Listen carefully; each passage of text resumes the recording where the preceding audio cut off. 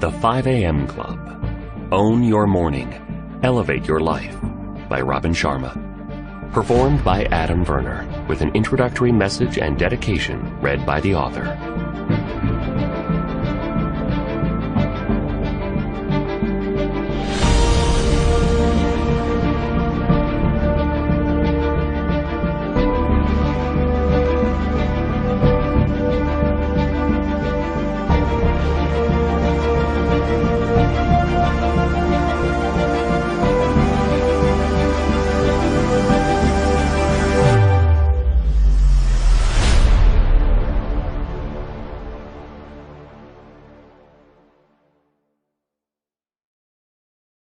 Hi, it's Robin Sharma.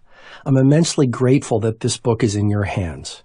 My deep hope is that it serves the full expression of your gifts and talents beautifully and causes revolutions of heroic transformation within your creativity, productivity, prosperity, and service to the world. The 5 a.m. Club is based on a concept and method that I've been teaching to celebrated entrepreneurs, CEOs of legendary companies, sports superstars, music icons, and members of royalty with extraordinary success for over 20 years. I wrote this book over a 4-year period in Italy, South Africa, Canada, Switzerland, Russia, Brazil, and Mauritius. Sometimes the words flowed effortlessly, as if a gentle summer breeze was at my back, and at other times I struggled to move ahead. Sometimes I felt like waving the white flag of creative depletion, and during other periods of this intensely spiritual process, a responsibility higher than my own needs encouraged me to continue. I've given all I have to give in the writing of this book for you, and I greatly thank all the very good people from around the planet who have stood with me to the completion of the 5 a.m. Club. And so, with a full heart, I humbly dedicate this work to you, the reader. The world needs more heroes, and why wait for them when you have it in you to become one, starting today? With love and respect, I truly hope you love this book. We will have eternity to celebrate the victories, but only a few hours before sunset to win them. Amy Carmichael. For what it's worth, it's never too late, or, in my case, too early to be whoever you want to be. I hope you live a life you're proud of. If you find that you're not, I hope you have the strength to start all over again. F. Scott Fitzgerald. And those who were seen dancing were thought to be insane by those who could not hear the music. Friedrich Nietzsche. A note before we begin. Don't forget to download the accompanying enhancement PDF from your audiobook provider. It contains formulas, learning models, diagrams, and more, and will be referred to throughout as the enhancement. Chapter 1. The Dangerous Deed. A gun would be too violent. A noose would be too ancient. And a knife blade to the wrist would be too silent. So the question became, how could a once glorious life be ended swiftly and precisely, with minimum mess, yet maximum impact? Only a year ago, circumstances had been dramatically more hopeful. The entrepreneur had been widely celebrated as a titan of her industry, a leader of society and a philanthropist. She was in her late 30s, steering the technology company she founded in her dorm room in college to ever-increasing levels of marketplace dominance, while producing products that her customers revered. Yet now she was being blindsided, facing a mean-spirited and jealousy-fueled coup that would significantly dilute her ownership stake in the business she'd invested most of her life building, forcing her to find a new job. The cruelty of this remarkable turn of events was proving to be unbearable for the entrepreneur. Beneath her regularly icy exterior beat a caring, compassionate, and deeply loving heart.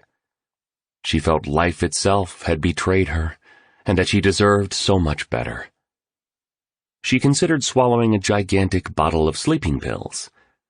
The dangerous deed would be cleaner this way. Just take them all and get the job done fast, she thought. I need to escape this pain. Then she spotted something on the stylish oak dresser in her all-white bedroom. A ticket to a personal optimization conference that her mother had given her.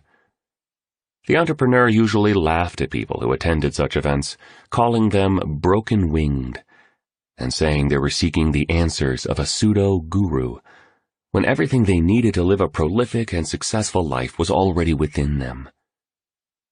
Maybe it was time to rethink her opinion. She couldn't see many options. Either she'd go to the seminar and experience some breakthrough that would save her life, or she'd find her peace via a quick death. Chapter 2. A Daily Philosophy on Becoming Legendary. Do not allow your fire to go out.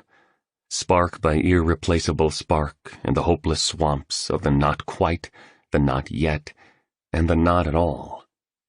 Do not let the hero in your soul perish in lonely frustration for the life you deserved and have never been able to reach. The world you desire can be won. It exists. It is real. It is possible. It is yours. Ayn Rand.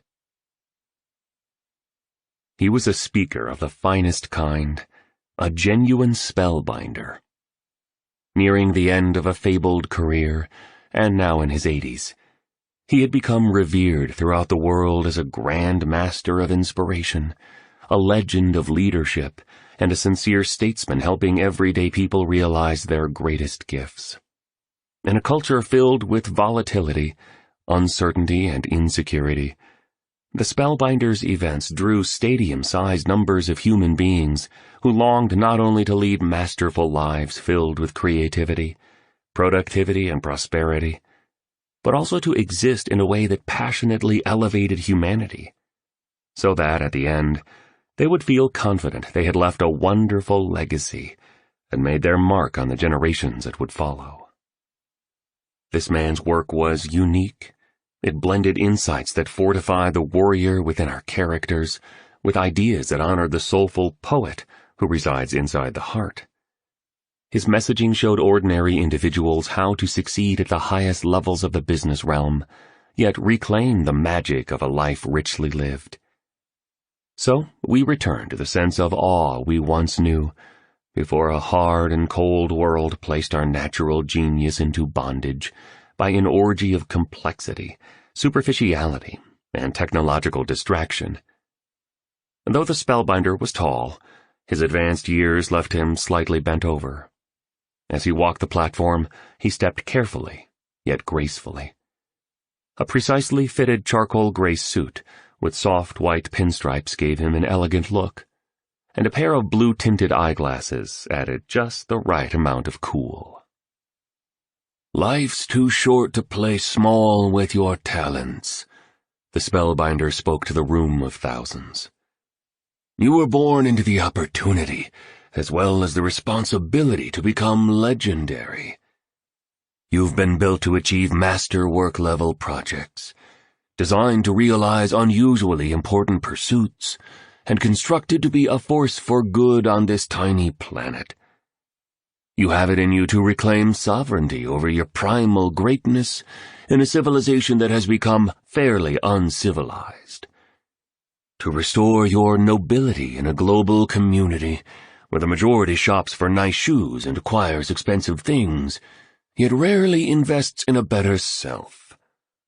Your personal leadership requires, no, demands, that you stop being a cyber zombie, relentlessly attracted to digital devices, and restructure your life to model mastery, exemplify decency, and relinquish the self-centeredness that keeps good people limited.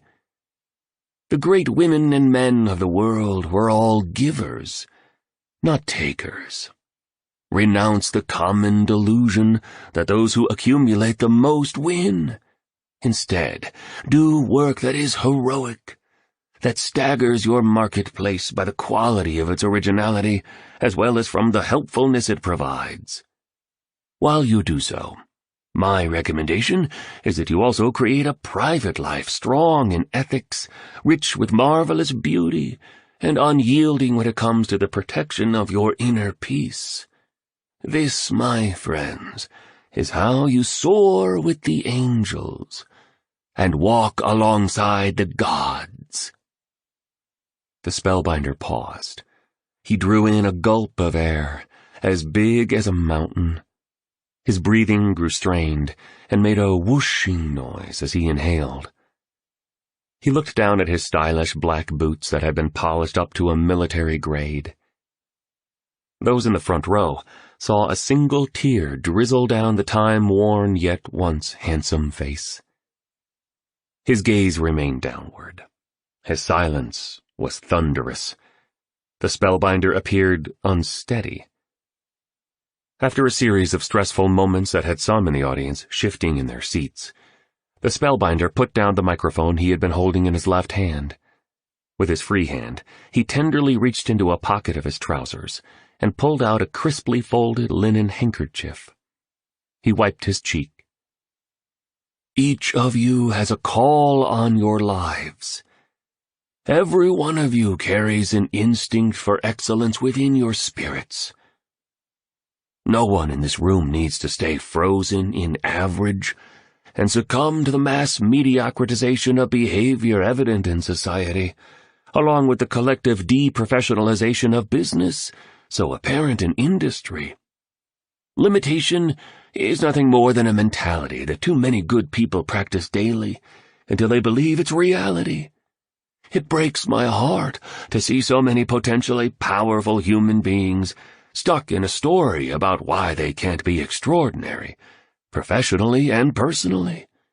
You need to remember that your excuses are seducers, your fears are liars, and your doubts are thieves." Many nodded, a few clapped, then many more applauded. "I understand you, I really do," continued the spellbinder. "I know you've had some difficult times in your life. We all have. I get that you might be feeling things haven't turned out the way you thought they would when you were a little kid, full of fire, desire, and wonder. You didn't plan on each day looking the same, did you? In a job that might be smothering your soul, dealing with stressful worries and endless responsibilities that stifle your originality and steal your energy, lusting after unimportant pursuits and hungry for the instant fulfillment of trivial desires, often driven by a technology that enslaves us instead of liberating us, living the same week a few thousand times and calling it a life. I need to tell you that too many among us die at 30 and are buried at 80. So I do get you. You hoped things would be different, more interesting, more exciting, more fulfilling, special, and magical." The spellbinder's voice trembled as he spoke these last words. He struggled to breathe for an instant. A look of concern caused his brow to crinkle. He sat down in a cream-colored chair that had been carefully placed at the side of the stage by one of his assistants. "And yes, I am aware that there are also many in this room who are currently leading lives you love. You're an epic success in the world, fully on your game and enriching your families and communities with an electricity that borders on otherworldly. Nice work, bravo! And yet you, too, have experienced seasons where you've been lost in the frigid and dangerous valley of darkness. You, too, have known the collapse of your creative magnificence, as well as your productive eminence into a tiny circle of comfortableness, fearfulness, and numbness that betrayed the mansions of mastery and reservoirs of bravery inside of you. You, too, have been disappointed by the barren winters of a life weakly lived. You, too, have been denied many of your most inspired childhood dreams. You, too, have been hurt by people you trusted. You, too, have had your ideals destroyed. You, too, have had your innocent heart devastated, leaving your life decimated, like a ruined country after ambitious foreign invaders infiltrated it. The cavernous conference hall was severely still.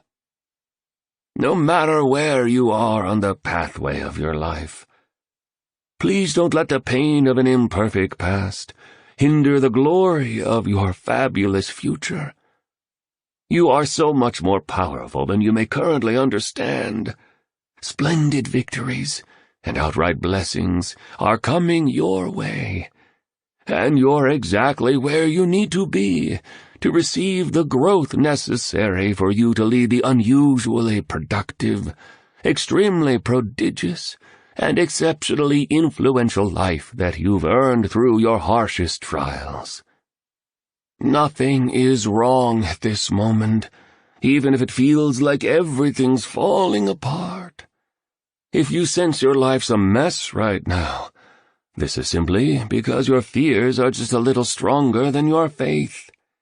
With practice, you can turn down the volume of the voice of your scared self and increase the tone of your most triumphant side. The truth is that every challenging event you've experienced, each toxic person that you've encountered, and all the trials you've endured have been perfect preparation to make you into the person that you now are. You needed these lessons to activate the treasures, talents, and powers that are now awakening within you. Nothing was an accident. Zero was a waste. You're definitely exactly where you need to be to begin the life of your most supreme desires. One that can make you an empire builder, along with a world changer, and perhaps even a history maker. This all sounds easy, but it's a lot harder in reality, shouted a man in a red baseball cap, seated in the 5th row. He sported a gray t-shirt and ripped jeans, the type you can buy torn at your local shopping mall. Though his outburst could have seemed disrespectful, the pitch of the participant's voice and his body language displayed genuine admiration for the spellbinder. I agree with you, you wonderful human being, responded the spellbinder, his grace influencing all participants and his voice sounding somewhat stronger as he stood up from his chair. Ideas are worth nothing unless backed by application. The smallest of implementations is always worth more than the grandest of intentions. And if being an amazing person and developing a legendary life was easy, everyone would be doing it. Know what I mean? Sure, dude, replied the man in the red cap as he rubbed his lower lip with a finger. Society has sold us a series of mistruths, the spellbinder continued. That pleasure is preferable to the terrifying yet majestic fact that all possibility requires hard work, regular reinvention, and a dedication as deep as the sea to leaving our harbors of safety daily. I believe that the seduction of complacency and an easy life is 100 times more brutal, ultimately, than a life where you go all in and take an unconquerable stand for your brightest dreams. World class begins where your comfort zone ends, is a rule the successful, the influential, and the happiest always remember. The man nodded. Groups of people in the audience were doing the same. From a young age, we are programmed into thinking that moving through life loyal to the values of mastery, ingenuity, and decency should need little effort. And so if the road gets tough and requires some patience, we think we're on the wrong path. commented the spellbinder as he grasped an arm of the wooden chair and folded his thin frame into the seat again. "We've encouraged a culture of soft, weak and delicate people who can't keep promises, who bail on commitments, and who quit on their aspirations the moment the smallest obstacle shows up." The orator then sighed loudly. "Hard is good. Real greatness and the realization of your inherent genius is meant to be a difficult sport. Only those devoted enough to go to the fiery edges of their highest limits will expand them. And the suffering that happens along the journey of materializing your special powers, strongest abilities, and most inspiring ambitions is one of the largest sources of human satisfaction. A major key to happiness and internal peace is knowing you've done whatever it took to earn your rewards, and passionately invested the effortful audacity to become your best. Jazz legend Miles Davis stretched himself ferociously past the normal his field knew to fully exploit his magnificent potential. Michelangelo sacrificed enormously mentally, emotionally, physically, and spiritually as he produced his awesome art. Rosa Parks, a simple seamstress with outstanding courage, endured blunt humiliation when she was arrested for not giving up her seat on a segregated bus, igniting the civil rights movement. Charles Darwin demonstrated the kind of resolve that virtuosity demands by studying barnacles, yes, barnacles, for 8 long years as he formulated his famed theory of evolution.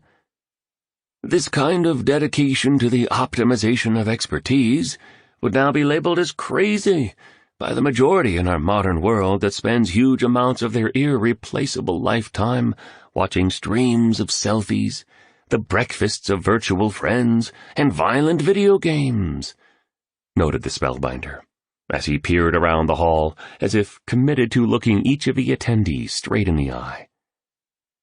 Stephen King worked as a high school writing teacher and in an industrial laundry before selling Carrie, the novel that made him famous, the aging presenter continued. Oh, and please know that King was so discouraged by the rejections and denials that he threw the manuscript he wrote in his rundown trailer into the garbage, surrendering to the struggle.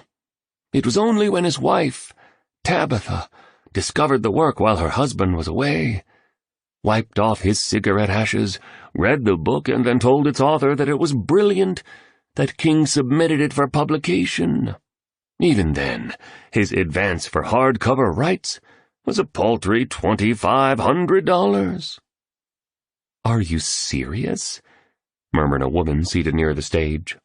She wore a lush green hat with a big scarlet feather sticking out of it, and was clearly content with marching to her own drumbeat.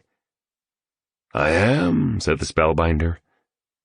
"And while Vincent van Gogh created 900 paintings and over 1,000 drawings in his lifetime, his celebrity started after his death. His drive to produce wasn't inspired by the ego fuel of popular applause, but by a wiser instinct that enticed him to see just how much of his creative power he could unlock, no matter how much hardship he had to endure.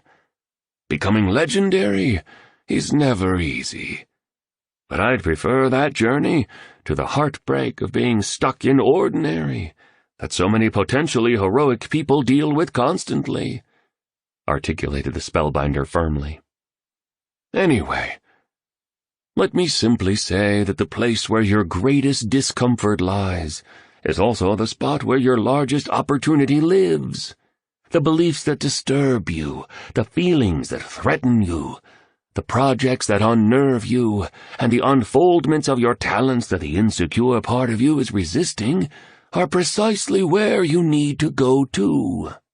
Lean deeply toward these doorways into your bigness as a creative producer, seeker of personal freedom and possibilitarian, and then embrace these beliefs, feelings, and projects quickly instead of structuring your life in a way that's designed to dismiss them.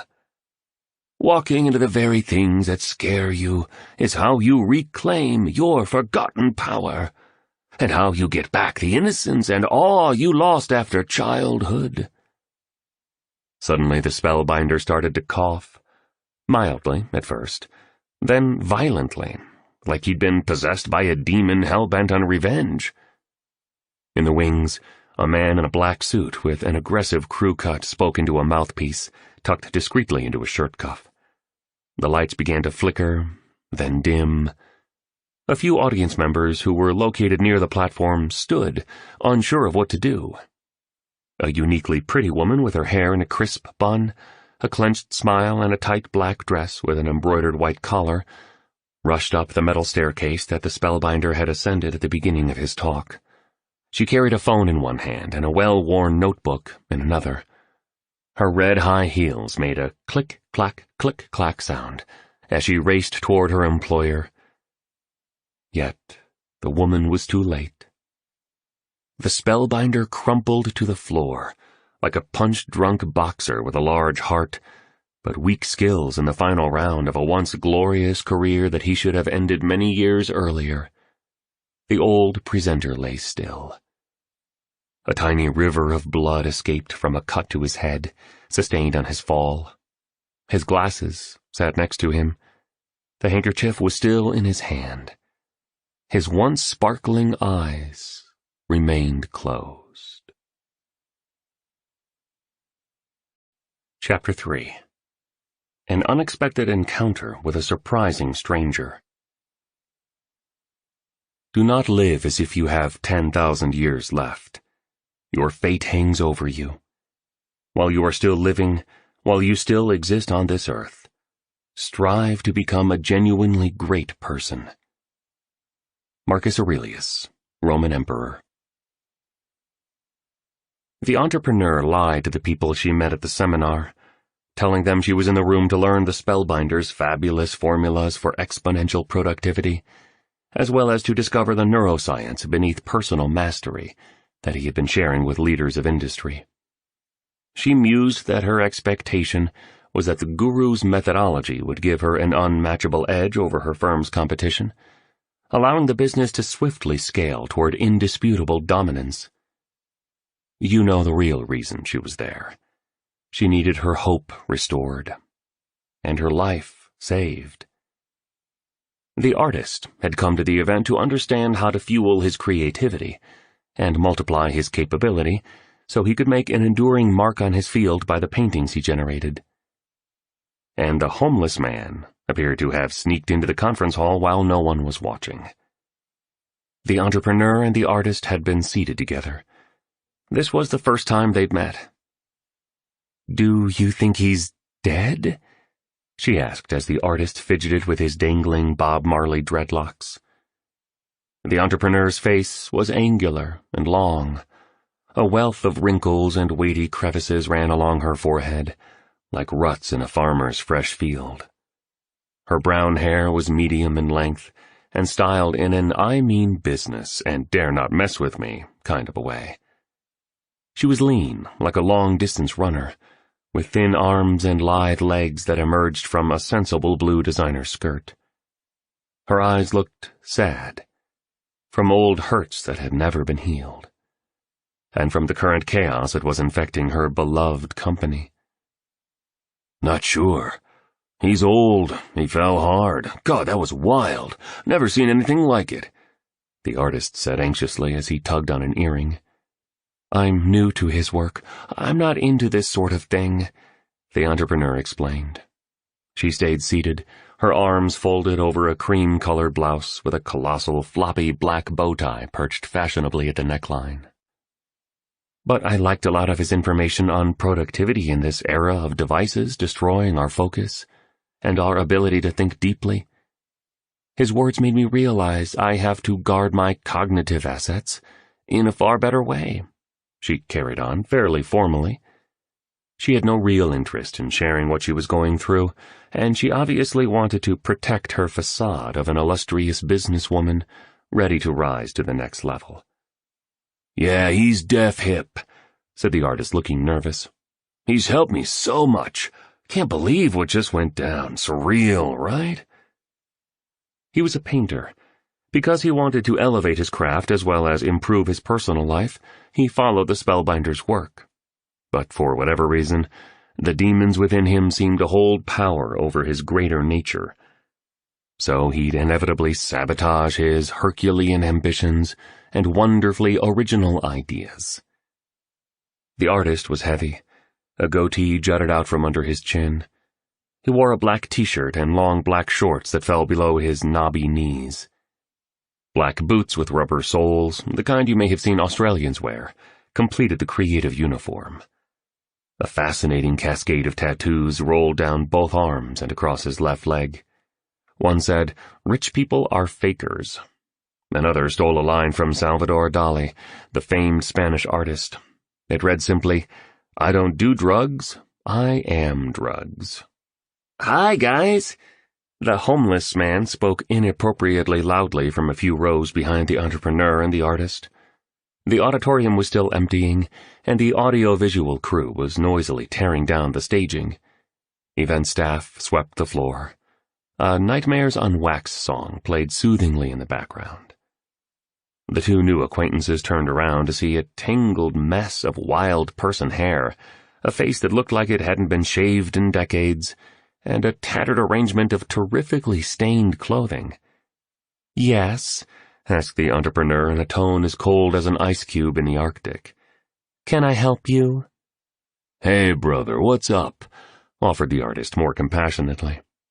The homeless man got up, shuffled over, and sat next to the two. "Do you think the guru's croaked?" he asked, as he picked at a scab on one of his wrists. "Not sure," the artist replied as he twirled another dreadlock. "Hope not." "Did you guys like the seminar? You into what the old-timer said?" continued the scruffy stranger. "Deaf," said the artist. "I love his work. I have a hard time living it all, but what he says is profound and powerful." "I'm not so sure," the entrepreneur said cynically. "I like a lot of what I heard today, but I'm still not convinced on some other things. I'll need some time to process it all." "Well, I think he's numero uno," stated the homeless man with a burp. "I made my fortune thanks to the teachings of the spellbinder, and have enjoyed a pretty world-class life because of him, too. Most people wish for phenomenal things to happen to them. He taught me that exceptional performers make phenomenal things happen to them. And the great thing is, he not only gave me a secret philosophy to get my big dreams done, but he taught me the technology, the tactics and tools to translate the information into results. His revolutionary insights on how to install a fiercely productive morning routine alone transformed the impact I've had on my marketplace."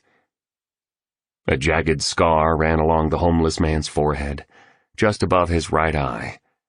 His threatening beard was gray.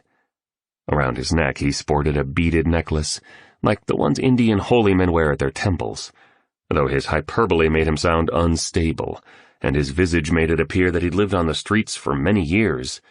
His voice displayed an irregular sense of authority, and his eyes revealed the confidence of a lion. "Total crackpot," the entrepreneur whispered to the artist. "If he's got a fortune, I'm Mother Teresa." "Got you, he seems insane," the artist replied. "But check out his humongous watch." On the left wrist of the homeless man, who seemed to be in his late 60s, was one of those massive timepieces that British hedge fund managers are prone to wear when they go out to dinner in Mayfair. It had a dial the color of a revolver, surrounded by a stainless steel rim, a red needle-thin hour hand, and a sunset orange minute hand. This noteworthy badge of honor was united with a wide black rubber strap, lending a diver-like feel to the whole luxurious look. $100 grand easily, said the entrepreneur discreetly. Some of the people at my shop bought watches like that the day after our IPO. Unfortunately, our share price plummeted, but they kept their damn timepieces. "So what part of the Spellbinder's talk did you cats like best?" the vagabond asked, still scratching his wrist. Was it all the stuff about the psychology of genius that he started out with? Or maybe those incredible models he taught and the productivity hacks of billionaires that he jammed on in the middle? Maybe you were stoked by all the neurobiology that creates top performance? Or did you vibe with his theory on our responsibility to reach legendary, while serving as an instrument for the benefit of humanity that he walked us through before that dramatic finish? The homeless man then winked and glanced at his big watch. Hey, dudes, this has been fun. But time is one of the most precious commodities I've learned to bulletproof. Warren Buffett, the brilliant investor, said the rich invest in time, the poor invest in money. So I can't hang with the humans too long. Got a meeting with a jet and a runway, know what I mean? He seems to be delusional, thought the entrepreneur. Buffett also said, I buy expensive suits. They just look cheap on me. Maybe you'll remember that quote too. And, she continued, I really don't mean to be rude, but I'm not sure how you got in here. And I have no idea where you got that fat watch from or what jet you're talking about. And please stop speaking the way you do about what happened at the presentation. Nothing funny about it. Seriously, I'm not sure the gentleman's still breathing. Deaf true, the artist agreed as he stroked his goatee. Not cool. And why do you talk like a surfer? Hey guys, chill, said the homeless man. First, I am a surfer. I spent my teenage years on a board in Malibu. Used to ride near a point where the rad breaks are. Now I surf the smaller waves in Tamarin Bay, a spot you cats have probably never been to. Never heard of the place. You're fairly outrageous, the entrepreneur said frostily. The homeless man was unstoppable. And second, I have been very successful in the business world. I've built a bunch of companies that are extremely profitable in this age of firms making billions in income, yet nothing on their bottom line. What a joke. The world's going a little berserk. Too much greed and not enough good sense. And third, if I may, he added as his gravelly voice grew stronger, there is a plane waiting for me on a tarmac not so far from here. So before I go, I'll ask you again because I want to know, what part of the Spellbinder's presentation did you two like best? Pretty much the whole thing, the artist answered. Loved it all so much, I recorded every word the old legend said. That's illegal, cautioned the homeless man, crossing his arms firmly. You could get into serious lawyer trouble doing that. It is against the law, confirmed the entrepreneur. Why would you do that? Because I wanted to. It just felt like it. I do what I want to do. Rules are made for destruction, you know? Picasso said you should learn the rules like a pro, so you can break them like an artist. I need to be myself and not some sheep with no balls, blindly following the flock down a path that leads to nowhere. Most people, especially people with cash, are nothing but a bunch of frauds, declared the artist. It's like the Spellbinder sometimes says, you can fit in, or you can change the world. You don't get to do both. So I recorded the whole thing. Shoot me. And jail would be interesting. I'd probably meet some cool people in there. Okay, said the homeless man. I don't like your decision, but I do love your passion. So go ahead, bring it on. Play the parts of the seminar that turned you on. Everything I recorded will blow your mind. The artist raised his arm to reveal a detailed tattoo of guitar virtuoso Jimi Hendrix. The phrase, when the power of love overcomes the love of power, the world will know peace, appeared over the dead superstar's face. You're about to hear something special, he added. Yes. Go ahead and play the parts you liked, encouraged the entrepreneur as she stood up. She wasn't quite sure why, but ever so slightly, something was beginning to shift deep within her core. Maybe life has been breaking me down, she thought, so I can make some sort of a breakthrough. Being at this event, meeting the artist, hearing the Spellbinder's words, even if she didn't agree with all he said, was giving her the feeling that what she was experiencing at her firm just might be some form of preparation demanded by her greatness. The entrepreneur was still skeptical, but she sensed she was opening and possibly growing. So, She promised herself she'd keep following this process instead of retreating. Her former way of existing no longer served her. It was time for a change. The entrepreneur thought about a quote she loved from Theodore Roosevelt. "It's not the critic who counts, not the man who points out how the strong man stumbles, or where the doer of deeds could have done them better.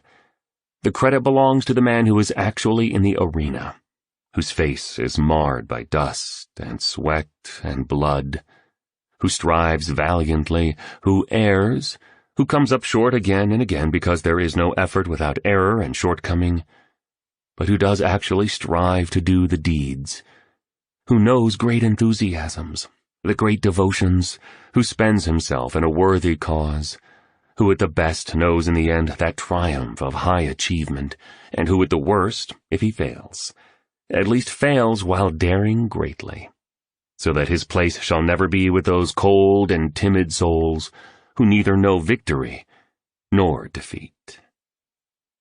She also recalled the phrase she'd learned from the Spellbinder's address, something like, "The moment when you most feel like giving up is the instant when you must find it in you to press ahead." And so, the businesswoman reached deep within herself and made a vow to continue her quest to find her answers, solve her problems, and experience vastly better days. Her hope was gradually expanding, and her worries were slowly shrinking, and the small, still voice of her finest self was beginning to whisper that a very special adventure was about to begin. Chapter 4. Letting Go of Mediocrity and All That's Ordinary. Why, sometimes I've believed as many as 6 impossible things before breakfast. Lewis Carroll, Alice in Wonderland. "You're a painter, right?" the homeless man asked as he toyed with a loose button on his shabby shirt. "Yeah," mumbled the artist. "Sort of a frustrated one. I'm good, but not great." "I have a lot of art at my flat in Zurich," said the homeless man, smiling indulgently. "Bought a place right on the Bahnhofstrasse just before the prices skyrocketed. I've learned the importance of being around only the highest quality wherever I go. That's one of the best winning moves I've made to create the life I've crafted.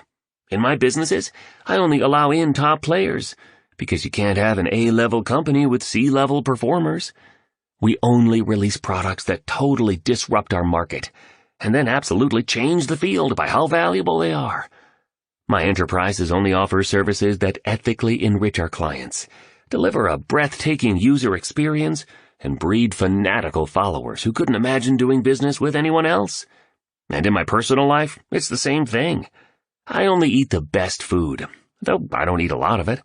I only read the most original and thoughtful books, spend my time in the most light-filled and inspiring of spaces, and visit the most enchanting of places. And when it comes to relationships, I only surround myself with human beings who fuel my joy, stoke my peace, and excite me to become a better man. Life's way too valuable to hang with people who don't get you, who you just don't vibe with, who have different values and lower standards than you do, who have different mindsets, heart sets, health sets, and soul sets. It's a little miracle how powerfully and profoundly our influences and environments shape our productivity as well as our impact." "Interesting," noted the entrepreneur as she stared at her phone.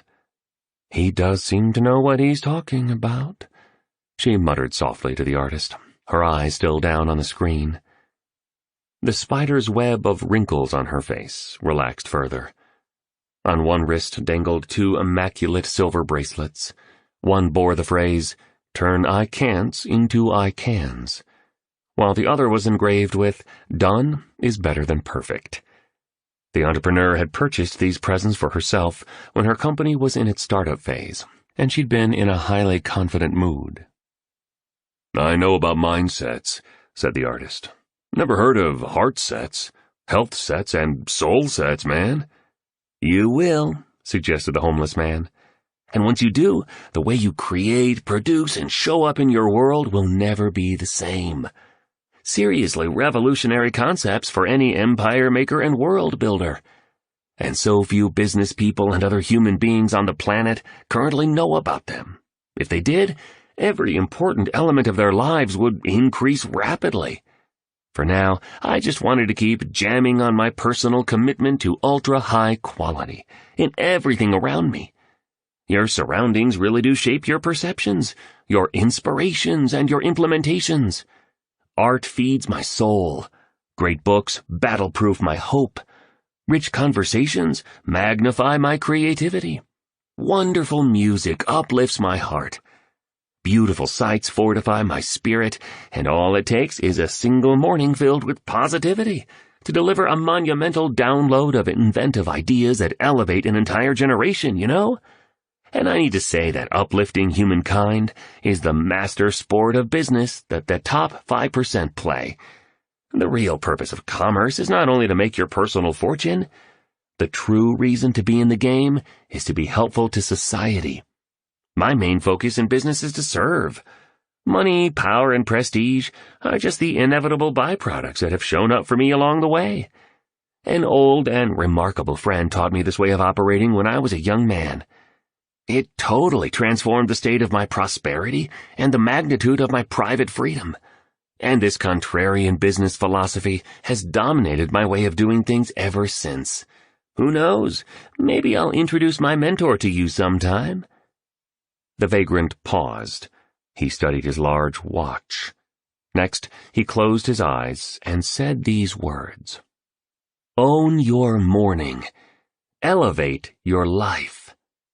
As if by magic, a fairly small and quite thick piece of white paper appeared in the palm of his outstretched left hand. It was quite a trick. You would have been exceedingly impressed if you were standing there with these 3 souls.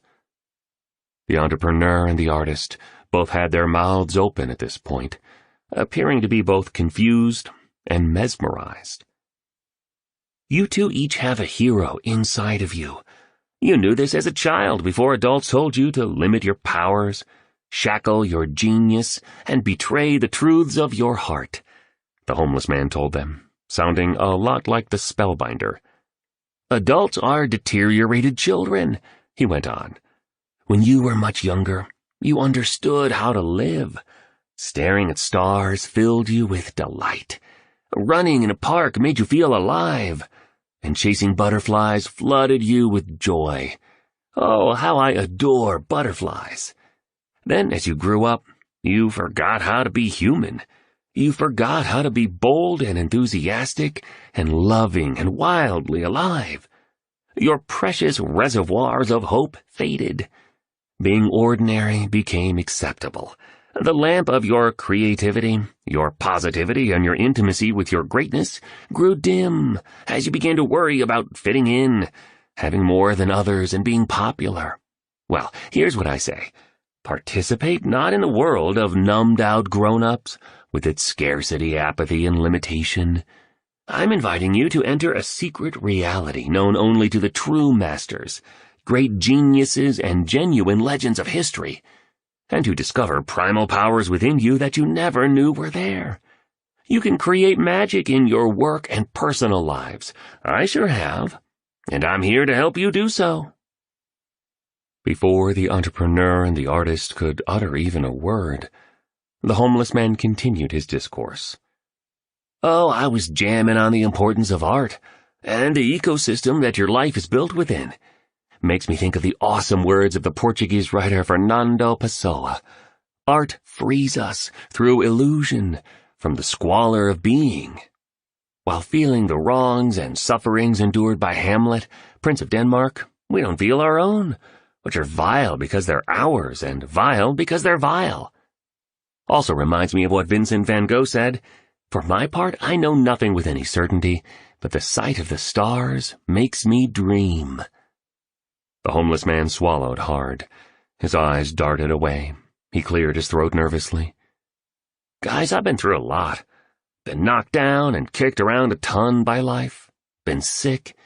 Been attacked. Been abused. Been misused. Hey, I'm sounding like a country song. If my gal cheated on me and my dog died, I'd have a hit single. The homeless man laughed. an odd, guttural circus clown on acid sort of laugh. He carried on. Anyway, it's all good. Pain is the doorway into deep. Know what I mean?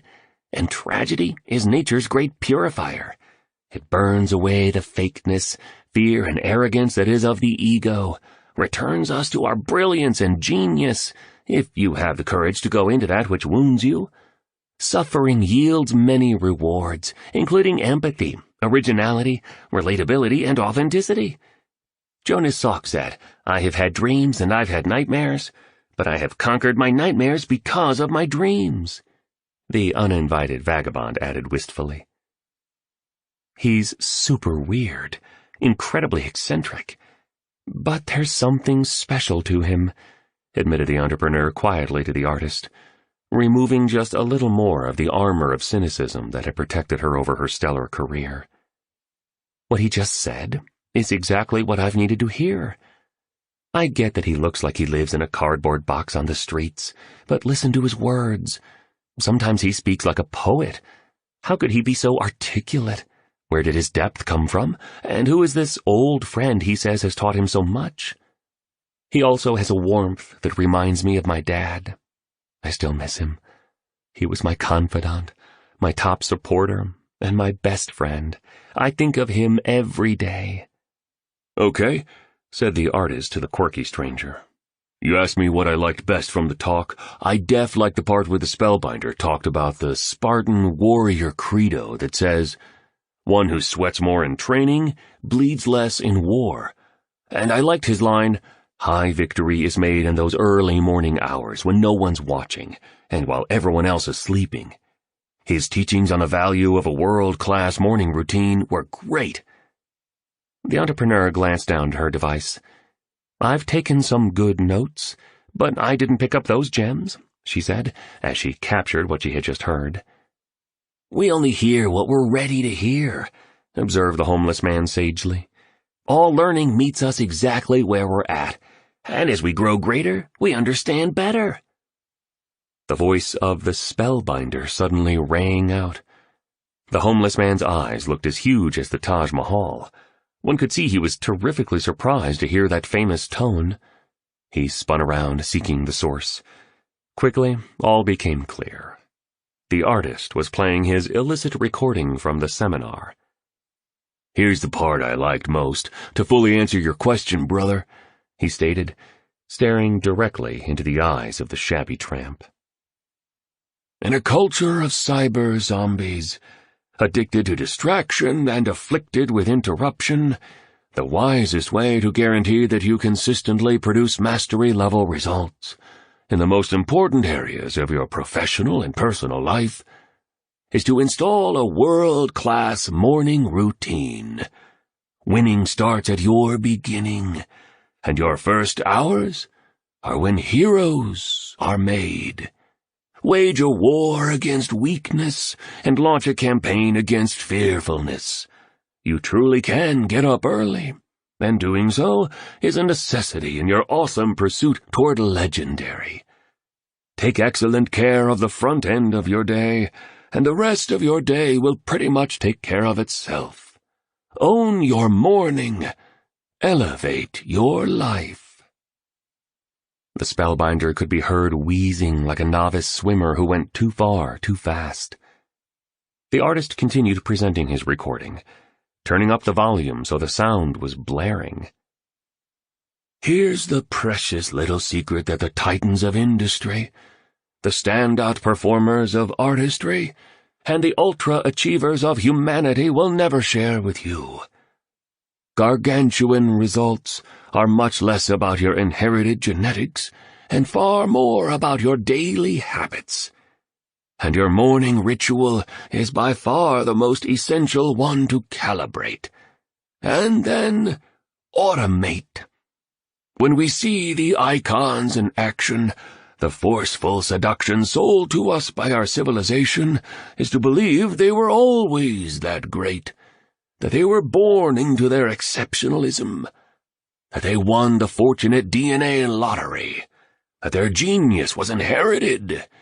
Yet the truth is that we are watching them in their full blazing glory after years of following a process, one that involved ceaseless hours of practice.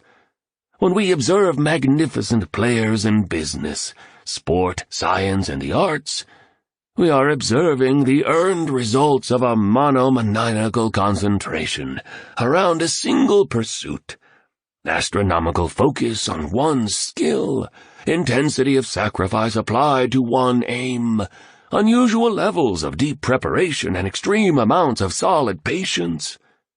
Remember, every professional was once an amateur, and every master started as a beginner. Ordinary people can accomplish extraordinary feats once they've routinized the right habits. "This cat is so solid," said the homeless man. He clapped his dirty hands like a kid at a carnival. He checked his watch yet again. Then he began to shuffle his feet while swaying his hips forward, then backward. His hands were now waving in the air, and he was snapping his fingers, with closed eyes again. Sounds like the early rappers used to make without their boom boxes emerged from his cracked lips. You would have been astonished to watch him in action. "What the hell are you doing?" shouted the artist. "Dancing," replied the homeless man, moving gloriously. "Keep bringing me this beautiful knowledge. Socrates said, 'Education is the kindling of a flame,' and Isaac Asimov wrote, 'Self-education is, I believe, the only kind of education there is.' So keep playing the old guru's words, dude. It's all so gnarly." The artist resumed the recording. "Heavily resist all piracy of your mastery from this world, tempting you into distractibility and causing digital dementia.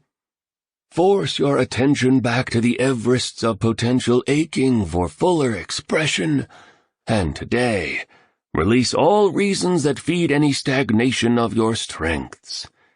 Start being an imaginationalist, one of those rare individuals who leads from the nobility of your future versus via the prison bars of your past. Each of us thirsts for days filled with tiny bursts of the miraculous. Every one of us wishes to own our pure heroism and step into unchained exceptionalism. All human beings alive at this moment have a primitive psychological need to produce masterworks that wow, live daily amidst uncommon awe, and know that we are somehow spending our hours in a way that enriches the lives of others. The poet Thomas Campbell said it beautifully when he observed, "To live in hearts we leave behind is not to die." Each of us, truly, has been built to make history in our own authentic way. For one, this might mean being an excellent coder or a fine teacher who lifts young minds. For another, this opportunity could mean becoming a tremendous mother or a magnificent manager.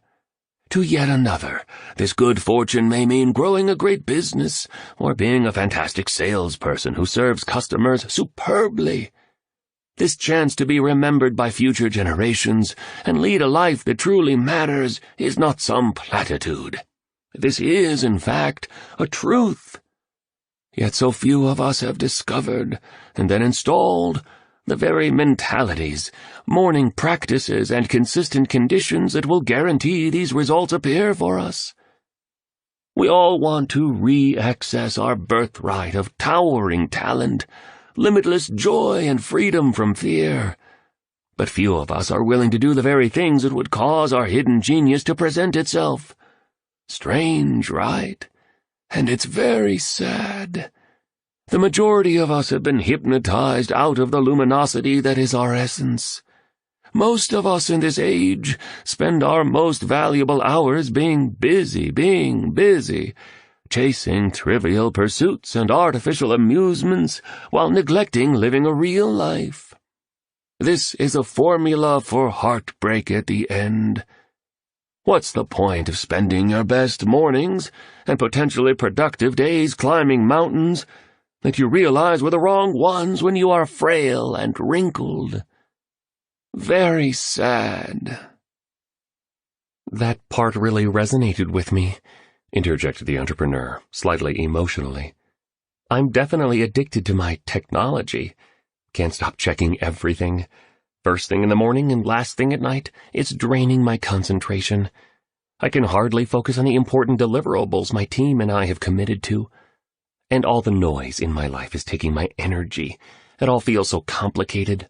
I just don't feel I have any time for myself anymore. It's fairly overwhelming.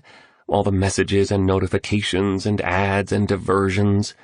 And what the Spellbinder said is also so helpful to me as I raise my standards as a leader. I've sort of hit a wall. My company has grown faster than I ever expected. I've become more successful than I ever imagined. But there are some things causing me a ton of stress. She looked away and crossed her arms again. I can't tell them what I'm really dealing with, thought the entrepreneur. Then she continued, I've had to let go of people I really liked because I've learned people who fit at one stage of a business's life cycle may not work as the firm evolves. That's been hard. They were the right employees for an earlier time, but they don't belong now. And some things are unfolding at my shop that have turned my life upside down. I don't really want to get into it. It's just a very shaky time for me. Well, on your point about elevating your leadership game, responded the homeless man, please remember that the job of the leader is to help disbelievers embrace your vision, the powerless to overcome their weaknesses, and the hopeless to develop faith. And what you said on letting go of employees you liked, but who no longer fit where your business is now at, that's a normal part of growing a business. And it happened because they failed to grow as your enterprise rose. They started coasting. They stopped learning, inventing, and making everything they touched better than they found it. And as a result, they stopped being awesome value incubators for your venture. They likely blamed you, but they did it to themselves, the uninvited stranger indicated, surprising his listeners by the sophistication of his insights on team building and winning in commerce. Exactly, replied the entrepreneur. So we had to leave them behind, since they no longer delivered the results we were paying them for. A lot of nights I wake up at 2 a.m. soaked in steamy sweat. Maybe it's like what F1 racer Mario Andretti said, if everything seems under control, you're not going fast enough. That's how I seem to feel most days. We're blowing past our key performance indicators so quickly, it makes my head spin. New teammates to mentor, new brands to manage, new markets to penetrate, new suppliers to watch, new products to refine, new investors and shareholders to impress, and 1,000 new responsibilities to handle. It really does feel like it's a lot. I have a huge capacity to get big things done, but there's a lot on my shoulders. The entrepreneur tightened her arms and scrunched her forehead together absent-mindedly. Her thin lips pulled together like a sea anemone shutting on sensing a fatal predator, and her eyes suggested she was suffering intensely. And about your point about being addicted to technology, just remember that intelligently used, it advances human progress. Through using technology wisely, our lives become better, our knowledge becomes richer, and our wonderful world becomes smaller. It's the misuse of technology that's ruining people's minds, damaging the productivity, and destroying the very fabric of our society. Your phone is costing you your fortune, if you're playing with it all day long. And what you just said about all the pressure on you, how fantastic. Pressure is a privilege, said tennis legend Billie Jean King. The homeless man shared. You get to grow. And ascending as a person is one of the smartest ways to spend the rest of your life. With every challenge comes the gorgeous opportunity to rise into your next level as a leader, performer, and human being. Obstacles are nothing more than tests designed to measure how seriously you want the rewards that your ambitions seek. They show up to determine how willing you are to improve into the kind of person who can hold that amount of success. Failure's just growth in wolf's clothing. And pretty much nothing else is as important in life as personal expansion, the unfoldment of your potential. Tolstoy wrote, "Everyone thinks of changing the world, but no one thinks of changing himself."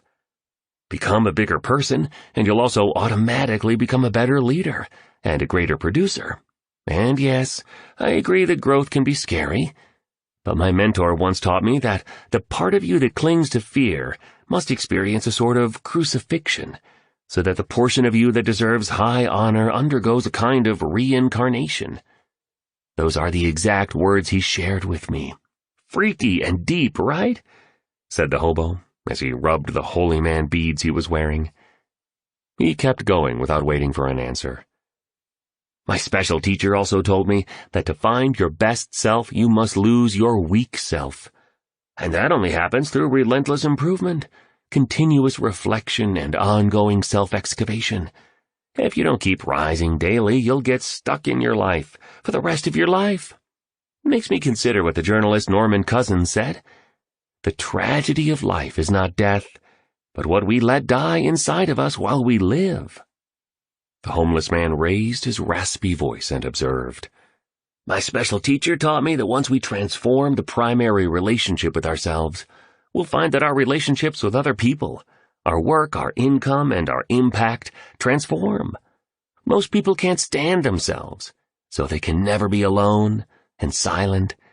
They need to constantly be with other people to escape their feelings of self-hatred over all their wasted potential, missing the wonders and wisdom that solitude and quiet bring.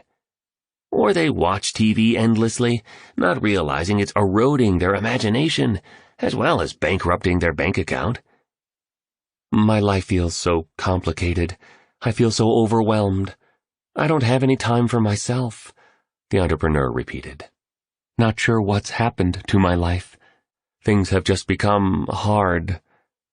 I understand you, the artist said as he placed an arm over his new friend's shoulder. My intuition tells me that you're going through a lot more than you're sharing, and that's okay. You know, some days life seems so messy that I can't get out of bed. I just lie there, man. I close my eyes and wish the fog in my head would just go away, even for a day. I can't think straight some of the time. And on those days, my heart has no hope in it at all. It sucks. And a lot of people suck too, man. I'm not antisocial. I'm just anti-moron. Too many dumb people around these days, taking stupid fashion pictures of themselves with pouty lips and clothes they can't afford, hanging with people they don't even like. I'd rather live a thoughtful life, a risky life, a real life, an artist's life. Drives me crazy how superficial people have become. The artist then punched one fist into his other hand. Unyielding creases appeared along his jawline, and a blue vein twitched in his thick neck.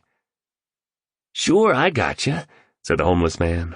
Life isn't easy, people. Tough slog a lot of the time.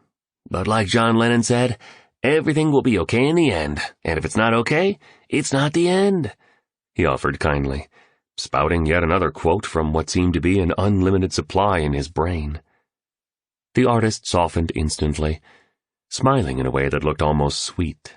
He exhaled mightily. He liked what he just heard.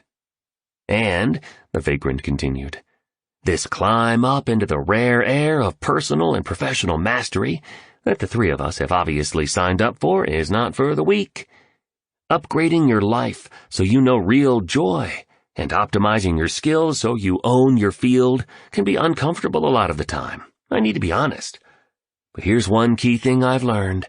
The soreness of growth is so much less expensive than the devastating costs of regret. Where'd you learn that? Questioned the artist as he scrawled the words into his notebook. Can't tell you.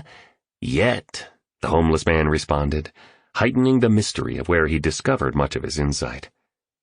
The entrepreneur turned away from the artist and jotted down some of her thoughts into her device. The homeless man then reached into a pocket of his hole-ridden plaid shirt and produced a heavily used index card. He held it up like a kindergarten student at show and tell. A distinguished person gave this to me when I was a lot younger, as I was starting my first company. I was a lot like you cats, dripping with dreams and set to make my mark on the world, hungry to prove myself, amped to dominate the game. The first 50 years of our lives are a lot about seeking legitimacy, you know? We crave social approval. We want our peers to respect us. We hope our neighbors will like us.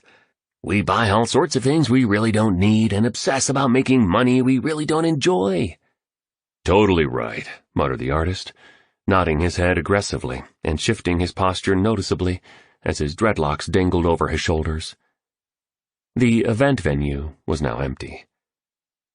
"If we have the courage to look within, we discover that we do this because we have a series of holes within us.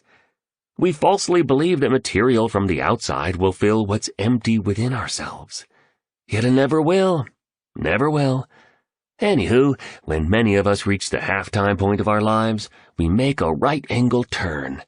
We begin to realize that we're not going to live forever and that our days are numbered. And so, we connect with our mortality. Big point here, we realize we are going to die. What's truly important comes into much sharper focus. We become more contemplative. We start to wonder if we've been true to our talents, loyal to our values, and successful on the terms that feel right to us. And we think about what those we most love will say about us when we're gone. That's when many of us make a giant shift from seeking legitimacy in society to constructing a meaningful legacy. The last 50 years then become less about me and more about we. Less about selfishness and more about service. We stop adding more things into our lives and begin to subtract and simplify. We learn to savor simple beauty, experience gratitude for small miracles, appreciate the priceless value of peace of mind, spend more time cultivating human connections, and come to understand that the one who gives the most is victorious. And what's left of your life then becomes a phenomenal dedication to loving life itself, as well as a ministry of kindness to the many, and this becomes potentially your gateway into immortality. "He's really special," whispered the entrepreneur. "I haven't felt this hopeful, energized, and grounded in months. My father used to help me navigate difficult times," she told the artist. "Ever since he passed away, I don't have anyone to lean on." "What happened to him?" quizzed the artist. "I'm a little fragile right now, even though I feel stronger now than I did when I walked in here this morning, that's for sure. But I'll simply say that he took his own life. Dad was a remarkable man, a tremendously successful business pioneer. He flew airplanes, raced fast cars, and loved superb wine. He was so alive. Then his business partner took everything away from him.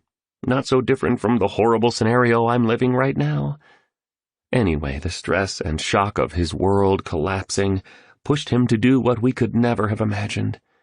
He just couldn't see any way out, I guess," the entrepreneur revealed as her voice broke. "You can lean on me," the artist said tenderly. He placed a hand with a hippie ring on a pinky finger onto his heart as he spoke these words, looking both chivalrous and bohemian. The homeless man interrupted the intimate moment the two were sharing. "Here, read this," he instructed as he handed over his index card. "It'll be useful as you both rise to your next performance levels and experience everything that comes with this adventure into human leadership, personal mastery, and creating a career of uncommon productivity."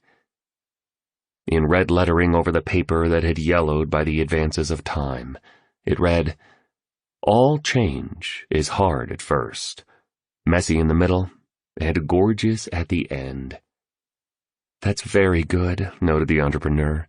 "A valuable piece of information for me. Thank you."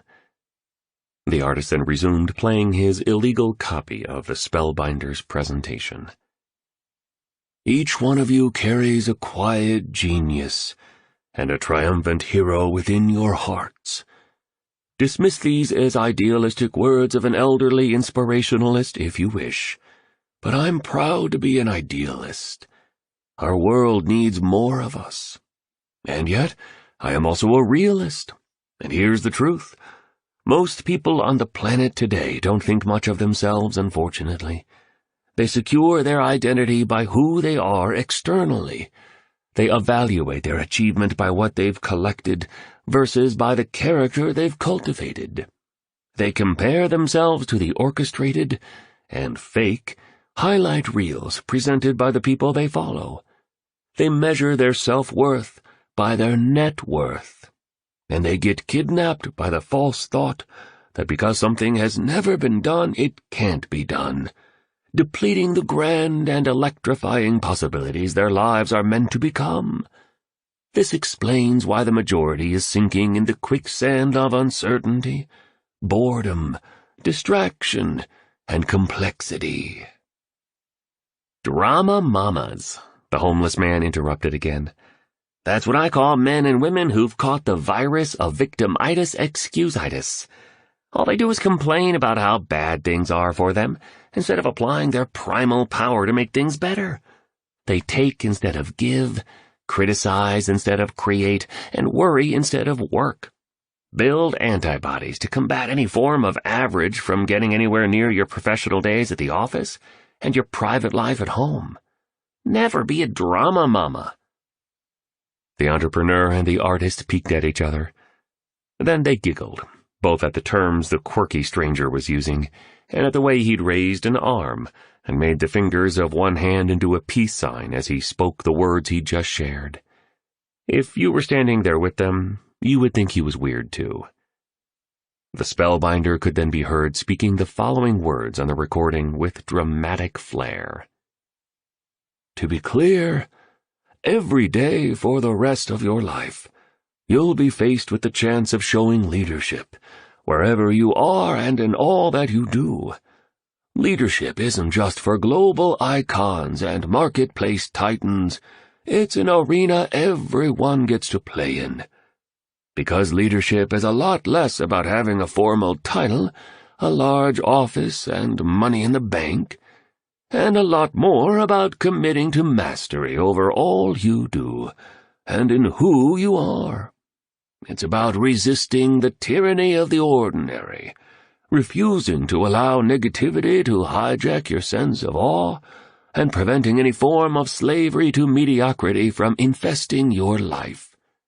Leadership is about making a difference right where you're planted.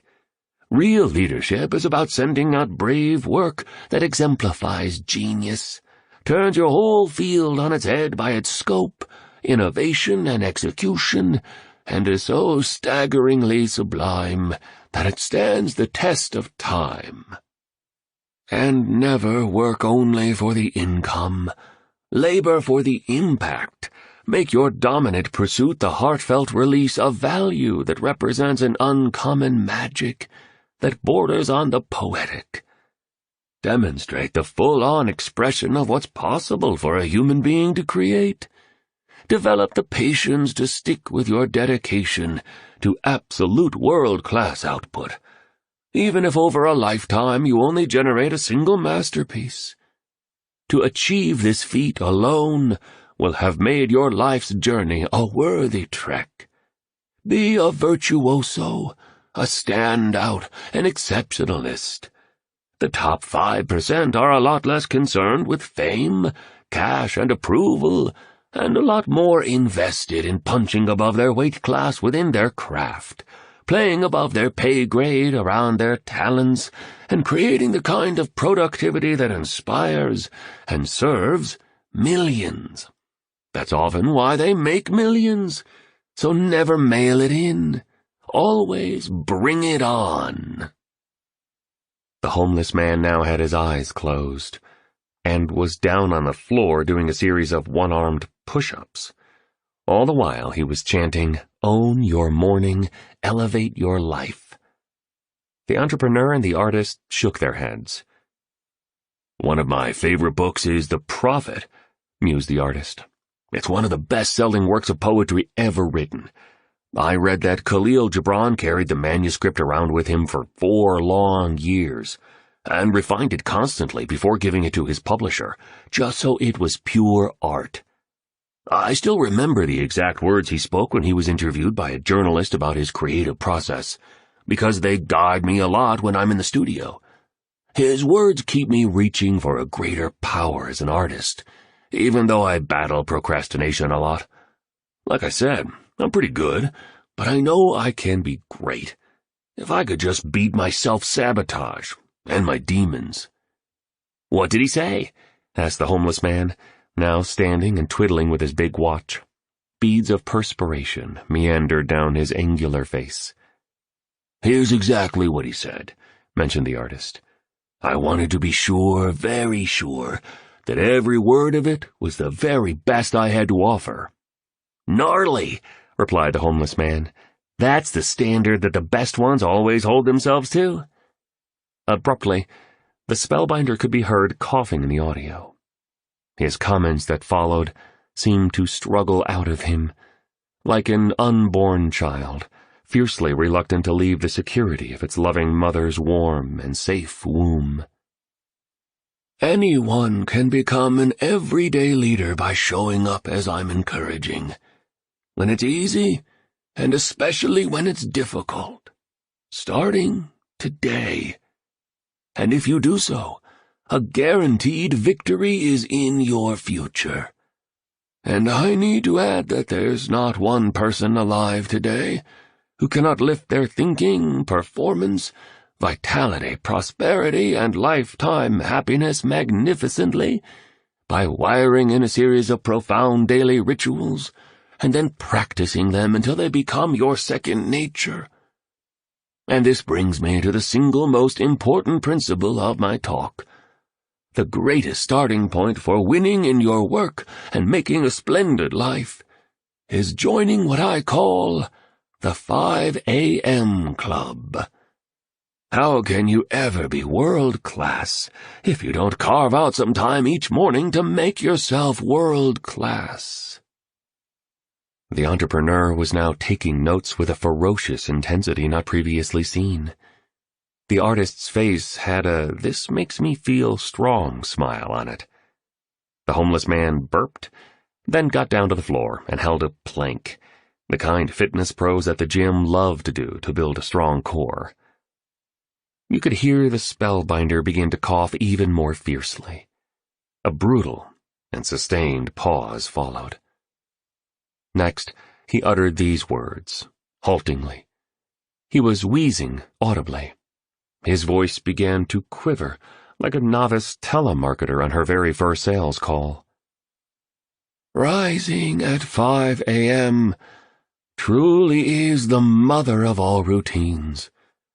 Joining the 5 a.m. club is the one behavior that raises every other human behavior. This regimen is the ultimate needle mover to turn you into an undefeatable model of possibility.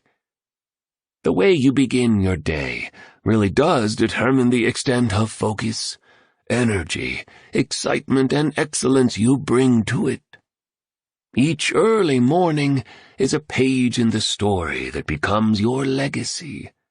Each new dawn is a fresh chance to unleash your brilliance, unprison your potency, and play in the big leagues of iconic results.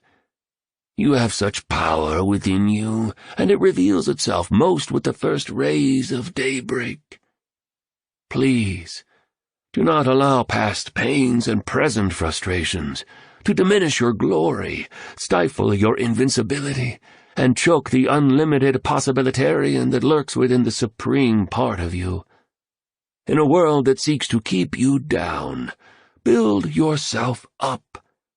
In an epic that wishes you would stay in the dark, step into your light.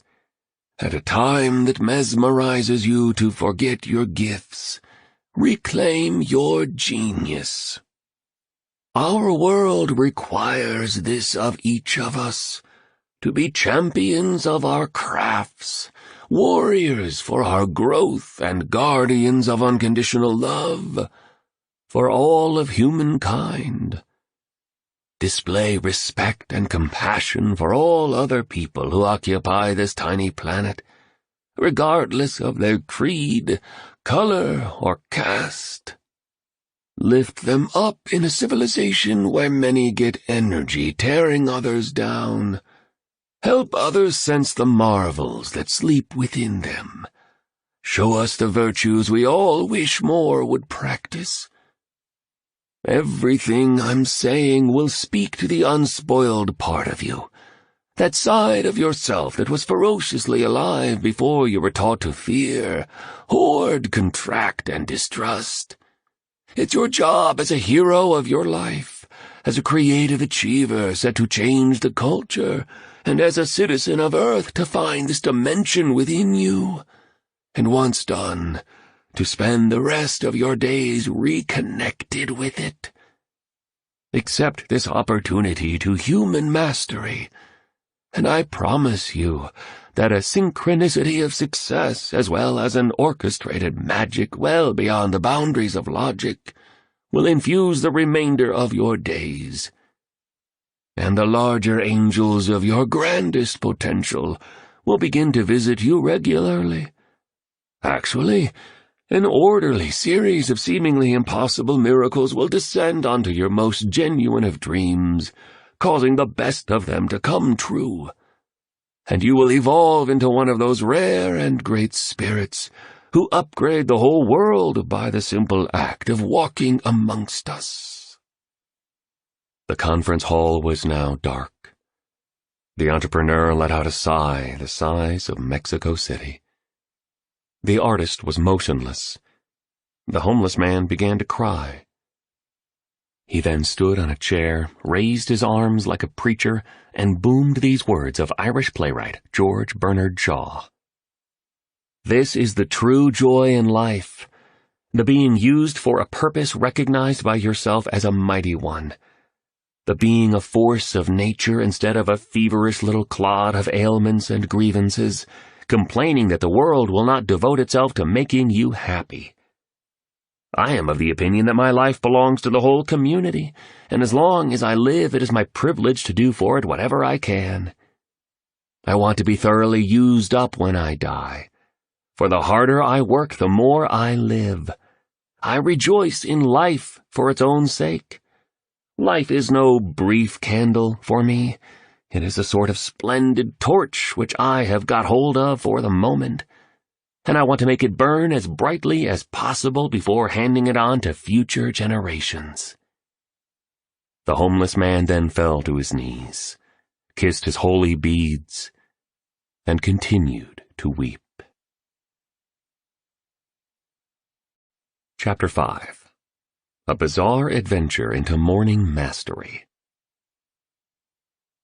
Everyone holds his fortune in his own hands. Like a sculptor, the raw material he will fashion into a figure. The skill to mold the material into what we want must be learned and attentively cultivated. Johann Wolfgang von Goethe. "If you two are interested," said the homeless man, "I'd be happy to spend a few mornings coaching you at my oceanside compound. I'll show you my private morning routine and explain why dialing in the way you run your first hour to the highest degree is essential for personal mastery and exceptional business performance. Let me do this for you, cats. Your lives will start to look glorious within a fairly short time, and the ride with me will be fun. Not always easy, as we heard from the old guy on the stage, but valuable and prolific and beautiful. Maybe even as wonderful as the ceiling of the Sistine Chapel."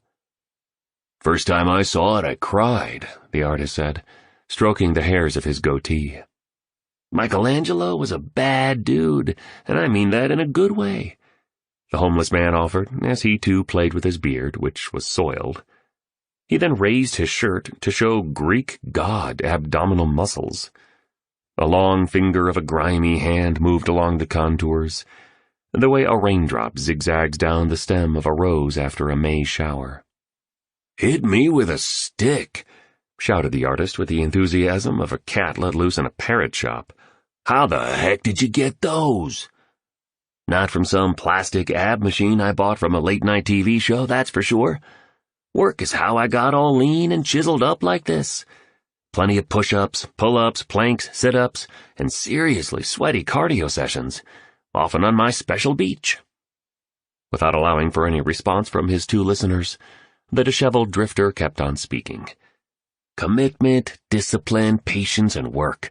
Values few believe in these days, where so many have an entitlement mentality, expecting a rich, productive, and fulfilling life to just show up one day like a sparrow at the beginning of spring, and expecting everyone around them to invest the effort they are responsible for inputting. Where's the leadership in this way of operating? A society of adults behaving like spoiled little children is how I sometimes see our world right now. Not judging, just saying.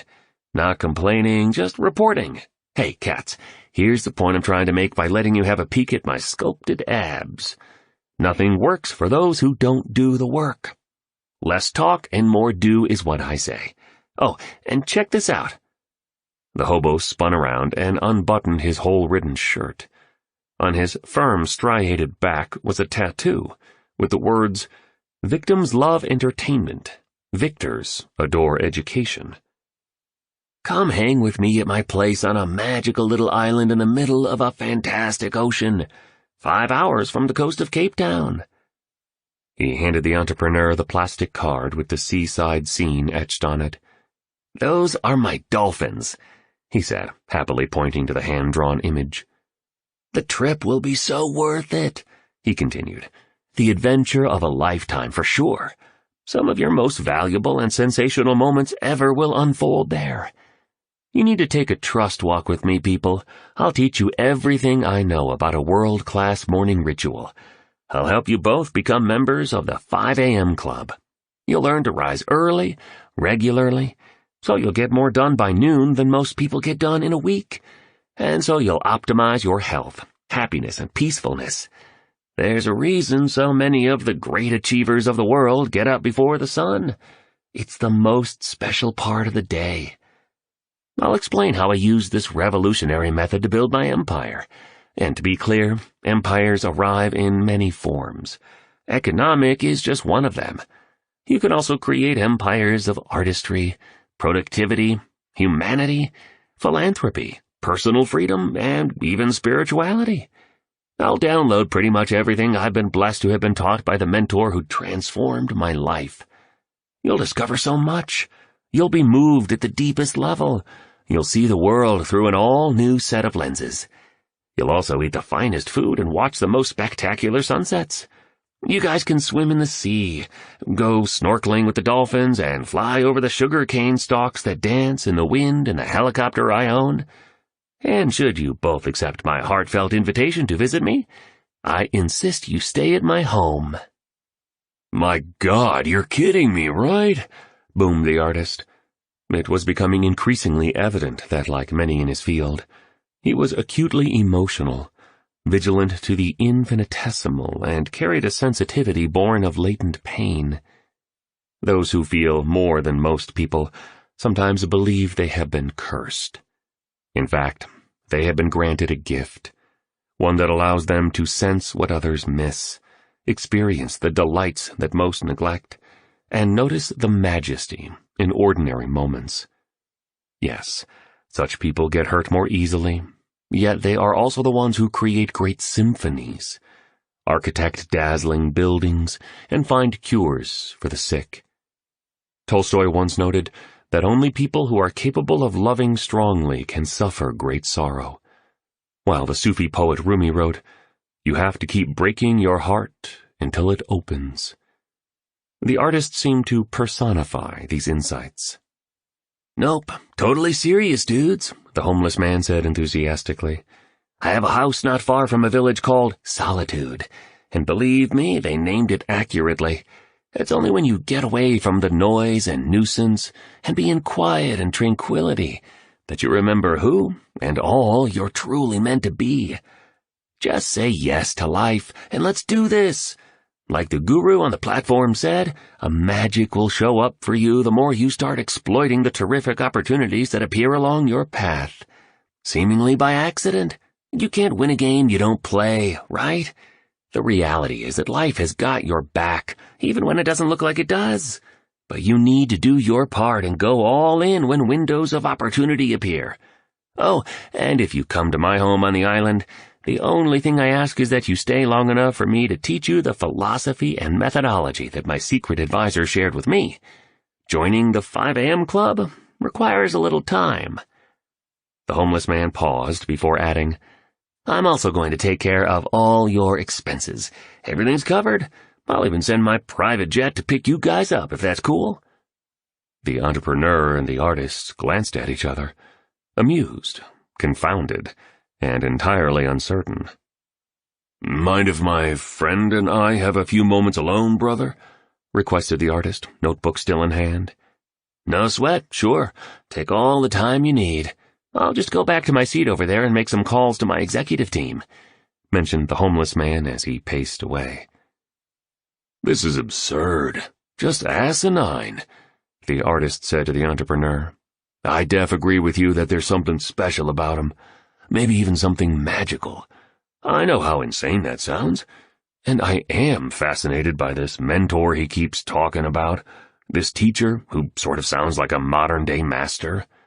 I'll admit that this street person has got some great insights, for sure, and he obviously seems to have a lot of experience. But just look at him. Man, the guy looks completely down and out, a complete mess. I don't think he's had a shower in weeks. His clothes are all ripped. He's beyond freaky. And sometimes he talks total crazy talk. We have no idea who he is. This could be dangerous. He could be dangerous." "Yes, definitely super weird. Everything that's happened here today is super weird," confirmed his companion. The entrepreneur's lean face then softened. Her eyes still seemed melancholic, though. "I'm at a place in my life where I need to make some big changes," she confided. "I just can't keep going on like this. I hear what you're saying. I've been suspicious of pretty much everyone and everything ever since I lost my dad when I was 11. A daughter growing up without a father is incredibly scary. To be honest, I still carry a lot of the emotional trauma with me. I think of him every day. I've had some bad, intimate relationships. I've struggled a lot with low self-worth and made some horrible choices in the relationships I've had. About a year ago, I started seeing a therapist who made me aware of why I was behaving the way I was behaving," the entrepreneur continued. "Psychologists call it fatherless daughter syndrome. Deep within, I had a huge fear of abandonment and all the strong insecurities that come with that wound. Yes, this made me extraordinarily tough on the outside, and ruthless in some ways. The chip on my shoulder over the loss of my father gave me my drive and my ambition, yet the loss also left me empty within. I'm learning that I've been trying to fill the void that he left, when he left, by pushing myself to exhaustion in my work with the belief that when I'm even more successful, I'll get the love I lost. I've been attempting to fill my emotional holes by chasing more money like a heroin addict needing a fix. I've been starving for social status and hungry for industry approval, escaping online for quick pleasure hits of entertainment when I could be doing things that matter. As I said, I'm realizing a lot of my behavior has been pushed from the fear created by my early challenges as a young woman. I felt inspired when the spellbinder spoke about never doing something for the money, but instead reaching for world class as a leader and a person for the meaning it provides, for the opportunity to grow it provokes, and for a shot at changing the world. His words made me feel so hopeful. I want to live in the way he spoke of, but I'm nowhere near that place now, and recently, what's happened at my company pushed me to the edge. I'm really not doing well at life right now. I only came to this meeting because my mom gave me a free ticket, and I'm so desperate for a change. The entrepreneur took a deep breath. "Sorry," she apologized, looking embarrassed. "I hardly know you, so I'm not sure why I'm revealing all this to you. I guess I just feel safe with you. I'm not sure why. I'm so sorry if I'm oversharing." "No problem," said the artist. His body language showed he was engaged. He no longer anxiously played with his goatee and dreadlocks. "We're so honest when we chat with taxi drivers and other people we don't really know, right?" the entrepreneur went on. "All I'm trying to say is that I'm ready for a transformation. And my gut tells me this down-and-out man who wants to teach us how an excellent morning routine can build creative, productive, financial and happiness empires really can help me, and help us. And, she added, remember his watch. I like him, said the artist. He's a character. I love that he expresses himself so poetically sometimes and so passionately at others. He thinks so vividly, and quotes George Bernard Shaw like his life depended on it. Really cool. But I still don't really trust him, the artist expressed as he punched a fist into an open palm again. Probably ripped the watch off some rich idiot. Look, I understand how you're feeling, responded the entrepreneur.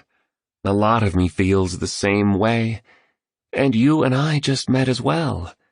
I'm not sure what it would be like to go on this trip with you. I hope you don't mind me saying that. You seem like such a nice person. A few rough edges, maybe. I think I understand where those come from. But you're good, deep down. I know it. The artist looked mildly pleased. He glanced at the homeless man, who was eating slices of avocado from a plastic bag. I'll have to see if I can arrange my schedule to be away from the office so we can spend time with him, shared the entrepreneur, as she pointed to the homeless man. While he was munching on his snack, he was also talking on a relic of a mobile phone and staring at the ceiling. I'm starting to like the idea of spending some time near a village called Solitude on some tiny island, eating fabulous food and swimming with wild dolphins. I'm beginning to feel this will be a phenomenal adventure. I'm starting to feel more alive again. Well, now that you say it that way, I'm liking the sound of this too, said the artist. I'm beginning to think there's a delicious insanity to all of this. A special opportunity to access a whole new universe of originality. This might be the best thing yet for my art. It makes me think of what the writer Charles Bukowski said. Some people never go crazy. What truly horrible lives they must lead. And the Spellbinder did encourage us to leave the boundaries of our normal lives so we grow into our gifts, talents, and strengths. Some instinct is also telling me to do this. So, if you go, I'll go. Well, you know what? I'll take the leap. It's done. I'm all in. Let's go, pronounced the entrepreneur. All in, agreed the artist. They both stood up and made their way to the homeless man, who was now sitting with his eyes closed. What are you doing now? Quizzed the artist. Intense visualization of all I want to be and the higher order life I wish to create. A Turkish fighter pilot once told me that before every flight, he'd fly before we'd fly. He was suggesting that meticulously rehearsing the way he and his team wanted the mission to unfold in the theater of his imagination set them up to execute that vision of mastery in reality, flawlessly. Your mindset is an enormously potent tool for private greatness, prodigious productivity, and creative victory, along with your heart set, health set, and soul set. I'll teach you all about these remarkable concepts if you accept my invitation. Anywho, back to why I close my eyes. Nearly every morning, I envision my ideal performance for the day ahead. I also reach deep into my emotions, so I feel what it will feel like when I achieve the wins I've planned to accomplish. I lock myself into an extremely confident state, where any form of failure isn't within the realm of possibility. Then I go out and do my finest to live out that perfect day. Interesting. The entrepreneur was fascinated. This is just one of the SOPs I run daily to stay on peak. Good science is confirming that this practice helps me upregulate my genome by turning on genes that were previously asleep. Your DNA isn't your destiny, you know? Not to worry, cats. You'll learn about the breakthrough field of epigenetics when you're on the island. You'll also learn some beautiful neuroscience on multiplying your success in this age of scattered attention, so the weapons of mass distraction don't destroy your amazingness. I'll reveal everything I've discovered about creating projects that are so masterfully done, they endure for generations. You'll hear about fabulous ways to armor plate your mental focus and fireproof your physical energy. You'll discover how the best business people in the world build dominant enterprises, and learn a calibrated system that the most joyful human beings on the planet apply each morning to create a life that borders on the magical. Oh, in case you were wondering, an SOP is a standard operating procedure. It's a term my special advisor used when he'd speak about the daily structures needed to find triumph at the game of life. I assume you two are coming? Yes, we're coming, confirmed the entrepreneur in an upbeat tone. Thank you for your offer. Yeah, thanks, man, added the artist, now looking more composed. Please, the entrepreneur said earnestly, teach us everything you know about creating the morning routine of a high-impact leader and a supremely successful business person. I desperately want to improve my performance and my daily productivity. I'll also need your help to restructure my life. To be honest, I'm feeling more inspired today than I felt in a long time. But I'm not in the best place. Yeah, brother, said the artist. Tell us your secrets for an epic morning routine that helps me become the best painter and man I can become. He waved his notebook in the air as he spoke. Send us your plane, take us to your village, give us some coconuts, let us ride your dolphins, and improve our lives. We're all in. None of what you'll discover will be motivation, noted the scraggly soul with a degree of seriousness he hadn't shown before. All of this will definitely be about transformation, and it will be supported by strong data, the latest research, and immensely practical tactics that have been battle-tested in the tough trenches of industry. Get ready for the greatest adventure you cats will ever experience. Excellent, declared the entrepreneur, as she reached out to shake the weather-beaten stranger's hand. I need to admit that this entire scenario has been extremely odd for both of us, but for whatever reason, we now trust you. And yes, we're totally open to this new experience. You're very kind to do this for us, thank you, blurted out the artist. He looked somewhat surprised by the extent of his graciousness. Awesome, smart decision, guys, came the warm response. Please be outside this conference center tomorrow morning. Bring at least a few days' worth of clothes, that's all. Like I said, I'm stoked to take care of everything else. All expenses are on me. I thank you. Why are you thanking us? Wondered the entrepreneur. The homeless man smiled tenderly and scratched his beard thoughtfully. In his final sermon before he was assassinated, Martin Luther King Jr. said, "Everybody can be great because anybody can serve. You don't have to have a college degree to serve. You don't have to make your subject and verb agree to serve. You don't have to know about Plato and Aristotle to serve. You don't have to know Einstein's theory of relativity to serve. You don't have to know the second theory of thermodynamics and physics to serve. You only need a heart full of grace, a soul generated by love." The tramp wiped a morsel of avocado from the edge of his mouth and then carried on what he was saying. One of the big lessons I've learned over the years is that giving to other people is a gift you give to yourself. Raise the joy of others, and you'll get even more joy. Increase the state of your fellow human beings, and, naturally, your own state of being ascends. Success is cool, but significance is rad. Generosity, not scarcity, is the trait of all the great men and women who have upgraded our world. And we need leaders, pure leaders, and not narcissists obsessed with their own self-interests, as never before. The homeless man looked down at his large watch one last time. You can't take your title, net worth, and fancy toys with you when you die, you know? I've yet to see a moving truck following a hearse on its way to a funeral. He chuckled. The two listeners grinned. He's a treasure, whispered the entrepreneur. Deaf is, acknowledged the artist. Stop saying deaf so much, said the entrepreneur. It's getting irritating. The artist looked a little shocked. Okay. All that matters on your last day on Earth is the potential you've leveraged, the heroism you've demonstrated, and the human lives you've graced, the homeless man said eloquently. He then grew quiet and let out a deep breath. Anywho, incredible that you're coming. We'll have a cool hang. "May I bring my paintbrushes?" the artist asked politely. "Only if you want to paint in paradise," came the homeless man's reply with a wink. "And what time should we meet outside this place tomorrow morning?" asked the entrepreneur, placing her handbag onto a thin, bony shoulder. 5 a.m., instructed the homeless man. "Own your morning. Elevate your life." Then he disappeared. Chapter 6. A flight to peak productivity, virtuosity, and undefeatability.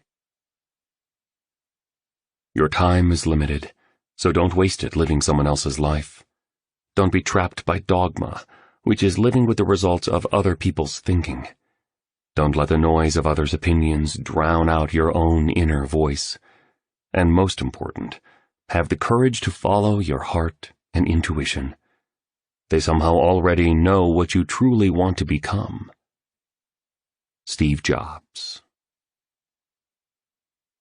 "I'm so tired," the entrepreneur muttered with the energy of an ancient turtle on a vacation day, while holding a monstrous cup of coffee. "This journey might be harder than I thought. I'm starting to feel like I'm walking into a whole new world. Like I told you yesterday after the seminar, I'm definitely ready to change, set for a new beginning. But I'm also feeling uneasy about all this. I didn't sleep much last night. Such eerie and sometimes violent dreams.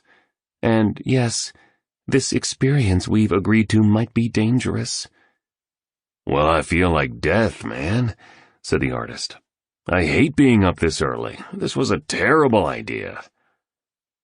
The two brave souls were standing on the sidewalk outside the hall where the spellbinder had worked his legendary skills, and broken many hearts with his collapse, the day before.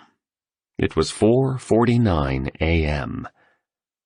"He won't show up," barked the artist roughly. He was dressed in black with a ruby-red polka-dotted bandana on his left wrist. Same boots as yesterday, those Australian ones. He hurled a mouthful of spit into the desolate street. He squinted at the sky, and then he folded his tattooed arms. The entrepreneur had a nylon duffel bag over her shoulder. She styled a silk blouse with bohemian sleeves, designer blue jeans, and a pair of sandals with high heels. The kind you see off-duty supermodels with sunglasses the size of Greek island sunsets wearing. Her lips were scrunched together, and the lines on her face were arrayed in a series of interesting intersections. "I'd bet the homeless man's a no-show," she said with a sneer. "I don't care about his watch. It doesn't matter that he could be so articulate. It means nothing to me now that he reminded me of my dad. God, I'm exhausted. He was probably at the seminar because he needed a place to rest for a few hours. He probably knew about the whole 5 a.m. club morning routine because he heard and stole that bit of the Spellbinder's presentation. And the private plane he talked about was probably part of his favorite hallucination." The entrepreneur had returned to her familiar skepticism and hiding within her fortress of protection. The hopefulness of the day before had clearly dissolved. Just then, a pair of strikingly powerful halogen headlights pierced the wall of darkness. The two companions looked at each other. The entrepreneur managed to smile. "Okay, maybe instinct really is much smarter than reason," she muttered to herself. A gleaming Rolls-Royce, the color of coal, pulled up to the curb. With swift efficiency, a man in a crisp white uniform leapt out of the sedan and greeted the two with old-school civility. "Good morning to you, madam, and to you as well, sir," he enunciated in a British accent, as he placed their bags into the vehicle with one skillful swoop. "Where's the derelict?" asked the artist with the tact of a hillbilly who'd never left the woods. The driver couldn't help but laugh. Quickly he regained his composure.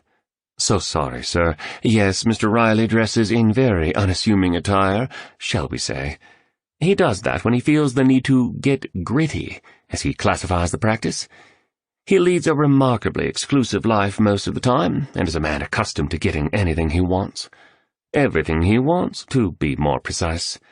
So, once in a while, he does things to ensure his modesty and humility remain in check. That's part of his quirky charm, I might add. Mr. Riley asked me to give these to you."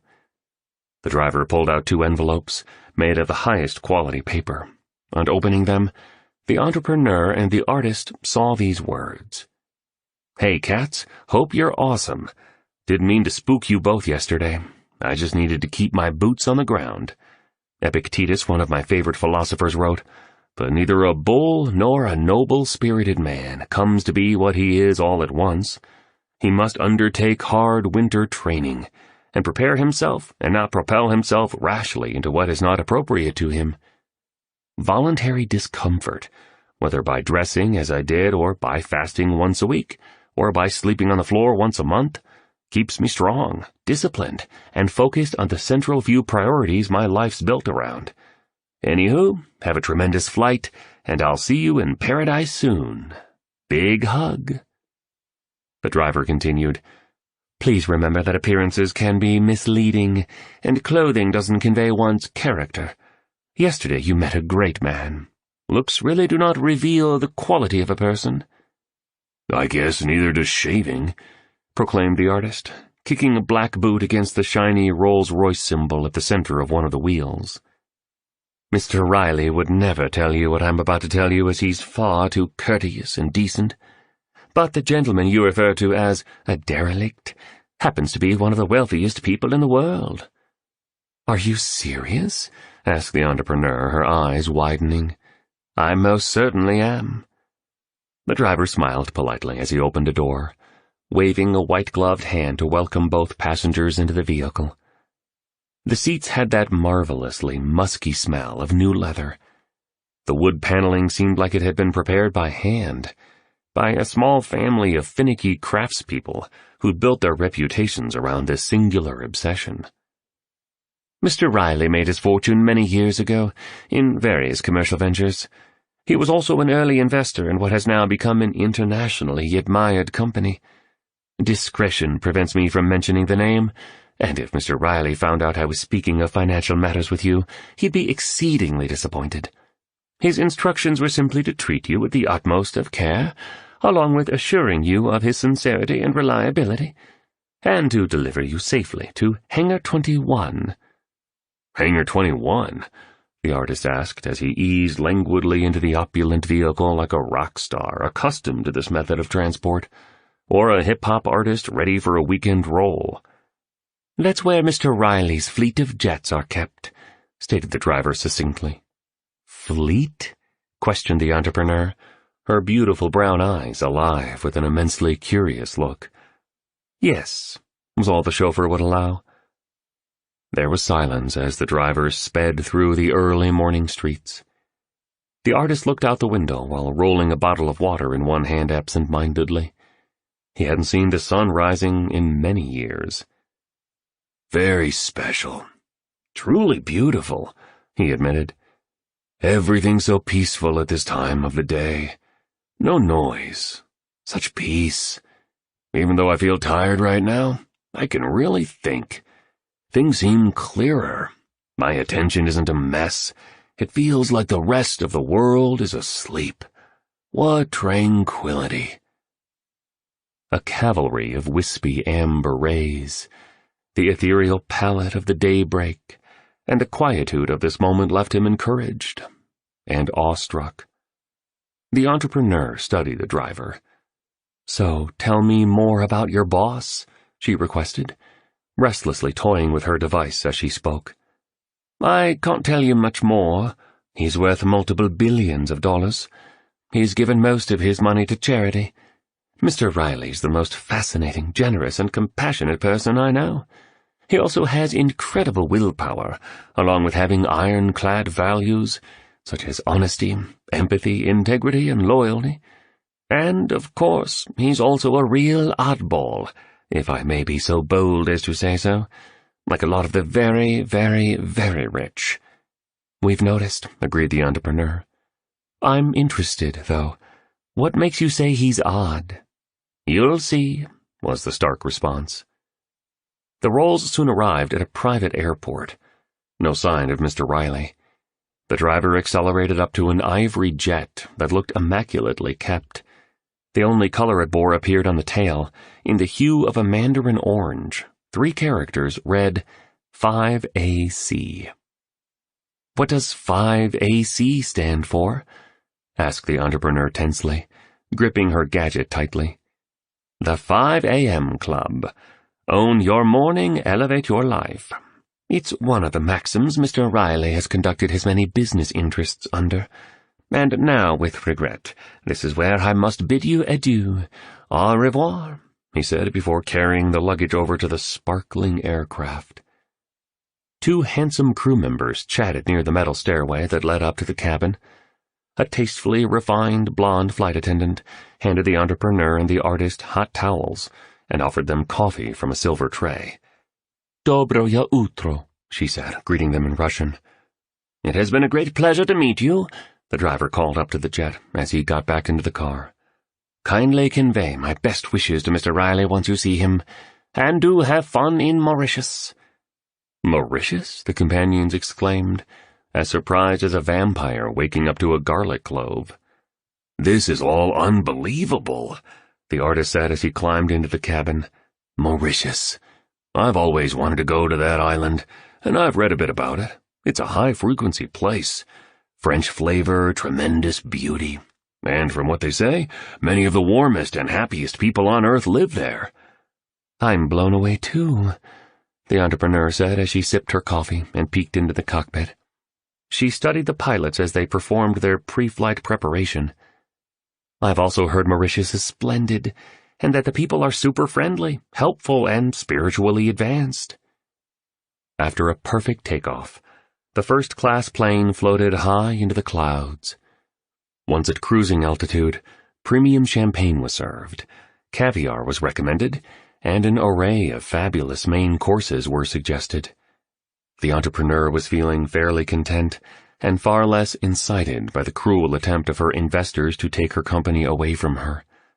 True, this might not be the ideal time to take a vacation to learn about the 5 a.m. Club philosophy and its underlying methodology that had served Mr. Riley's ascent to business titan and global philanthropist like rocket fuel. Or perhaps this was the perfect time to get away from her usual reality, to discover how the most successful, influential, and joyful people on the planet start their days. After sipping on some champagne, the entrepreneur watched a movie. She then fell into a deep sleep. The artist had a book called Michelangelo Fiorentino e Raphael da Urbino, Masters of Art in the Vatican. He read it for hours. You can just imagine how happy he felt. The jet made its trajectory over a number of vast continents and above varied terrain. The flight was meticulously conducted, and the landing was as fluid as the overall experience was fine. "Bienvenue à l'île Maurice," announced the captain over the public address system as the aircraft taxied along the freshly paved runway. "Merci beaucoup. Welcome to Mauritius, and Sir Siwasugur Ramgoolam International Airport," he continued, speaking his words with the well-earned confidence of someone who had spent most of his life in the sky. "It's been a privilege having you 2 VIPs with us. We'll see you again in several days. From what Mr. Riley's personal assistant has informed us of your itinerary, thank you once again for flying with us, and we trust that the journey was elegant, excellent, and above all else, safe."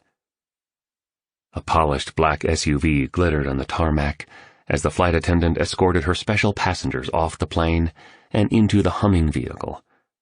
"Your luggage will follow shortly. Not to worry, it shall be delivered to your guest rooms at Mr. Riley's seaside estates. Spasiba," she added in a graceful tone and with an earnest wave. "This is so A-list," observed the entrepreneur as she happily snapped some selfies, uncharacteristically pouting like a fashionista.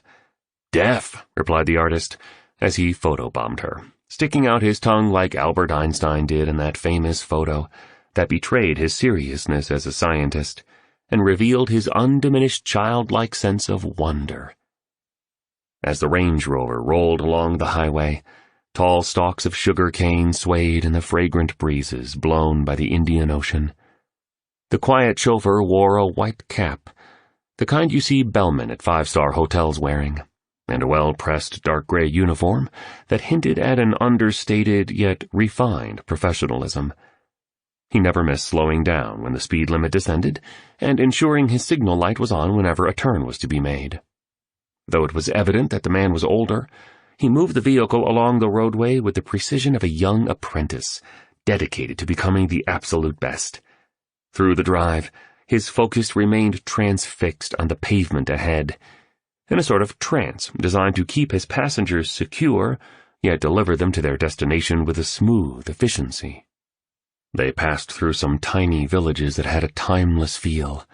Bougainvillea lined the streets. Wild dogs with king-of-the-road demeanor stood at the meridian line, confronting the SUV in a deadly game of chicken, and children played on small grassy lawns with thoughtless abandon. Roosters could be heard shrieking from time to time, and old men in basic woolen hats with tooth-missing mouths and chestnut-colored skin sat on weather-beaten wooden chairs. They looked like they had too many hours to pass in the day, at once tired from life's hardships and yet wise from days fully lived. Choirs of upbeat birds sang melodically, while colorful butterflies seemed to be fluttering everywhere. In one tiny community, the SUV snaked through. A skinny boy with legs that appeared too long for his body pedaled a banana bike with a seat that was set too high on its creaky metal frame.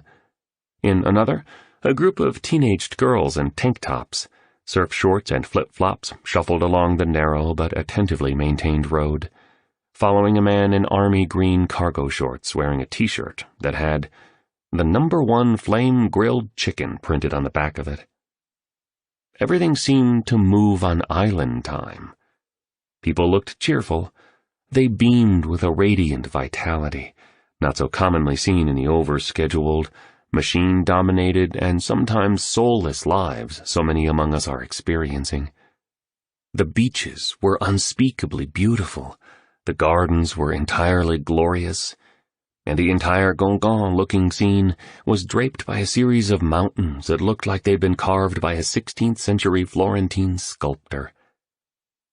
"See that structure up there?"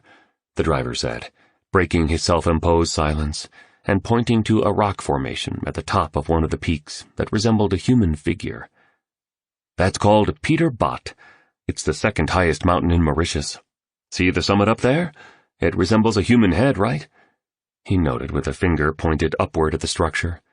"It definitely does," responded the artist. "When we were in elementary school," the chauffeur continued, "we were told the story of a man who fell asleep at the foot of the mountain. Hearing strange sounds, he woke up to see fairies and angels dancing all about him. These creatures instructed the man never to tell anyone what he had just seen, or he would be turned to stone. He agreed, but then, given his excitement over the mystical experience he'd witnessed, broke his commitment and told many of his good fortune. Upset, the fairies and angels turned him to rock, and his head swelled to such a degree it rose to sit at the peak of the majestic mountain you both are looking at now, reminding everyone who sees it to keep their promises and honor their word." The SUV meandered past another community. Music played from a small loudspeaker on a front porch, as 2 teenaged boys and 3 teenaged girls with white and pink flowers in their hair danced gleefully. Another dog barked modestly in the background. "Great story," noted the entrepreneur. Her window was open, and her wavy brown hair flitted in the wind. Her usually lined face now appeared completely smooth. She enunciated her words more slowly now. An unprecedented peacefulness emerged from her voice. One of her hands rested on the seat, not so far from where a hand of the artist, which bore finely etched tattoos on its middle and index fingers, lay. Mark Twain wrote, "Mauritius was made first, and then heaven, and heaven copied Mauritius," the driver shared, now warming up after being somewhat steely. He beamed as proudly as a president on Inauguration Day after saying what he'd just said. "Never seen anything like this," the artist said, his goth meets angry man hostility, now replaced with a more untroubled, carefree and relaxed demeanor. And the vibe I feel here is stirring something deeply creative inside of me. The entrepreneur glanced at the artist for a little longer than was politely acceptable. Then she looked away, out at the sea. Though reluctant, she couldn't help but smile gently. The driver could be heard whispering into the SUV's speakerphone. 5 minutes away. Then he handed each of his passengers a hand-crafted tablet that seemed made of gold. "Please study these," he told them. Engraved finely, in the apparently precious metal, were 5 statements. Rule number 1. An addiction to distraction is the end of your creative production. Empire makers and history creators take 1 hour for themselves before dawn, in the serenity that lies beyond the clutches of complexity, to prepare themselves for a world-class day. Rule number 2. Excuses breed no genius. Just because you haven't installed the early rising habit before doesn't mean you can't do it now. Release your rationalizations, and remember that small daily improvements, when done consistently over time, lead to stunning results. Rule number 3. All change is hard at first, messy in the middle, and gorgeous at the end. Everything you now find easy, you first found difficult. With consistent practice, getting up with the sun will become your new normal, and automatic. Rule number 4. To have the results the top 5% of producers have, you must start doing what 95% of people are unwilling to do. As you start to live like this, the majority will call you crazy. Remember that being labeled a freak is the price of greatness. Rule number 5. When you feel like surrendering, continue. Triumph loves the relentless. The vehicle slowed to a crawl as it passed an orderly row of faded white beach houses. A compact pickup truck was parked in the dusty driveway of one house. Dive gear was strewn across the front yard of another. In front of the last house, a gaggle of kids played in a yard, laughing hysterically as they enjoyed their game. The ocean appeared, both greenish and bluish with foam-topped waves making shashing sounds, before colliding with the sandy shore. The air now smelled a marine life smell, yet sweet like nectar with unexpected cinnamon hints blended into it. On a wide planked dock, a thin line of a man with a Santa Claus beard and rolled-up khakis fished barefoot for his family's dinner. A motorcycle helmet was perched on his old head. The sun was beginning to set, a glamorous sphere of blinding radiance that cast liquid yellow streaks and reflections on the welcoming water that lay before it. Birds still chirped, butterflies still flew. Quite magical, all of this. "We're here," announced the chauffeur into an intercom perched beside a metal fence that seemed to have been erected more to keep wildlife out than to prevent interlopers from getting in. The gate opened, slowly. The SUV rolled down a winding road teeming with bougainvillea, hibiscus, frangipani, and boucle d'orel, the national flower of Mauritius, along the sides. The driver opened his window, inviting in a sea breeze, carrying a swirling scent that also included fresh jasmine, mixed with rich roses. Gardeners in smart gardening attire waved sincere waves. One shouted "Bonjour" as a vehicle sailed by. Another said "Bonjour" as 2 fat doves the size of a trucker's fist hopped along a stone path. The billionaire's house was low-key. The design was of the beachfront chic sort, kind of a Martha's Vineyard cottage meets Swedish farmhouse feel. It was both sensationally beautiful and completely private. A massive veranda at the back of the home extended over the ocean. A muddy mountain bike leaned against a wall.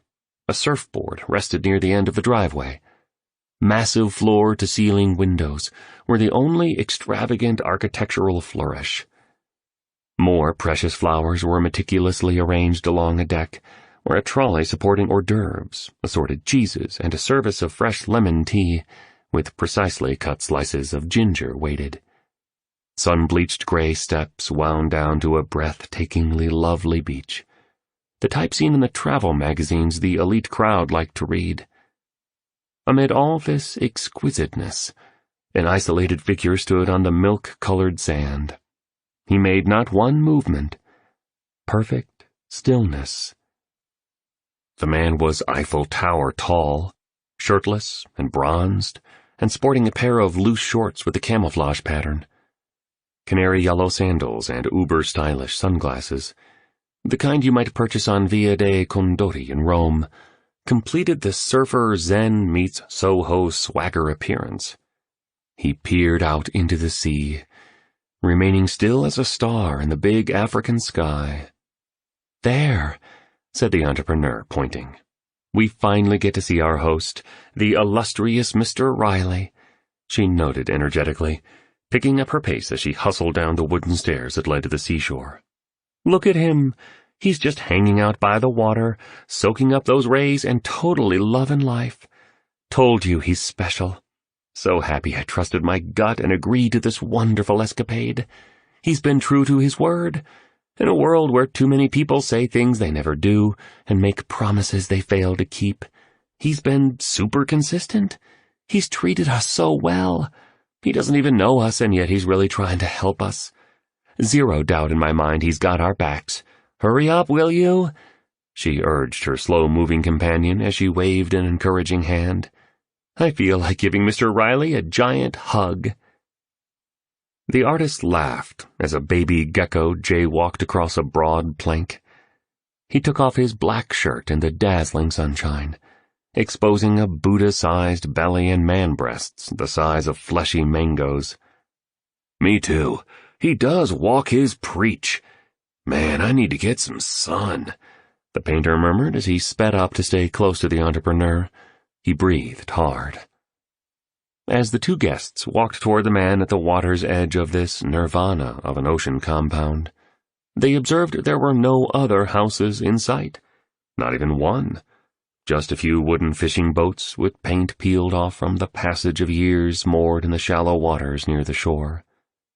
And aside from the sun-worshipping empire builder in Italian shades, there was no other human being in evidence, anywhere. "Mr. Riley!"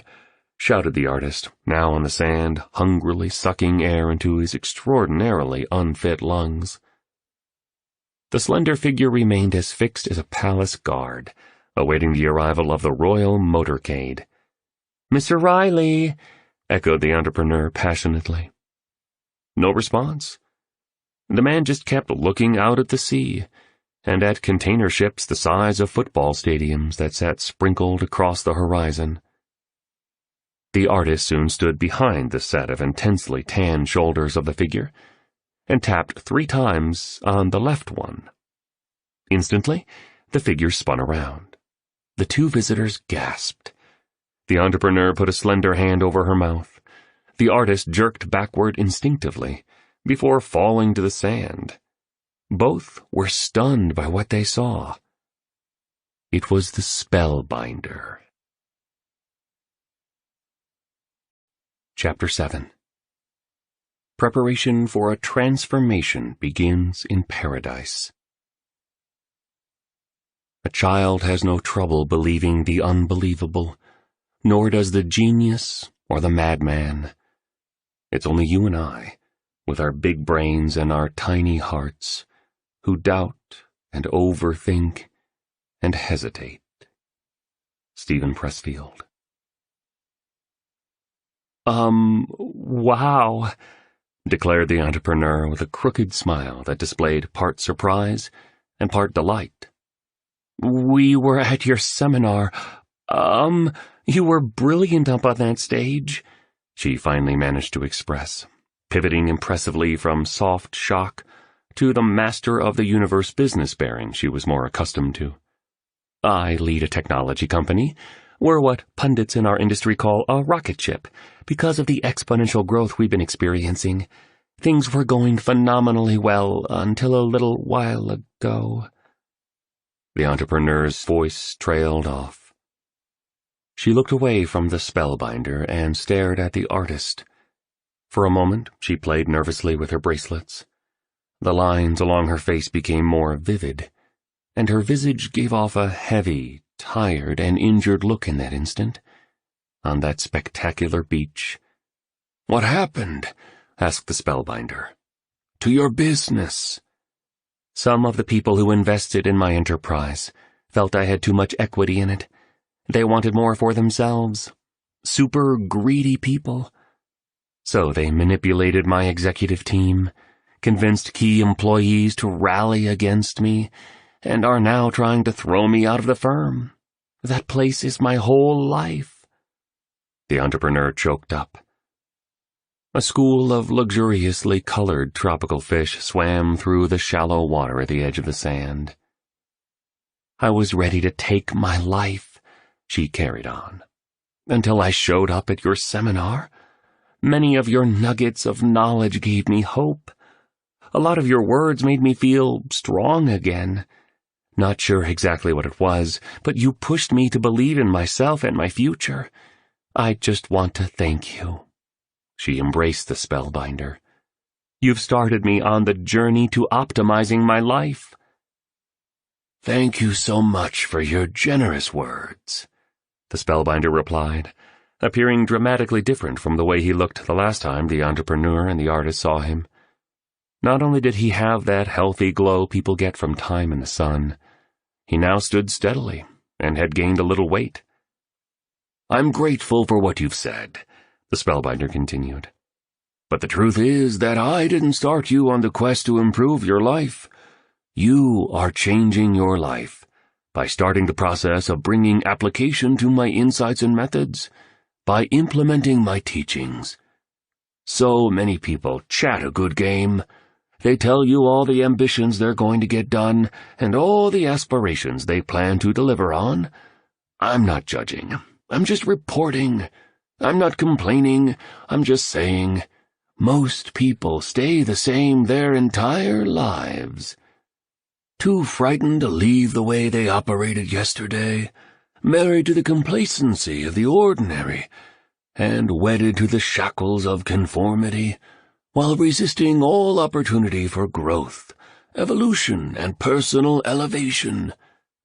So many good souls among us are just so scared they refuse the call on their lives to go out into the blue ocean of possibility, where mastery, the dignity of bravery, and the authenticity of audacity await them. You had the wisdom to act on some of the information I shared at my event. You're one in a tiny minority of people alive today, willing to do what it takes to become a better leader, producer, and human being. Good on you. And I know transformation isn't an easy play. Yet the life of the caterpillar must end for the glory of the butterfly to shine. The old you must die before the best you can be born. You're so smart not to wait until you have ideal conditions to step up to a work world and private life of stainless excellence. Great power is unleashed with a simple start. When you begin to close the loop opened by your utmost aspirations by making them real, a secret heroic force within you makes itself known. Nature notices your effortful actions, and then goes ahead and replies to your faithful commitment with a series of unanticipated wins. Your willpower heightens, your confidence climbs, and your brilliance soars. A year from now, you'll be so happy you began today. "Thank you," said the entrepreneur. "I heard a man say he needed to lose weight before he could start running. Imagine that. Lose the weight so he could initiate the running habit. That's like a writer who waits for inspiration to begin the book, or the manager who waits for a promotion to lead the field, or a startup that waits for full funding before launching a status quo disrupting product. The flow of life rewards positive action and punishes hesitation. Anyway, I'm thrilled I could contribute to your rise in some small way. Sounds like you're at a difficult yet exciting time on your personal adventure. Please consider that a bad day for the ego is a great day for the soul, and what your voice of fear claims is a mean season. The light of your wisdom knows is a splendid gift." "We thought you were dead," the entrepreneur announced, unfiltered. "Thank God you're okay, and I appreciate how humble you are." "I believe the humblest is the greatest. Pure leaders are so secure in their own skin, their main mission is the elevation of others. They have such self-respect, joyfulness, and peacefulness within themselves that they don't need to advertise their success to society in a feeble attempt to feel a little better.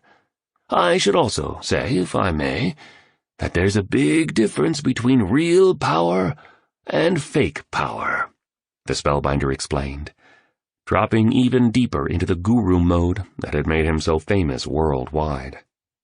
"Our culture tells us to pursue titles and trinkets, applause and acclaim, money and mansions. All that's fine, it truly is, so long as you don't get brainwashed into defining your worth as a human being by these things. Enjoy them, just don't get attached to them. Have them, just don't base your identity around them. Appreciate them, just don't need them. These are only forms of fake power our civilization programs us to believe we must pursue to be successful and serene. The fact is that should you lose any one of these things, the substitute power you derived from them evaporates, just vanishes in an instant, revealing itself as the illusion it was." "Tell us more, please." The entrepreneur was absorbing every word. "Real power never comes from anything external," the spellbinder continued. "A lot of people with a lot of money aren't very wealthy. Take that line to the bank," stated the spellbinder as he slipped off his bright yellow flip-flops and placed them neatly on the sugary sand. "Genuine power, the stuff legends are made of, doesn't arise from who you are outside and what you possess externally. The world is lost right now. True and enduring power expresses itself when you contact your original gifts and realize your most lavish talents as a human. I should also say real riches come from living by the noble virtues of productivity, self-discipline, courage, honesty, empathy, and integrity, as well as being able to lead your days on your own terms, versus blindly following the sheep that so many in our sick society have been trained to become. Sheeple is what too many people now are. The excellent news is that this kind of power I speak of is available to anyone alive on the planet today. We might have forgotten and disowned this form of potency we have as life has hurt, disappointed, and confused us. But it's still there waiting for us to build a relationship with it and develop it. All of the great teachers of history owned very few things, you know. When Mahatma Gandhi died, he had about 10 possessions, including his sandals, a watch, his eyeglasses, and a simple bowl to eat from. Mother Teresa, so prosperous of heart and rich with the authentic power to influence millions, died in a tiny room containing almost no worldly goods. When she'd travel, she'd carry all her things in a white cloth bag. "Why do so many of the heroes of humanity have so little?" asked the artist, now relaxing on the sand. "Because they've reached a level of individual maturity that allowed them to see the futility of spending their days chasing objects that count for nothing at the end. And they had cultivated their characters to such a degree that they no longer had the common need of most to fill the holes within themselves with distractions, attractions, escapes, and luxuries. The more their appetite for superficial possessions dematerialized, the more hungry they became for substantial pursuits like honoring their creative vision, expressing their inherent genius, and living by a higher moral blueprint. They viscerally understood that being inspirational and masterful and fearless are all inside jobs, and once true power is accessed, external substitutes pale in comparison to the feelings of fulfillment this treasure provides. Oh, and these heavyweights of history, as they discovered their supreme natures, also came to realize that one of the primary aims of a wonderfully crafted life is contribution, impact, usefulness, helpfulness. What business builders might call unlocking stakeholder value. Like I suggested at my seminar before I fell, to lead is to serve. The philosopher Rumi made the point much more brilliantly than I ever could when he observed, "Give up the drop, become the ocean." "Thanks for sharing," offered the entrepreneur sincerely, sitting down next to the artist on the sand and placing one of her hands carefully only a short distance away from one of his. "It's good to see you're doing better," mentioned the artist, his boots now off. He was sockless. As he basked in the strong rays like a sun-bathing cat, he asked, "What the heck happened to you anyway?" "Exhaustion," confided the spellbinder. "Too many cities, too many airplanes, too many media appearances, too many presentations. I just ground myself down in pursuit of my mission to help people accelerate their leadership, activate their gifts, and become heroes of their lives. I know better." The spellbinder then pulled off his sleek sunglasses and extended a hand to his two students. "It's a great pleasure to meet you both." "You too, brother," the artist replied. "Your work has helped me make it through some tough times." As the artist spoke these words, he spotted a catamaran overflowing with festively dressed tourists, whizzing along in the distance. Another school of fish called capitaines could be observed swimming busily in the clear water. The spellbinders spied them, smiled broadly, and then continued. "You must be wondering why I'm here," he stated. "True," said the entrepreneur, as she took off her shoes and twisted her feet into the white sand alongside her companion. "Well, I've been advising Mr. Riley since he was a 33-year-old man. All pro athletes have peak performance coaches, and so do all extraordinary business people. You just can't get to iconic alone. He was starting out when we met, but even then he understood that the more one learns, the more one can achieve. Growth is the real sport that the best play every day. Education truly is inoculation against disruption, and as you become better, you will have better within all arenas of your life. I call this the 2x3 mindset. To double your income and impact, triple your investment in two core areas: your personal mastery and your professional capability." "Love it," the artist said as he scratched his flabby belly.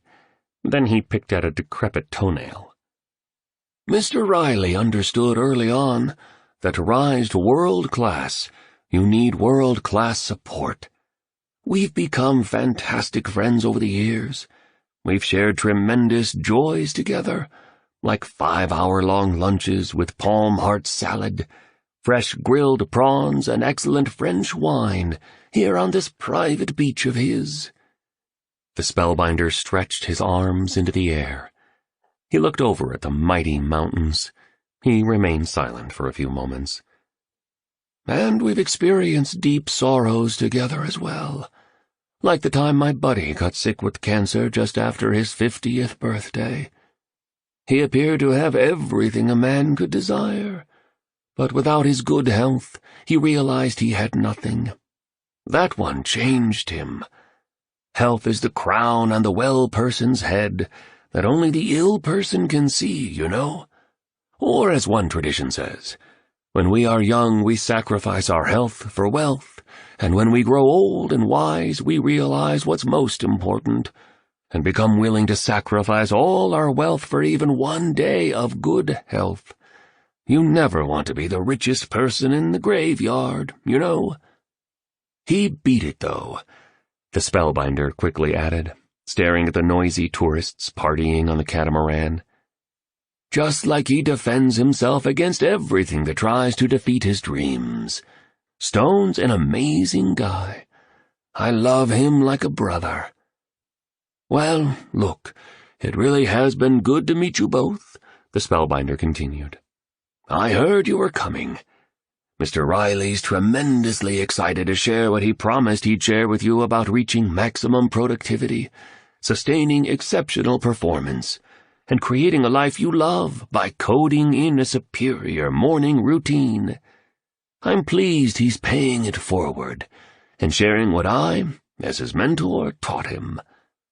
You'll love all the insights and learning models that will soon be coming your way. The 5 a.m. Club will be revolutionary for you both. I know it sounds strange and unbelievable, but being exposed to the methodology Stone is about to teach you will cause outstanding shifts deep within you. Just being around the information will awaken something special in you. The spellbinder put on his chic sunglasses. Anyway, Mr. Riley asked me to tell you to make yourselves at home here over the next few days. You won't see a lot of me because I'll be snorkeling, sailing, and fishing most of the time. Fishing is one of the things I most love to do in life. I come down to Mauritius not only to coach the great and kind soul you'll soon meet. I show up here to regenerate and get away from this overcomplicated world of ours, flush with so many difficulties, damaged economies, saturated industries, and environmental decays, just to mention a few of the factors that threaten to bring down our creativity, energy, performance, and happiness. I show up here to renew and refuel. Elite production without quiet vacation causes lasting depletion. Rest and recovery isn't a luxury for anyone committed to mastery. It's a necessity. I've taught that principle for many years, yet I forgot it myself, and paid the price at the event. I've also learned that inspiration gets fed by isolation, away from the ceaseless digital diversion and mindless over-communication that dominates the hours of the majority these days. And know, too, that your natural genius presents itself when you're most joyful. We get our ideas that change the world when we're rested, relaxed, and filled with delight.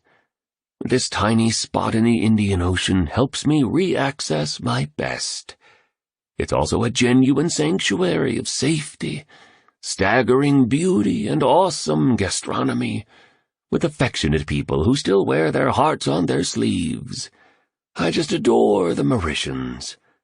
Most still have an appreciation for the wonders of life's simplest pleasures, like family meals or swimming with friends, followed by sharing a roast chicken dinner purchased from the Super U, washed down with a nice cold can of Phoenix. Phoenix? Asked the artist.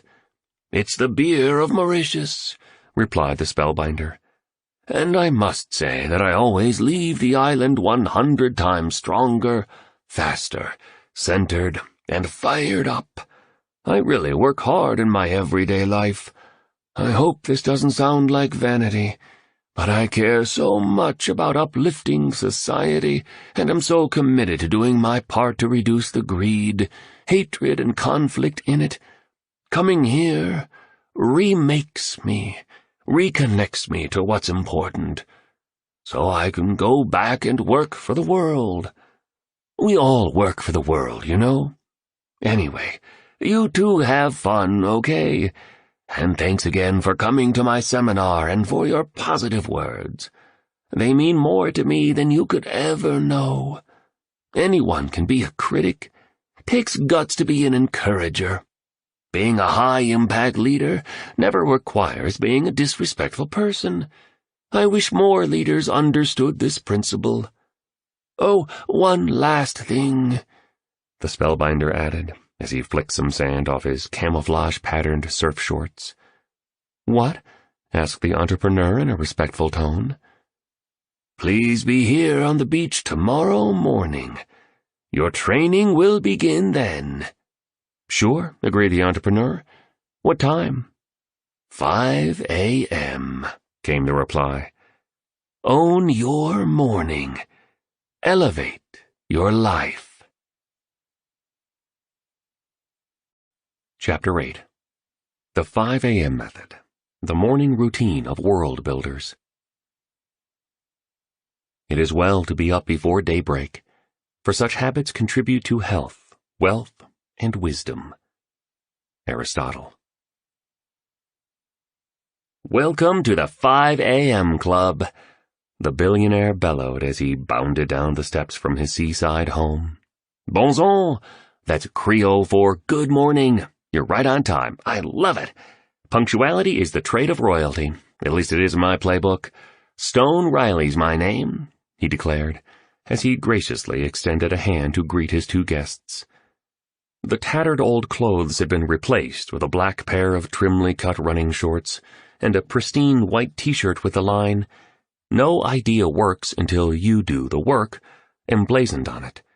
He was barefoot and cleanly shaven, seemed extremely fit, and sported a wonderful suntan, all of which made him look many years younger than he had appeared at the seminar. On his head he wore a black baseball cap, turned backward. His green eyes were still uncommonly clear, and his smile was astonishingly radiant. Yes, there was something exceedingly special about this man, as the entrepreneur had sensed. A white dove hovered over the tycoon, floating in the air for about 10 seconds as if suspended by magic. Then it flew off. Can you imagine this? It was a miraculous thing to see. "Let me give you two a hug, if you don't mind," the billionaire enthused, wrapping his long arms around the entrepreneur and the artist at the same time, without waiting for a reply. "God, you have courage. Yes, you do," he mused. "You trusted a disheveled old man, a total stranger. I know I looked like a vagrant the other day. Hey, it's not that I don't care about how I look. I just don't care that much about how I look," he said as he laughed at his own lack of self-consciousness. "I just like to keep things real, nice and simple, completely authentic. Makes me think of that old insight. Having lots of money doesn't make you different. It just makes you more of who you were before you made the cash." The billionaire peered out into the ocean and allowed the early rays of a fresh dawn to wash over him. He closed his eyes and inhaled deeply. The contours of his chiseled abdominal muscles were noticeable through his t-shirt. Next, he pulled a flower from the back pocket of his black shorts. Neither the entrepreneur nor the artist had ever seen a flower like this one, and it wasn't at all damaged from being in the billionaire's pocket. Strange. "Flowers are very important to anyone serious about creating magic in their work and private lives," spoke the mogul as he sniffed the petals. "Anywho, I wanted to mention that my father was a farmer. I grew up on a farm before we moved to Southern California. We thought simple, spoke simple, ate simple, and lived simple. You can take the boy out of the country, you know, but you can't take the country out of the boy," he added, expressing an enthusiasm that was contagious while his sights were riveted on the magnificent sea. The entrepreneur and the artist thanked the billionaire profusely. They explained that their adventures so far had been phenomenal, and mentioned sincerely that the island and his exclusive beach were more beautiful than anything they had previously seen. "Utopia, isn't it?" said the billionaire as he put on his sunglasses. "I am blessed, that's for sure. I'm so glad you cats are here." "So was it your father who got you into the habit of getting up with the sun?" asked the artist as they strolled along the water's edge. A tiny crab raced by while 3 butterflies ascended above. Stunningly, The billionaire started twirling around like a whirling dervish. While he spun, he began to shout these words. "I would have it inscribed on the curtains of your chamber, if you do not rise early, you can make progress in nothing." What are you doing?" questioned the entrepreneur. It's an excellent quote from William Pitt, the Earl of Chatham. For some reason, I just felt the need to share it right now. Anywho, let me answer the question about my father, the billionaire said awkwardly. Yes and no. I watched him rise early every morning of my childhood. As with any good routine, he did it so many times that it became impossible for him not to do it. But like most kids, I resisted what my dad wanted me to do. I always had some form of rebel within me. I'm a bit of a pirate in a way. Rather than fight a small war with me every day for whatever reason, he just let me do what I wanted to do. So I'd sleep late. "Cool father," spoke the entrepreneur, who was dressed in yoga gear this morning and carried her device with her to make careful notes. "He was," affirmed the billionaire, warmly putting his arms around his students as they continued to walk slowly along the pristine beach. Mr. Riley continued. "It was actually the spellbinder who taught me the 5 a.m. method. I was a young man when I first met him. I just launched my first company. I needed someone to guide me, challenge me, and develop me as an entrepreneur, a peak achiever, and as a leader. Everyone said he was the best executive coach in the world by far. He had a 3-year waiting list. So I called him every day until he agreed to become my mentor. He was pretty young back then too, but his teachings had a depth of wisdom, a purity of power, and an ingenious impact that was remarkably advanced for his age." "And the early rising discipline helped?" the artist broke in. The billionaire smiled at the artist and stopped walking. "It was the one practice that changed and elevated every other practice. Researchers now call this kind of a core behavior that multiplies all your other regular patterns of performing a keystone habit. Wiring it in as a profound neural pathway took some effort, a little suffering along the way, and the strongest commitment I had in me. I'll be honest with you, there were days during the process of automating this routine that I was cranky. Days when my head pounded like a jackhammer, and mornings when I just wanted to keep sleeping. But once I locked and loaded getting up at 5 a.m. regularly, my days grew consistently and vastly better than anything I've ever experienced." "How?" both listeners wondered aloud in unison. The entrepreneur touched one of her fingers on the artist's arm affectionately, as if to suggest they were together in this experience, that they were now a team, and that she had his best interests at heart. The artist locked his eyes onto hers. A gentle grin emerged. The billionaire went on. "In this time of exponential change, overwhelming distractions, and overflowing schedules, getting up at 5 a.m. and running the morning regime the spellbinder taught me was my antidote to average. No more rushing in my morning. Imagine what that alone does for the quality of your day. Starting your day luxuriating in the quietude only the early morning provides. Beginning your day feeling strong and centered and free. I found that my mind became dramatically more focused as the days progressed. Every great performer, whether we're talking about a championship athlete, a top-tier executive, a celebrated architect, or a revered cellist, has developed the ability to concentrate on optimizing their particular skill for long, uninterrupted periods of time. This capability is one of the special factors that allows them to generate such high-quality results. In a world where too many people dilute their cognitive bandwidth and fragment their attention, accepting poor performances and ordinary achievements while leading lives of disappointing mediocrity." "I definitely agree," indicated the artist. "It's rare to see someone focus on their art for many, many hours in a row these days. The spellbinder was right when at his session he called people addicted to their devices cyber zombies. I see them every day. It's like they're not real human beings anymore. More like robots, glued to their screens, not present, and half alive to life. I hear you, said the billionaire. Protection from distraction is precisely how you need to work if you're serious about dominating your field and winning at your craft. Neuroscientists call this peak mental state we're speaking of, where our perception becomes heightened and our availability to original ideas rises, and we access an all-new level of processing power, flow. And rising at 5 a.m. promotes the flow state gorgeously. Oh, and by getting up before daybreak, while almost everyone around you is asleep, my creativity also soared. My energy definitely doubled. My productivity surely tripled. You're serious? The entrepreneur interrupted, unable to contain her fascination with the idea that a simple shift toward a bespoke morning routine could reorder a human life so completely. Absolutely. Honesty has been one of my core convictions for all my years in business.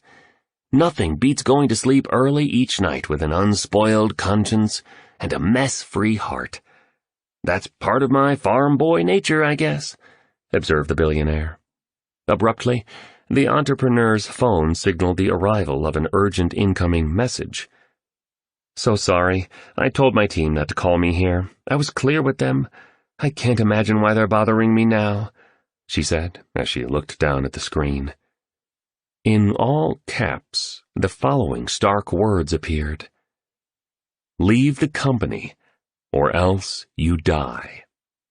The entrepreneur fumbled with her phone. Then she accidentally dropped it into the sand. Soon she was gasping for air.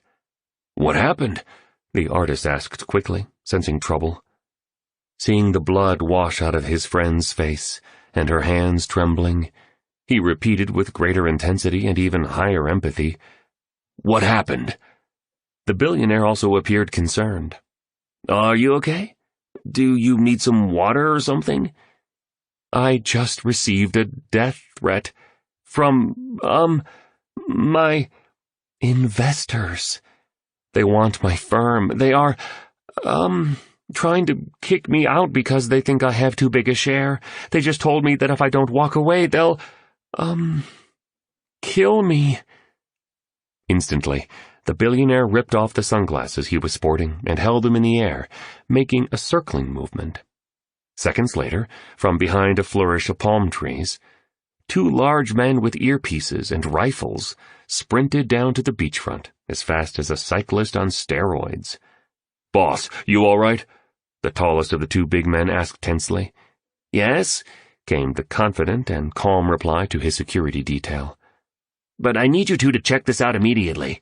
If it's cool for me to do this for you, he said as he looked at the entrepreneur, I can help you make this go away. The billionaire then muttered something to himself, and a flight of doves soared by. Sure, yes, I'd appreciate some help, the businesswoman replied, her voice still shaking and pearls of perspiration appearing on her forehead, in the area where all those creases were. Leave this with us, declared the billionaire. He then spoke to his protection people, politely, yet with an undeniable air of authority. Seems my guest here is being seriously harassed by some thugs hoping to take over her enterprise. Please figure out exactly what they're up to, and then present me with your solution. Don't worry, he told the entrepreneur. My guys are the best in the business. This won't be a problem. Mr. Riley articulated this last sentence in a fashion that emphasized each word, for powerful effect. Thank you very much, the entrepreneur responded, looking enormously relieved. The artist held her hand tenderly. Okay if I continue? The billionaire requested, as the sun rose higher into the glamorous tropical sky. His guests nodded. An attendant, impeccably attired, emerged from a hut that sat higher up on the beach. It was painted green with white trim. Soon, the aide was serving the richest, most delicious coffee the entrepreneur and the artist had enjoyed in their lives. Fantastic cognitive enhancer when consumed in moderation each morning, expounded the billionaire as he sipped away. And it's packed with antioxidants, so coffee also slows aging. Anywho, where were we? I was telling you about the awesome benefit that flowed to me after I joined the 5 a.m. club and ran the morning methodology the Spellbinder revealed to me. It's called the 20-20-20 formula. And trust me, once you learn this concept alone and then apply it with persistency, your productivity, prosperity, performance, and impact will increase exponentially.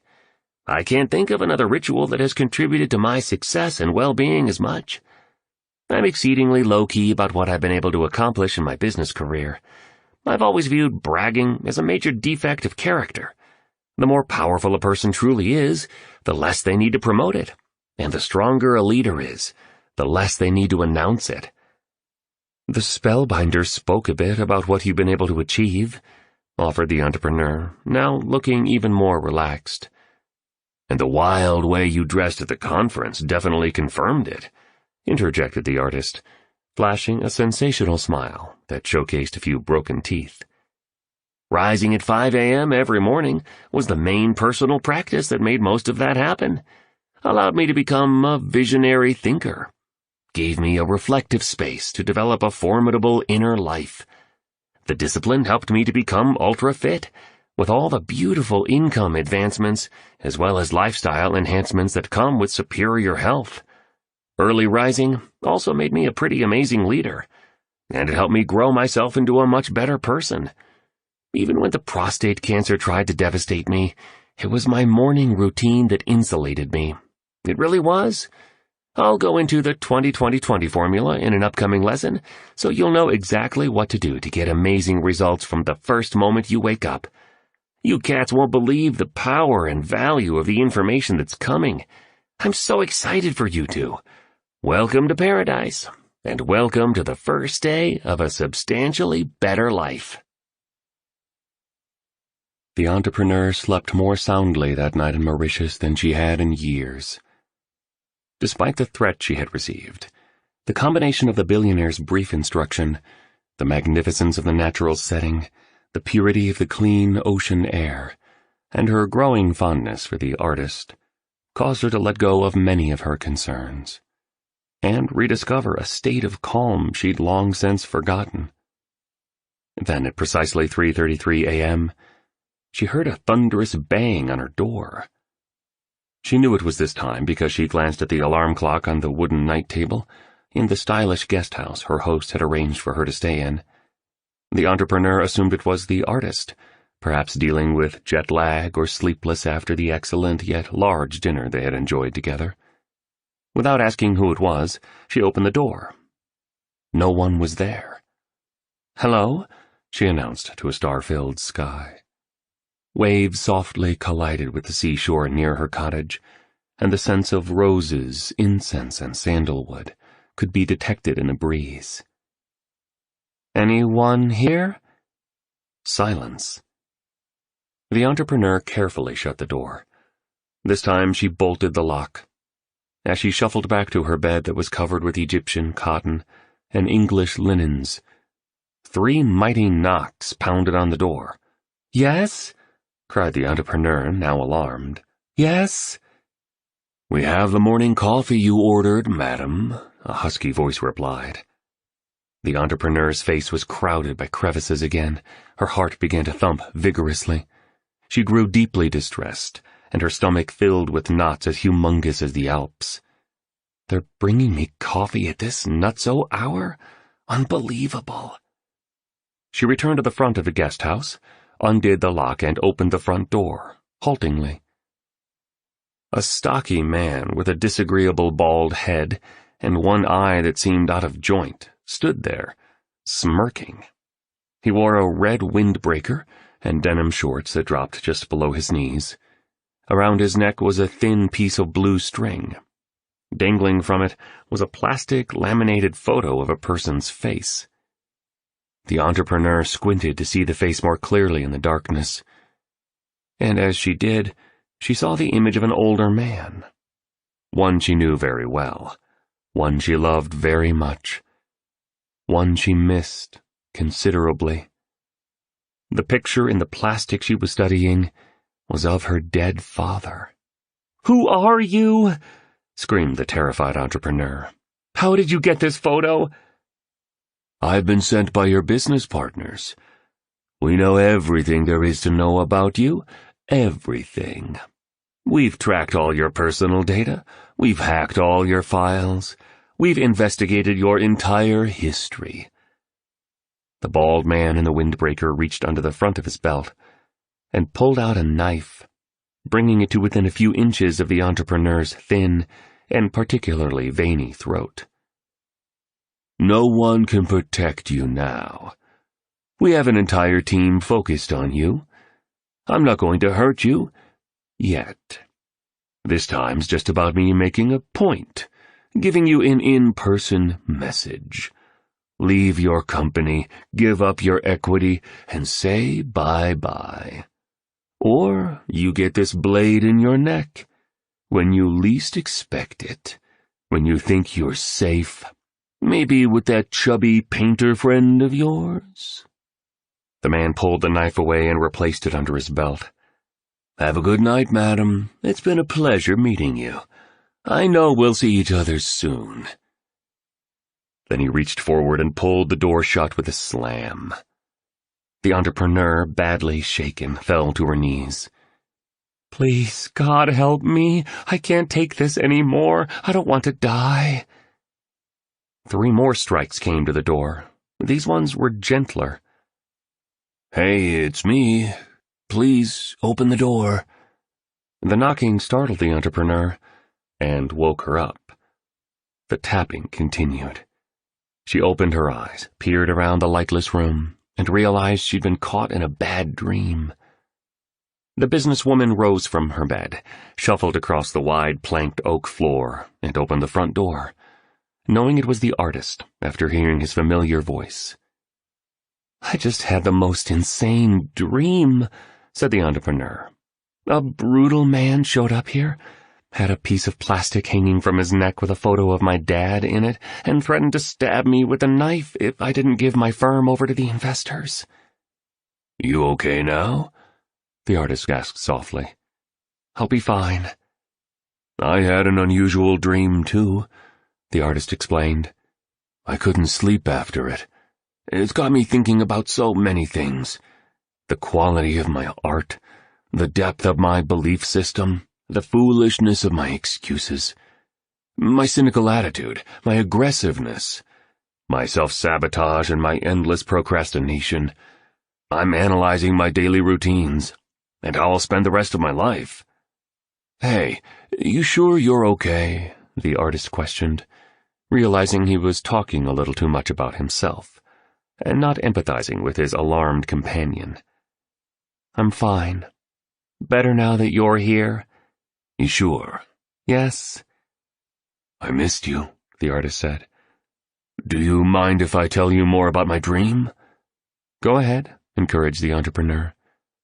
"Well, I was a little kid, at school, and every day I'd pretend I was 2 things, a giant and a pirate. All day long, I believed I had the strength of a giant and the rule-breaking swagger of a pirate. I told my teachers I was these 2 characters, and at home I told my parents the same thing. My teachers laughed at me and put me down, telling me to be more realistic, to behave more like the other kids, and to stop all my ridiculous dreaming." "What did your parents say? Were they kinder to you?"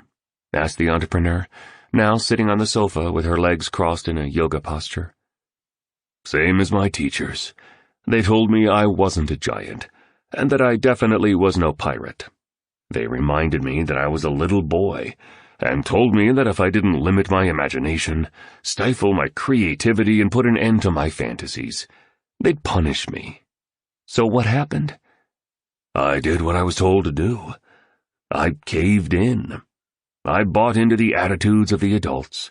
I made myself tinier instead of grander, so I'd be a good boy.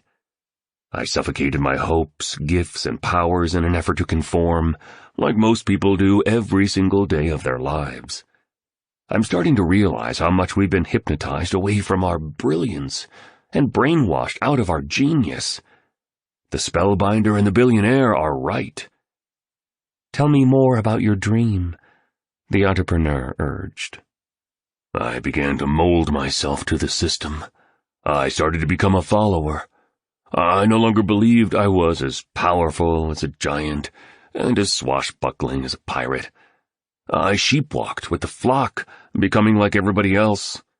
Eventually, I grew into a man who spent money I didn't have, buying things I didn't need to impress people I didn't like. What a poor way to live. I do some of that behavior too, admitted the entrepreneur. I'm learning so much about myself, thanks to this very weird and hugely useful voyage. I'm starting to realize how superficial I've been, how selfish I am, and how many good things I actually have going for me in my life. Many people in the world couldn't even imagine experiencing all the blessings I have. Got you, said the artist. So in my dream, I became a bookkeeper. I married and had a family. I lived in a subdivision and drove a good car. I had a fairly nice life, a few true friends, work that paid my mortgage, and a salary that handled my bills. But each day looked the same. Gray versus vivid, boring instead of enchanting. As I got older, the children left home to live lives of their own. My body aged, and my energy fell. And, unfortunately, my wife in my dream passed away. As I grew even older, my eyesight began to fail, my hearing began to fade, and my memory became extremely weak. This is making me feel sad, voiced the entrepreneur, sounding vulnerable. And when I got really old, I actually forgot where I lived, couldn't remember my name, and lost all sense of who I was in the community. But get this, I began to remember who I truly was again. A giant and a pirate, right? Exactly, replied the artist. The dream made me understand that I can't postpone doing amazing work anymore, that I can't put off improving my health, my happiness, my confidence, and even my love life. Really? Wondered the entrepreneur wistfully. Really, responded the artist. He then reached forward and kissed her on the forehead. Chapter 9. A Framework for the Expression of Greatness. The men who are great live with that which is substantial, and they do not stay with that which is superficial. They abide with realities. They remain not with what is showy. The one they discard, the other they hold. Lao Tzu. Hey, cats, boomed the billionaire. You're right on time, as usual. Nice work. It was 5 a.m., and while the retreating outline of the moon remained in the sky, the rays of a new dawn greeted the three human beings standing on the perfect beach. The perfumed ocean breeze swirled with notes of red hibiscus, clove, and tuberose. A Mauritius kestrel, the rarest falcon in the world, flew overhead, and a pink pigeon, the scarcest on the planet, minded its business near a lush cluster of palm trees. A family of geckos shot by on their way to some place important, and a giant Aldabra tortoise crawled along a grassy bank above the shore. All this natural splendor elevated the joy and electrified the spirits of the three members of the 5 a.m. club who stood on the sand. The billionaire pointed to a bottle floating in the ocean. As he waved his finger from side to side, the bottle moved from side to side. When he twirled a digit, the bottle in the water swirled with it. And when he lifted a hand slowly, the bottle appeared to rise above the surface of the ocean. Soon the container washed up onto the wet sand, and it became clear that a swatch of silk had been rolled up inside of it. Picture how mysterious all this seemed. A message in a bottle, declared the billionaire happily. He started clapping his hands like a little tyke. He sure was an abnormal and totally wonderful character. This conveniently sets the tone for my mentoring session with you this morning, he added. The industrialist then lifted the vessel, unscrewed the cap, and pulled out the fabric, which had a framework stitched onto it. It's reproduced on the enhancement. It was the 3-step success formula. This is one of the simplest yet gnarliest of the teaching models the Spellbinder shared when he started coaching me as a young man, explained the billionaire, using more of his surfer slang. And it'll provide the context for all the teachings that will follow. So, I really want you both to understand it intimately. At first glance, it seems like a really basic model, but as you integrate it over time, you'll see how profound it is. Mr. Riley then closed his eyes, covered his ears with his hands, and recited these words. The beginning of transformation is the increase of perception. As you see more, you can materialize more. And once you know better, you can achieve bigger. The great women and men of the world, the ones responsible for the magical symphonies, the beautiful movements, the advancements of science and the progress of technology, started by re-engineering their thinking and reinventing their awareness. In so doing, they entered a secret universe that the majority could not perceive, and this, in turn, allowed them to make the daily choices few choose to make, which automatically delivered the daily results few get to experience. The tycoon reopened his eyes. He raised an index finger to his lips, as if immersed in some splendidly weighty insight. Looking intently at the framework embedded into the silk, he continued. Heroes, titans, and icons all have a personal trait that average performers just don't show, you know? Which is? Asked the artist, who was dressed goofily in a muscle shirt and a Speedo swimsuit. Rigor, replied the billionaire. The best in the world have depth. Members of the majority often get stuck in a mindset of superficiality in their work. Their whole approach is light. No real preparation, very little contemplation, and then the setting of a towering vision for the desired outcome, along with patiently considering the sequencing of executions that will result in an awesome result. The 95% of performers don't invest painstaking attention to the tiniest of details, and fail to refine the smallest of finishes like the great masters do. For most people, the truth is that it's all about the path of least resistance, getting what they need to get done fast, and just sneaking by, mailing it in instead of bringing it on. The minority of exceptional creative achievers operate under a completely different philosophy. Tell me, replied the artist, intrigued. They apply a mentality of granularity instead of a mindset of superficiality.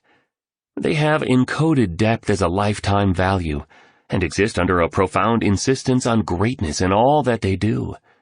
Exceptionalists fully understand that their creative output, no matter if they are bricklayers or bakers, chief executive officers or dairy farmers, astronauts or cashiers, represents their reputation.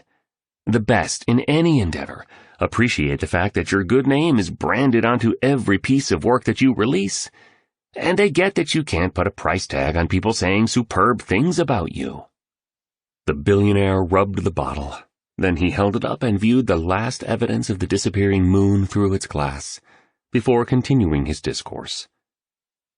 But it goes deeper than social approval, the industrialist indicated. The grade of work you offer to the world reflects the strength of the respect you have for yourself.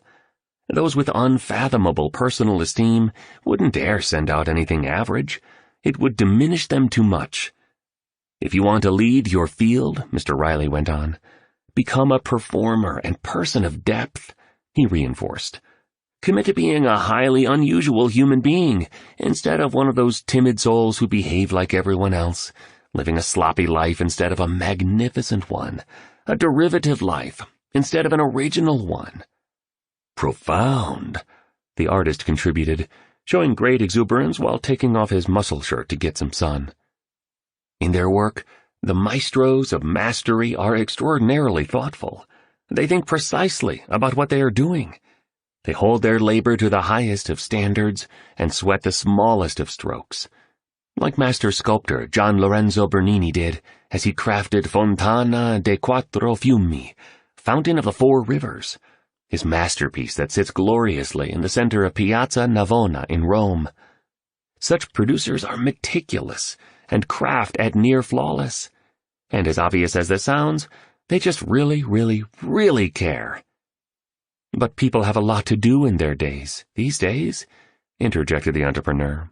This isn't the 1600s. My inbox is full. My schedule is packed. I have back-to-back meetings most days. I need to do pitches. I feel like I can never keep up with all that's coming at me.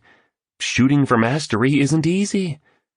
I understand, the billionaire replied kindly. Less is more, you know? You're attempting too much.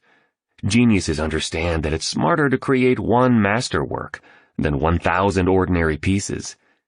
One of the reasons I love being around the finest art is that the belief systems, emotional inspiration, and ways of working of those great virtuosos rub off on me. And I can tell you with absolute certainty, these epic performers inhabited an entirely different universe than most people in business and society populate today, as I've suggested. Just then, a brilliantly colored butterfly perched on the very tip of Stone Riley's left ear. He smiled and said, Hey, little buddy, nice to see you again.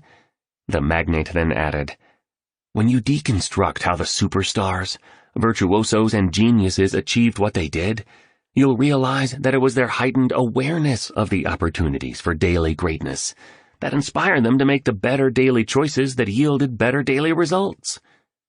Mr. Riley pointed to the learning model. That's the power of self-education, he went on. As you become aware of new ideas, you'll grow as a producer and as a person. As you escalate your personal and professional development, the level at which you implement and execute around your gorgeous ambitions will rise. And, of course, as your ability to make your dreams and visions into reality increases, you'll be rewarded with greater income and higher impact. The magnate spoke as he tapped a finger onto step 3 of the diagram. This is why agreeing to this training with me was such a smart move, and this is what this framework here is designed to teach you.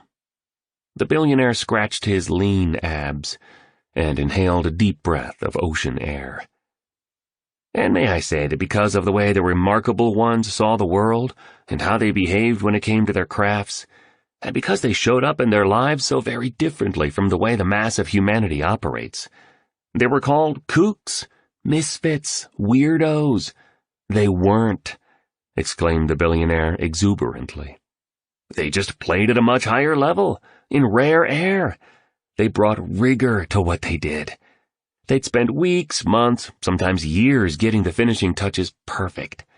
They forced themselves to stay with the work when they felt alone or scared or bored. They persisted in the translation of their heroic visions into everyday reality when they were misunderstood, ridiculed, and even attacked. God, I admire the great geniuses of the world. I really do.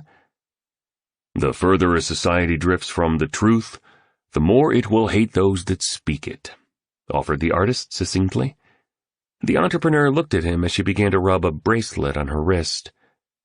George Orwell said that, he pronounced, and whenever you are creating beauty around you, you are restoring your own soul, the artist carried on. Alice Walker said that. The masters produce in a way that ordinary workers would label as obsessive, expounded the industrialist. But the reality of remarkability is that what the 95% of performers call picky behavior surrounding an important project, the top 5% of creators know is simply the price of admission for world class. Here, look at the model again so we can bring even more precision to your understanding around it, instructed the billionaire as he touched the diagram on the piece of silk.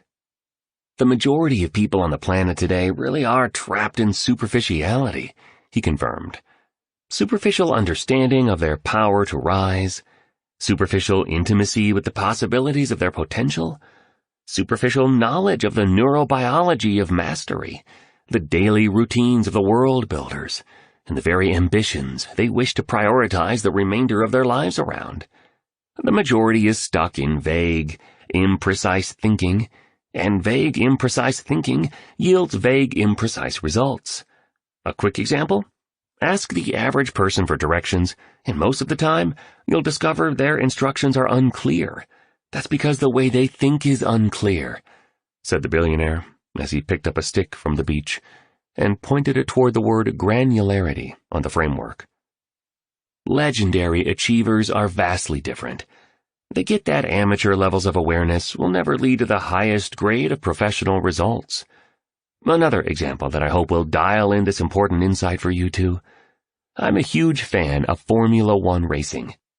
I was invited to hang out with my favorite team in the pit area recently.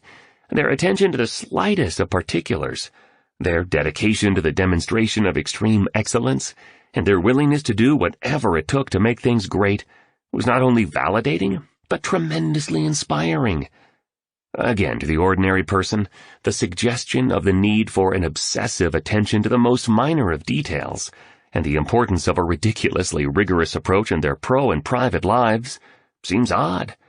But that F1 crew, their flawless calibration of the race car, their superhuman speed in executing pit stops, and even the way they cleaned the pit area with an industrial vacuum cleaner after the car roared away, so there wasn't even a hint of dirt anywhere, was fantastic. This is my point. The top 5% go granular versus applying a superficial mindset to their daily attitudes, behaviors, and activities. They really sweat the fine points so much they removed the dirt from the pit area after the race car left? Questioned the artist, fascinated. Yep, remarked the billionaire. They swept and vacuumed the whole bay, and when I asked them why, they told me that if even a molecule of sediment got into the race machine's engine, it could cost them a win, or even worse, it could result in the loss of a life. Actually, any small failure of even one team member to act with precision could create a tragedy. One loose screw left by an unfocused crew member could lead to a calamity. One checklist item missed by a distracted associate might cause a catastrophe. Or one missing measurement overlooked by a squad partner leaving some of his precious attention on the phone he was playing with prior to the pit stop could cost a victory. I'm beginning to agree with you that the approach you are speaking of is important, admitted the entrepreneur. Very few business people and those in other fields like the arts, sciences, and sports think and behave like this anymore. It used to be normal, I guess. Developing high awareness around the things that we do, and having a painstaking approach to making our work perfect. Refining the details, sweating the little points. Producing with precision rather than being unprofessional and careless. Under-promising and over-delivering. Taking immense pride in our craft. Going deep and embracing, to use your words, granularity versus superficiality. I must give credit where it's due, said the billionaire humbly. This languaging and this model was taught to me by the spellbinder. But yes, small things matter when it comes to mastery. I read somewhere that the Space Shuttle Challenger disaster, which broke so many hearts, was caused by the failure of a single O-ring seal that some experts valued at 70 cents. A horrific ending of lives was caused by a flaw around what appeared to be an insignificant detail. This all makes me think of the Dutch genius Vermeer, the artist contributed. He was a painter who pursued work of the highest quality. He experimented with different techniques that would allow natural light to fall in a way that made his art look three-dimensional. There was such a depth to what he created, such attractiveness to each stroke, and such refinement in every move. So I agree too. The average artist has a really light, basic, impatient approach to their painting. Their focus is more on the cash than on the craft. Their attention is on the fame, not the finesse. I guess that because of this, they never build the higher awareness and acumen that will help them make the better choices, that will give them the better results, that will make them the legends of their fields. I'm starting to get how powerful this simple model is. I love Vermeer's Woman in Blue reading a letter. And, of course, Girl with a Pearl Earring, said the billionaire, cementing the fact that he appreciated great art. I love this insight that you're sharing with us, observed the entrepreneur as her eyes widened. She then grasped the artist's hand. Mr. Riley winked. I knew this was coming, he muttered with obvious happiness on seeing their growing romantic connection. He closed his eyes once again. The butterfly was still sitting on the ear of the eccentric tycoon as it flapped its exotic-colored wings. Mr. Riley spoke these words from the mighty poet Rumi. Gamble everything for love, if you are a true human being. If not, leave this gathering. Half-heartedness doesn't reach into majesty. Can I ask you a question? Wondered the entrepreneur. Absolutely, replied the billionaire. How does this philosophy of rigor and granularity play out in personal relationships? Not well, was the candid reply of the shirtless baron. The spellbinder schooled me on a concept called the dark side of genius. Basically, the idea is that every human gift comes with a downside, and the very quality that makes you special in one area is the same one that makes you a misfit in another. The reality is that many of the great virtuosos of the world had messy private lives. The very gifts of seeing a vision few else could see, holding themselves to the absolute highest of standards, being content alone for long stretches of time as they worked monomaniacally detailing the most minor points on their projects, behaving relentlessly in following through on their masterpieces, acting with rarely seen self-discipline, and listening to their hearts while ignoring their critics, made personal relationships hard. They were misunderstood and seen as difficult and different, rigid, and unbalanced. The billionaire then fell to the sand and started doing more push-ups at a ferocious pace. Next, while staring at a white dove that glided over the roof of his oceanside home, he did 20 burpees. Then he carried on. And many of these legends of creativity, productivity, and world-class performance were out of balance, the magnate stated. They were perfectionists, mavericks, and fanatics. This is the dark side of genius. The very things that make you amazing at your craft can devastate your home life. Just telling you cats the truth, observed the billionaire as he sipped from a water bottle that had tiny lettering on it. If you looked at it closely and carefully, here's what you'd read. Philip of Macedonia, in a message to Sparta. You are advised to submit without further delay, for if I bring my army into your land, I will destroy your farms, slay your people, and raze your city. Sparta's reply, if. But just because your gifts have downsides to them, doesn't mean you shouldn't express them, expounded the billionaire energetically. You just need to develop awareness around where they can lead you into trouble in your personal life, and then manage those traps. And this brings me beautifully back to this morning's learning model that really does set the stage for everything you'll learn about the transformational value of the 5 a.m. Club, and how to lock it in as an enduring habit. The industrialist bent down, picked up a sea-worn stick, and touched it to the silk swatch. Please always remember the core maxim for elite performance, that this framework for personal greatness has been built around. With better daily awareness, you can make better daily choices, and with better daily choices, you'll start seeing better daily results. The Spellbinder calls this the 3-step success formula.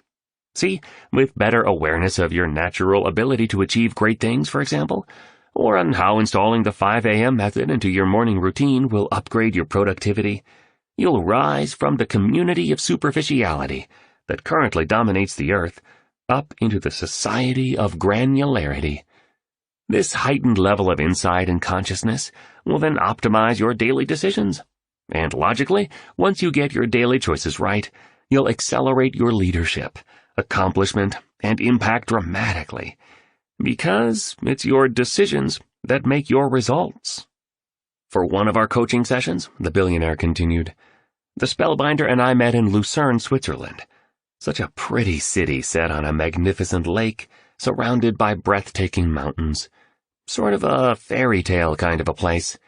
Anywho, one morning he ordered a pot of hot water, along with some lemon wedges, so he could have the fresh lemon tea he enjoys sipping most mornings. Here's the thing. This should be interesting, the artist interrupted, as he scratched an arm with a tattoo built around an Andy Warhol quote that said, I never think that people die, they just go to department stores. The tray arrived, the billionaire went on. Perfect silverware, excellent china, everything calibrated to the highest order. And get this, whoever cut the lemons in the kitchen exercised the deep craft rigor essential to sustained mastery by actually going the extra mile and carving the seeds out of the wedges. Amazing, right? The billionaire began to do the same quirky dance that he did at the conference center. Then he stopped. The entrepreneur and the artist shook their heads. A pretty uncommon level of care and attention to detail in a world of such superficiality and performers stuck in apathy, said the entrepreneur, pretending not to be distracted by the mogul's dancing. The Spellbinder calls the phenomenon pervading commerce these days the collective deprofessionalization of business, noted the billionaire. People who should be working, delighting customers, showcasing extraordinary skills, unlocking otherworldly value for their organizations so both they and their firms experience success, are watching inane videos on their phones, shopping online for shoes, or scrolling through their social feeds. I've never seen people so disengaged at work, so checked out and so exhausted, and I've never seen people making so many mistakes. The billionaire pointed the crooked stick at the 3-step success formula again. De-seeding the lemon wedges is a fine metaphor to challenge you to consistently make the shift from superficiality to granularity. Real rigor in terms of your approach to not only what you do at work, but how you operate in your private life. True depth as it relates to how you think, behave, and deliver. Healthy perfectionism and an unyielding quest to be the best that you are capable of becoming is what I'm suggesting to you two good folks here on this awesome beach. This will give you what the Spellbinder calls a GCA, gargantuan competitive advantage. It's never been so easy to own the sport and business today, because so few performers are doing the things required to reach industry dominance. Mastery is a rarity, and people who play at a brilliant level are a scarcity. So the field is yours. If you show up the way I'm encouraging you to show up. Here's the powerful insight. There's a ton of competition at ordinary, but there's almost none at extraordinary.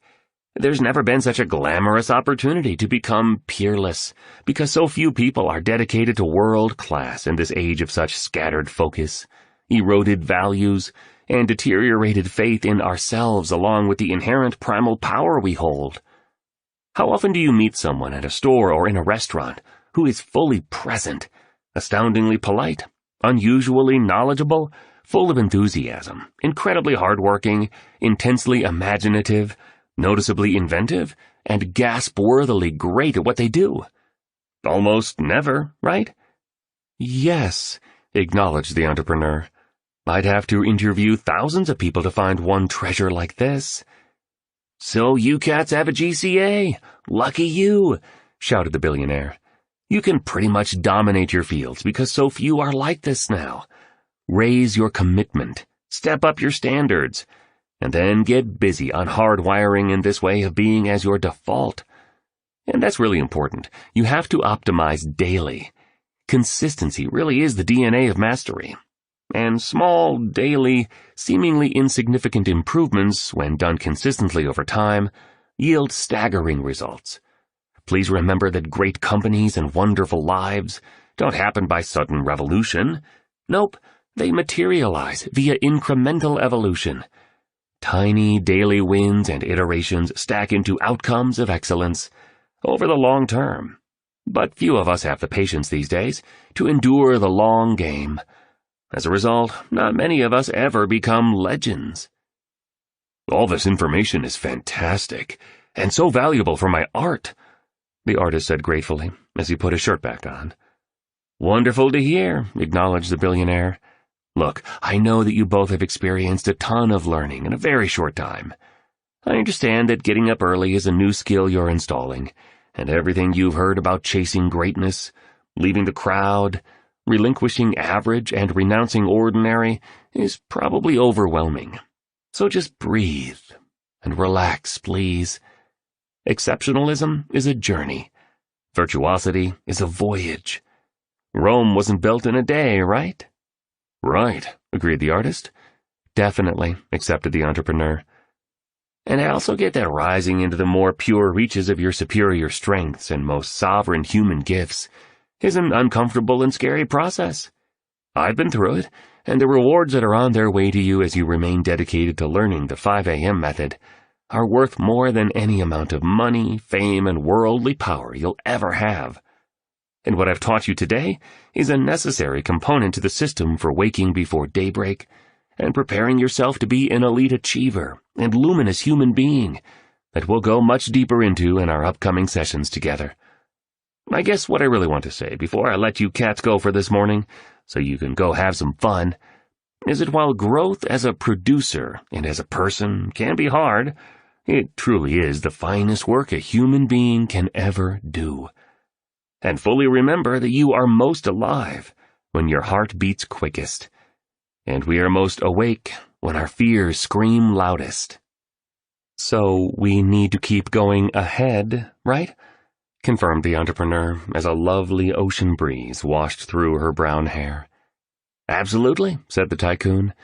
All shadows of insecurity dissolve in the warm glow of persistency. Okay, one last example about assuming a rigorous approach in your professional and home life and gaining a GCA by going all granular on important projects, around essential skills and during meaningful activities. After that, I'd love for you two to go swimming, snorkeling, and sunbathing. You should see the spectacular lunch my team has prepared for you. I need to head into Port Louis for a meeting, but I really hope you both will make yourselves at home. So... Mr. Riley stopped for a moment, reached down and touched his toes 4 times while muttering the following mantra. Today is a glorious day, and I'll live it at excellence. With boundless enthusiasm and limitless integrity, true to my visions and with a heart full of love. I remember reading an article, the billionaire continued, where the CEO of Moncler, the Italian fashion company, was asked what his favorite food was. He replied it was spaghetti pomodoro. And then he shared that while this dish seems strikingly simple to prepare as it's only pasta, fresh tomatoes, olive oil, and basil, the executive remarked that to get the calibration correct takes unusual expertise and uncommon prowess.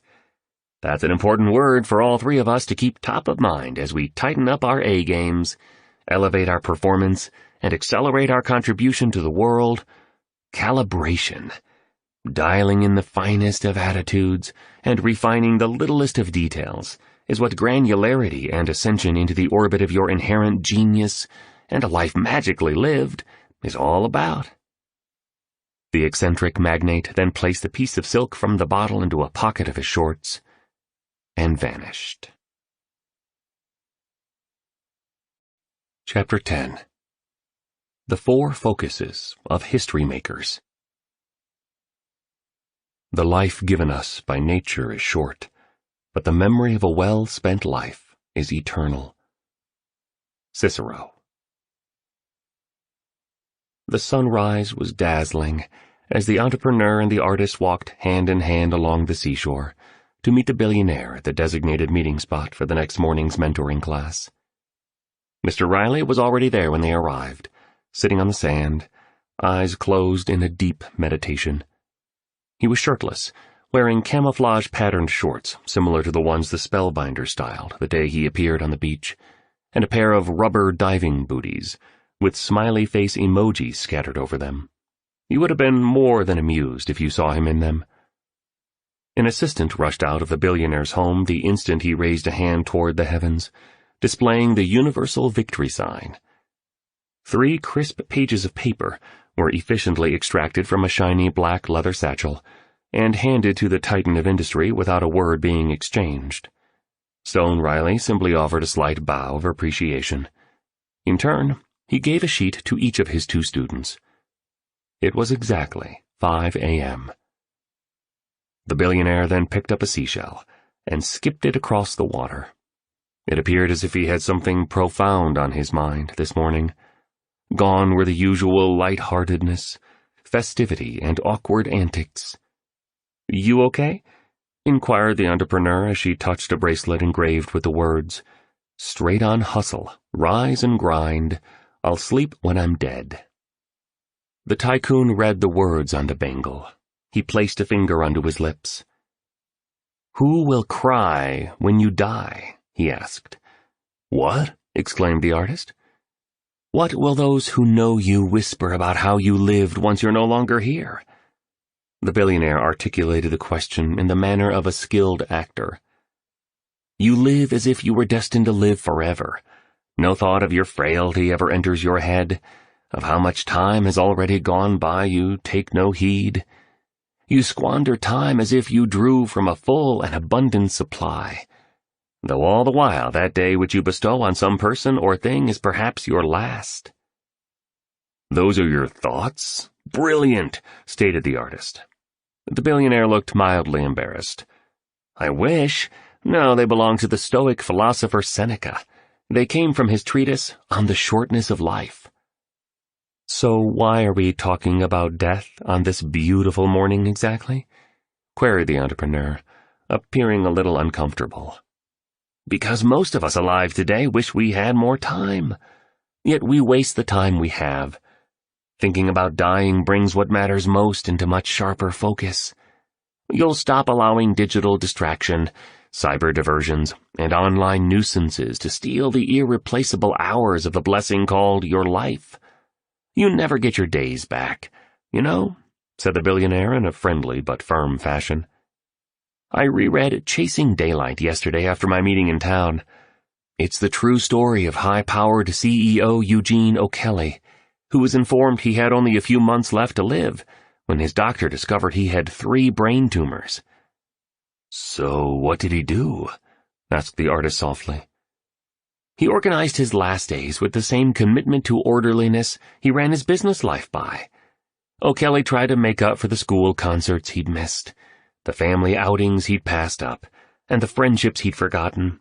In one part of the book, he shared how he'd ask a friend out for a walk in nature, and that this was sometimes not only the final time we would take such a leisurely walk together, but also the first time." "Sad," was the contribution of the entrepreneur as she nervously played with her bracelet.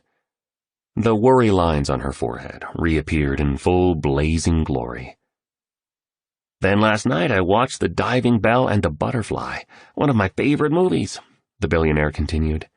"It's also a true story, about a man who was also atop the world, an editor-in-chief of French Elle magazine. Jean-Dominique Bauby had it all, and then suffered a stroke that left him unable to move any muscle in his body, except for his left eyelid. The condition's called locked-in syndrome. His mind still worked perfectly, but it was as if his body was encased in a diving bell, totally paralyzed." "Sad," said the artist, echoing his companion. "Get this," added Mr. Riley. "His rehabilitation therapists taught him a communication method called silent alphabet, which allowed him to form letters of words by blinking. And with their help, he wrote a book about his experience and the essential meaning of life. It took him 200,000 blinks, but he completed the book." "I have nothing to complain about," the entrepreneur said quietly. "He passed away shortly after the book was published," the billionaire kept on. "But the point I'm trying to offer with all this is that life is very, very fragile. There are people who will wake up today, take a shower, put on their clothes, drink their coffee, eat their oatmeal, and then be killed in a motor vehicle collision on their way to the office. That's just life happening. So, my advice to you two special human beings is not to put off doing whatever it takes to express your natural genius. Live in a way that feels true to you, and pay attention to the small miracles every day brings." "I hear you," commented the artist, as he tugged a dreadlock and fidgeted with the Panama hat he'd chosen to wear for this morning's coaching session. "I do too," stated the entrepreneur somberly. "Enjoy every sandwich," added the artist. "Very wise insight," said Mr. Riley. "It's not mine," the artist replied sheepishly. "They're the words of songwriter Warren Zevon. He spoke them after he discovered he was terminally ill. Be grateful for every moment. Don't be timid when it comes to your ambitions. Stop wasting time on insanely trivial things.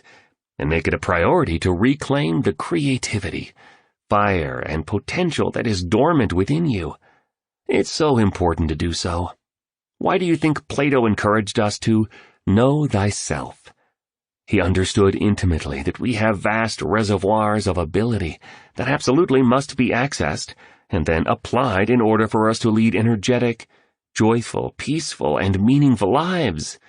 To neglect this hidden force inside of us is to create a breeding ground for the pain of potential unused, the frustration of fearlessness unembraced, and the lethargy of mastery unexplored.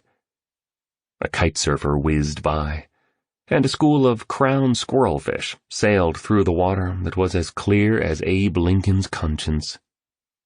This brings us beautifully to what I wanted to walk you through this morning. Please look carefully at your sheet of paper, the billionaire instructed. The learning model the two students saw, the 4 focuses of history makers, is reproduced on the enhancement. History maker focus number 1, capitalization IQ. The mogul explained the concept of capitalization, developed by eminent psychologist James Flynn. The valuable insight he conceived is that what makes a legendary performer so good isn't the amount of natural talent they are born into, but the extent of that potential they actualize and capitalize. Many of the finest athletes in the world, Mr. Riley observed, had less innate skill than their competition. But it was their exceptional dedication, commitment, and drive to maximize whatever strengths they had that made them iconic. It's not the size of the dog in the fight, it's the size of the fight and the dog in sight, declared the billionaire as he rubbed his chiseled abdominals absent-mindedly and put on a new pair of sunglasses, the kind you'd see on a surfer in Southern California.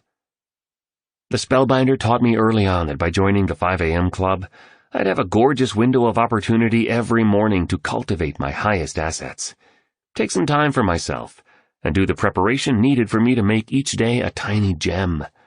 He helped me understand that successful people use their mornings well, and that by rising before daybreak, I'd win a primary victory that would set me up for a triumphant day. I never seem to have any me time, interjected the entrepreneur. My schedule's always so full, she repeated. I'd love to have a block in the morning to recharge my batteries and do some things that would make me a happier and better person. Exactly, remarked the billionaire. So many of us lead time-starved lives. We absolutely need to have at least an hour first thing in the morning to refuel, grow and become healthier, more peaceful people. Getting up at 5 a.m. and then running the 20-20-20 formula, which you'll soon learn, will give you an extraordinary head start on your days. You'll be able to concentrate on high-value activities instead of letting your day control you. You'll experience energy you never knew you had. The joyfulness you'll reclaim will blow you away, and your sense of personal freedom will totally soar. Mr. Riley then turned around to display a temporary tattoo on his muscled back. It bore a quote by French philosopher Albert Camus that read, "The only way to deal with an unfree world is to become so absolutely free that your very existence is an act of rebellion." Below these words, on the industrialist's back, was an image of a phoenix rising from the flames. "I so need this," the entrepreneur said. "I know my productivity, gratefulness, and calmness would improve so much if I had some personal time every morning before it all gets so hectic." "Me too," said the artist. "An hour to myself every morning to reflect and prepare would be a game-changer for my heart and for my life." The Spellbinder taught me early on that investing 16 minutes in developing my best self and my greatest skills during what he called the victory hour would transform the way the rest of my life unfolded mentally, emotionally, physically, and spiritually. He promised it would give me one of those gargantuan competitive advantages we discussed yesterday, and lead to the formation of absolute empires of creativity, money, joy, and helpfulness to humanity. And I need to say he was completely right. "Anywho," chirped the billionaire, "back to the concept of capitalization and the importance of intelligently exploiting whatever primal gifts you've been given. Too many among us have bought into the collective hypnosis that those with extraordinary skill are cut from a different cloth and have been divinely blessed by the gods of exceptional talent.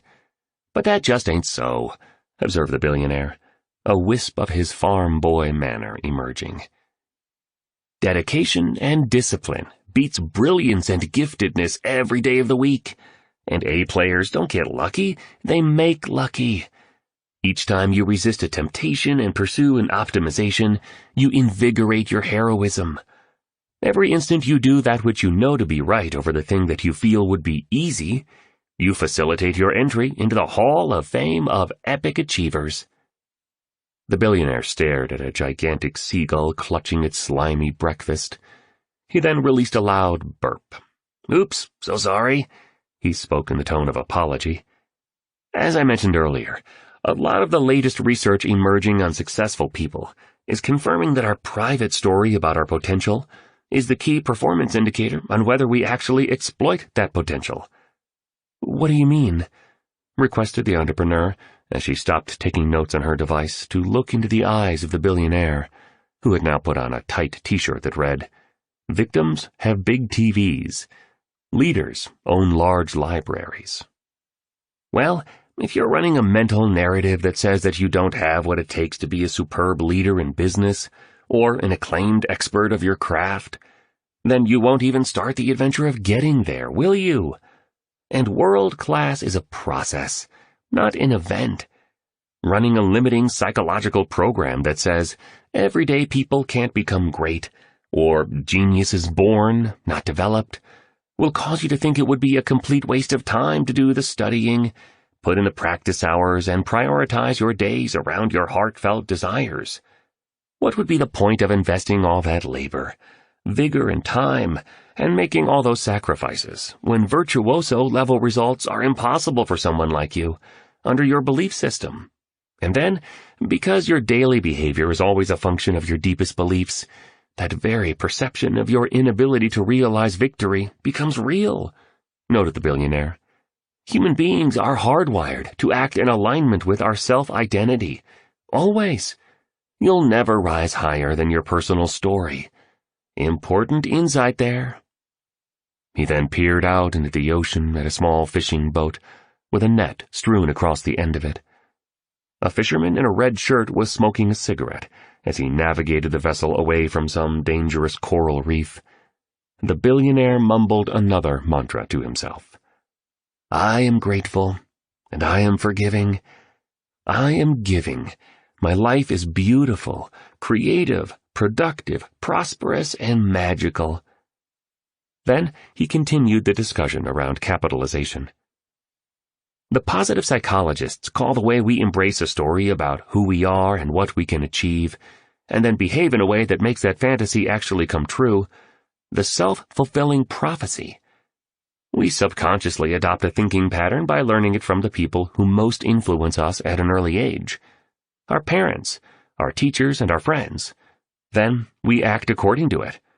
And since what we do creates the results we see, this generally faulty personal story becomes a reality of our very own causing. Amazing, right? But that's how most of us operate through the best years of our lives. The world is a mirror, and we get from life not what we want, but that which we are."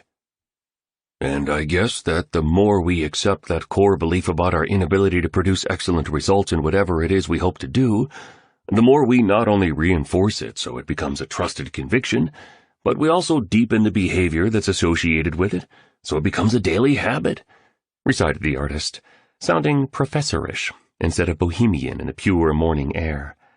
"Wonderfully said," replied the billionaire excitedly.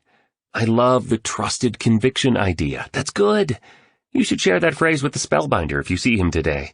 I think he's out fishing, but knowing him, he'll be getting some sun here on this beach later in the morning." The billionaire continued. "Every human being has an instinct for greatness, a hunger for the heroic, and a psychic need to rise toward the heavens of their finest capability, whether we remember this consciously or not. A lot of us have been minimized and pushed down so much by the dark and toxic influences around us, we've forgotten all we truly are. We've become masters of compromise, slowly and steadily allowing in more aspects of mediocrity, until a point arrives where it's our standard operating system.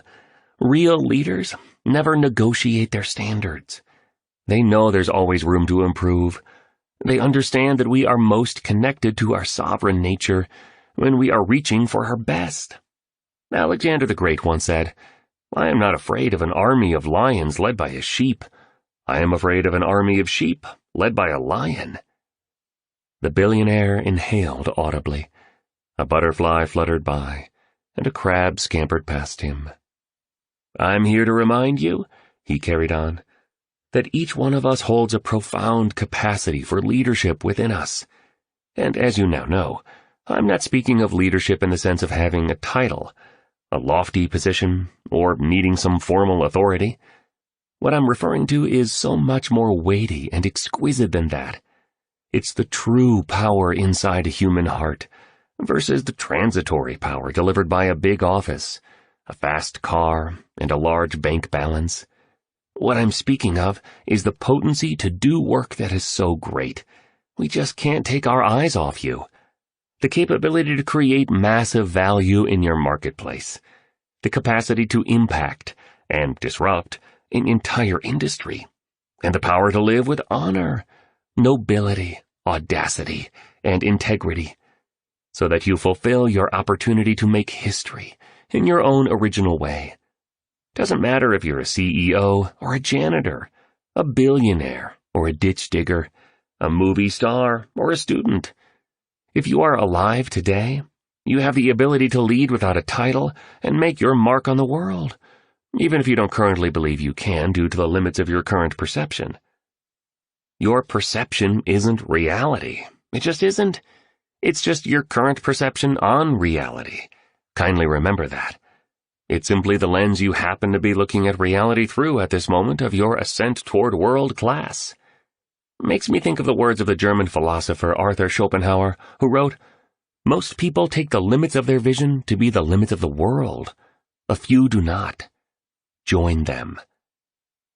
So there's a large difference between reality and our perception of reality, right? Inquired the entrepreneur. It seems from what you're saying that it's almost as if we see the world through a filter that's made up of all our personal programming. And we run the program so much, we get brainwashed into believing that the way we are seeing the world is real, right? You've got me rethinking the way I see everything now, she admitted, as the skin on her forehead scrunched together like a rose contracting in the cold. I'm beginning to question so much, she went on.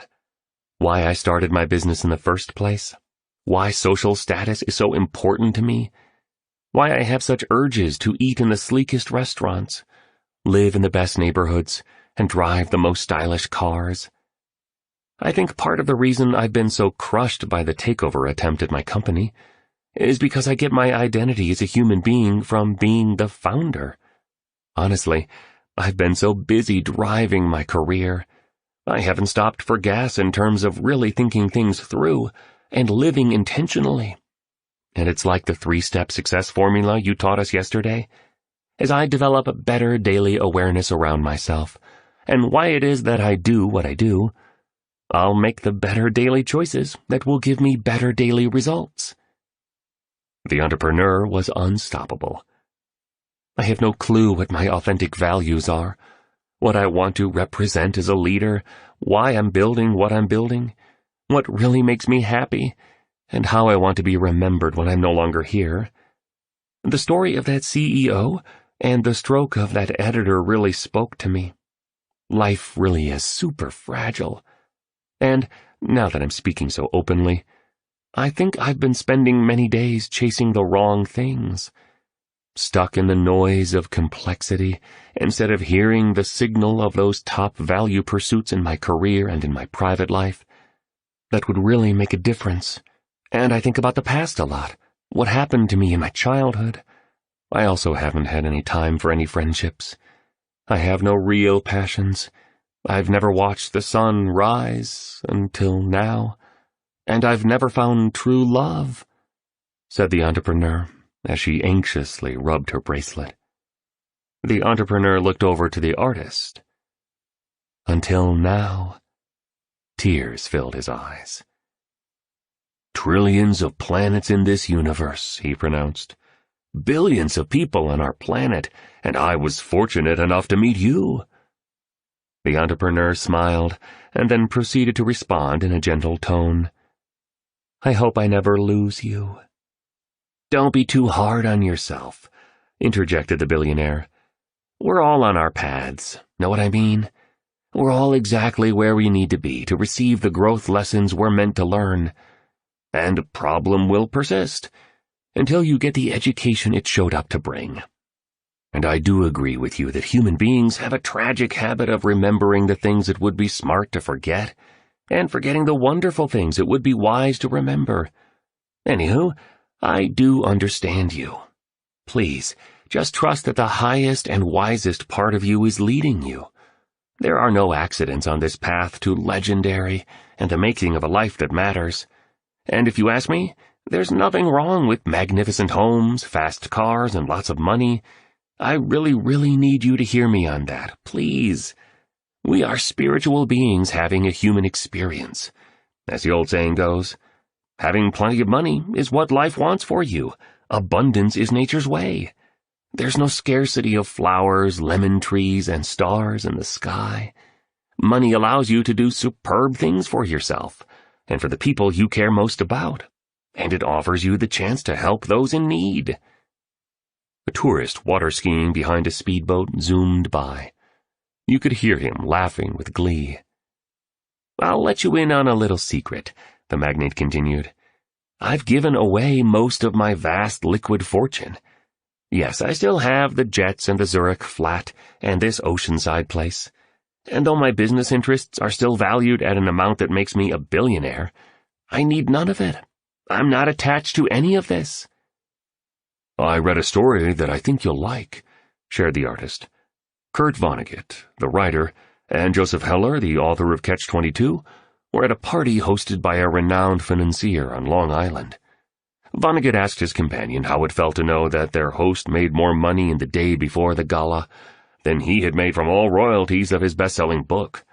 Heller replied, I've got something he can never have. Vonnegut asked, What on earth could that be, Joe? Heller's reply was priceless.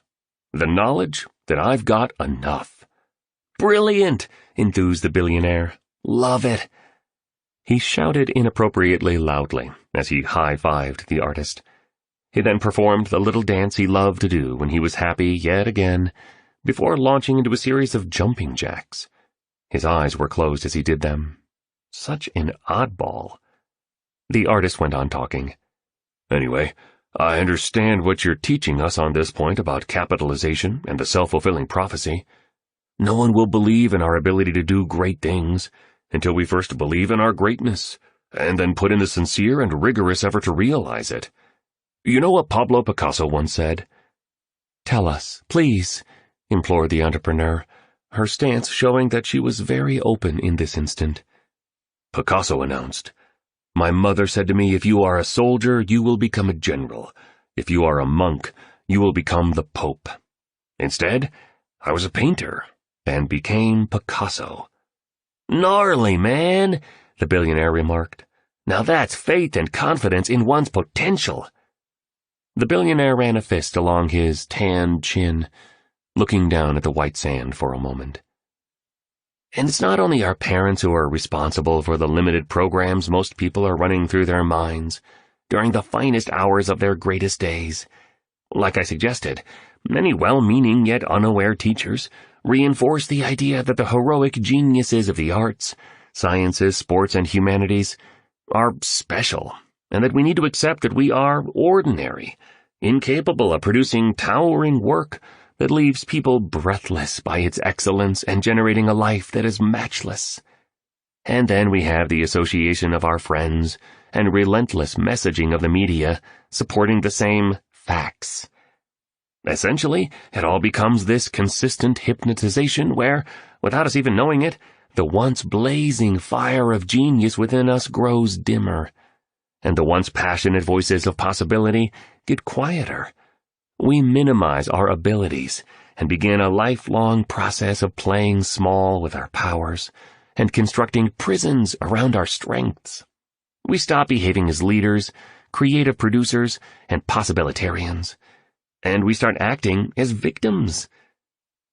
Disappointing what happens to so many good people, and most of us can't see this brainwashing away from our best selves happening, reflected the entrepreneur. Yep, responded the billionaire. Even worse, the potential unexpressed turns to pain. I need to emphasize. What do you mean by that? Wondered the artist, turning his eyes away and shifting his posture somewhat nervously.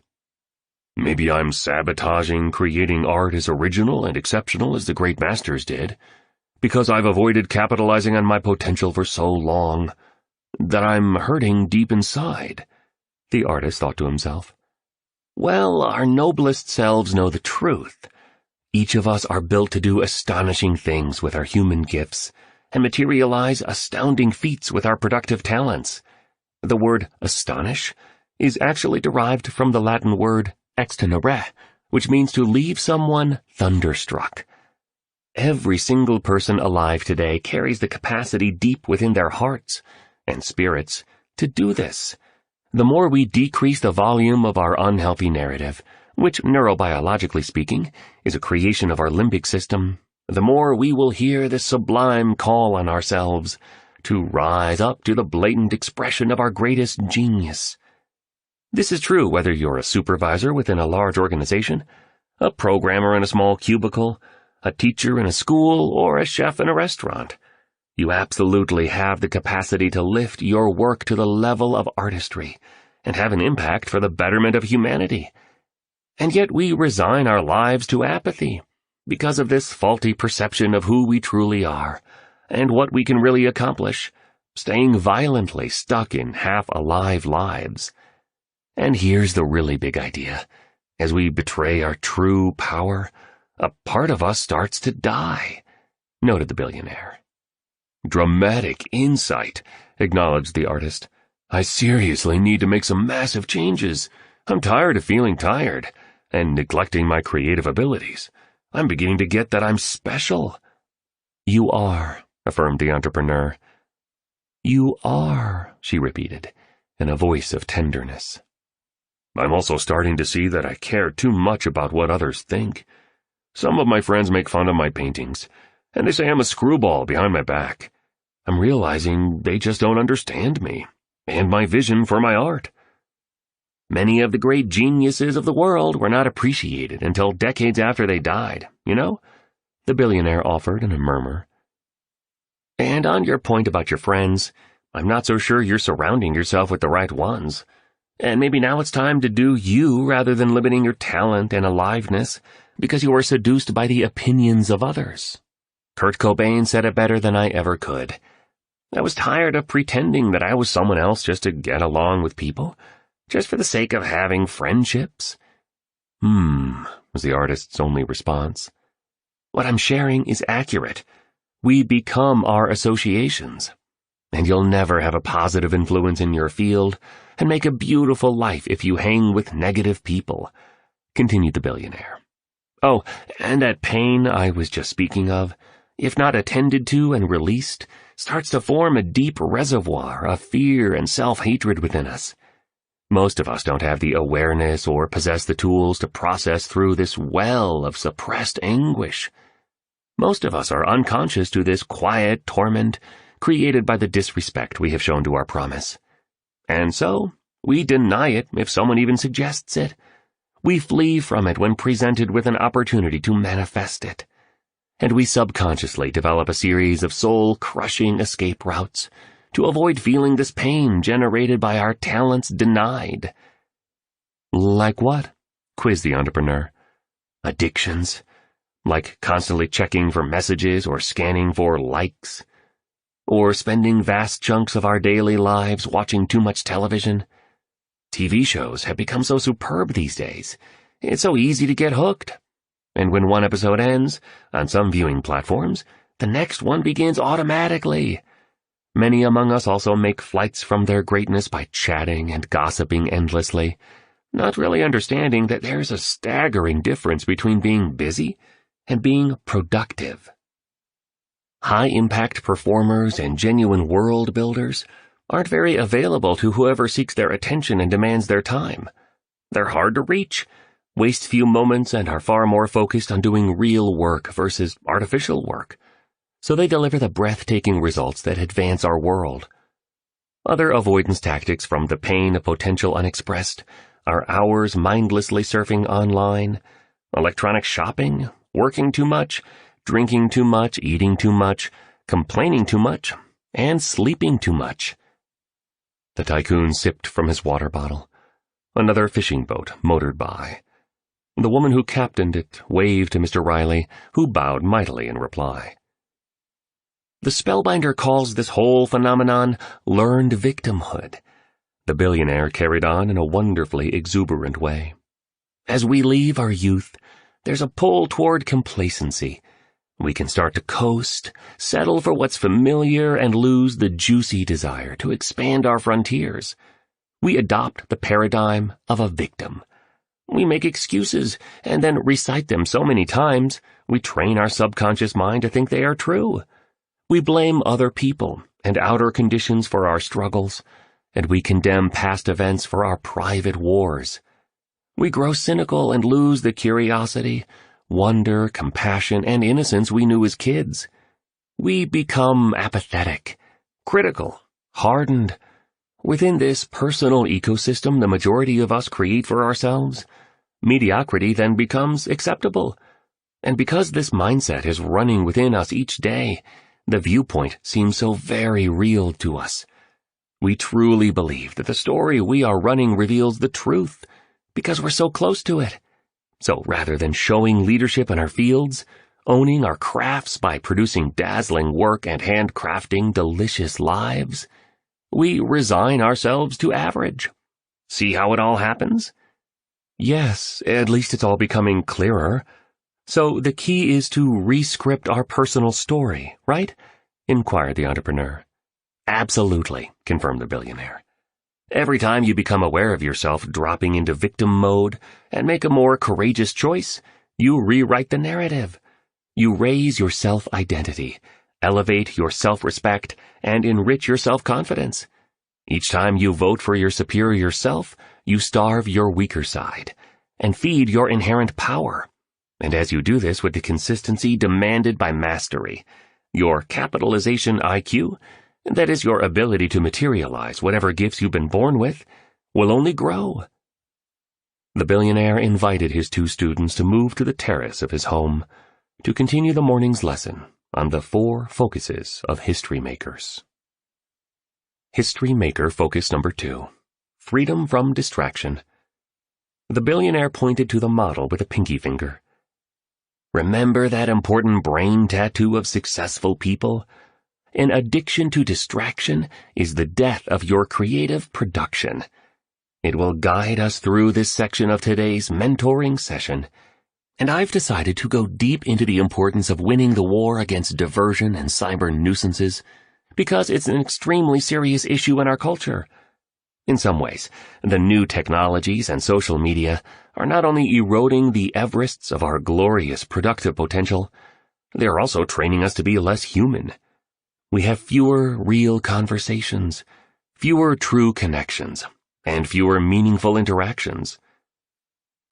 Yes, I'm realizing this more and more as the mornings pass on this beach, admitted the entrepreneur. Filling valuable hours with meaningless moves is the drug of choice for most people, the billionaire continued. Intellectually, we know we shouldn't be wasting time on zero-value activities. But emotionally, we just can't beat the temptation. We just can't fight the hook. This behavior is costing organizations billions of dollars in lost productivity and deficient quality. And as I suggested earlier, people are making more mistakes in their work than ever before because they aren't present to what they're doing.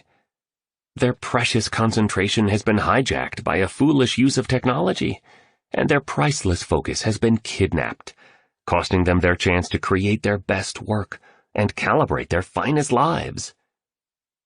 The stillness and quietude that only the day's earliest hours provide was still evident. The industrialist paused. He scanned the entire scene, gazing at the flowers neatly ordered around his home, then at the cargo ships on the horizon that looked like they hadn't moved, and finally at the ocean. "Look, Katz," he said at last, "I love the modern world. I really do. Without all the technology we have available to us, life would be a lot harder. My businesses wouldn't be as successful as they are. I wouldn't be as efficient as I am, and I possibly wouldn't be here with you two." "Why?" wondered the artist, as a single dolphin swam by gracefully. Astoundingly, it then soared high out of the ocean and spun in the air 4 times, before returning to the water with a lavish splash. Mr. Riley looked delighted. "I'm so happy I discovered how to become a magnet for miracles," he whispered to himself. "And I can't wait to teach these good folks how to do the same for themselves." He then kept on with his discourse. "All the innovations in healthcare tech saved my life when I was sick," the billionaire explained. "Anywho, technology well used is a phenomenal thing. It's all the silly ways people apply it now that really concerns me. So many potentially outstanding people are suffering from broken focus syndrome because they filled their professional and personal lives with so many gadgets, interruptions, and cyber noise. If you're in the sport of winning, please model all of the great masters of history and strip away all the layers of complexity from your days. Simplify, streamline everything. Become a purist. Less really is more. Concentrate on just a few work projects so you make them amazing, versus diluting your attention on too many. And socially, have fewer friends but go deep with them so the relationship is rich. Accept fewer invitations, major in fewer leisure activities, and study, then master a smaller number of books versus skimming many. An intense concentration only on what matters most is how the pros realize victory. Simplify, simplify, simplify. Stop managing your time and start managing your focus," added the billionaire. "Now there's a principle for greatness in this overstimulated society we live in." "Thanks to your teaching so far," said the artist, "I now understand that being busy doesn't mean you're being productive. I've also come to see that when I work on a new painting, the closer I get to great art, the more some darker part of me wants to get me distracted so that I avoid doing something mind-blowing. It happens fairly often now that I think about it. I'll get nearer to fantastic work, and I then begin to break my work routine. I'll go online and just surf. I'll sleep later and watch entire seasons of my favorite shows, or play video games with my virtual friends all night. Sometimes, I'll just drink too much cheap red wine." "The closer you get to your genius, the more you'll face the sabotage of your fears," agreed the billionaire powerfully. "You'll become scared of leaving the majority and having to deal with the byproducts of mastery, like being different from most people, jealousy from competitors, and the pressure to make your next project even better. As you rise toward virtuosity, you'll become anxious about failure, threatened by a concern of not being good enough, and insecure about blazing new paths. So your amygdala, an almond-shaped mass of gray matter in the brain that detects fear, gets all fired up, and you begin to tear down the productivity you've built up. We all have a subconscious saboteur that lurks within our weakest selves, you know? The good news is that once you become aware of this condition, I can make the better daily choices that will give me better daily results," the artist interrupted, with all the energy of a puppy seeing its owner after a long day alone. "Exactly," said the billionaire. "Once you are aware of the fact that as you near your highest talents and most luminous gifts, the scared side of you will rear its ugly head and try to mess up the masterpieces you've been creating by pursuing every distraction and escape route possible to avoid finishing. You can manage that self-destructive behavior. You can step outside of it. You can disempower it, simply by watching its attempts to denounce your mastery." "Really profound insights here," contributed the entrepreneur. This explains so much about why I'm limiting my productivity, performance, and influence at my company. I'll set an important target. I get the team enrolled in it. We sequence the key deliverables. Then I get distracted. I'll say yes to another opportunity that adds more complexity to our business. I'll fill my days with useless meetings with people who love to hear the sound of their own voice. I'll check my notifications obsessively and watch breaking news reports religiously. This morning it's become super clear how I'm totally sabotaging my effectiveness. It's also pretty obvious that I am addicted to the digital nonsense you're speaking about. I'll be honest, I haven't gotten over some of my exes because it's so easy to watch their lives on social media. I'm understanding now that a lot of the hours I could be super creative, I trade for online recreation. Like you said, Mr. Riley, it's a form of escape. I can't seem to stop shopping on my devices. It's just too easy. And it makes me feel happy for a few minutes. I'm getting why Steve Jobs didn't give his kids the very things he sold to the world. He understood how addictive they could be if improperly used, and how they could make us less human and less alive. The billionaire raised a hand. Another assistant sprinted from the beach hut up to the now sun-soaked terrace. He wore a crisp white shirt, charcoal gray sailing shorts, and well-cared-for black leather sandals. "Here you are, sir," the young man said with a French accent, as he handed the mogul a tray with mysterious markings on it. In the center was a model of the human brain. "Merci beaucoup, Pierre. Now, let's explore the neuroscience of self-sabotage, so you cats can understand it better, and then beat it. Remember, each of us has what the spellbinder calls the ancient brain. This is made up of the limbic system, a set of brain structures that sit on both sides of the thalamus, right under the cerebrum. The amygdala that I mentioned a few moments ago is part of this. This basic and lower-functioning brain served to keep us safe thousands of years ago in a primitive world of relentless threats like starvation, temperature extremes, warring tribes, and saber-toothed tigers. It functions to do one main thing: maintain a steady state while warning us against dangers so we survive and propagate our species. With me so far? Asked the billionaire politely. Understood. The entrepreneur and the artist responded in unison, as a housekeeper served fresh lemon tea with some chunks of ginger in it. Excellent. One of the fascinating traits of our ancient brain is its negativity bias. To keep us safe, it's far less interested in what's positive in our environment, and significantly more invested in letting us know what's bad. This brain's default is to hunt for danger, the billionaire continued happily. So back when life was much more brutal, we could respond swiftly and stay alive.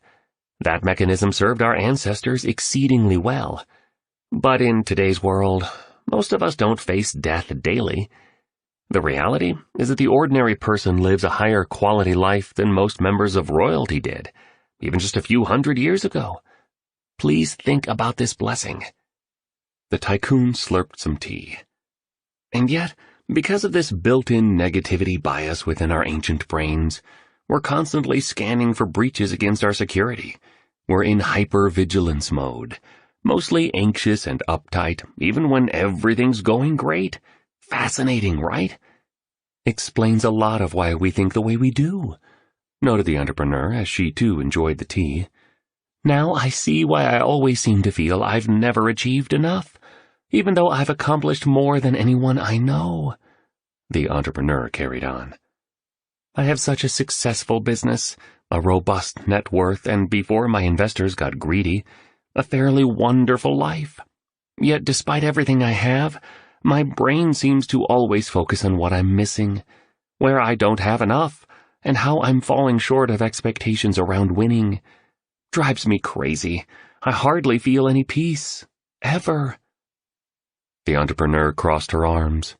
The artist blew her a kiss as his dreadlocks dangled in the fragrant breeze. Theodore Roosevelt said something I think it's important you hear, expounded the billionaire. What did he say? Inquired the entrepreneur, her arms clenched tightly. Comparison is the thief of joy, responded the billionaire. Someone will always have more fortune, fame, and stuff than you do. Think about my earlier point about detachment and embracing the wisdom of knowing when enough is enough. Yes, I remember, said the entrepreneur courteously. More and more of this hunger you have comes from deeper feelings of scarcity, and a lot of this is stemming from the workings of your ancient brain. It's scanning your environment, and the negativity bias is being activated, preventing you from enjoying all the good you have. Okay, said the billionaire. Let's go even more granular. As time advanced, our brains evolved, and the prefrontal cortex developed. This is the part of our brain responsible for higher thinking. Neuroscientists consider it the crown jewel of advanced reasoning. The Spellbinder calls it the mastery brain. But here's the thing. As we begin to dream bigger, learn quicker, and raise our levels of creativity, productivity, and performance, the ancient brain and the mastery brain began a conflict. They went to war. The primitive brain senses our growth, knows we're leaving our safe harbor of the known, and gets fired up because we're leaving our traditional ways of being. It senses the threat, even though the threat is essential to our personal ascension and professional advancement. We absolutely must venture into those unexplored places where possibility lives, to become more intimate with our primal genius and to become all we are meant to be. Knowing we have higher reaches of talent and courage left to visit floods a human heart with immense excitement. This knowledge is one of the vast treasures that make life worth living. The celebrated psychologist Abraham Maslow once stated, "If you plan on being anything less than who you are capable of being, you will probably be unhappy all the days of your life." But the amygdala kicks into high gear as we exit what's familiar and try something new. The vagus nerve gets provoked, the fear hormone cortisol gets released, and we begin to destroy the very intentions and implementations that our mastery brain so intelligently wants us to realize. This explains why so few people are highly creative and extremely productive, the artist observed. As we leave our comfort zones, the ancient brain gets triggered. As we raise our expertise and lift our influence, it gets frightened by the change. Exactly, applauded Mr. Riley. Then cortisol is released, our perception narrows, our breathing grows shallow, and we drop into fight or flight mode. Actually, the three options of fear are flight, fight, or freeze. The artist added, "Our higher thinking wants us to grow, evolve, do more masterful work, lead better lives, and inspire the world," continued the artist. But there's a battle of our brains going on, and the ancient, lower, more primitive brain inside all of us wants to stop our evolution. Exactly, said the billionaire as he fist-bumped the painter. And so, speaking to the second focus of history makers on the model you're walking us through, freedom from distraction, I guess it's because of this fear we face that we embrace as many diversions as possible to make us feel better, even if only for a minute, questioned the entrepreneur. Truth, confirmed the billionaire, and to escape the discomfort that comes with us becoming more intimate with our inherent genius. This is such a big piece for me. The artist couldn't contain his enthusiasm. You've just walked us through why our culture is so addicted to distractions, and why the majority don't experience their greatness. And I guess that's why creative and productive people are the real warriors of our society. We not only have to face the insults of our naysayers and the arrows of those critics who don't understand our art, we also need to have the guts to push past the alarm bells of our ancient brains, pleading with us not to reach for our brilliance. Poetically said, my friend, exclaimed the billionaire gleefully. He did that little dance again. The housekeeper, who was sweeping the veranda, just shook her head. It takes an awesome amount of courage to feel the terror of true personal and professional growth, and to keep going, even when you sort of feel you're dying, taught the Titan. But continuing when you're frightened is how you become a legend. You two cats are makers, builders of great things, and all builders consistently break through their fear, daily, to find higher levels of prowess, impact, and human freedom. Oh, and the fantastic reward you'll receive as you fully express your strengths and gifts isn't only the product of your heroic efforts, it's who you'll become by advancing through the fire of your fears and the heat of your trials along the process to mastery. You get to know who you are. You see your abilities more clearly. Your confidence soars. You need the stroking of the crowd a lot less, and you begin to live your authentic life versus a plastic one, manufactured by a world that doesn't want you to be free. The billionaire sipped from his water bottle before continuing to explain the importance of breaking free from the death grip of device distraction and digital diversions. And that's where being a member of the 5 a.m. Club can also work its magic for you, he told his audience of 2. One of the ways the great men and women of the world avoided complexity was by incorporating tranquility and serenity into the front part of their days. This beautiful discipline gave them absolutely essential time away from overstimulation to savor life itself, replenish their creative reservoirs, develop their supreme selves, count their blessings, and ground the virtues that they would then live out their days under. Many of the people who fueled the progress of our civilization shared the habit of rising before daybreak. Could you name a few of those people? Quizzed the entrepreneur. John Grisham, the famous novelist, for one, replied the billionaire. Other celebrated early risers include Wolfgang Amadeus Mozart, Georgia O'Keeffe, Frank Lloyd Wright, and Ernest Hemingway, who said that early in the morning there is no one to disturb you, and it is cool or cold, and you come to your work and warm as you write. Beethoven rose at dawn, said the artist. The great ones all spent a lot of time alone, offered the billionaire. Solitude, the kind that you can access before the sun comes up, is a force multiplier around your power, expertise, and connection to being human. And your escalation requires your isolation. See, you can be in the world all day long chatting endlessly on your phone about 1,000 senseless things. Or you can change the world by exploiting your talent, refining your skills, and being a light of upliftment that raises us all. But you can't do both. Princeton psychologist Eldar Shafir has used the term cognitive bandwidth to explain the point that we have a limited amount of mental capacity when we rise each morning. And as we give our attention to numerous influences, ranging from the news, messages, and online platforms to our families, our work, our fitness, and our spiritual lives, we leave bits of our focus on each activity we pursue. Massively important insight to consider. No wonder most of us have trouble concentrating on important tasks by noon. We've spent our bandwidth. Sophie Leroy, a business professor at the University of Minnesota, calls the concentration we deposit on distraction and other stimuli attention residue. She's found that people are far less productive when they are constantly interrupting themselves by shifting from one task to another throughout the day, because they leave valuable pieces of their attention on too many different pursuits. The solution is exactly what I'm suggesting. Work on one high-value activity at a time, instead of relentlessly multitasking, and do so in a quiet environment. Albert Einstein made the point exquisitely when he wrote, "Only one who devotes himself to a cause with his whole strength and soul can be a true master." For this reason, mastery demands all of a person.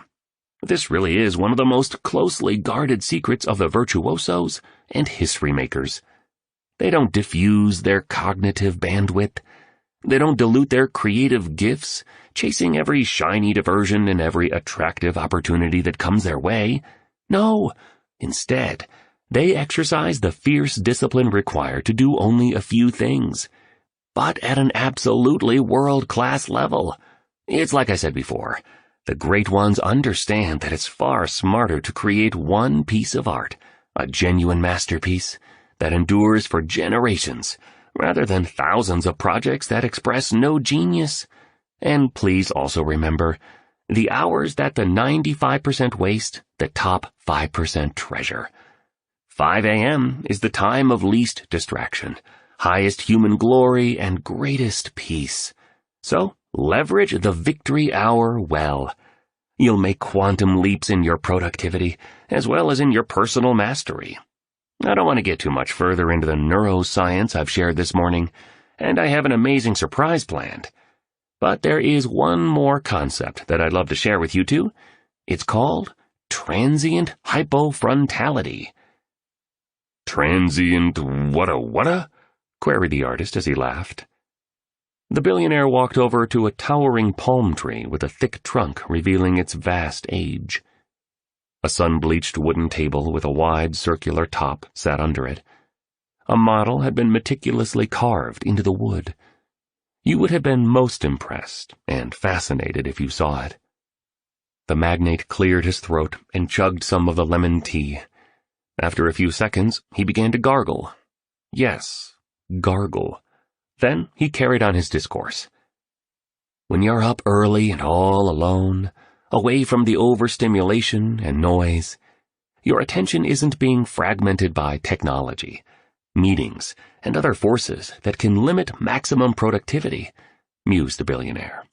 And so the prefrontal cortex, that part of your brain responsible for rational thinking, as well as constant worrying, actually shuts off for a short time. Lovely information, right? That's the transient part of transient hypofrontality. It happens only temporarily. Your nonstop analyzing, ruminating, and stressful overthinking stops. You pause from trying to figure everything out and being so concerned about things that will probably never happen. Your brain waves actually shift from their usual beta to alpha, and sometimes even down into theta state. The solitude, silence, and stillness of daybreak also triggers the production of neurotransmitters like dopamine, the inspirational fuel that serves superproducers so well, and serotonin, the beautiful pleasure drug of the brain. Automatically and naturally, you enter what I described earlier as the flow state. Mr. Riley waved his left hand over the diagram on the table. Entitled The Secret of Morning Genius, it is reproduced on the enhancement. The flow state is the peak mindset that all exceptionalists like top violinists, iconic athletes, elite chefs, brilliant scientists, empire-building entrepreneurs, and legendary leaders inhabit when they produce their finest product, the industrialist added enthusiastically. When you give yourself the gift of some morning peace away from your busyness, the hardwired capacity of every human brain to access the realm of pure genius becomes activated. The excellent news for you two cats is that with the right moves, you can habituate this state of awesome performance so it shows up with absolute predictability. Transient hypofrontality, a very helpful model, declared the entrepreneur as she gingerly placed her phone into her shorts. The entire world would transform if people knew this information, pronounced the artist.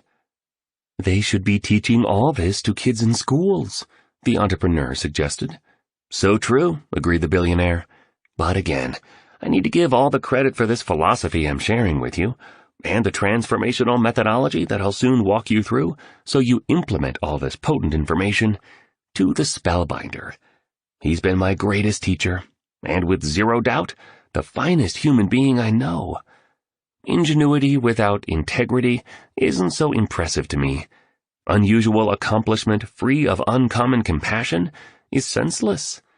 And yes, if every person on the planet was educated in this material, and then they had the commitment to apply it, the entire world would be advanced. Because each of us would own and then live our latent power to realize extraordinary results and rise into completely glorious people. History Maker Focus Number 3. Personal Mastery Practice. The billionaire walked his two students past the expansive terrace that offered delightful views of the ocean, around to the front of his house. A black SUV shimmered in the driveway as the rays of the morning sun washed over it. "Where are we going?" asked the entrepreneur.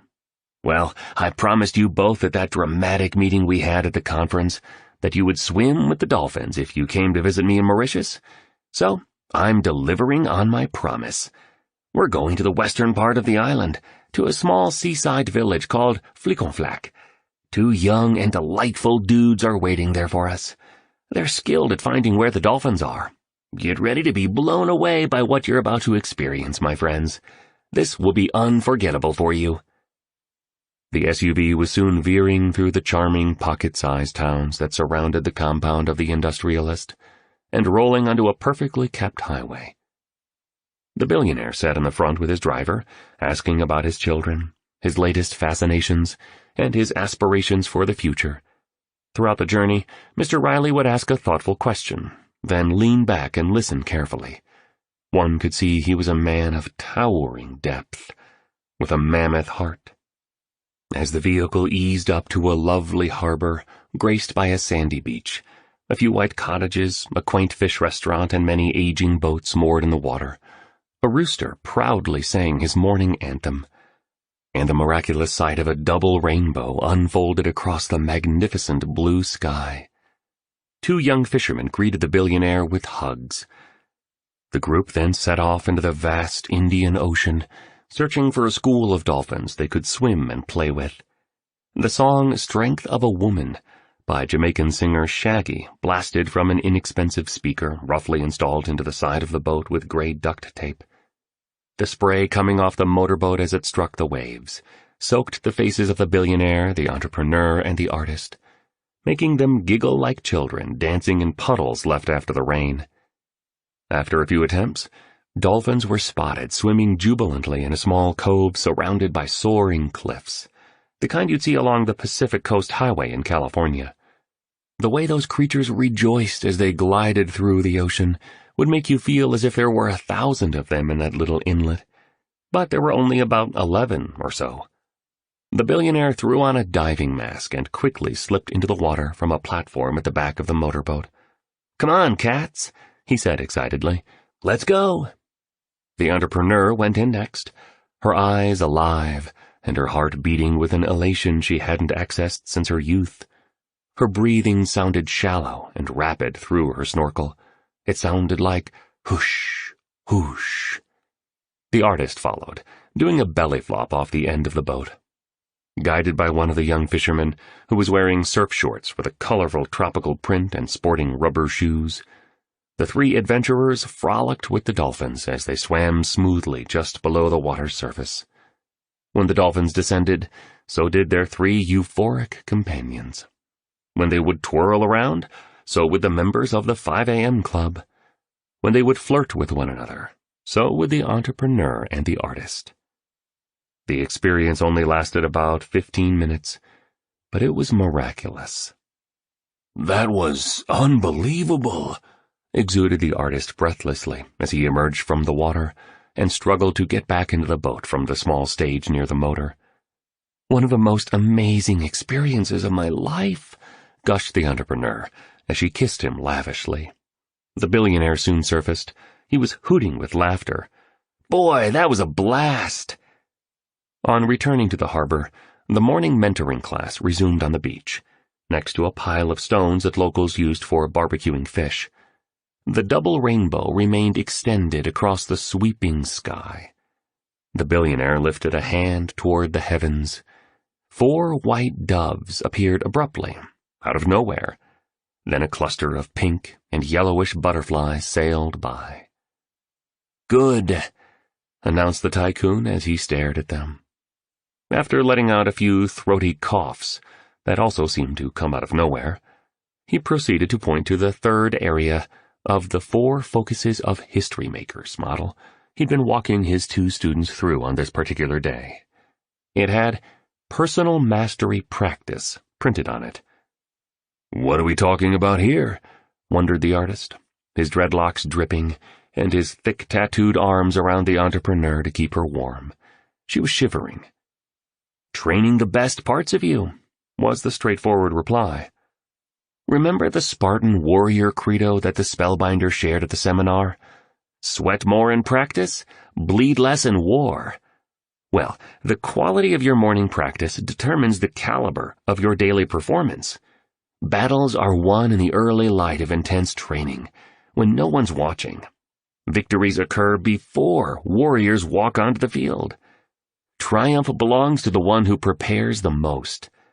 It's obvious that if you want to be the best in the world at business or art or chess, or as a designer, or as a mechanic or as a manager, you need to put in enormous amounts of practice time to advance your expertise.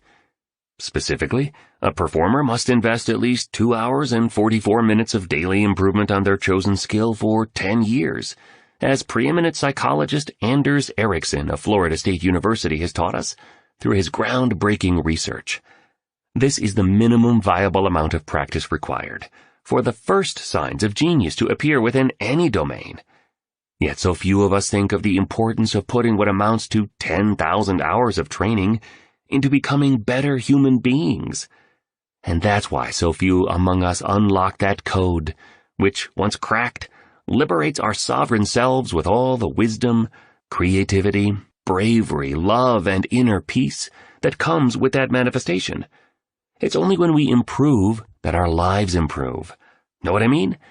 What I'm suggesting to you two is that you need to practice advancing toward personal mastery daily, just as we must dedicate ourselves to any other skill we seek to be world-class at. Fortify and bulletproof, and nourish the core dimensions of your inner life, and trust me, you'll times 100 your life. Everything you do in your outer world is an absolute consequence of what's happening within you. This is where you need to do the real morning preparation. Then you'll walk out in the world every day thinking, feeling, and producing at levels that make you unconquerable. You owe this gift to yourself. "I've never believed much in self-improvement before the Spellbinders Conference," stated the entrepreneur flatly. "It's never seemed real to me." "Have you ever tried it?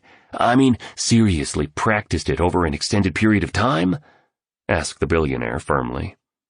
Yet another dove flew overhead, and when the mogul glanced up at the sun, it almost appeared that the clouds parted. "Not really," admitted the entrepreneur. "Until now, until I joined the 5 a.m. club." "Okay, good. So let's keep going. Here's the key," said the billionaire. "During your victory hour, from 5 to 6 a.m. each morning, concentrate on upgrading what the Spellbinder calls the 4 interior empires. This will be the smartest and sometimes the most difficult work you will ever do in your life.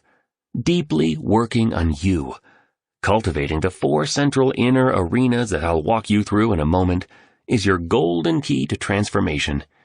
It won't be easy, I need to reinforce that, but it will be totally worth it." "Why?"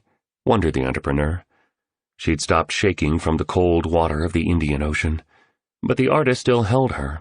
His dreadlocks still dripped, and the renegade rooster still crowed. "Because inner empires need to be unfolded up to world class before you'll ever see outer ones, and your fortune always follows your fearlessness. Powerful insight, cats. Your influence in the world mirrors the glory, nobility, vitality, and luminosity you've accessed in yourself. Very few people in this time of superficiality and human creatures behaving like artificial machines remember this essential life truth. External always expresses internal. Without always reflects within. Your creativity, productivity, prosperity, performance, and impact on the planet are always a sublime expression of what's going on inside of you. For example, if you lack faith in your ability to get your ambitions done, you'll never achieve them. If you don't feel deserving of abundance, you'll never do what's required to realize it. And if your drive to capitalize on your genius is weak, your fire to train is dim, and your stamina to optimize is low, it's clear you'll never take flight into the rare air of outright mastery and realize domain dominance. External always expresses internal. And to experience empires in your outer life, you need to develop your inner ones first, reinforced the billionaire. He started to sip from a bottle of green-colored liquid that one of the fishermen had given him when he hopped out of the motorboat. If you looked very closely at the text printed on the glass, you'd read these words of Mahatma Gandhi. "The only devils in the world are those running in our own hearts. That is where the battle should be fought." As you consistently increase the inherent power inside you, Mr. Riley continued, you'll actually begin to see an alternate reality, flush with gorgeous opportunity and luxurious possibility. You'll play in a universe of the marvelous that members of the majority can't even perceive, because their eyes are blinded by doubt, disbelief, and fear. Greatness is an inside game, the billionaire affirmed, as he drew yet another learning model into the sand.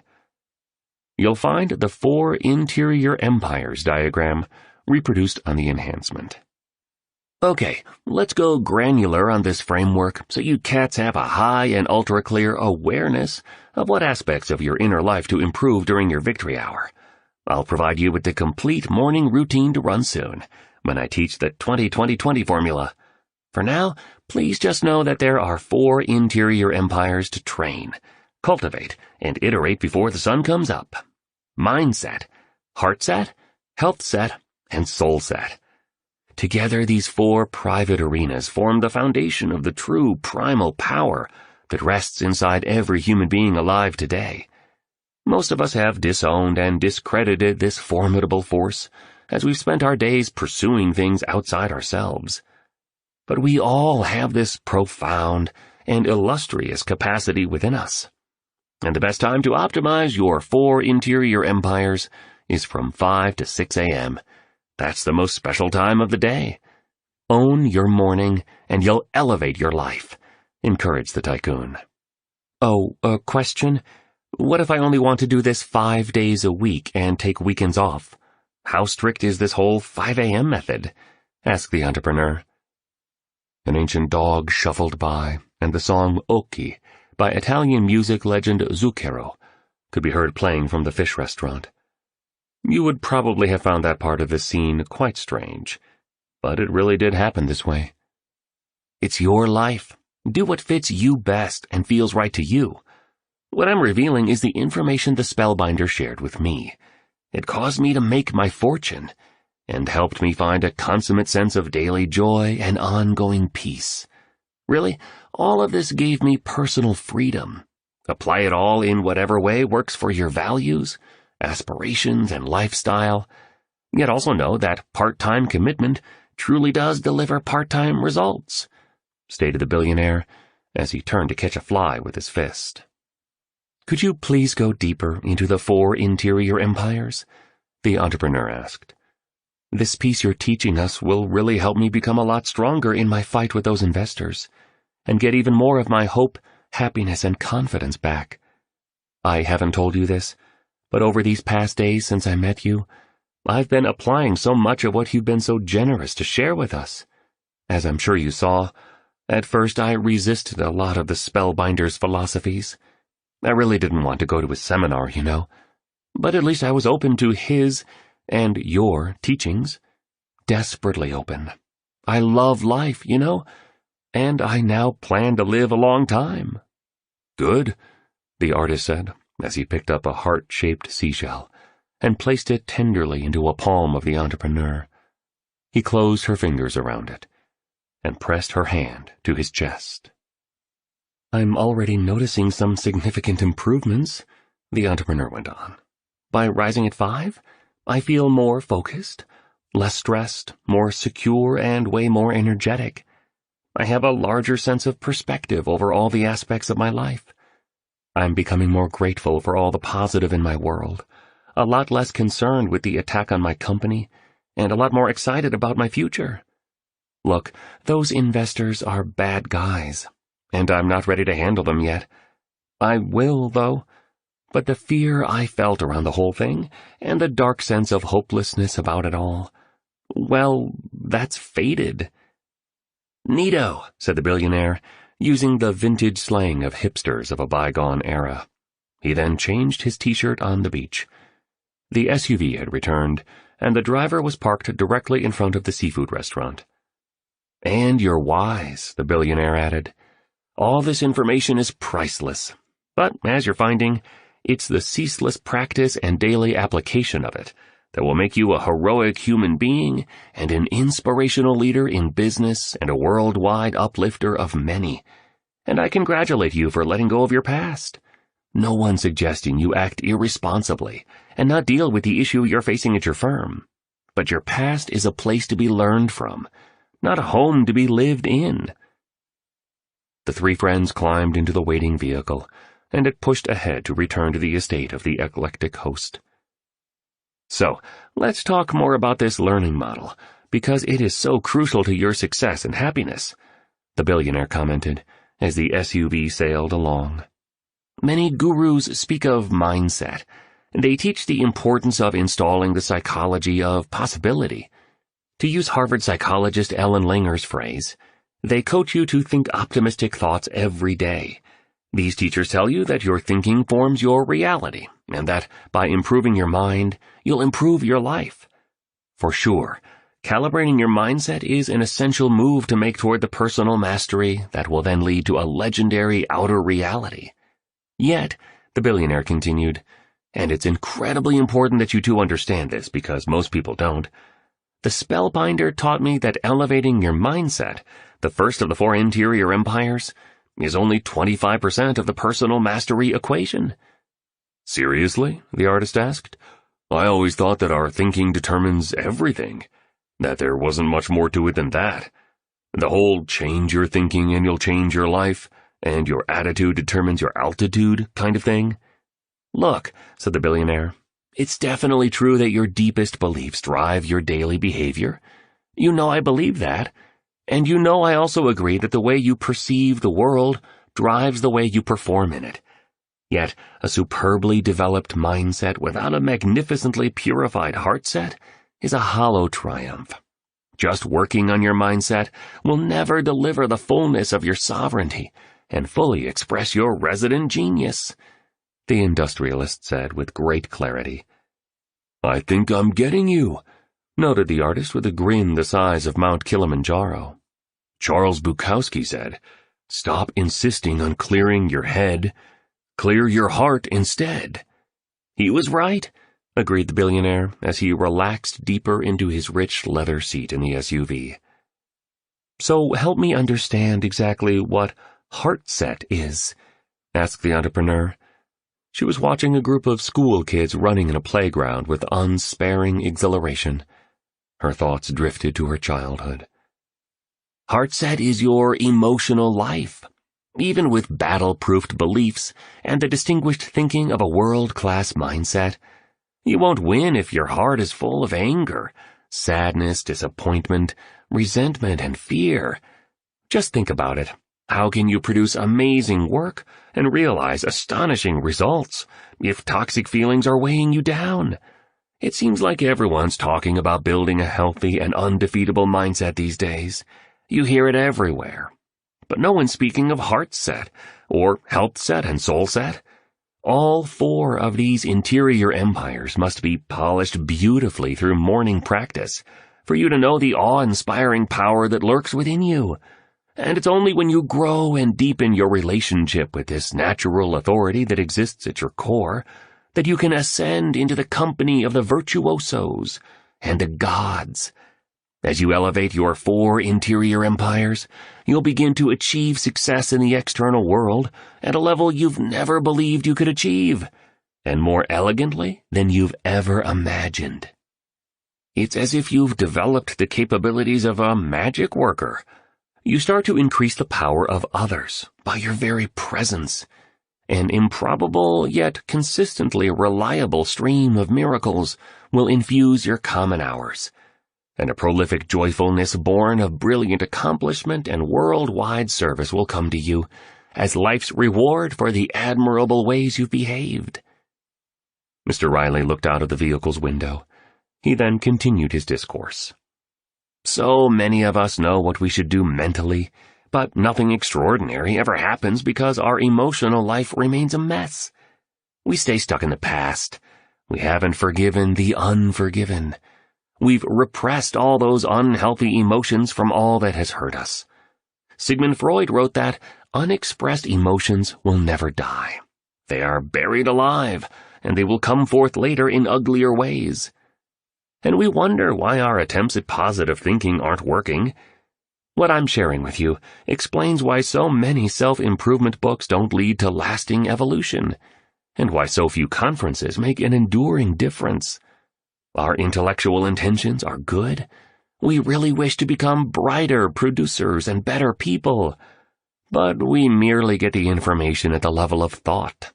And then we sabotage our lofty aspirations with the residue of our broken hearts. So nothing shifts. So nothing increases. So nothing transforms. If you want to experience exponential growth and unparalleled performance, you need to dial in a masterful mindset, but also repair, rebuild, and reinforce a winning heart set, so that all the dark and toxic emotion from your past pains are cleared out, released, and cleansed and purified forever. And so your heart, once hardened by life's trials, reopens in all its noble glory. Amazing insights, the entrepreneur acknowledged. But how exactly do I do this during my victory hour from 5 to 6 a.m.? You'll learn how to implement the 5 a.m. method in the near future, the billionaire replied. You two cats are becoming open enough and strong enough to embrace the 20-20-20 formula soon.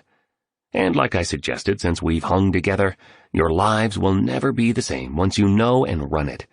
The 20-20-20 formula is an absolute game changer. For now, please just understand that a great mindset with a poor heart set is a giant reason good people end up dissolving their attempts at greatness. Oh, added the billionaire, I should also mention that working on your heart set isn't only about removing negative emotions that have built up from life's frustrations, disappointments, and burdens. It's also about amplifying the healthy ones. That's why part of your morning routine needs to have a gratitude practice as part of it, to feed your sense of awe and fuel your reservoirs of exuberance. Love it, said the artist. Profound what you're sharing, brother. Revolutionary, I'll admit, he emphasized. Yes, absolutely. And so the spellbinder taught me to do some profound work on my heart set each morning, during my victory hour. Yet here's the thing.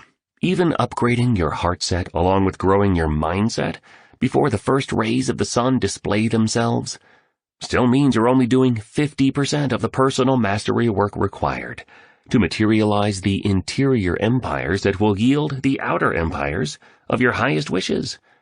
After mindset and heart set, you also need to fortify your health set each morning. New word for me, observed the entrepreneur. Health set, I like it. Well, this one speaks to your physical dimension, explained the billionaire, as the SUV passed one of the many tea plantations in Mauritius. One of the main elements of your rise to legendary is longevity. Here's a quick tip if you want to lead your field and experience continuous escalations of your eminence. Do not die. You'll never become a titan of your industry and an icon who makes history if you're dead. Both the entrepreneur and the artist grinned as the billionaire began to clap vigorously, apparently as happy as a family of squirrels playing in a forest on hearing his own words. But I am being serious. Beautiful things happen once you commit seriously to peak fitness and go hard on cheating aging. Just imagine living an extra few decades and staying ultra healthy as you do so.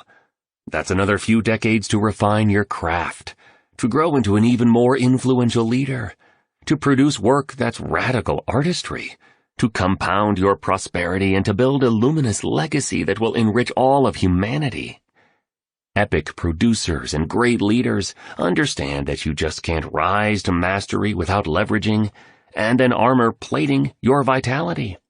Every day's just dramatically better with some exercise in it. I need to say that again because it's so essential to a life amazingly lived. Every day is just dramatically better with some exercise in it. And few things feel as good as getting uber fit. I guess what I'm offering to you is that Health Set is all about dialing in your physical dimension so your brain is operating at its highest level of cognition, and so your energy is igniting, and so your stress is dissolving, and so your joy is expanding. Getting really healthy and ultra-fit worked wonders for my business, you know? The billionaire paused. He drew his hands together, as is the custom in India, where people say namaste, which is Sanskrit for, I bow to the divine in you. And that brings me to Soul Set, lady and gentlemen. I have learned that every single one of us has an unstained spirit and spotless soulfulness that rests at our very center.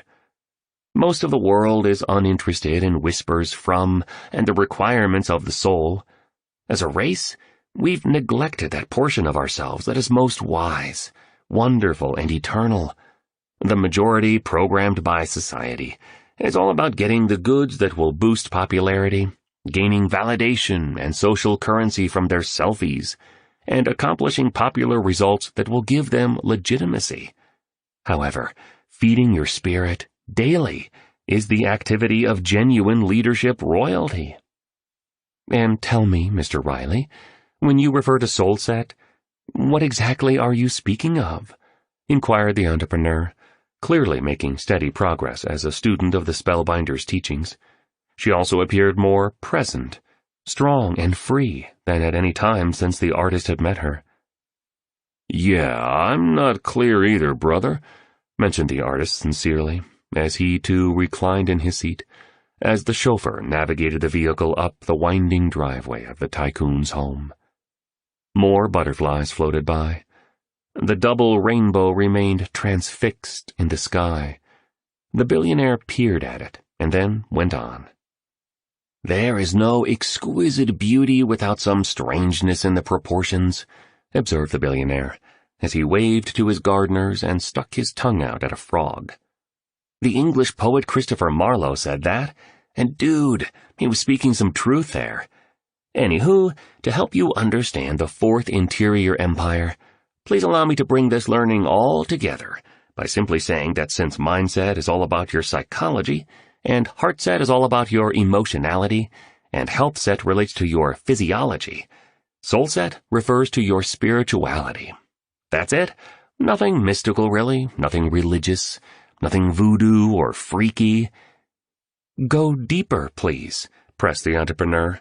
You're reordering my perception with all of these points. Well, it's all the Spellbinder's work, not mine. Kindly remember that. Anywho, my encouragement is to become a devout spiritualist. And just so that term doesn't spook you and shut you down to this education, all I mean to say is spend some time in the quietude of the early morning to make the return to the courage, conviction, and compassion within you. All I'm encouraging is that you soar with the angels of your highest nature and dance with the gods of your most precious talents for a little time before sunrise, as a tribute to what's most wise and true within you.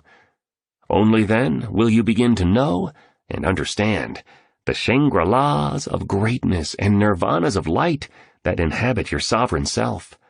Soul Set is all about remembering who you truly are. The sages, saints, and seers of history all rose at dawn to forge even weightier bonds with the hero we all have at our cores. Insecurity, scarcity, selfishness, and unhappiness are all children of fear. These characteristics were taught to you. They sure aren't your natural state. After we are born, we begin the departure from our spiritual power and descend into more of what this damaged world wants us to be. We become more about acquiring, hoarding, and comparing instead of creating, helping, and adventuring. Awake human beings work on elevating their soul set in the serene hours before daybreak, in the sanctuary of solitude, silence, and stillness. Through hope-filled contemplation of the finest version of yourself, without errors in your character, by marvelous meditation on how you wish to show up during the day ahead, by thoughtful consideration of the quickness of life and the suddenness of the exit, and by rich reflections on what gifts you aim to materialize, so you leave the world in better shape than you encountered it on your birth. These are some of the ways you can raise your soul set game. Yes, continued the billionaire, the vulnerability of his open-hearted delivery displaying itself even more potently in his now soft voice. "You too have a brave, loving, and wildly powerful hero at your foundation.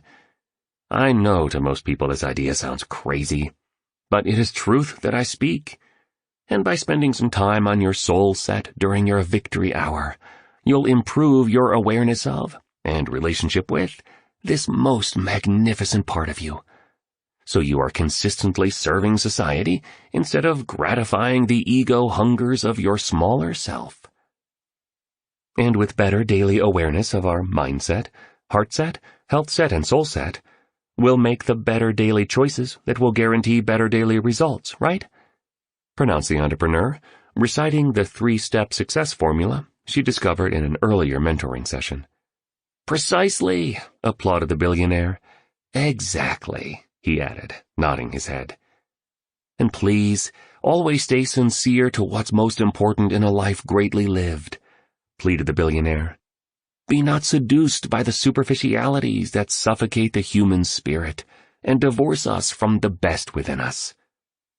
He pulled a thin wallet out of a front pocket and read the words of Tolstoy from a tattered piece of paper that had been folded in a sleeve. Here's what you would have heard him say, in his raspy yet dignified voice, if you were in that SUV with them. "A quiet, secluded life in the country with the possibility of being useful to people to whom it is easy to do good, and who are not accustomed to have it done to them.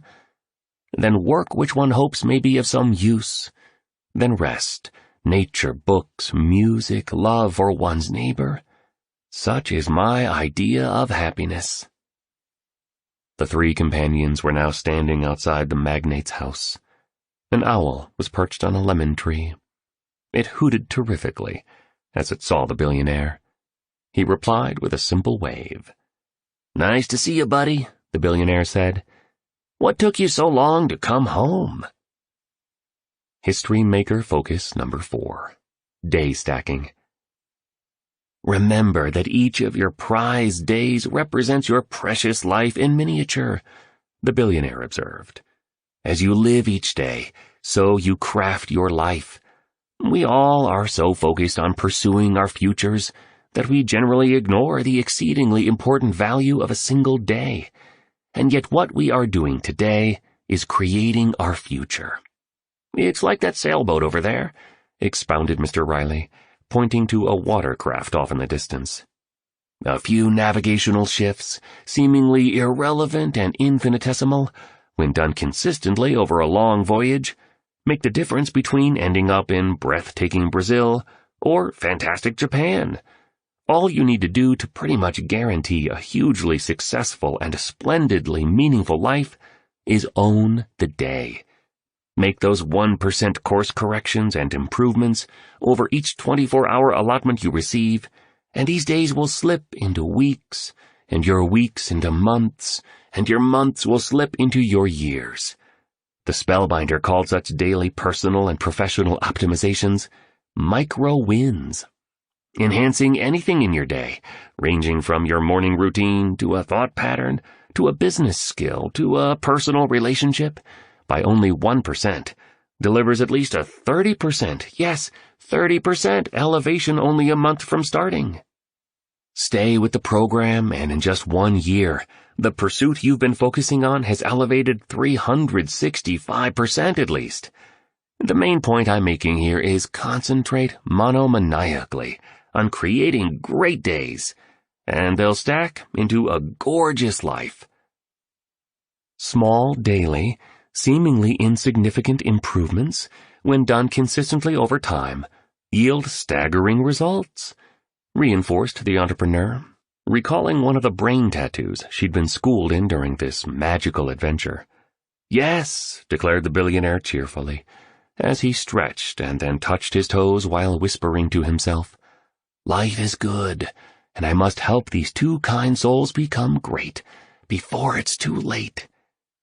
Here's the real takeaway, the billionaire carried on. Elite producers and everyday heroes understand that what you do each day matters far more than what you do once in a while. consistency really is a key ingredient of mastery, and regularity is a necessity if you're amped to make history. In that moment, the entrepreneur's attention was stolen by her phone as the screen lit up. Stunningly, the following words showed up in lettering that resembled blood dripping, leaving her trembling and shaken. "A killer is coming." "Baby, what's up?" asked the artist, revealing more of the growing intimacy of their relationship. "Yes, what happened?" wondered the billionaire on seeing the ghost-white face of the entrepreneur. It's, she sputtered. She fell to her knees, in a flower bed close to where the chauffeur had parked the SUV. Almost as quickly, she stood up again. "It's another death threat. They're telling me someone is on the way to kill me. The investors again, pushing me to leave the firm." "Guess what, guys?" the entrepreneur said, pivoting into a posture of high confidence and mighty defiance. "I'm not leaving. I built this company. I love what I do.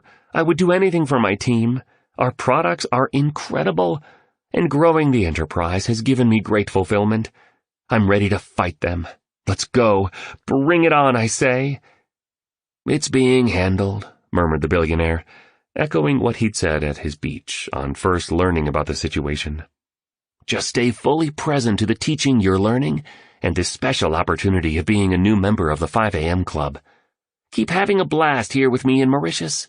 Continue this little love story unfolding between you and my tattooed friend over here," smiled the billionaire, "and keep strengthening the awareness of your natural power as a leader, performer, and human being.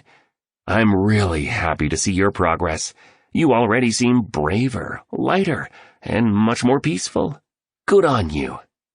"Getting up at 5 a.m. is getting easier as each day passes," the entrepreneur said, feeling comforted and sounding composed. "The insights you're sharing are valuable. I'm growing a lot. I can't wait to go granular on how to make the habits stick and learn the 20-20-20 formula so I know exactly what to do during my victory hour. I've been practicing some yoga and walking along the sea in the darkness before the sun comes up. Yet I'd love some help on a more specific ritual. I know you have one, but the philosophy so far has been remarkably helpful." "The precise methodology is coming soon. At this point, I simply want you to know that the concept I've just shared with you both is called the Day Stacking Foundation. Winning definitely does start at your beginning. Own your morning, and the quality of your day rises exponentially, which in turn upgrades the caliber of your life exceptionally. You'll be so much more energetic, productive, confident, excellent, happy, and serene, even on the most difficult of days, when you calibrate the front end of it. Okay, now you two go and have an amazing day together. I love the words of the poet John Keats, who wrote, 'I almost wish we were butterflies and lived but 3 summer days. 3 such days with you I could fill with more delight than 50 common years could ever contain.' Pretty great, right?" "Totally," voiced the artist, as he tugged on 3 dreadlocks, patted his stomach, and then laced up a black combat boot. "Totally agree." "And what time should we meet tomorrow, cool cats?" inquired the billionaire, with a look that confirmed he was quite sure of the answer. 5 a.m., the entrepreneur and the artist replied enthusiastically, in unison. Chapter 11. Navigating the Tides of Life. The best and most beautiful things in this world cannot be seen or even heard, but must be felt with the heart. Helen Keller. The entrepreneur had learned to sail as a child. She'd loved the sensation of salt water on her young face, and the feelings of freedom that being out on the vast sea brought her spirit. She wondered why she had stopped sailing. In that instant, she also considered why she had given up so many of the pursuits that had brought her such harmony, and she cherished the fact that in this basic moment, in a small boat gliding through the endless Indian Ocean, she was truly open, and wildly alive. Our culture measures success by how much money we have, the amount of achievement we complete, and how much influence we reach. Yet, thought the entrepreneur, while both the Spellbinder and Mr. Riley agree that those victories are important, they've encouraged me to consider how well I'm running my life by another series of metrics as well. By my connection with my natural power, and by my intimacy with my authenticity, and by the vitality around my physicality, and by the size of my joy. This seems like a much better way to look at success, being both accomplished in the world, yet peaceful within myself. Her time at the Spellbinders Conference, and her wonderful days here on this pristine island, with people who still took the time to say good morning, smile at strangers, and show genuine warmth, continue to inspire and provoke both tiny and large shifts in her understanding of the true nature of a productive, prosperous, and fulfilling life. The entrepreneur was noticing she was becoming less machine-like and more human. She no longer checked her technology compulsively. She couldn't remember feeling so creative, so available to the miraculous wonders of life. She'd never been so awake to the blessings every day on earth brings. And she'd never, or at least she couldn't recall a time when she had, felt so thankful. Yes, utterly appreciative for everything she'd experienced. She realized the hard points of her life had strengthened her and made her more insightful, interesting, and wise. A fascinating and richly colorful life is stamped with many scars. She began to understand. She promised herself that she'd exploit the challenge she was facing with her investors to raise her grade of courage. The partners' takeover attempt would simply escalate her commitment to defending the natural heroism she'd learned we all have within us, at our center beneath the layers of fear, insecurity, and limitation that we all collect as we advance through life. The behaviors of her untrustworthy partners would only serve to make her a braver, better, and more decent person. Often, a bad example teaches us more about who we wish to become than a good one could ever provide. And in this world of so many hardened human beings who have lost access to who they truly are, she vowed to conduct the remainder of her days modeling excellence, resilience, and the utmost of kindness. As the entrepreneur and the artist navigated their little wooden vessel through the waters that were as clear as crystal, around coral that could be brutal if struck, and farther away from the beach where the billionaire had delivered his morning instruction, the entrepreneur spotted the distant landmass where Mr. Riley suggested she and her new love have a picnic. She also detected an ever-growing affection for the large man who sat next to her. Though they came from entirely different universes, their chemistry was undeniable. It was as if galaxies had collided. And though they had different ways of operating, their compatibility was as nothing she'd experienced before. Her mother had once told her that if you are fortunate enough to fall in love, even 2 or 3 times within a lifetime, make each of these stories count fully. Her companion's artistic powers intrigued her. His desire to be great on his own terms attracted her. His occasional hard edges challenged her. His sense of humor amused her. His palpable compassion moved her, and his dark eyes melted her. "This was a good idea," the artist said as the entrepreneur adjusted the set of the sail and skillfully directed the boat around some buoys placed there by early morning fishermen. "To come out here, away from everything, I needed a break from the learning. I'm loving all the information. I'm getting so much from Mr. Riley. Man, he's a treasure. But my head is full. I don't want to think for a while. I just want to have some fun and enjoy life. Being out here with you is special." "Thanks," replied the entrepreneur simply, as her hair waved playfully in the wind, and her sparkling eyes stayed fixed on the water in front of her.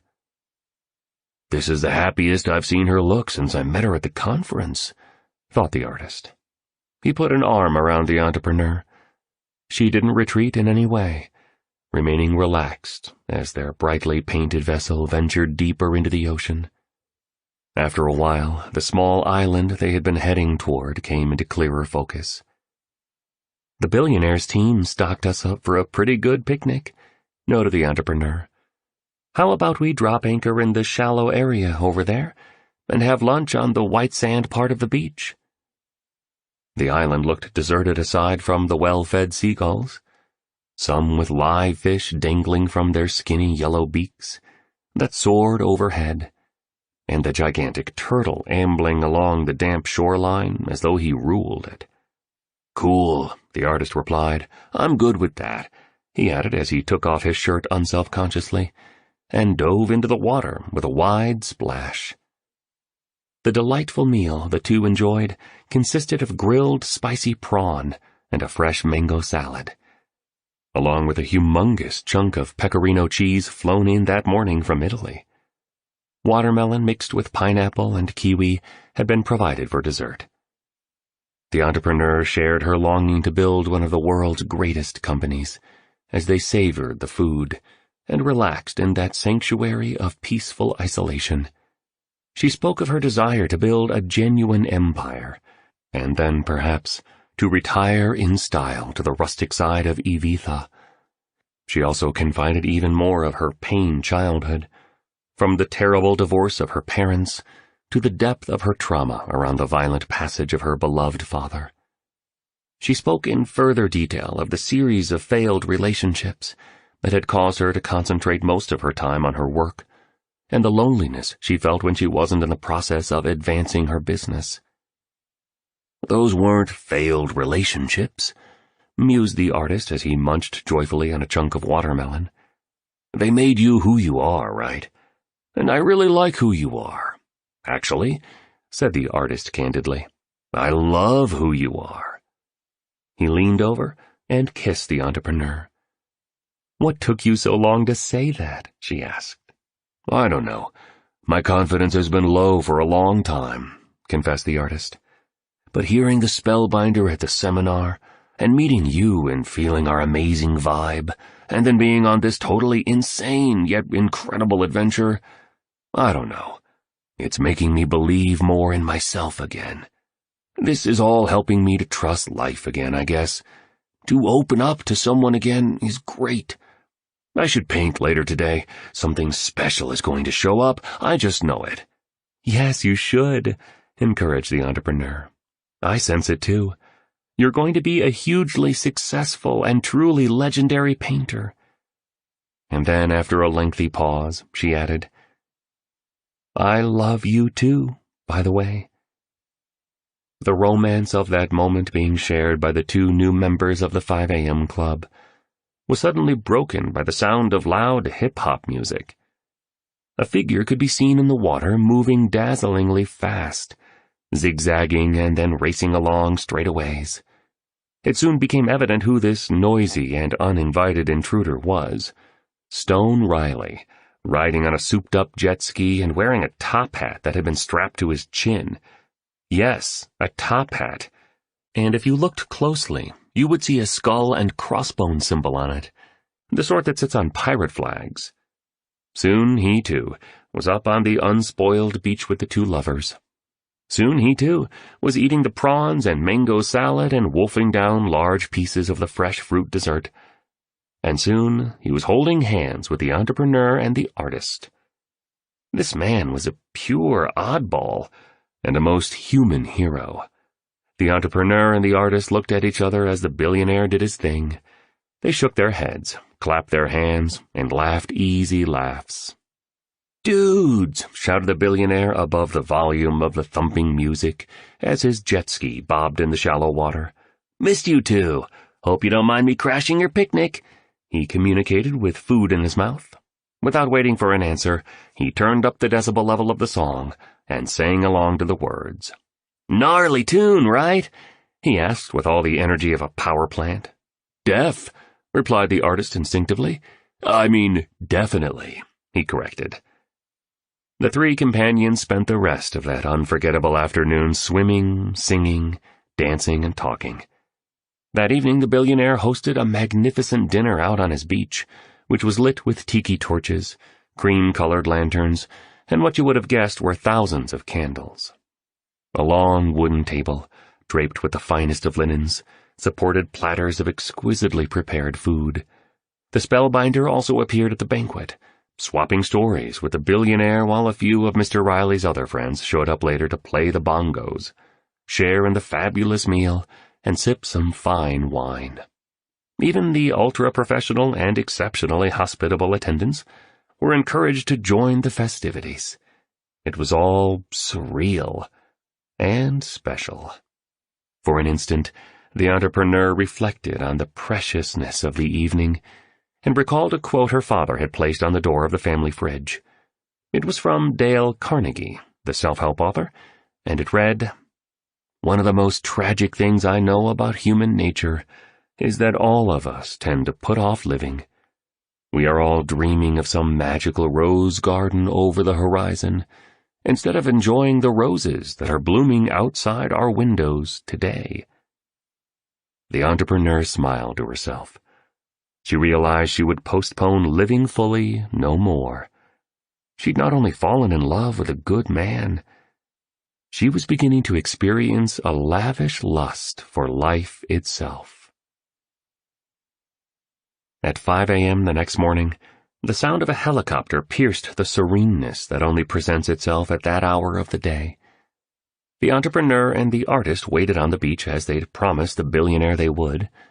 They held hands, tightly, and awaited the next lesson he told them he'd share.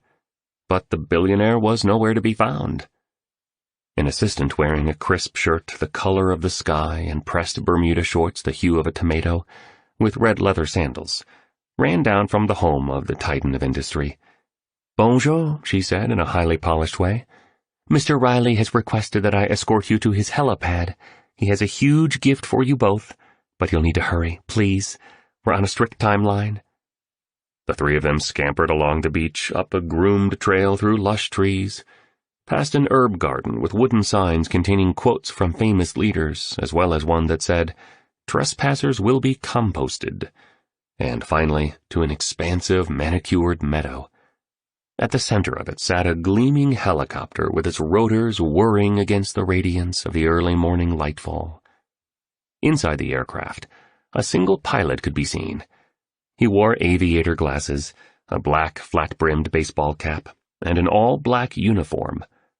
As his passengers were led inside, the pilot remained silent, manipulating the controls and writing on what appeared to be a detailed checklist attached to a scuffed-up clipboard with the phrase, "Rise and shine so you'll escape the misery of mediocrity," written at the top in red.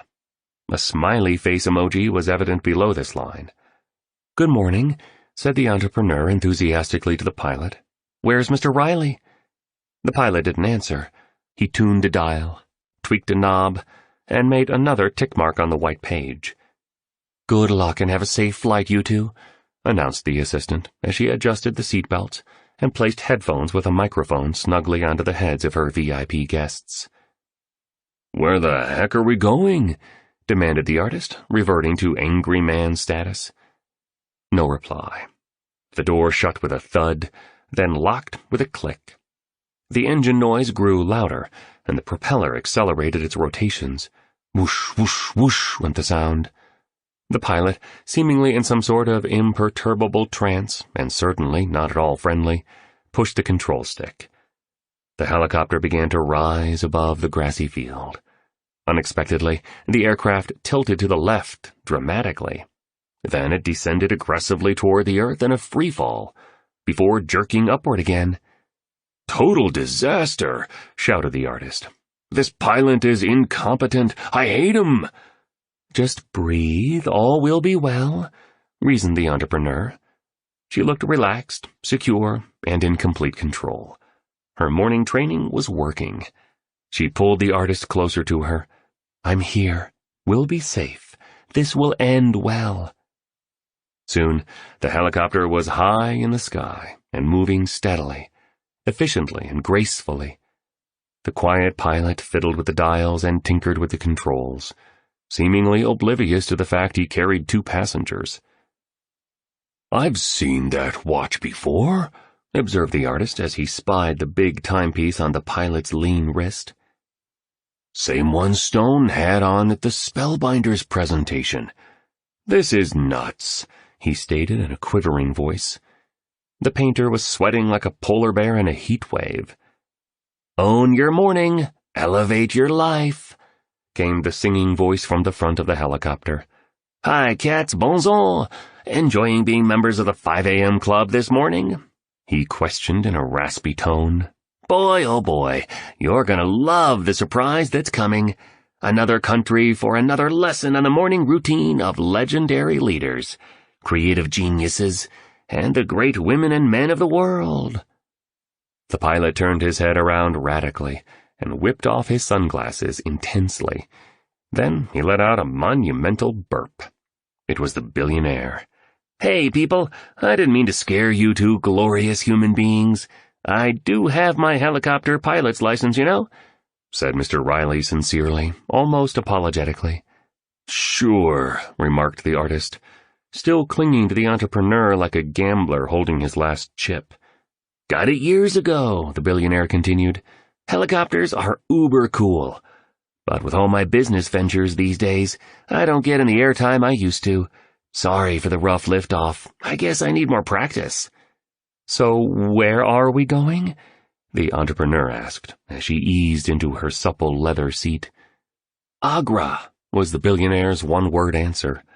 "What does that mean?" asked the artist. "What's in Agra?" "I'm taking you guys back to the airport," said the billionaire. "Gotta keep us moving on this once-in-a-lifetime adventure we're on." "We're leaving Mauritius?" wondered the entrepreneur with disappointment. Her bracelets dangled and knocked against each other as she said this. "What about everything you still have to share with us?" the artist asked. "We still haven't learned the 20-20-20 formula you say will revolutionize our lives. You told us that it's pretty much the foundation of the 5 a.m. method. I've been waiting to learn it," argued the artist, punching a fist into a hand again. "And I really, really love Mauritius. I wasn't ready to leave." "So do I," agreed the entrepreneur. "I thought you promised us you'd get into the detailed tactics around what to do after we get up at 5 a.m. And at the Spellbinders conference, you promised that you'd share practical productivity hacks so I could scale up my business and some key techniques to build my own fortune. And me and my man only had one picnic together, and you crashed it with your loud music and your pimped-up jet ski." No one spoke for a moment. Then, slowly, everyone in the helicopter began to giggle. "Relax, guys," hollered the billionaire. "My home is your home. You can come back to Mauritius any time you want. I'll send the same drivers and the same jet, and I'll make sure you feel the same love from me and my awesome team. No sweat. Happy to be helpful, always." He adjusted another dial before adding, "I've got a plane waiting for us on the runway right now. You lovebirds have been tremendous students, absolutely first-rate. You've passionately embraced the Spellbinders' teachings. You've been up with the sun and on time every morning. I've seen all your progress. So I wanted to give you a great present today." "A present?" the artist queried. "I'll need to get back to my studio at home pretty soon. I've got some serious restructuring of my craft and fixing of my life to do after all this." "And I'll need to be at my company soon, too," the entrepreneur said. Some of the worry lines returned to her forehead as she pronounced these words, though there were many fewer than before she had joined the 5 a.m. club. "Well, not yet, guys. Not yet, please," pleaded the billionaire. "We're going to Agra." "I have no idea where that is," admitted the entrepreneur. "Agra is in India," the billionaire explained. "I'm taking you two to see one of the 7 wonders of the world. And get set to learn the next part of the 5 a.m. method. Everything you've learned so far has been preparation for all that's coming. Lock and load, dudes. We're now ready to get into the advanced information to help you drive exponential productivity, maximum performance, legendary leadership, and a towering life that upgrades the world. Get set to receive the most practical information you could ever learn on the morning routine of world builders and history makers. The best is about to come." The billionaire expertly landed the helicopter next to a pristine private jet that had its turbines running. Unlike the first one, this aircraft was all black. But like the one that brought the two students to Mauritius, it had 5AC emblazoned on the tail, also in a hue of orange similar to a mandarin. "Let's go to incredible India!" exclaimed the billionaire energetically. "Let's go then," replied the entrepreneur and the artist. One of the most valuable experiences of their extraordinary escapade with Stone Riley, the eccentric magnate, was about to begin. Chapter 12. The 5 a.m. Club discovers the habit installation protocol. I hated every minute of training, but I said, "Don't quit. Suffer now and live the rest of your life as a champion." Muhammad Ali. The next morning's lesson was scheduled to be on how the most productive leaders and performers on the planet install the habits that make them superstars and live fascinating, adventurous, and purposeful lives. In reply to Mr. Riley's request, both the entrepreneur and the artist had arranged to extend their time away. They understood the profound value of the training they were being exposed to, and they knew their smartest move was to embrace it fully. "Hi, cats!" shouted the billionaire, running up to his companions as the Indian sun rose timidly against a horizon that was at once barren and electrifying. It was precisely 5 a.m. The tycoon wore a black Nehru-collared shirt, cargo shorts, and black sandals. He was smiling broadly. He still glowed from the sunshine of Mauritius, and today he wore a turban. "This morning I'll be walking you through the Spellbinder's insights on installing the peak performance regimes that will help you activate your greatness in business and in life. As I shared with you in an earlier lesson, what makes the best is not their genetics, but their habits, and not the extent of their gifts, but the strength of their grit. Today's lesson will walk you through what the science and research tell us we must do to let go of the behaviors that weaken us, and to code in the ones that will serve us." "What's grit?" asked the entrepreneur, paying attention to every word the billionaire spoke. Today, she had her hair in a ponytail and simple shoes on her feet. "It's a term popularized by social psychologist Angela Duckworth, who studied elite performers in the fields of business, education, the military, and sports. She found that what makes the most successful achievers so great isn't their inherent talent, but their levels of commitment, discipline, resilience, and perseverance. Grit is her word to describe these traits." "Cool, brother," said the artist. "That inspires me not to give up on a painting when I hit a wall of self-doubt, or when I get frustrated by my lack of progress, or when I get scared others in my field will laugh because I'm producing art that is fresh and original instead of copied and derivative." "Good," responded the billionaire as he rubbed his muscular abs. "Albert Einstein wrote, 'Great spirits have always encountered violent opposition from mediocre minds. The mediocre mind is incapable of understanding the man who refuses to bow blindly to conventional prejudices, and chooses instead to express his opinions courageously and honestly.'" "Love that," spoke the artist exuberantly, displaying an expression that showed his growing pride in trusting his personal vision when it came to his craft. "Anywho, let's get back on track and keep jamming on the most potent ways to install world-class habits that last, versus ones that dissolve after a few weeks of trying to make them stick. Of course, this morning's mentoring class is absolutely essential for you two, because even though you guys are up at 5 a.m. daily now, we want the discipline to become a lifetime routine. Oh, and an essential part of world-class habit installation involves learning how the pros build remarkable self-control and unleash rare air amounts of willpower. So, we should start there." The three companions were standing in front of the Taj Mahal. They were alone.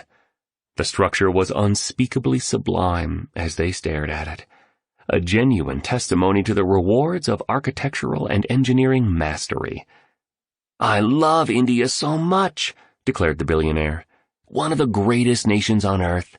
And this place, well, it's one of the 7 wonders of the world for a reason. Breathtakingly beautiful, right?" "True," admitted the entrepreneur as she sipped some very hot coffee. The billionaire held a large water bottle in his left hand. It had a statement printed on it, as his water bottles often did, which he read to his 2 students with gusto. "The hero does not become great during periods of comfort. The illustrious and noble souls of our world became strong, brave, and moral, whilst standing resolutely in the storms of adversity, difficulty, and doubt. It is in the moment that you face your deepest weakness that you receive the chance to forge your greatest strengths. Real power, then, comes not from a life of ease, but one of intense effort, devoted discipline, and demanding action in the direction of what your supreme self knows to be right. To continue at a time when you ache to stop, to advance when you long to quit, to persist in the instant when you feel like giving up, is to claim your membership among the great warriors and honorable characters who led humanity to a better place through their earned invincibility." "Wow," uttered the artist. "Some great poet wrote that?" "Nope," mentioned the billionaire. "Those words are all mine." Mr. Riley then raised a hand into the air, and you know what happened. Out of the early morning mist appeared an impeccably dressed and very attractive aide. "We're all so happy you're back in India, sir. We have missed you," she uttered. "Here's what you asked for." The billionaire bowed slightly and gave his assistant a friendly smile. A spectacularly ornate pashmina shawl was handed to the Titan, who stretched it out in the light. As you know, pashmina is a fine type of wool from Kashmir. The term itself translates into soft gold in the Kashmiri language, and if you saw it, you'd agree it looked so. Detailed stitching had gone into the fabric, and as the 2 students focused more closely on it, they could see the 531 creed of the willpower warrior sewn into the shawl. Below this title was a series of statements that explained what the 531 meant. It was all quite unique. Here's what the handcrafted stitching said. The 5 scientific truths behind excellent habits. Truth number 1. World-class willpower isn't an inborn strength, but a skill developed through relentless practice. Getting up at dawn is perfect self-control training. Truth number 2. Personal discipline is a muscle. The more you stretch it, the stronger it grows. Therefore, the samurais of self-regulation actively create conditions of hardship to build their natural power. Truth number 3. Like other muscles, willpower weakens when tired. Recovery is, therefore, absolutely necessary for the expression of mastery, and to manage decision fatigue. Truth number 4. Installing any great habit successfully follows a distinct 4-part pattern for automation of the routine. Follow it explicitly for lasting results. Truth number 5. Increasing self-control in one area of your life elevates self-control in all areas of your life. This is why joining the 5 a.m. club is the game-changing habit that will lift everything else that you do. The 3 values of heroic habit makers. Value number 1. Victory demands consistency and persistency. Value number 2. Following through on what is started determines the size of the personal respect that will be generated. Value number 3. The way you practice in private is precisely the way you'll perform once you're in public. The 1 general theory of self-disciplined Spartans. To regularly do that which is hard but important when it feels most uncomfortable is how warriors are born.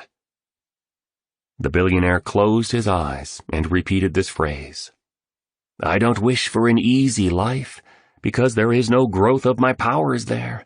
Give me a challenging life, one that brings out the finest in me, for this makes an iron will and an unconquerable character. "This shawl is my gift to you two," the industrialist went on. "Please do study the 5 scientific truths and the 3 values along with the 1 general theory that make up the 5-3-1 creed of the willpower warrior. It will serve you brilliantly as you encode habits that endure." Within a few moments, an auto rickshaw sped up from an empty parking area off in the distance. Out came a smiling young man dressed smartly in a dark gray jacket, perfectly pressed trousers, and polished brown shoes. "Namaste, Arjun," said the billionaire as he clasped his hands together. "Hey, boss," was the warm reply of this assistant. Though his words were casual, the way he articulated them demonstrated immense respect for his employer. "You two know the story behind the Taj Mahal?" the billionaire asked as the aide stood off to the side, looking ready to offer any help Mr. Riley required. "Please tell us," the entrepreneur requested. She carried a single legal notepad with a simple black rollerball pen. All the billionaire's early talk of how the misuse of technology leads to the destruction of creativity and an extreme reduction in productivity was having a major impact on her. Today, she wore a bangle engraved with the words, "Dreams don't come true while you're sleeping."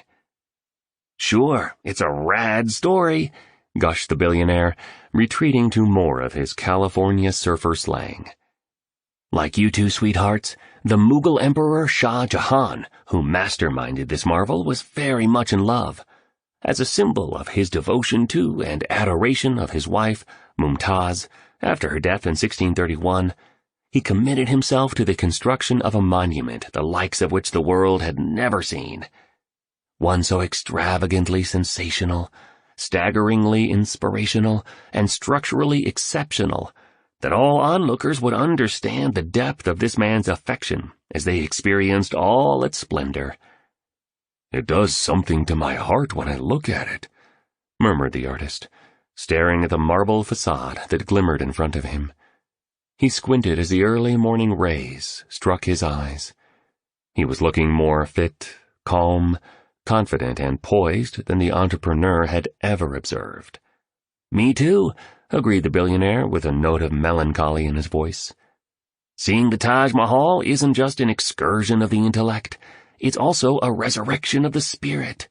It wakes even the numbest person up to what we, as human creatures, are capable of producing."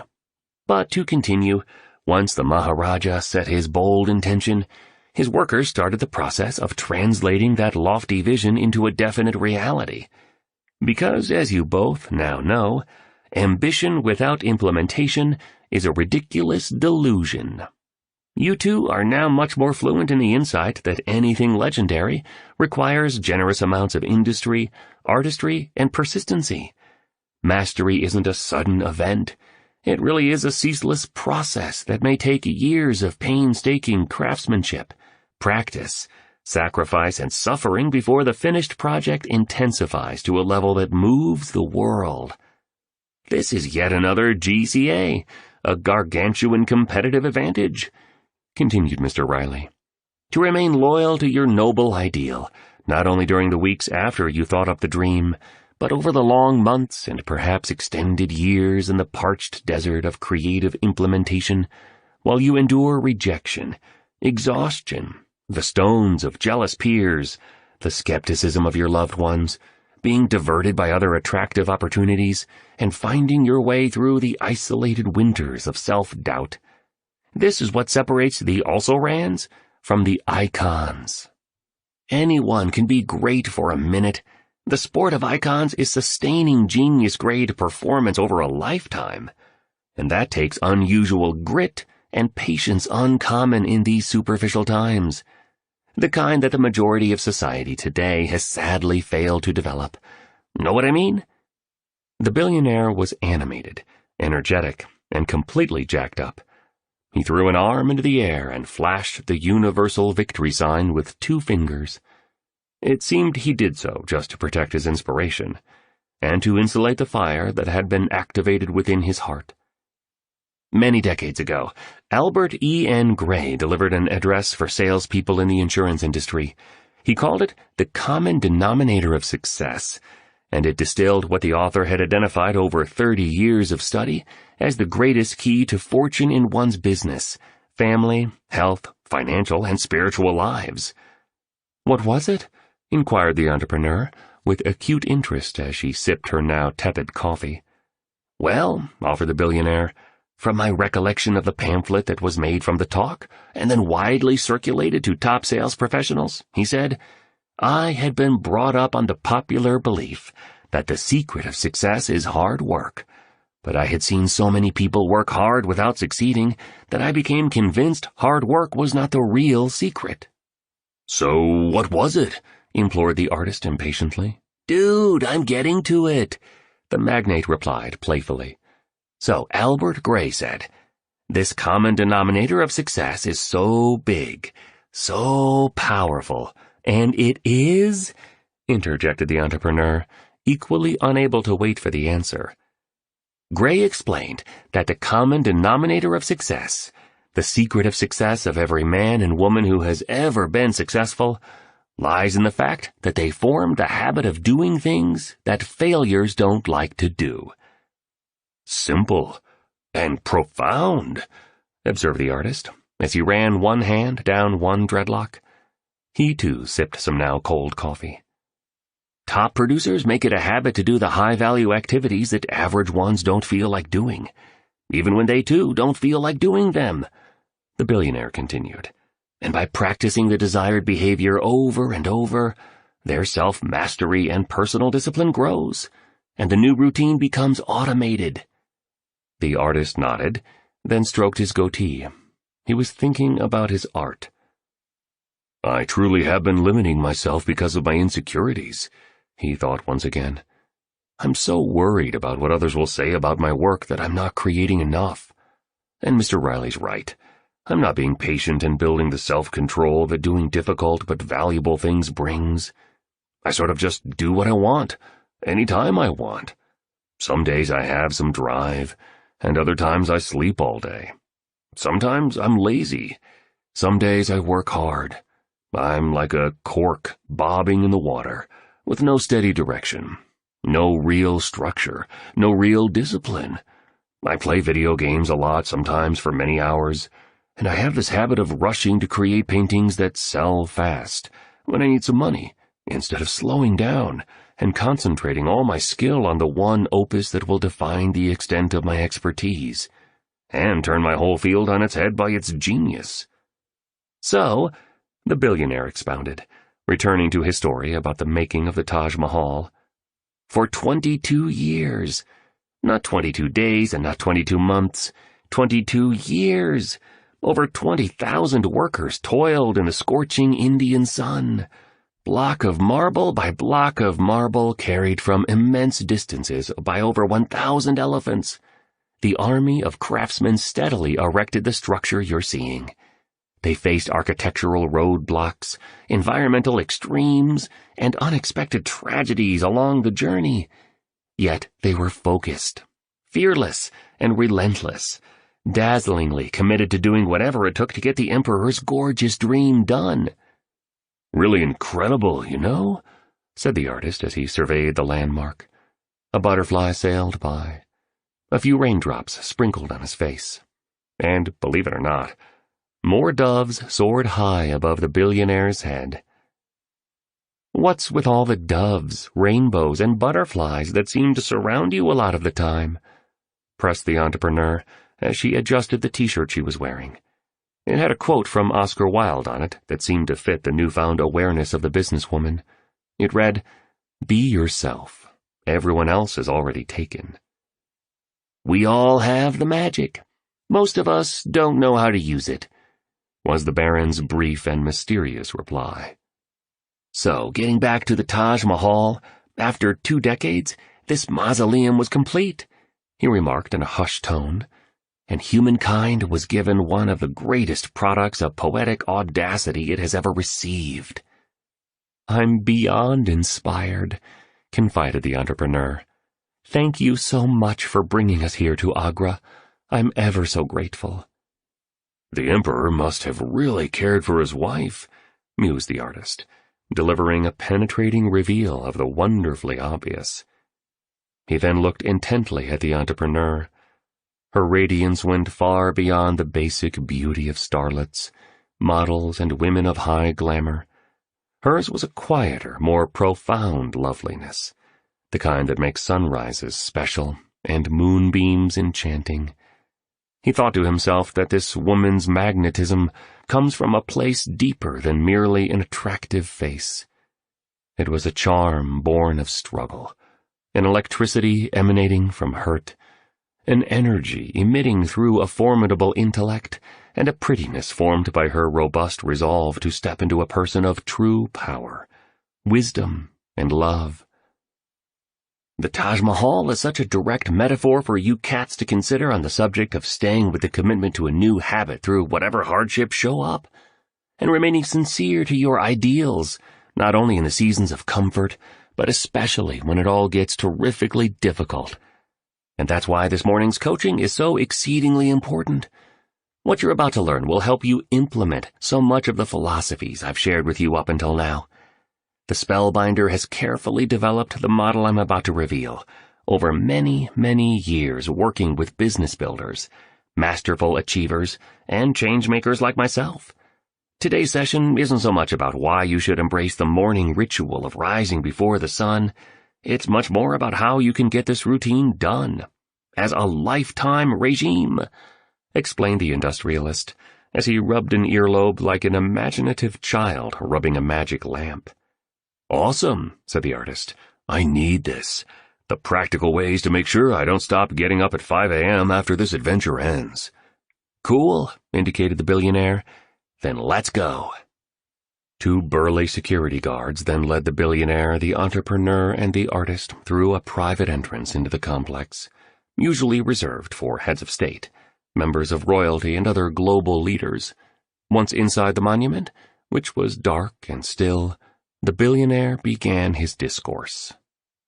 This is a fascinating, riveting, confusing, and exciting period in the lifeline of the world. For those showing up as victims each morning and every day, the future will be very hard, dangerous, and frightening because they won't know what hit them. And they'll be absolutely unprotected to deal with the environmental, economic, and societal upheaval that is coming.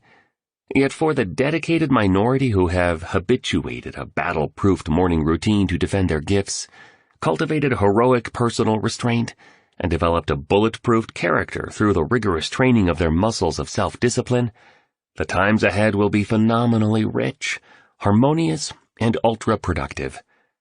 Those who have armored themselves against the turbulence on its way by installing a world-class and carefully granulated morning ritual will actually be in a position to leverage all the messiness into humongous opportunity, and transform all the confusion into a supreme sense of clarity, genius, and calmness that allows them to win.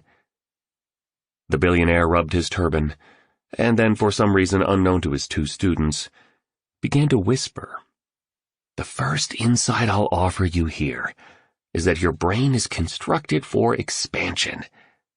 Yes, I'll agree those who are stuck in their pro and personal lives, and those who are working under a mentality of can't versus running a psychology of possibility, will argue that there's no way they can make the improvements they need to make by wiring in great habits, like being members of the 5 a.m. club.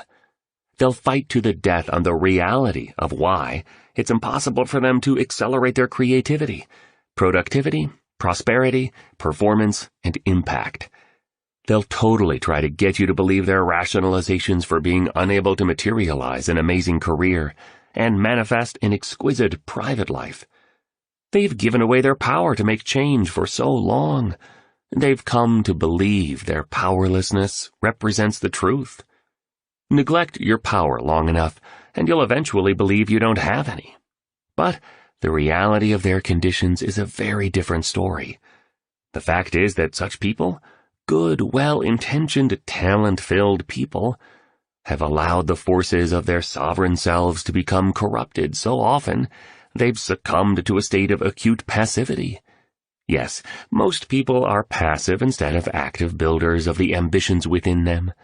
And then unconsciously, they've manufactured a series of excuses about why they can't show up as leaders in their work and capable creators of their lives, because they're so scared to leave the safety of their stuckedness and make the very improvements that would bring them to glory. The billionaire stopped to draw in a giant gulp of air. A ray of golden sunlight peeked into the Taj Mahal. Then he carried on. Science now confirms that our brains can continue to grow throughout our lives. This beautiful phenomenon is called neuroplasticity, and it speaks to the fact that the human brain, like personal willpower, is a lot more like a muscle than previously understood. It's plastic, in a way. Push it and it'll expand. Flex it and it'll extend, and become more potent for your use in the tallest expression of your most radiant gifts. So, you want to make sure you exercise your brain aggressively to make new habits like getting up early your new normal. Neurons that fire together, wire together, you know? As you repeat the routine you wish to add to your lifestyle, it becomes easier and more familiar. That's a really important point to contemplate and then act on. I've never been aware that we actually have the ability to grow our brains, noted the entrepreneur excitedly. And I guess what you're saying is, the more we practice a fresh habit, the more our brains will work with us and evolve to make it part of who we are, right? Yep, responded the billionaire. He loved seeing how the two human beings he was mentoring were improving through his sharing. Real leaders always feel great joy when they shine a light on the talents of others. Powerful idea, he went on with his finger now on the wall of the wonder of the world. You don't have the brain you want, you have the brain you've earned. Or to put it another way, you don't have the brain you desire, you have the brain you deserve, based on how you've been operating it. Spend your days diverted by your devices, tethered to television, and majoring in mindless pursuits, and your brain will be weak and flabby through your mistreatment of it. Just like other muscles, it will atrophy, and this will result in weaker cognition, slower learning, and lower processing power. Your competition will destroy you and your targets will elude you. On the other hand, when you use your brain intelligently by expanding its limits and running it like a titan, it will expand and increase its connectivity, causing important gains in your productivity, performance, and influence.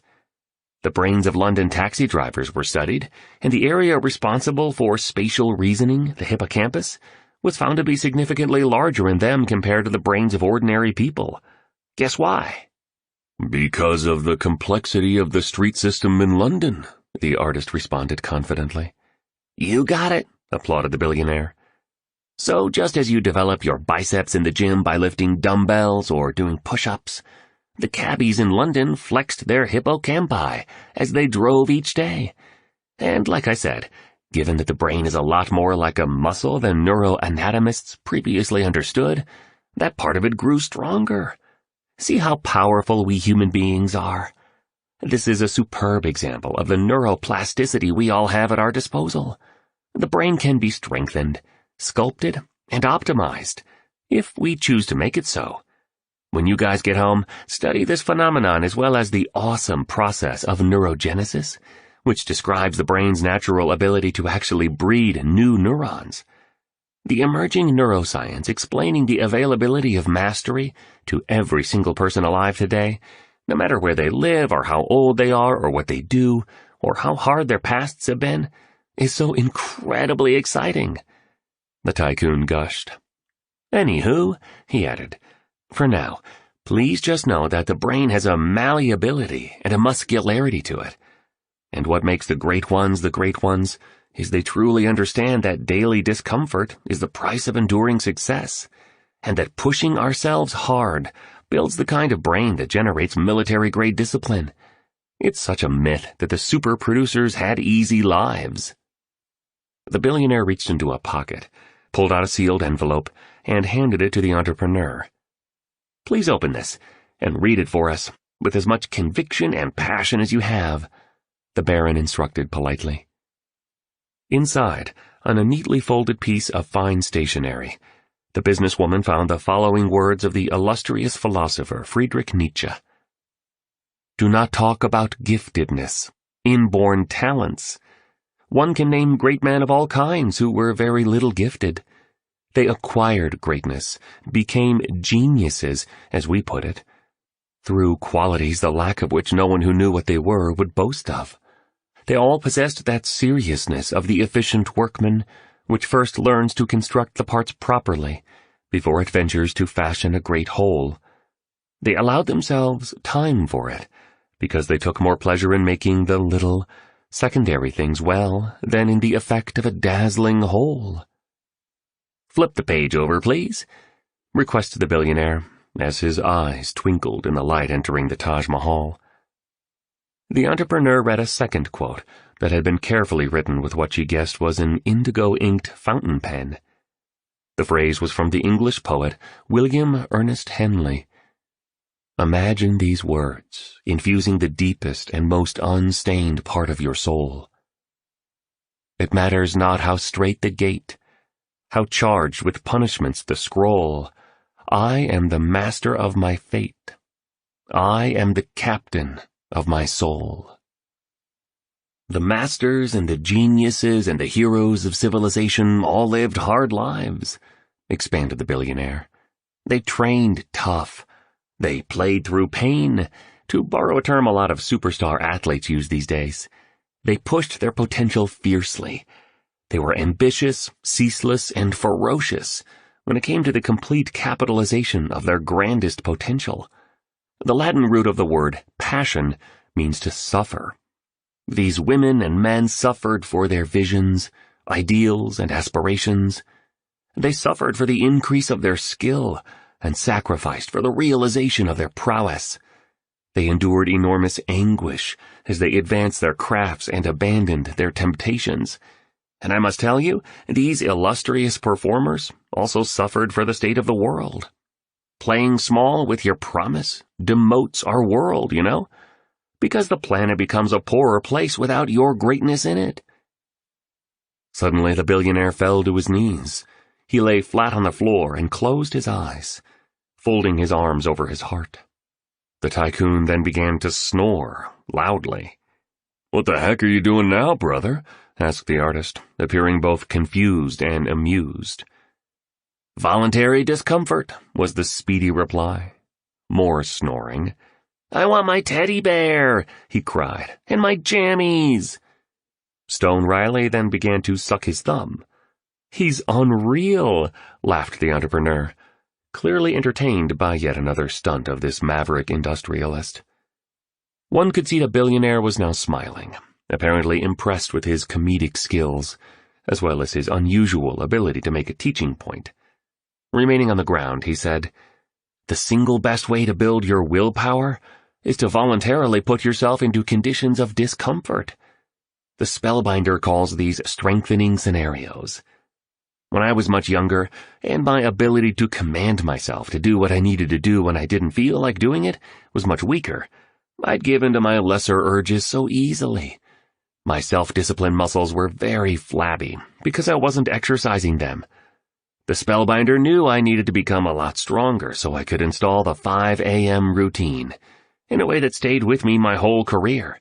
So he had me actively put myself into situations of hardship, and it worked like magic." "What kind of situations?" asked the artist. "Once a week, I slept on the floor." "You're serious?" quizzed the entrepreneur. "Really?" "Absolutely," the billionaire confirmed. "And I began taking cold showers every morning. Twice a week I'd fast, like so many of the most accomplished women and men of the world have done to capitalize on and manifest their primal power. It's remarkable how much time I'd save during the fasting windows when I wouldn't eat, and striking how clear my thinking would be and how much energy I'd have. Oh, and when I'd be at my loft in Zurich to promote my toughness and grit, I'd do some hard winter training by running in the snow with only a t-shirt and a pair of shorts on." The billionaire stood up. "It's exactly what I've been suggesting since we got to the Taj Mahal. You have the capacity for world-class self-control. Science confirms it. The real key is to push your brain to develop new neural pathways and to force your willpower muscles to flex and stretch, intentionally working these natural resources up to their highest level. This is how anyone can become so strong, courageous, and undefeatable that no matter what obstacles they face and difficulties they experience, they continue on their quest to meet their glorious goals. Why do you think Navy SEALs and members of the SAS, true willpower warriors, actively expose themselves to such potentially spirit-crushing scenarios? All those long runs in the rain, with heavy backpacks on, crawling through thick mud in the middle of the night, eating brutal food and living in a Spartan setting, confronting their fears by performing tests like jumping into the ocean from cliffs backwards with blindfolds on, or enduring exercises involving psychological degradation so they train themselves to transcend what most limits them. Look, cats, bravery and the capacity to do the difficult things that are necessary for the fullest expression of your greatness isn't a divine blessing. Nope, not at all. It's a voluntary practice. Toughness and a will of iron takes devotion. So I very much suggest you begin to suffocate your demons, slay your dragons, and hug your monsters by doing more demanding things. This is one of the surest routes to masterful achievement, and a private life you'll be ever so proud of at the end. You know, this makes me think of the Irish playwright George Bernard Shaw. Boy, did that dude have a cool beard, the billionaire said awkwardly. Ever seen it? He kept on. I have not, the artist responded. You should. It's gnarly, the mogul noted. He then snapped his fingers 8 times. After this, an unknown voice bellowed from somewhere within the mausoleum. The reasonable man adapts himself to the world. The unreasonable one persists in trying to adapt the world to himself. Therefore, all progress depends on the unreasonable man. The voice grew silent. George Bernard Shaw wrote that in his play Man and Superman, a 4-act drama that he produced in 1903. All I'm trying to say is this. When it comes to fulfilling your gifts, talents, admirable ambitions, and instinct to change the world in whatever way most resonates with you, never, ever be reasonable with yourself. The billionaire paused, and then did something his 2 students had not seen anyone do before. He kissed the area of flesh between the index finger and thumb of his left hand. You gotta love yourself before you can lift the world, by the way, he muttered with a grin before proceeding with his mentoring. Inspiring, the artist admitted, what George Bernard Shaw said. Research proves that training yourself so your willpower becomes maximized is one of the crowning achievements of an epic life, the billionaire continued. The Welsh explorer Henry Morton Stanley observed that self-control is more indispensable than gunpowder. Definitely inspiring, the entrepreneur echoed. Look, said the billionaire, it's such a myth that celebrated athletes and legendary artists and revered statesmen and stateswomen had more natural willpower than the rest of us. That's just a big lie. What's real, he declared, is that these exceptionalists began as ordinary people, and through relentless practice and constant drilling to wire in excellent daily habits, their power to manage themselves against their cravings and temptations grew stronger, until the culture perceived them as superhumans. Small, daily, seemingly insignificant improvements, when done consistently over time, yield staggering results, commented the artist, happily reciting the valuable brain tattoo that he'd embraced on this wondrous journey. He reached over and grasped the hand of the entrepreneur. That's right, acknowledged the billionaire. What looks to the human eye like invisible and infinitesimal optimizations around your willpower, when performed daily, are what make you into a Michelangelo or a Da Vinci, or a Disney or a Chopin or a Coco Chanel, or a Roger Bannister or a Pele or a Marcus Aurelius or a Copernicus over extended periods of training. The true geniuses all started out as ordinary people, but they practiced building up their strength so much and so often that showing up at world class became automated. Here's another brain tattoo the spellbinder taught me. Legendary performers practice being spectacular for so long that they no longer remember how to behave in non-spectacular ways. So, practically speaking, where do we start? The entrepreneur asked. Because I know both of us want a lot more self-discipline and to have excellent habits that last a lifetime, especially getting up at 5 a.m. Follow me, instructed the industrialist. Mr. Riley led them down a corridor of the monument, past a series of dim rooms and into a small chamber. In one corner sat a blackboard. The billionaire picked up a piece of chalk and proceeded to draw this diagram, which is found on the enhancement. This simple model is based on the latest studies on how habits are formed, he began. Your starting point is to create some kind of a trigger, to embed the early rising ritual into your mornings. This could be as simple as having an old-school alarm clock next to your bed that goes off at 5 a.m. When we get to Rome, I'll explain why you shouldn't have any technology in your bedroom. Rome? The entrepreneur and the artist exclaimed at the same time. The billionaire ignored them. Once you've got the trigger of your alarm clock in place, the next step, as you can see from my diagram, is to run the routine you want to encode. So we just get out of bed, right? Queried the entrepreneur. Yep, said the billionaire. It sounds obvious, but jump straight out of bed before your reasoning mind, the prefrontal cortex, can give you a bunch of excuses about why you should go back to sleep. It's in this very moment that by getting out of bed, you build the early rising neural circuit in your brain through the power of neuroplasticity. And remember, brain pathways that fire together wire together into a potent neural highway over time. It's in the very instant when you're faced with staying on the mattress, or standing up and starting your morning in a great way, that you have the chance to make your willpower stronger. It's uncomfortable at the start, I know. All change is hard at first, messy in the middle, and gorgeous at the end, interrupted the artist, reinforcing another of the spellbinder's brain tattoos. Yes, agreed the billionaire. The next step of the 4-part pattern to program in a new ritual is to make sure you have a preset reward in place. The reward is what kickstarts and then grows your drive to get the new habit done. Always use the power of rewards for the advancement of your triumphs. So, let's assume you do what you know to be right instead of following what's easy and sprint out of bed fast as soon as the alarm goes off. I'll explain exactly what to do during your victory hour from 5 to 6 a.m. when I walk you through the 20-20-20 formula. Man, are you ever going to teach it to us? The artist interrupted again. He wasn't being rude. If you were in that chamber with those three, you'd sense that he only spoke that way because he was so interested in the 5 a.m. method. That's all. The 20-20-20 formula is the subject of tomorrow morning's coaching session, the billionaire offered with the utmost grace. For now, let's stay centered on the third step. You need to set up a reward. That's what the eminent researchers on willpower tell us is essential to create behaviors that stick.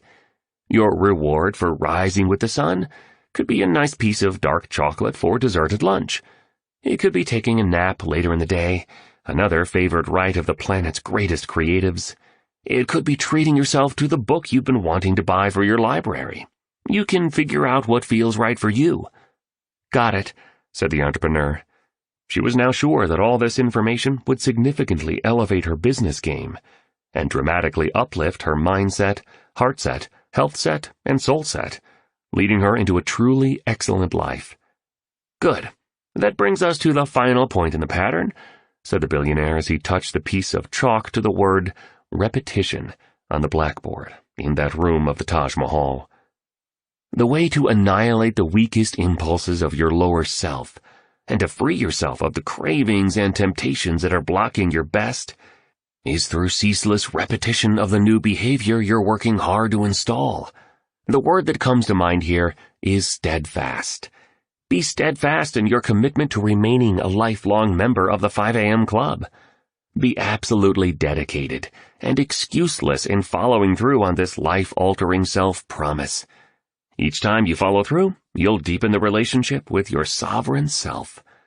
Each time you rise at dawn, you'll purify your character, fortify your willpower, and magnify the fires of your soul. I guess what I'm trying to help you two wonderful people appreciate is that the real measure of your majesty is shown not in your outer moments before an audience, but in the soft and early light of lonely practice. You become undefeatable in the world by what you do when no one's watching. I've read a fair amount about championship sports teams, said the entrepreneur. Really helped me build superb squads at my company. And if there's one thing I've learned, it's that what took the winning team to victory was less how they played in the last seconds of a close final game, and more how disciplined they were at practice.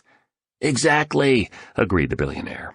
The brilliant moves in the last seconds of the championship match were automatic, the result of tireless hours of repetition of those splendid moves during training. Cool point, the artist thought to himself. I want to get to one remaining learning model this morning before I let you cats go, one that will make it incredibly clear how installing a habit follows a 66-day process. Yet before I do, I did want to share a few more fast, practical points on self-discipline. Great, the artist replied. Today's lesson has been big for me. I know it'll help me beat procrastination, and I'm sure it'll improve the quality of my art, and I've already been making progress on calibrating my physical fitness. He has, agreed the entrepreneur with a wink. Well, just remember that willpower weakens once it gets tired. Scientists call the condition ego depletion. See, you wake up each morning with a full battery of self-control.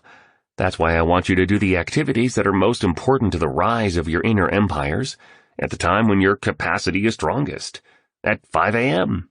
Here's the thing. As you go through your day, going to meetings, checking messages and performing tasks, your ability to self-regulate decreases, and so does your capability to handle temptations and manage weak impulses. The fact that human discipline muscles get tired from all the decision fatigue explains why so many massively successful people end up doing something foolish that destroys their careers. They gave in to the urge that causes their downfall, because all day long they were making important decisions. By the time it was evening, they had no willpower left in their battery to manage the craving. Super fascinating, remarked the entrepreneur. This explains a lot. So the key is rest and recovery of the self-control muscle, explained the billionaire. Never allow it to get too tired. Your willpower really is weakest when you are most tired. Key awareness to build on here. We make our worst decisions and our lowest choices when we're exhausted. So don't allow yourself to get exhausted. Period. I have a powerful mentoring session on how the best in the world protect priceless assets like their willpower through the lost art of personal regeneration planned for you later. Mr. Riley began to cough. A concerning, throaty cough, not an insignificant one. Oh, he added, regaining his composure. Please also know the research also supports the idea that external order increases your discipline. That's why Steve Jobs made sure the workplace at Next was minimalist and painted all white when he was there. Mess lowers your self-control as well as steals your cognitive bandwidth. Maybe that's why so many so-called geniuses wear the same uniform every day, the artist commented. They want to keep order and structure in their lives. And they understand that each morning we wake up with a limited amount of willpower as well as mental focus.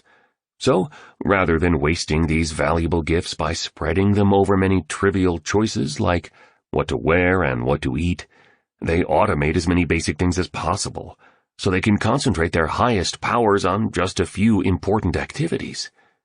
Now I'm getting how geniuses become geniuses even more.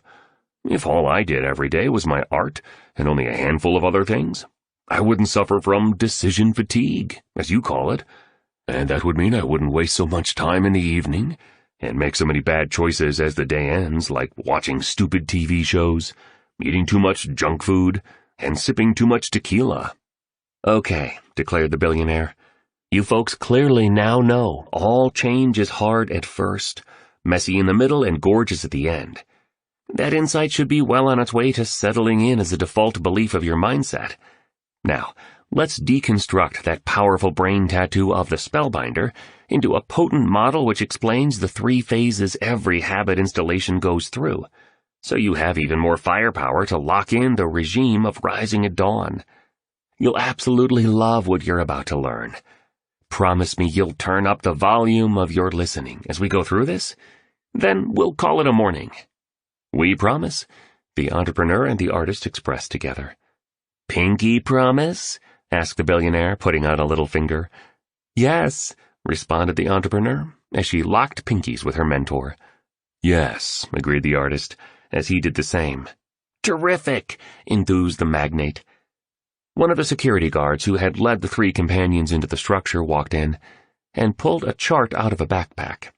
He shone his flashlight onto it, so all could see what had been printed on it. The teaching framework that came into view, the Habit Installation Protocol, is found on the enhancement. On the coding of any new habit, you'll move through an initial period of destruction, said Mr. Riley, as he pointed to the first phase on the diagram. Keep at it, and you'll definitely move ahead into the second stage of the process, where new neural pathways are formed and the real installation begins. This is the messy middle. Finally, as you stick with your practice of making any fresh routine your normal way of being, you'll arrive at the final and wonderful stage, integration. The whole exercise takes approximately 66 days, according to the research data of University College London. The Spellbinder in his teachings calls this powerful fact the 66-day minimum. 66 days of training to make a new habit yours. So don't quit after a few days or a few weeks, or even after 2 months. As it relates to becoming a member of the 5 a.m. Club, stick with your self-promise for at least 66 days, no matter what. Do this one thing, and the remainder of your life will be exponentially better. This I promise you from my heart, said the billionaire. See, all change is hard at first. That's why the Spellbinder named Stage 1 Destruction. If it wasn't difficult at the start, it wouldn't be real change. It's supposed to be hard because you're rewriting the past patterns of your mind and destroying old ways of operating, and rewiring past programs of your heart and emotions. Do you know why the space shuttle uses more fuel in the 60 seconds after liftoff than it uses over the entire orbit around the Earth? It needs to overcome the powerful forces of gravity after it takes off, the artist answered confidently. Exactly, the billionaire affirmed. It requires a large amount of fuel to overcome those initial forces and reach escape velocity. But once it does, momentum kicks in, and the craft just goes. The first phase of creating any new habit, the destruction stage, is precisely like this. You need to overcome your deeply ingrained habits, dominant rituals, and traditional states of performance. You need to rise above your own forces of gravity until your escape velocity kicks in. It's so challenging at the beginning. I'm not going to lie to you. You both have done very well getting up at 5 a.m. over the mornings you've been with me. But you will hit a wall over these first 22 days while you're in phase 1. Nothing wrong, just part of the habit installation process anyone seeking peak productivity and a richer life must go through. For most people ready to get up before daybreak, each day of this first phase is a hardship. They feel like giving up. They complain that rising early just isn't for them, that they're not built for this routine, and that it's just not worth the pain. My advice is simple. Continue at all costs. Persistency sits at the threshold of mastery. The things that feel hardest are also the ones that are most valuable. Keep remembering that doing difficult things that are very important was how the highest achievers and greatest heroes of our civilization embraced their power. Please also remember this rule. When faced with a choice, always choose the one that pushes you the most, increases your growth, and promotes the unfoldment of your gifts, talents, and personal prowess. So when you feel like quitting, persevere. You'll get to the next stage soon. And understand the negative thoughts, cranky emotions, and strong desires to surrender are a normal part of the process of hardwiring any new regime. The first 22 days are supposed to feel like a mild form of torture. Because stage 1 is all about the destruction of old ways of being. so that new ones can be set up, right? The entrepreneur asked. Precisely, the billionaire confirmed. And just because you couldn't do something before doesn't mean you can't do it now, he added while nodding in an encouraging way. I need to repeat what I said, so you absolutely lock it in. If it wasn't hard initially, it wouldn't be real and valuable change. Society has programmed us to think that because it's difficult at first, something bad is happening. That we should stop what we're doing and return to the safe house of our former normal. Zero growth and evolution toward legendary in that mode of operating? Zero. So true, agreed the entrepreneur. Everyone I know repeats the familiar every day. Okay, maybe not everyone, but definitely most people. Same thoughts, same behaviors, and the same moves. The truth is not that they can't change, said Mr. Riley. It's just that they didn't make the commitment to improve and then stay with the process long enough for their neurobiology as well as their psychology, physiology, emotionality, and spirituality to work its natural wonders. Everything you now find easy, you once found hard, you know? The billionaire then asked for the security guard's flashlight and focused it onto the part of the learning model related to the second stage of routinization. Thanks, Krishna, he added. See here, all change is messy in the middle. Stage 2 is called installation, because it's like you're going through an interior renovation of sorts. Former foundations need to be torn down so that much better ones can be put up. This stage will make you feel confused, stressed out, and frustrated. You'll feel like quitting even more and dismissing your decision to join the 5 a.m. club as a terrible one. You'll long to go back to staying in your warm bed and counting more sheep. Just know and trust that all is good, very good, actually. And though you can't see it, you're advancing even further in the habituation of making the early rising routine yours for the rest of your life. Things are about to get easier. They really are. You're just going through the second stage of the procedure, and it only feels messy. And it only looks chaotic. The reality is you're growing beautifully and closing in on a whole new grade of performing. In all disorder, there is a secret order, said famed psychologist Carl Jung. So, when you're wiring in this priceless new morning routine, the entire structure of your brain really is in upheaval as you manufacture new neural pathways. Your whole system really is being restructured. You're honestly in seriously unfamiliar territory. Sprouting green shoots, going blue ocean, conquering new territories of self-potential, and accessing higher universes of human optimization. Cortisol, the fear hormone, is elevated at this time, so you'll feel scared a lot of the time. All that's happening within your brain is consuming huge reserves of energy.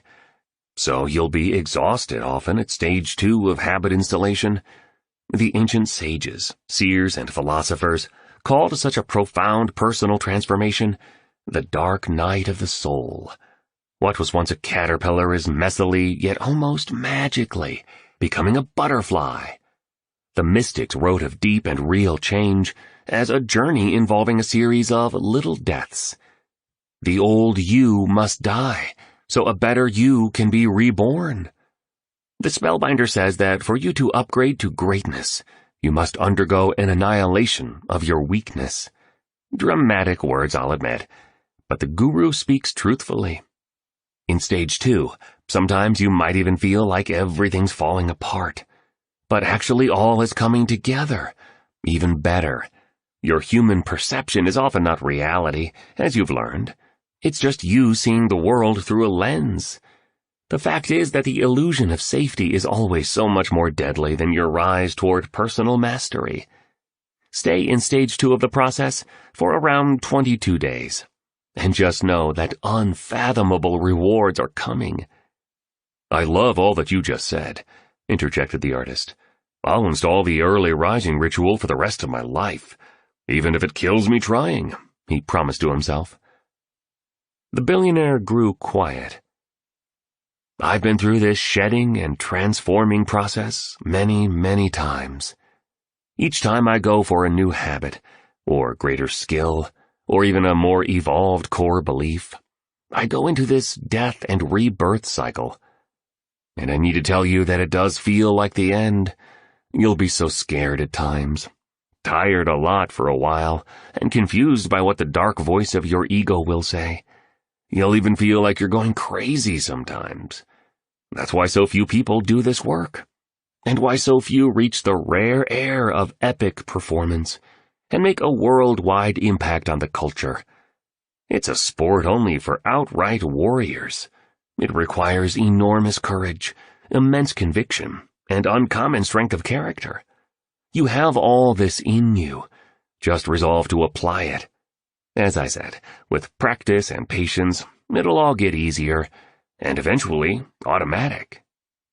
"Okay, cats," spoke the billionaire, as he clapped his hands together like an encouraging football coach. "I know you're getting this beautifully, so let's keep jamming.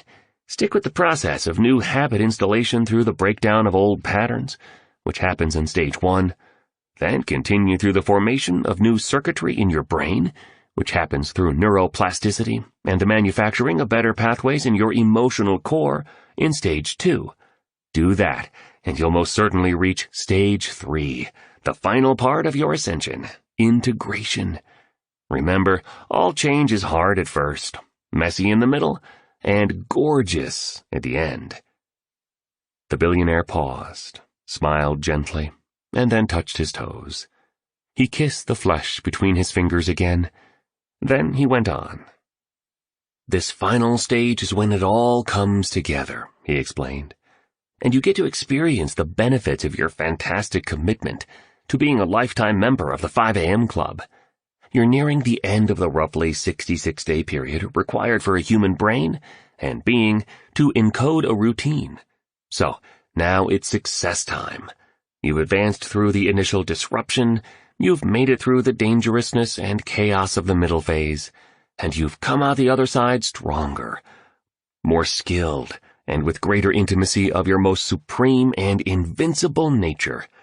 You're now the next version of your greatest self, able to bring on a bigger game, influence more people by the glorious power of your example, and be more useful to the world because you've owned more of your primal heroism.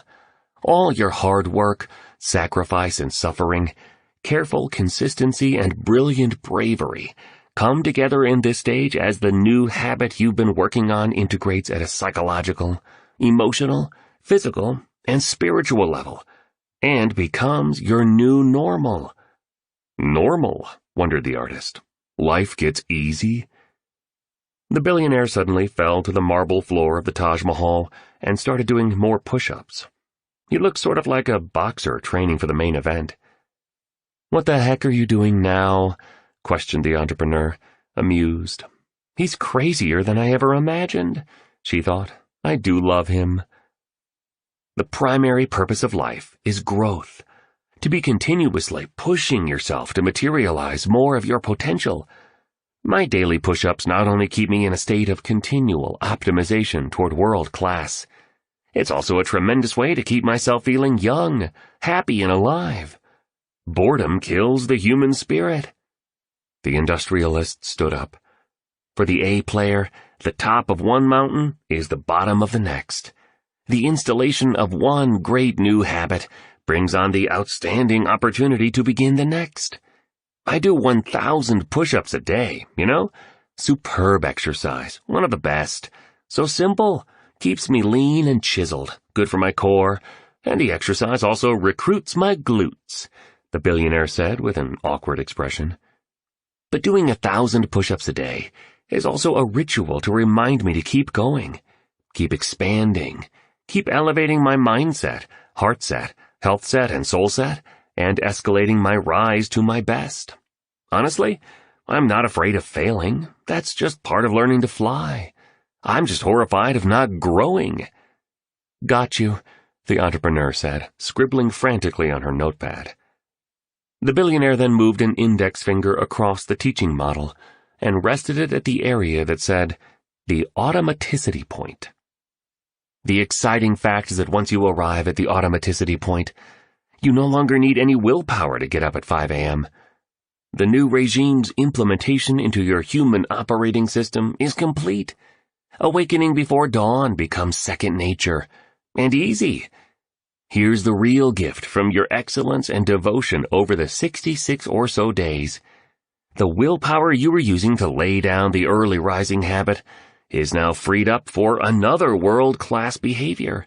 So you have the chance to grow even more productive, prosperous, joyful, and successful. This is the hidden secret of all pro athletes, for example. It's not that they have more self-discipline than the average person.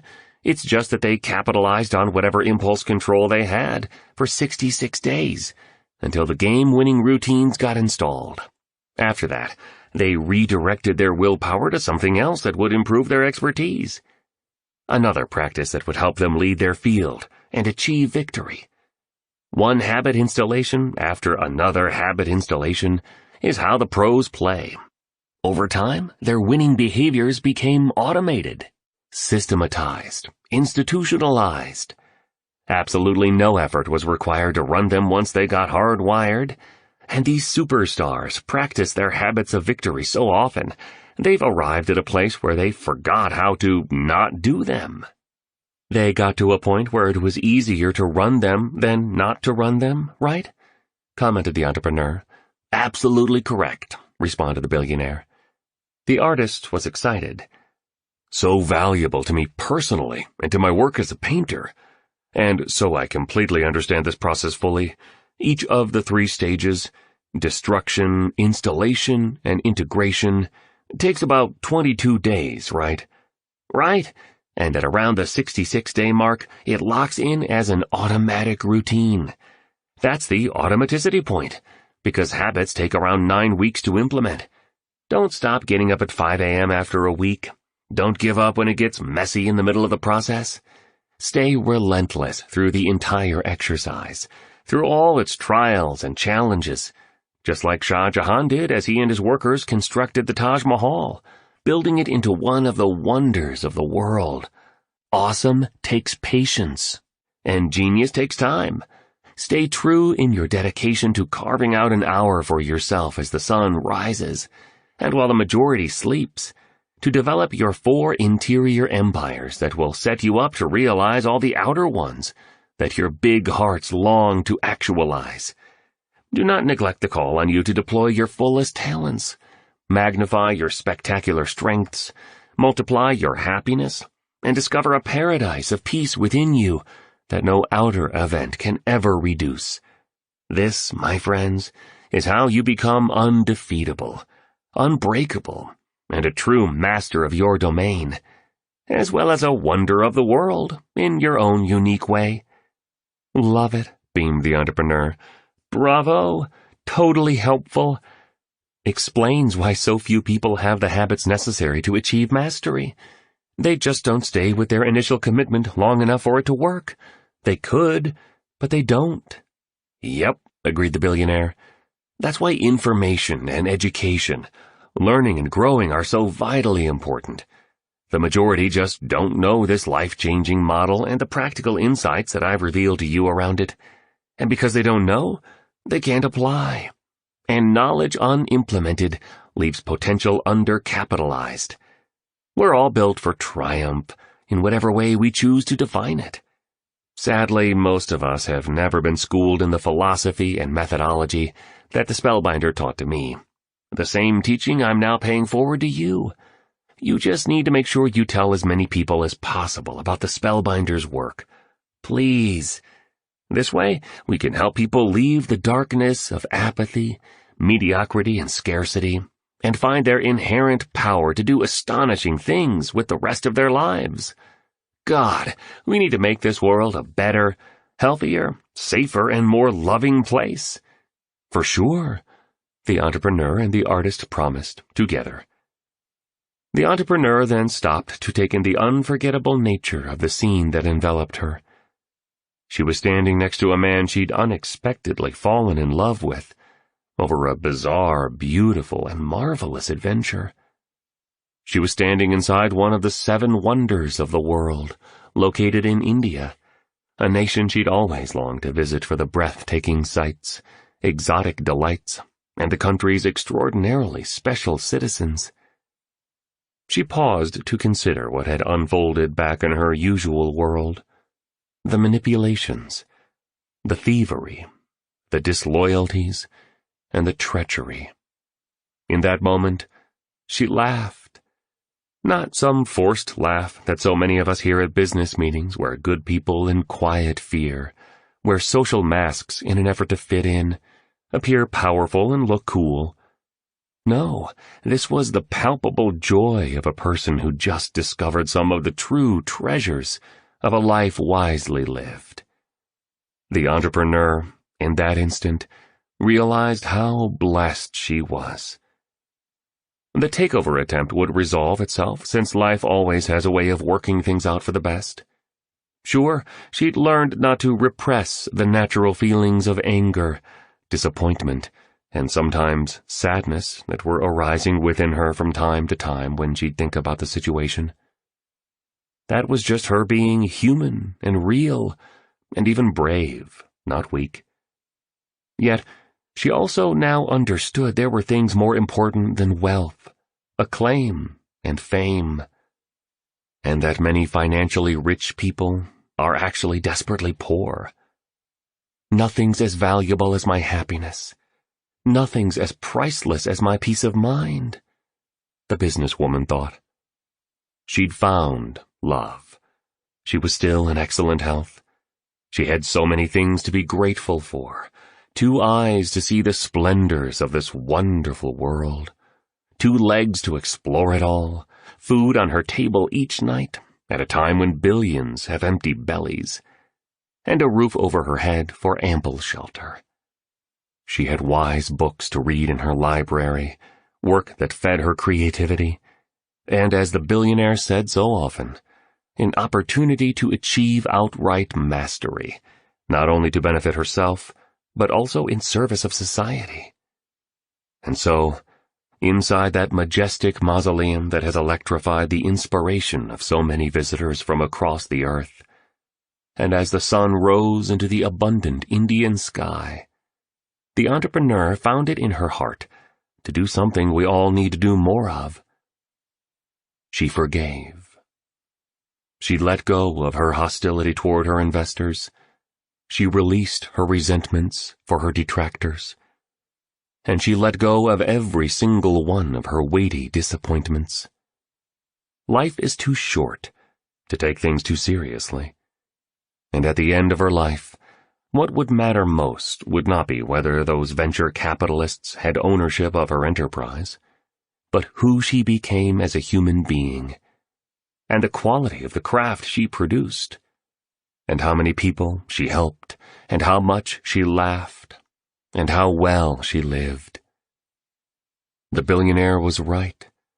Every human being does the best they can do based on the level of consciousness they are currently at, and on the grade of true power they can command.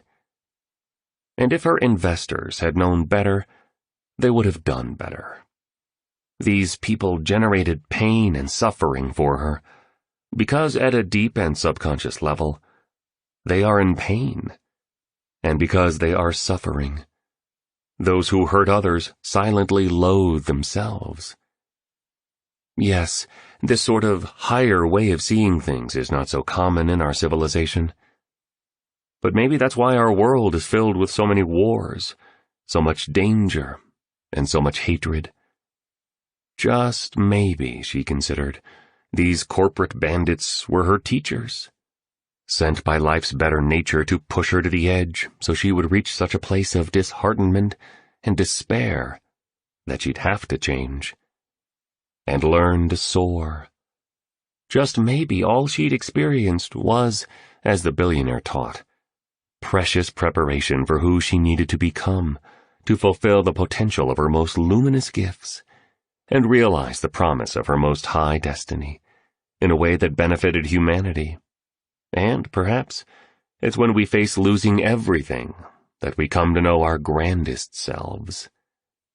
This strange, quirky, and most genuine mentor in front of her, Mr. Stone Riley, was pouring his heart out, explaining how the simple yet not initially easy daily discipline of joining the 5 a.m. club could, and indeed would, transform the productivity, prosperity, and well-being of any person who applied the method. He'd kept each of the lofty vows he had made at their bizarre first encounter, at the Spellbinders' mesmerizing conference. He'd shown himself to be a titan, not only of industry, but also of integrity and decency. We need more of his kind, she thought. Women and men who are pure leaders. People who influence not through the strength of a large title and by the threat of a big position, but via the power of their characters, the nobility of their expertise, the compassion in their hearts, and by their unusual dedication to leaving everyone they meet better than they found them. Leaders run less by the selfish addictions of the ego, and more by the selfless dictates of our greater wisdom. The entrepreneur remembered the words of the poet Maya Angelou. My wish for you is that you continue to be who you are, to astonish a mean world with your acts of kindness.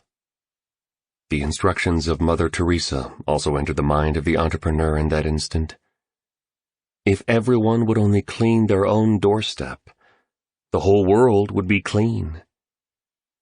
And so, on that very special early morning, inside one of the splendid monuments of the world, she not only forgave, she made a pact with herself, understanding as never before, that optimizing oneself is the best way to improve the state of the world, and that developing the genius within was the fastest way to uplift her relationship with everything externally.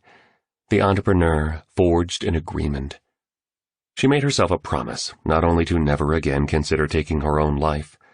She also pledged that every day, for the remainder of her days, she'd rise at 5 a.m. and give herself the gift of that victory hour free from all trivial diversions, unimportant stimulations, and unnecessary complications, so that she could continue calibrating her mindset, purifying her heart set, fortifying her health set, and escalating her soul set. She would demand this of herself no matter what excuses and rationalizations the weaker and scared part of her personality would argue for, because she deserved to experience her greatness, and because she hoped to be one of the heroes that we all are waiting for. Anywho, the billionaire shouted, inappropriately loudly, 3 final and ultra-practical tactics to help you lock in new habits. I've spent a lot of time on this subject because it's so absolutely essential to your success. I'll quickly walk you through 3 techniques that research confirms will help the 5 a.m. club morning routine stick. Then we're out of here. He pulled out the flashlight and focused its rays on the ceiling of the chamber. The following brain tattoos slowly appeared. Number 1, to make a habit last, never install it alone. Number 2, the teacher learns the most.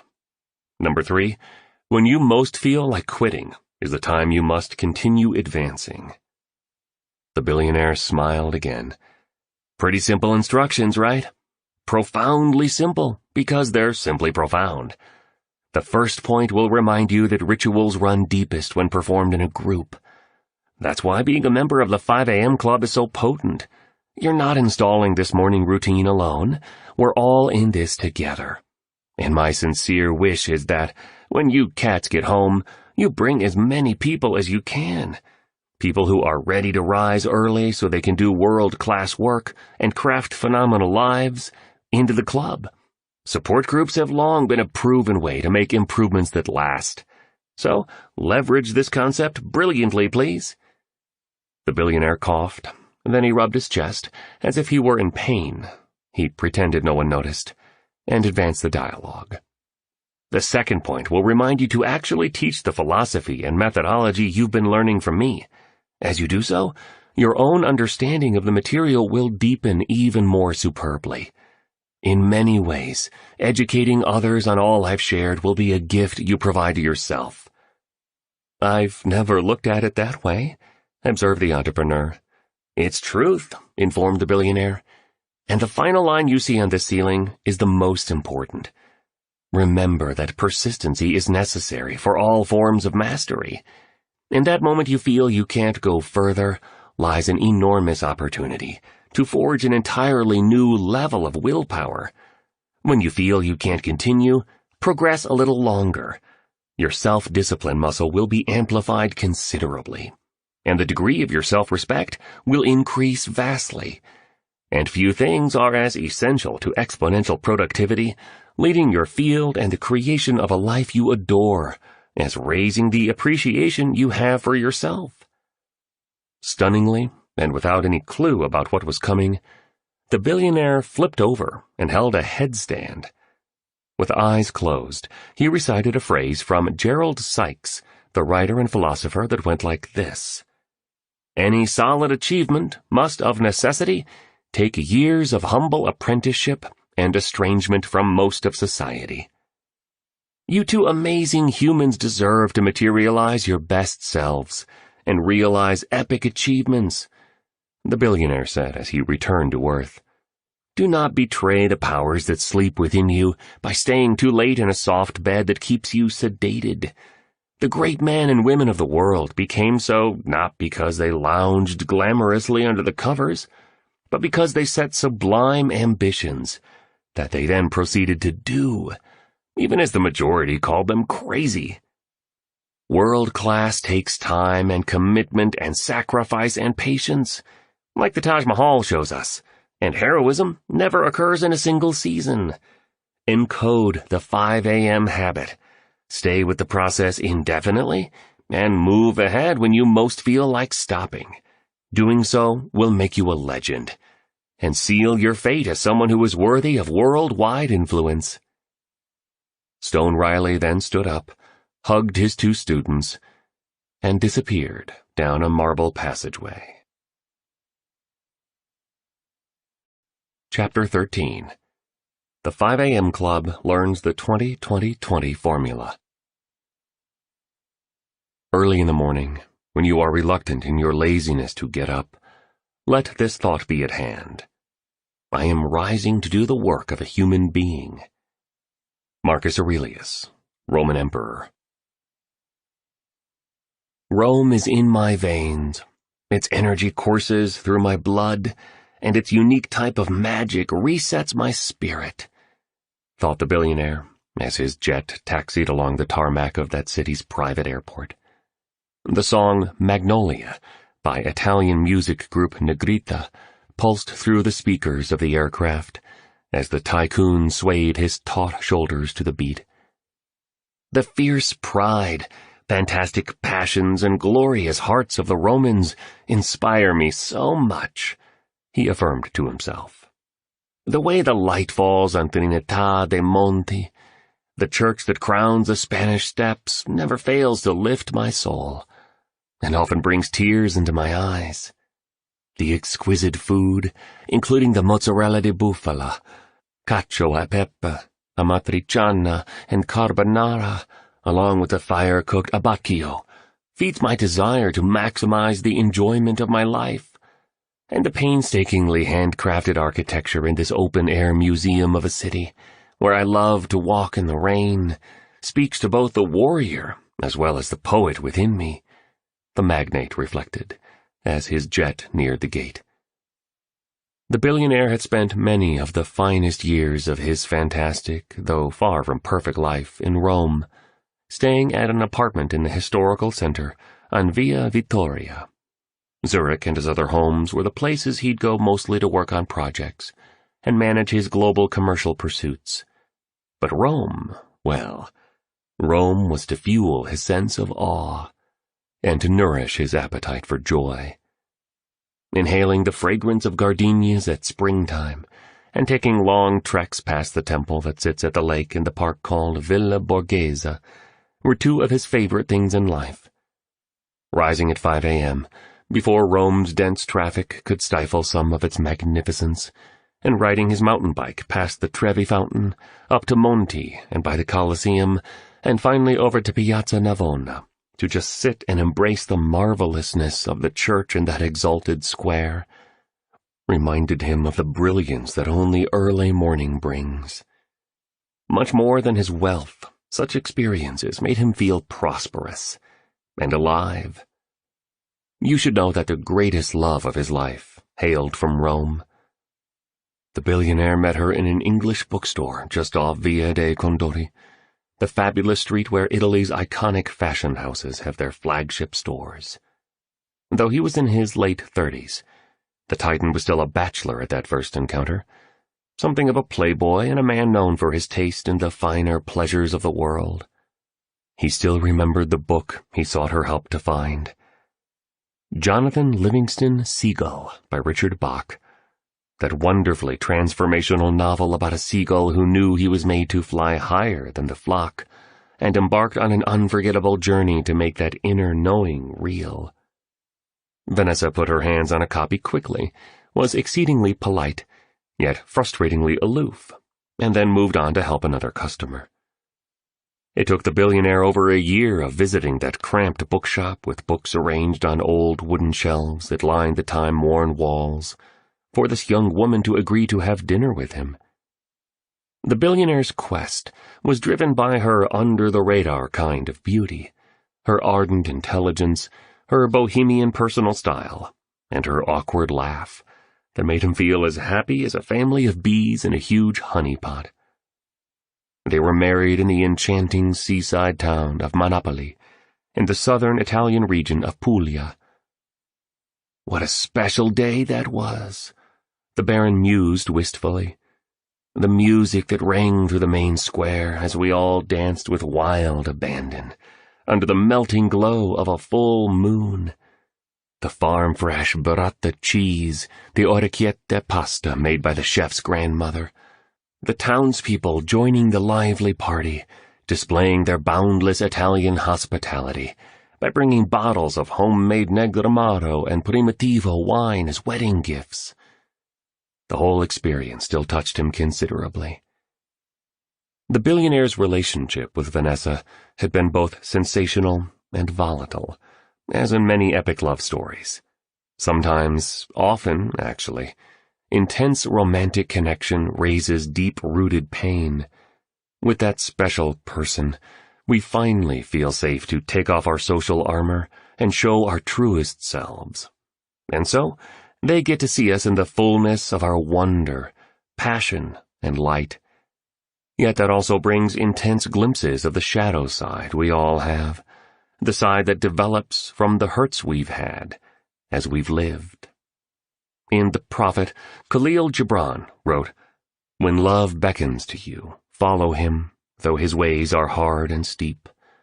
Though the sword hidden among his pinions may wound you, though his voice may shatter your dreams as the north wind lays waste the garden. All these things shall love do unto you, so that you may know the secrets of your heart." Yet, despite the turbulent nature of their marriage, the billionaire and his statuesque wife made it work for decades. Though she had passed away suddenly, many years earlier, he never remarried. He wouldn't allow himself to fall in love again, preferring to concentrate on growing his business empire, expanding his philanthropic pursuits, and enjoying the genuinely lovely life he'd earned alone. The mogul took out his wallet and slowly removed a creased photograph of Vanessa. He stared at it, transfixed by the image. Then he started coughing again, vigorously. "You okay, boss?" inquired one of the pilots from the cockpit. The billionaire remained silent, looking at the photo. The entrepreneur and the artist had flown to Rome a few days earlier and had been mesmerized by the sights, splendor, and rarities of the eternal city. With hands locked together, taking in the energy and beauty of Rome, they traversed the cobblestone streets previously walked by great builders and noble emperors. Today was the day they had waited a long time for. This morning, they'd learn the 20-20-20 formula that rested at the core of the 5 a.m. method. The two students would be taught with granularity precisely what to do within the victory hour, that window of opportunity that runs between 5 and 6 a.m., so they'd consistently enjoy amazing days. Today they would discover, in intimate detail, how to use their mornings well to create a world-class existence. As requested by the billionaire, the two stood at the very top of the Spanish Steps. It was precisely 5 a.m. If you stood on the platform under the obelisk that's there and looked down to the steps beneath it, you'd see the exact spot where the mentor and his two students met on this morning. The first rays of the Roman sun kissed Trinità dei Monti as the lovers looked out over this city of such culture. The early Romans were remarkable for the grandeur of their visions, for the scale of their buildings, and for their otherworldly ability to construct monuments that betrayed engineering reality. The two of them could see St. Peter's Basilica and the tomb of Emperor Augustus, as well as the 7 hills that were so central to the protection of the empire, that began as a tiny village on the banks of the Tiber River, and grew to what now included 40 different countries, spanning Europe, Asia, and Africa. The air was fragrant with a blend of floral notes and smokiness, as if a fire were burning in the far distance. "Buongiorno!" cried a voice amid the tranquility. "Own your morning, elevate your life!" The billionaire shouted with the kind of enthusiasm you'd hear from Roman soldiers on achieving a crucial victory. Mr. Riley walked into the first embers of the lightfall, smiling a man in a magic of life type of smile. He had chosen to wear a pair of chic Italian sunglasses for this all-important coaching session. He also wore an Italian windbreaker over a black t-shirt with the initials SPQR emblazoned on it, black sweatpants, and orange running shoes.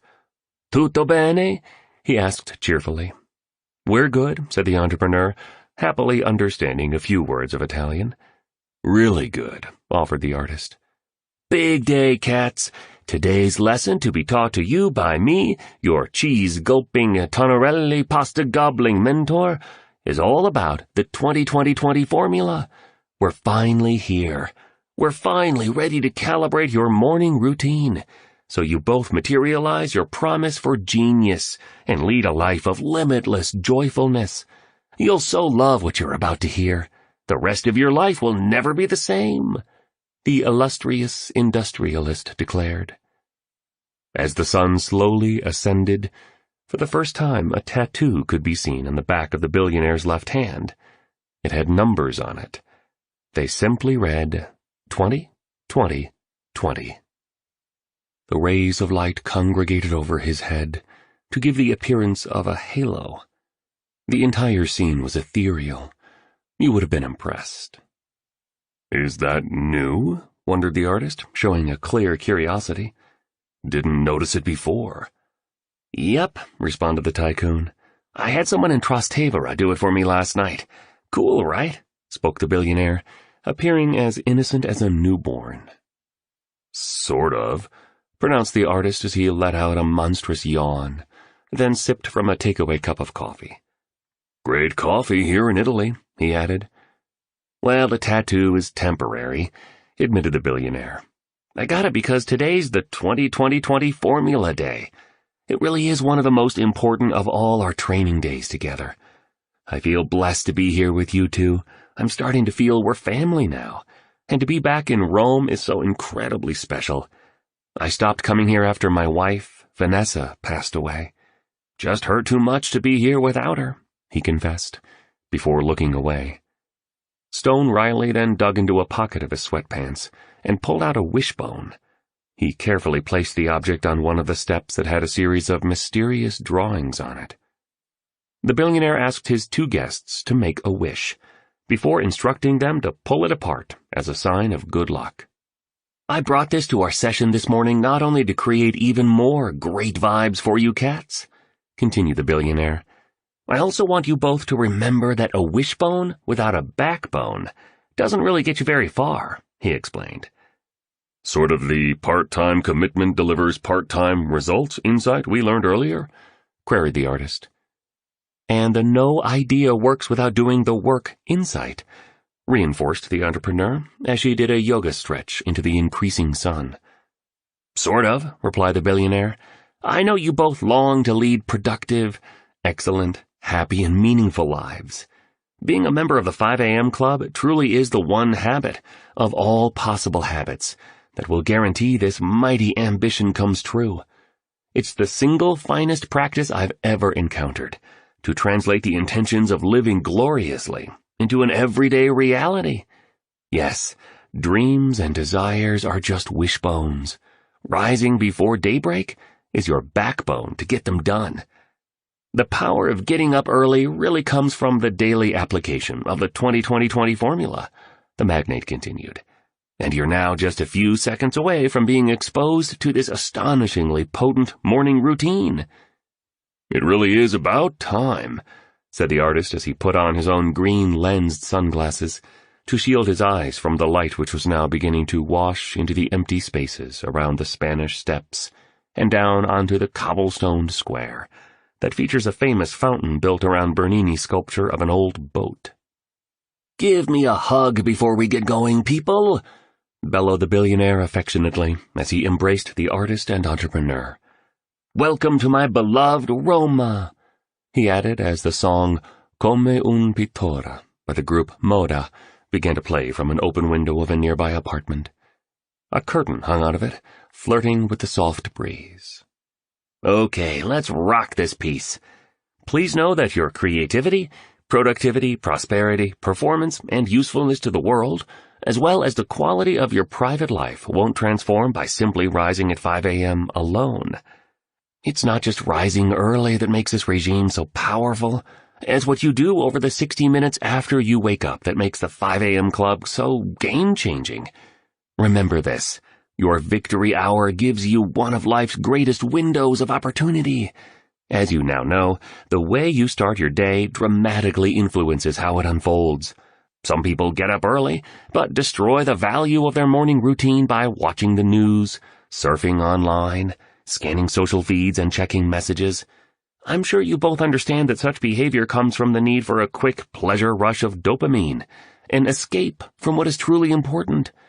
This way of acting causes members of the majority to miss out on doing the things that would allow them to leverage the quietude of this special time, to help them maximize greatness, so awesome days show up consistently. And as we create each day, so we craft our life, right? Asserted the artist, confirming a key piece of information he'd learned on the beach of the billionaire's oceanfront compound. That's the Day Stacking Foundation. And it's one of the 4 focuses of History Makers that you explained to us. I still remember that model. Absolutely correct, applauded the billionaire. And I need to say that beginning your day intelligently, healthily, and peacefully isn't only about optimizing your public and private success, it's also about protecting it. Suddenly, a man driving a horse carriage and dressed as a gladiator rolled through the square known as Piazza di Spagna and shouted, "Buongiorno, Mr. Riley," and then continued on his way. "A dopo," replied the billionaire loud enough for the man to hear. "Gnarly costume, right?" he said to his students. The billionaire rubbed his fake tattoo and looked toward the Colosseum. "That man we just saw makes me think of the Auriga, a type of slave in ancient Rome, who would transport important Roman leaders and was chosen for his trustworthiness. Here's the neat thing. Another key job of the Auriga was to stand behind the military general known as the Dux and whisper the words, 'Memento Homo,' carefully into his ear as he placed the laurel crown on his head." "What does that mean?" asked the entrepreneur. Today she dressed in faded jeans, a bright red t-shirt with a V-neck, and white running shoes. Her hair was styled in the ponytail that she liked. She had her bracelets on, and she absolutely radiated optimism. "Memento Homo is Latin for, 'Remember you are only a man,'" the billionaire answered. The Auriga did this to keep the leader's arrogance in check and to help the leader manage the inevitable invitation to egotism that all great success inescapably brings. The ritual was a profound discipline to ensure the Dux remained monomaniacally focused on his true mission of making himself and the empire he ruled even better, and not diluting all his energies on the amusements and excess that caused dynasties to fall. "You know what?" indicated the artist. "I've seen some artistic geniuses blow up their creative empires and destroy their good reputations because they didn't manage their success properly. So I hear you." "Deaf," said the entrepreneur. "I mean, definitely," she quickly corrected, as she clasped the hand of her new boyfriend. "I've seen so many rocket ship companies lose their market share because they fell in love with their winning formula. They lost their fire. They got bloated and cocky. They bought into the faulty belief that because there were long lineups for their excellent products, there would always be long lineups, even without iterating their goods, improving customer service, and ensuring that every single employee continued to raise their leadership performance. So, I hear you too, Mr. Riley." "Awesome," was his one-word reply. "As you apply the 20-20-20 formula, always remember to keep improving the way you run it each morning. Stay hungry. Keep a white belt mentality around it, because nothing fails like success. Once you experience how transformational the practice is, it'll be easy to start coasting, and maybe even neglecting a few steps of the process." The billionaire touched an index finger down to one of the steps. He closed his eyes and quietly recited these words. "It's time to stop being a fugitive from your highest self and accept membership into a new order of ability, bravery, and understanding of the call on your lives to inspire humanity." He then walked across the stone platform atop the Spanish steps and raised 2 fingers of his right hand to show the universal sign for peace. Next, he waved an arm in the direction of a man on a seat heating up chestnuts in Piazza di Spagna, near the foot of Via dei Condori. The man wore a gray shirt that had wrinkles over the chest area, navy blue trousers, and yellow running shoes. On seeing the sign, the man immediately stood up and darted through the square, up the steps 3 at a time, all the way to the peak where the billionaire was stationed. He lifted his rumpled shirt, revealing a bulletproof vest, and pulled out a laminated sheet of paper from beneath it. "Here you go, Grande. Good to see you back in Rome, my boss." The man spoke with a rich Italian accent and a voice as gritty as sandpaper. "Grazie mille. Molto gentile, Adriano," the billionaire said as he kissed the palm of a hand before extending it for a handshake. "Adriano's on my security team," noted Mr. Riley while studying the page that had been presented to him. "He's one of my best. He grew up in the town of Alba in the Piemonte region of this exceptional nation. You cats like Tartufo?" "What's that?" queried the artist, looking a little confused by the scenario that had just played out. "Truffles, baby," enthused the billionaire. "My goodness, they taste incredible. On tagliolini pasta with melted butter drizzled over it, or when grated over jiggly fried eggs. My, oh my, food of the emperors it is." The billionaire's eyes were as wide as a prairie while he imagined the meal he was describing. A razor-thin line of drool meandered out of the right corner of his mouth. Yes, a line of drool. Beyond weird, right? Adriano, who had remained in position, discreetly handed his employer a handkerchief. He looked at the entrepreneur and the artist with a glance that seemed to say, "I know he's strange, but we love him too." And then all 4 people, perched upon that overwhelmingly alluring sight, started to laugh. Together. "Have a great morning, boss," Adriano said as he prepared to leave. "I'll meet you in Testaccio this evening. Thank you so much for inviting me to eat with you tonight. Are we eating cacio e pepe as usual?" "Si," confirmed the billionaire. "A presto." "Alba is where white truffles come from," explained the billionaire. "Specially trained dogs sniff them out. Or pigs. Maybe in the future, I'll take you guys on a truffle hunt with me. I promise you it'll be unforgettable." Anywho, have a look at this fantastic learning model. The Spellbinder actually deconstructed the Victory Hour and the 20-20-20 formula for us. 0 questions about how to run your morning routine now. No room for excuses. It's all laid out for you. Just run the play, and you'll own your day. Procrastination is an act of self-hatred, you know. Really? Asked the artist. Absolutely.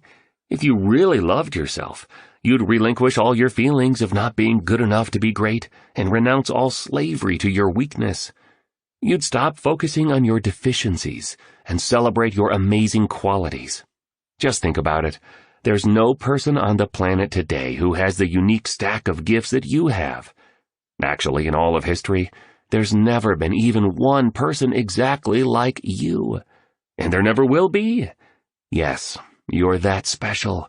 That's an indisputable fact. So embrace the full force of your lavish talent, luminous strengths, and breathtaking powers. Let go of the destructive habit of breaking the commitments you make to yourself. Failing to keep self-promises is one of the reasons so many of us don't love ourselves. Not following through on what we tell ourselves we'll do so destroys our sense of personal worth and dissolves our self-esteem.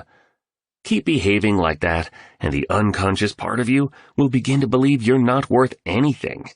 And remember the psychological phenomenon known as the self-fulfilling prophecy I walked you through earlier. We always perform in a way that is aligned with the way we see ourselves. And so, our thinking creates our results. And the less we value ourselves and our powers, he went on, the less power we have access to. The billionaire watched a group of butterflies fly by before continuing. That's just the way it all works. So, my suggestion is that you stop putting things off, flex those willpower muscles we talked about inside the Taj Mahal, and make the remainder of your life an exercise in audacity, a testimony to exceptional productivity, and a rare expression of unstained beauty. Honor all you truly are by living your genius instead of loathing yourself by denying your specialness. Procrastination is an act of self-hatred, the billionaire repeated. So really go all in on installing the 20-20-20 formula as the core way of managing your morning. The billionaire showed the framework to the entrepreneur and the artist. You'll find it reproduced on the enhancement. As you can see from this learning model, there are 3 20-minute pockets to install, and then practice to mastery level.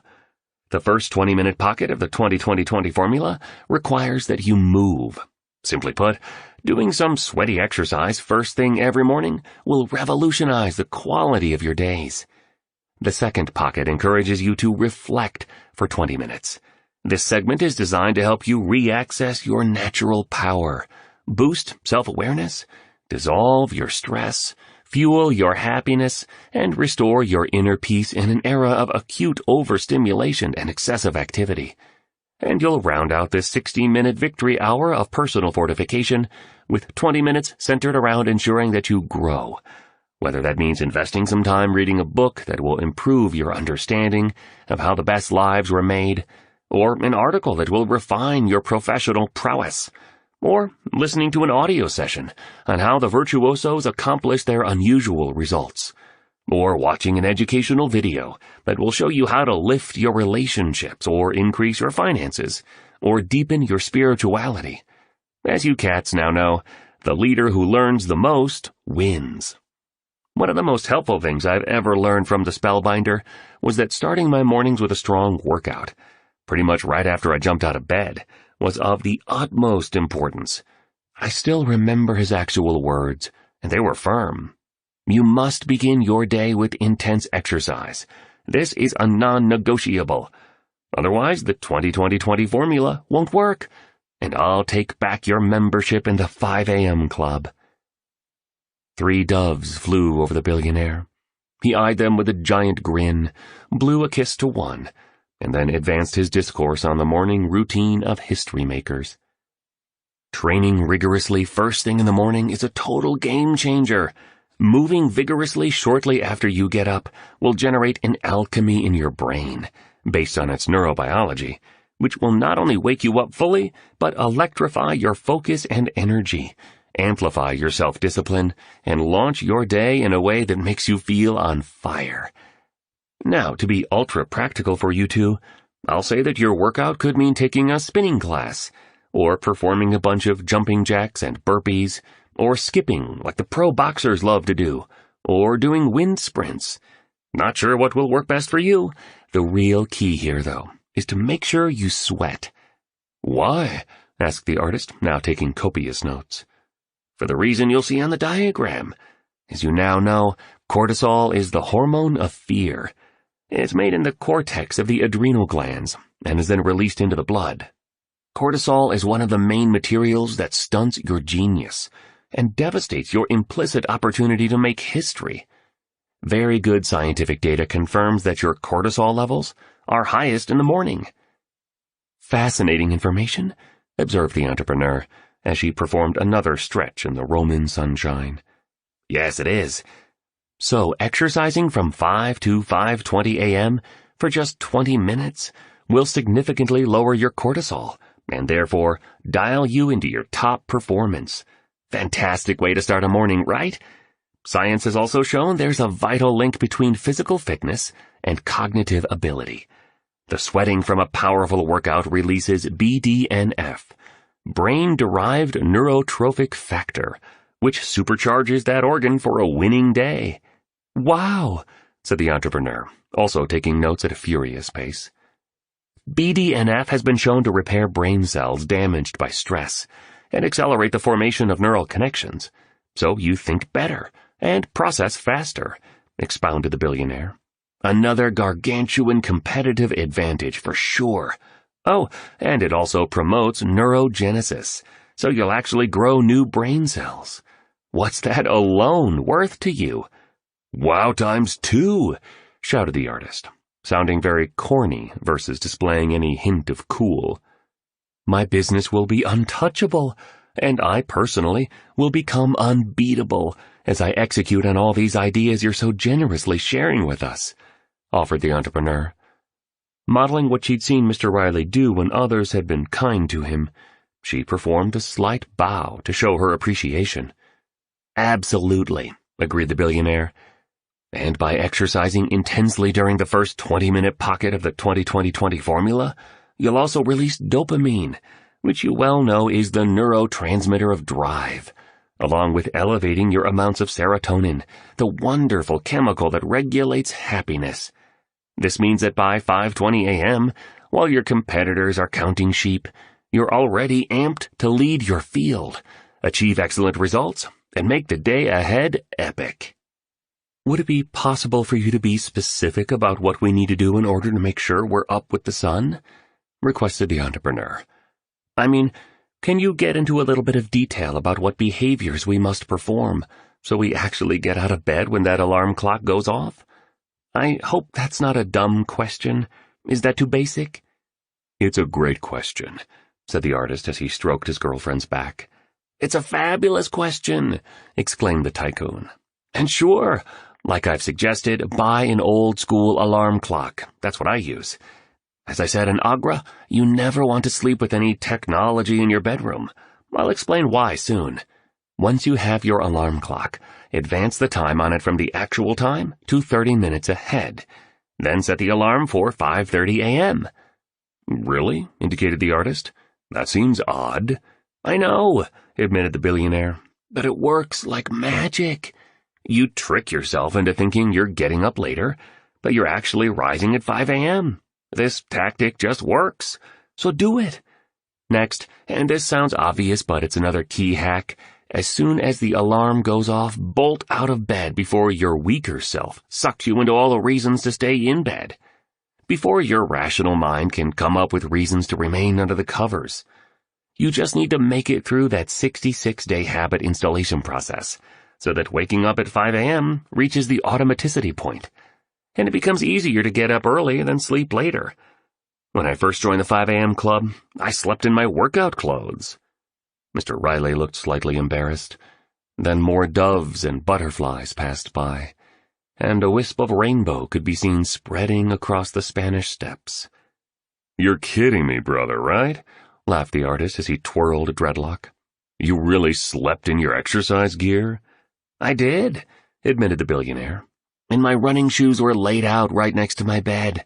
I did whatever it took to eliminate the death grip that common excuses could have over me." The entrepreneur was nodding. She appeared stronger and happier as each day passed. "Anyway, let me keep jamming on the point about exercising first thing in your morning. By working out intensely, you'll stimulate that natural pharmacy of mastery, which will make you feel fundamentally different than when you first woke up.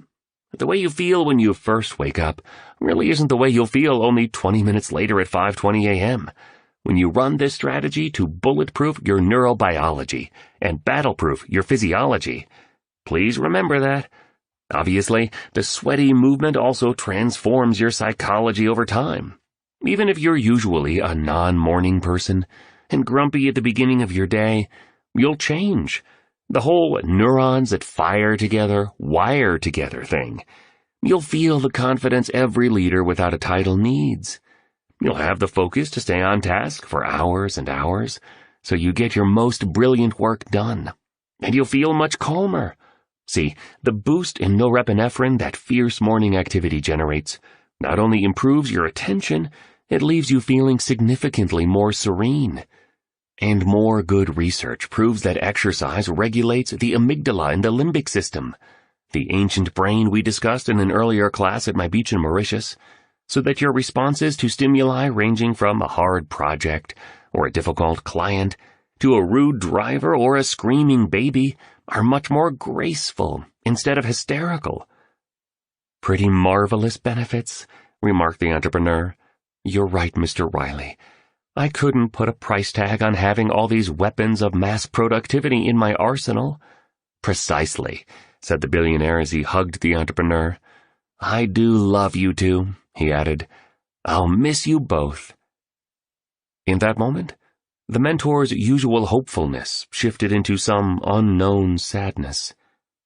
"Our time together is coming to an end. Maybe we'll meet again. I really hope so. But I don't know." His voice trailed off, and he looked away again, up at the white church that stood behind where they had gathered, a glorious tribute to the brightest examples of visionary architecture. The billionaire reached into a pocket of his black sweatpants and pulled out a pill, popping it into his mouth like a child consuming a tiny piece of candy. "Anywho, as you can also see on the deconstruction," he went on, holding up the model, "working out first thing in the morning also elevates your metabolism, and it fuels the fat-burning engine of your body, so you burn any excess more efficiently and lean out more quickly. Another valuable triumph, right? Oh, and as you optimize your fitness, you'll set yourself up to stay healthy your entire lifetime. Train harder, live longer is a smart motto I built my empires by. You now know that one of the keys to legendary is longevity. Do not die. You can't own your game and change the world if you're pushing up daisies in a cemetery," the titan of industry articulated energetically. "The primary point that I'm trying to offer on the first part of this calibrated versus superficial morning protocol is essentially this. Your life will feel and work 100 times better when you're in the finest physical condition you've ever been in. Sweaty exercise as your first move after rising with the sun really is a total life changer. Period. So, do whatever it takes to code in this habit. Whatever it takes, cats." "Can I ask you another question, Mr. Riley?" the entrepreneur asked politely. "Go for it," said the billionaire. "What if I want to exercise for longer than 20 minutes? "Totally cool," noted the billionaire.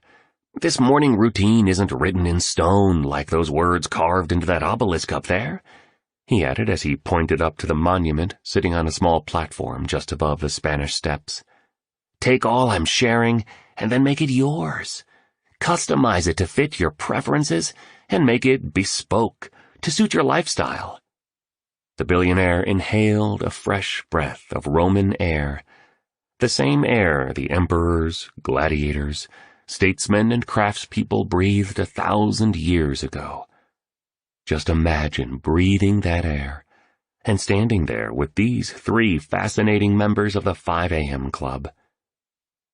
This brings me to the second 20-minute pocket of the 20-20-20 formula that you need to run over your victory hour. The time between 5:20 and 5:40 a.m. is when you reflect. "What exactly do you mean by reflect?" asked the artist, exemplifying his newfound confidence in being a great student. He rubbed his goatee as he voiced the question. His arm rested around the entrepreneur's shoulder. "As I've been suggesting during our time together, managing your morning well is a main skill of exceptionalists. Using the front end of your day expertly is such a key determinant of business eminence and personal magnificence. And one element of a cleverly granulated morning routine is a period of deep peace, some quietude and solitude for yourself before the complexity starts arriving, and your family needs your energy, and all your other responsibilities take over. Tranquility is the new luxury of our society. So during this segment of your victory hour, savor some stillness. Contemplate how you're living and on who you hope to become. Be thoughtful and intentional on the values you want to be loyal to over the hours ahead of you, and how you wish to behave. Consider what needs to happen for this to be a great day amid the construction of a legendary life. "This pocket will be super important to me," remarked the entrepreneur as her bracelets clinked together. One of them was shiny and new. It bore the phrase, "All these early mornings will make me an icon someday." "I agree with you," expressed the billionaire. "Reflecting on what's most important to a life beautifully lived will leave you with what the spellbinder calls residual wisdom throughout the rest of the day. For example, thinking quietly about the weighty value of purely producing work that represents mastery, or remembering your commitment to treating people kindly and respectfully during the second pocket, re-anchors those virtues within your awareness. And so, as you experience the remainder of your day, the residue of your reconnection with this wisdom stays in focus, infusing every single moment and guiding each one of your choices." Another butterfly flitted by. 3 more soon followed the first, almost poetically. The billionaire decided to deepen his explanation on reflection, but first popped another pill. He put his hand on his heart and looked at the sensational view of Rome. "The way the light falls here really is like nowhere else," he thought. "I'll miss my Roma." The billionaire stared down the steps at the white boat sculpted by Pietro Bernini, and then glanced at the flower shop, also in the square below. In so many ways, reflection is a main source of transformation because once you know better, you definitely can do better. During this 20-minute segment of the victory hour, all you need to do is get serene, stay silent, and enter the stillness. What a gift you'll give yourself in this era of such scattered attention, worry, and noisiness. "That would be a giant gift to give to myself and to my business," acknowledged the entrepreneur. "I'm realizing I spend so much of my time doing and reacting, and so little of my time deliberating and planning. You've talked about how the great ones leverage periods of isolation.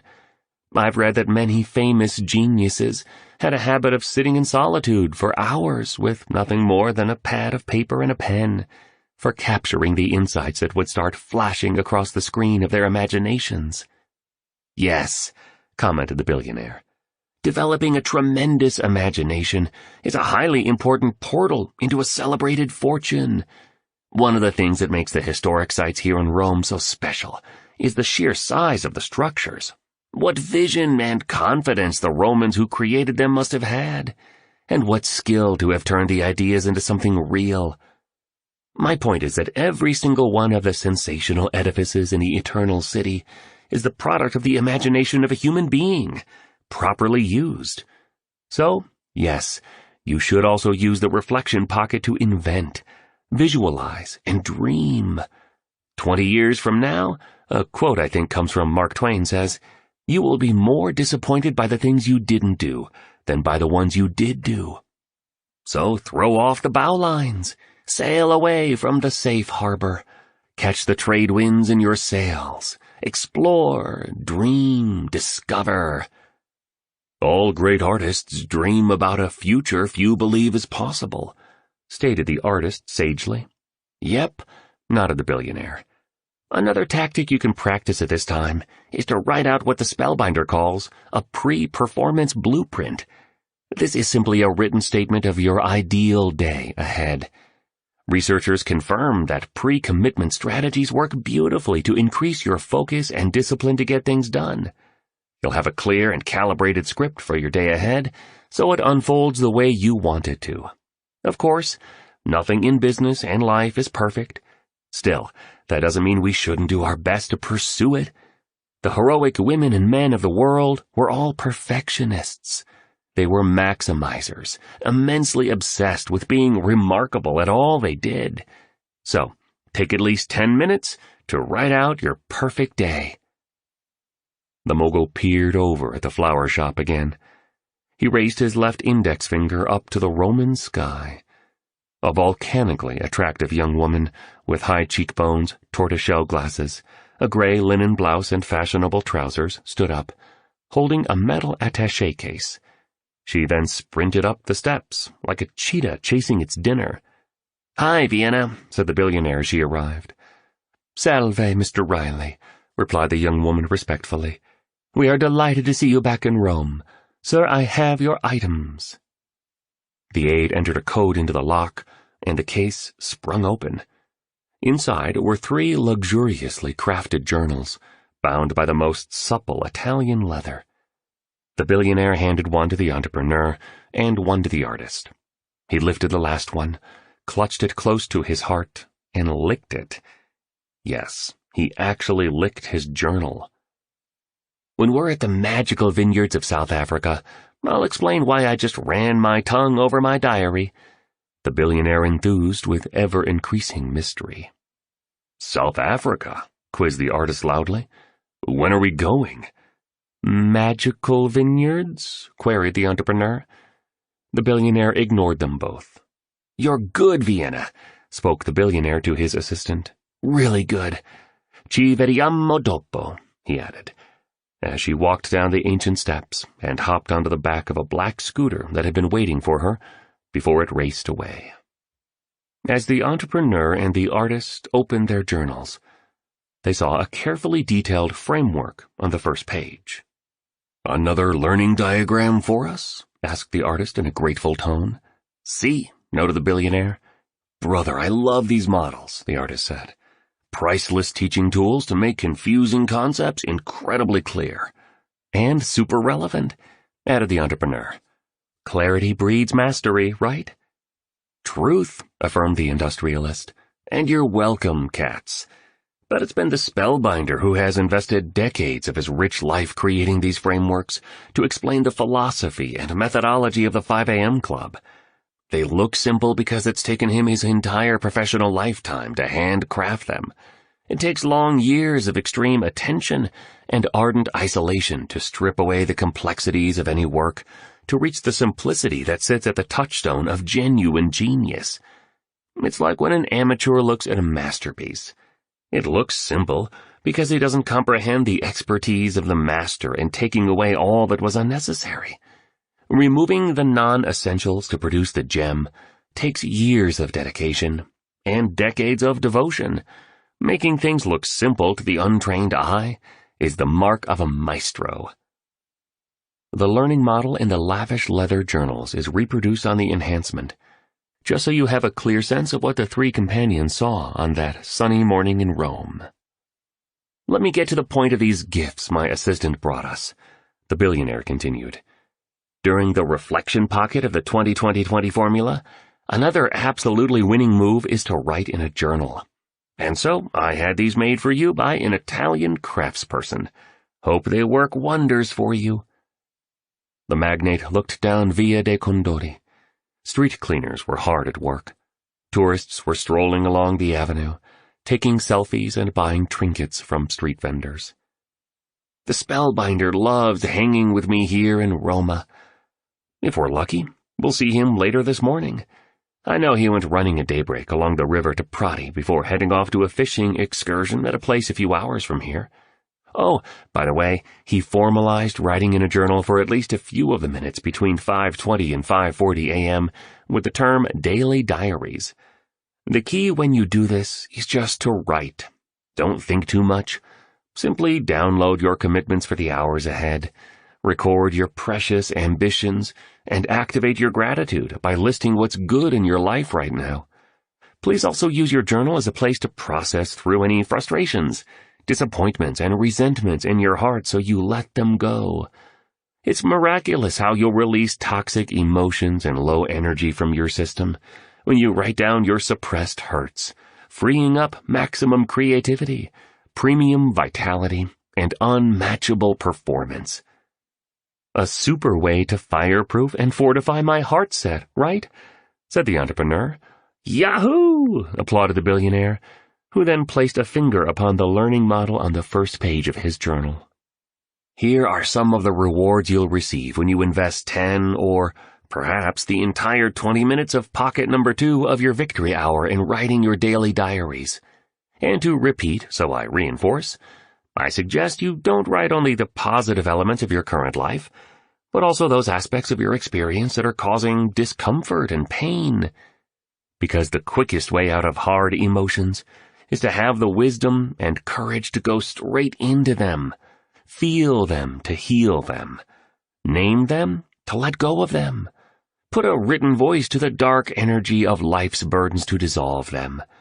These are breakthrough insights I'm revealing to you two here, because once you reclaim the power blocked by layers of toxic emotions and the wounds of the past, your mindset, heart set, health set, and soul set will all soar exponentially. And when your 4 interior empires escalate through your effortful self-purification, your supreme self begins to assume command. This then yields the external empires you both hope to see more of. What I'm trying to explain is this. Difficult feelings that you don't find a healthy way to remove become repressed, which creates stress, poor productivity, and even disease. Cool diagram, acknowledged the artist. Are you saying that if I don't feel the uncomfortable feelings, they build up and get stuck inside me to the point where I could get sick? Yes, what you just said is pretty much what I'm suggesting, Mr. Riley confirmed. Those stuck toxic emotions layer over your gifts, talents, and higher wisdom. This is one of the primary reasons most people on the planet have forgotten the heroes they are. When we avoid feeling, we lose access to our most powerful selves and forget the truths of life, that each of us can accomplish astounding things and produce astonishing works and realize radiant health and know true love and live a magical life and be helpful to many. I speak fact here. But most of us have so much fear, pain, anger, and sorrow built up over our real selves. We have no sense of the opportunities that sit right in front of us. All that dark energy blinds us from seeing them and blocks our access to our primal genius. The great people of history had this access. Today, the majority have lost it. A magical life? Stated the entrepreneur. You keep speaking of magic. Sounds a little far out, a little granola. Yes, a magical life, responded the billionaire firmly but politely. I'll explain how you enter the magic available to all of us when we get to South Africa. Once you learn what I'll teach you in the vineyard there, your ability to manifest more money, better health, greater joyfulness, and deeper inner peace will grow dramatically. But I can't share anything about how to live in the magic yet. I'm not allowed to, commented the billionaire mysteriously. You need to feel a wound to heal a hurt, the billionaire continued with precision. I've endured a lot of suffering in my life. Business defeats, personal losses, physical failures. I'm actually going through something right now that's creating sorrow in my heart. The billionaire's high-spirited demeanor suddenly began to fade. For an instant, he looked older. He hunched over, and his breathing grew labored. But then he recovered. "Anywho, the good news," he said energetically as he raised both arms high into the Roman air, "is that I'm not carrying much past pain in my wonderful present and into my fantastic future.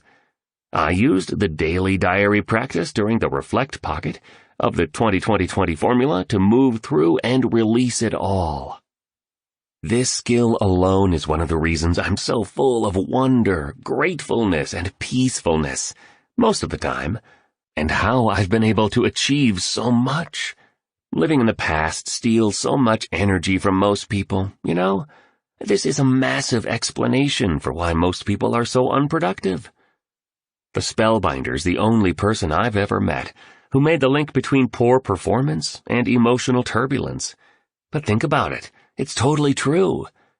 So imagine what doing your daily diaries each morning will do for your accomplishment and the success of your business, especially as you navigate what you're going through." The billionaire spoke with palpable empathy as he placed one lean arm around the entrepreneur and the other over the shoulder of her new boyfriend.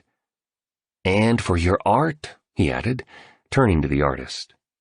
"And carrying past pain is so exhausting," the artist agreed. "We all get defeated, and sometimes nearly devastated by life." The billionaire kept on with his discourse.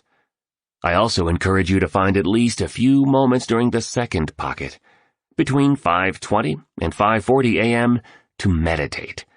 The Spellbinder taught me how to do so, and it has profoundly helped my concentration, my confidence, my performance, and the calm that I feel while running a sophisticated business portfolio. And calm performers are the highest achievers. There's nothing crackerjack about meditation, so get over any biases you might have around the skill and go ahead and lock it in. It's simply one of the world's best ways to strengthen your focus, preserve your natural power, and insulate your inner peace. There's a lot of wonderful science confirming the value of a regular meditation ritual, so even if you want to dismiss the method, the data says it works phenomenally as a human optimization habit. Current research proves that regular meditation helps lower levels of cortisol, thus lowering your stress. It's also a strong way to grow the relationship you have with yourself. You need to make more time for you, to scale your fluency and intimacy with your higher nature, to reconnect with your best part, that side of you that understands the impossible as mostly the untried, and that knows of your hidden reservoirs of luminosity, audacity, and love. That portion of you that still can see the greatness in others, even when they behave badly, and that models positivity in the world, even when such virtues are not replied to you. Yes, go into this 20-moment sanctuary of silence and stillness each morning, and remember all you truly are. Truth speaks in the solitude of the day's earliest light, and then carry this breathtaking knowledge with you through the remaining hours of the gift we call a day." The billionaire fell to the ground and did a series of rapid push-ups. Then a plank pose followed. You're now very familiar with this quirky tycoon's bizarre maneuvers. "I need to get onto the third pocket of the 20-20-20 formula so we can wrap up today's mentoring session. I've got a series of meetings set up for later, and then I'm off to a splendid dinner with Adriano, the Spellbinder, and a few other old friends," the billionaire said cheerfully. "Sure," said the artist. "No sweat." "Of course," said the entrepreneur. "We heard about a restaurant close to Campo di Fiore that makes great carbonara. We're trying it tonight."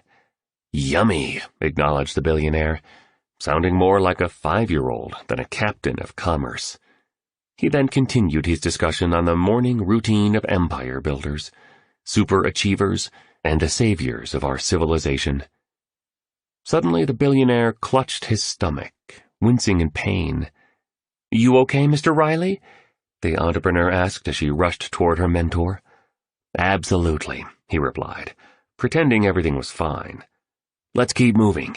I'm totally committed to making sure you learn everything that was taught to me about the 5 a.m. club before I leave you. Please, just make sure you share the Spellbinder's teachings with as many people as you can. You'll be improving the world as you do. I might not be able to," he said as his voice trailed off. "Okay," the industrialist carried on. "Let's keep going.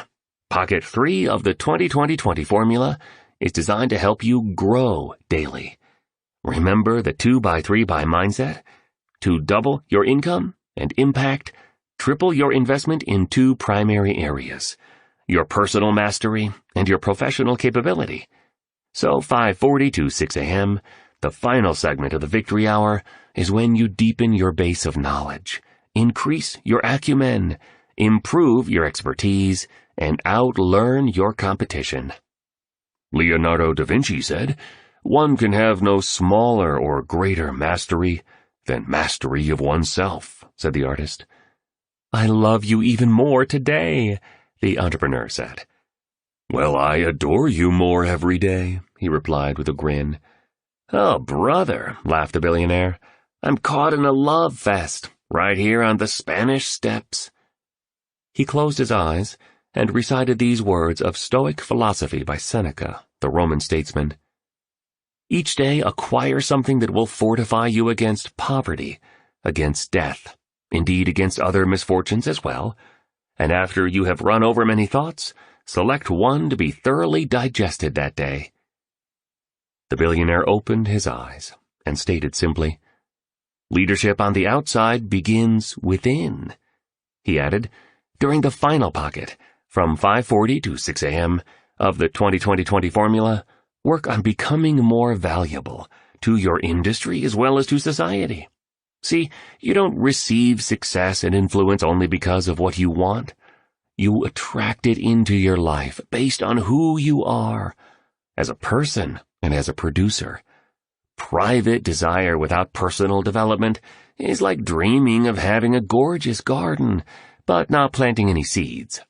We magnetize ourselves to excellent rewards by raising the value of ourselves. I made my fortune from this idea.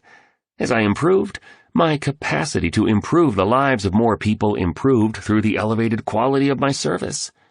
As I made myself more knowledgeable, I became more valuable to the fields in which I conducted my businesses, which lifted my income and my impact. Here's a concept fairly foreign in today's age. Read a book. Study the lives of the greatest men and women of the past by consuming their autobiographies during the Grow Pocket. Learn about the latest advancements in psychology. Devour works on innovation and communication, productivity and leadership, prosperity and history, and watch documentaries on how the best do what they do and grew into who they are. Listen to audiobooks on personal mastery, creativity, and business building. One of the traits all my billionaire friends and I have in common is we absolutely love to learn. We grow and capitalize on our gifts and talents relentlessly. We invest in expanding ourselves and our pro games constantly. We are all totally into reading, improving, and feeding our limitless curiosity. Fun for us is going to a conference together. We go to at least one every 3 months, so we stay inspired, excellent, and absolutely switched on. We don't spend much time on meaningless entertainment because we're just too invested in endless education. Life is very equitable, you know, said the mogul, sounding quite philosophical and now looking much stronger. You'll receive from it what you give to it. Key natural law there. So give a lot more by becoming a lot better. Okay, so now you have it, Mr. Riley summed up exuberantly. A beautifully engineered, flawlessly calibrated morning routine for a world-class business and personal life. Embrace it fully. Run it daily, or at least 5 days a week, and your productivity, prosperity, sense of joy, and serenity will accelerate potently along with the value you are able to deliver to our world. "What's next?" inquired the artist. "We'll now go visit the dead," was the billionaire's only reply. Chapter 14. The 5 a.m. Club grasps the essentialness of sleep. You cannot imagine the craving for rest I feel, a hunger and thirst. For 6 long days since my work was done, My mind has been a whirlpool, swift, unprogressive, and incessant, a torrent of thoughts leading nowhere, spinning round swift and steady. H.G. Wells. The Roman sun rose even higher as the three companions gazed over the rooftops and at the Vatican. The streets were now noisy. The eternal city had come to life. Again, the Titan's hand went up into the air. Again, one could see another assistant appearing out of nowhere. This time a man who appeared to be in his early 40s ran across the square, stood in its center, and pulled out a device that he spoke into, quickly and loudly. Within a minute, three women with scarves over their hair, like you would see in those wonderful Italian films of the 50s, appeared on three sparkling red Vespas. They parked them at the foot of the Spanish Steps, right by the sculpture of the boat, before disappearing down Via delle Carrozze. "Let's go, people," exclaimed the billionaire. "It's time to ride." "But what's this about visiting the dead?" asked the entrepreneur. The creases on her forehead reawakened, and her arms now crossed. "Trust me. Hop on your scooter and follow me," the billionaire instructed. The three companions wound their way through the ancient streets of Rome. Even the most unknown church or innocuous obelisk left them in a dreamy state of awe. The sunshine was dazzling now, as both the Romans and the tourists filled the boulevards. The city felt so alive. In one square they passed, a remarkably talented opera singer with a man standing next to her to collect money, touched the hearts of bystanders by singing like she had no tomorrow.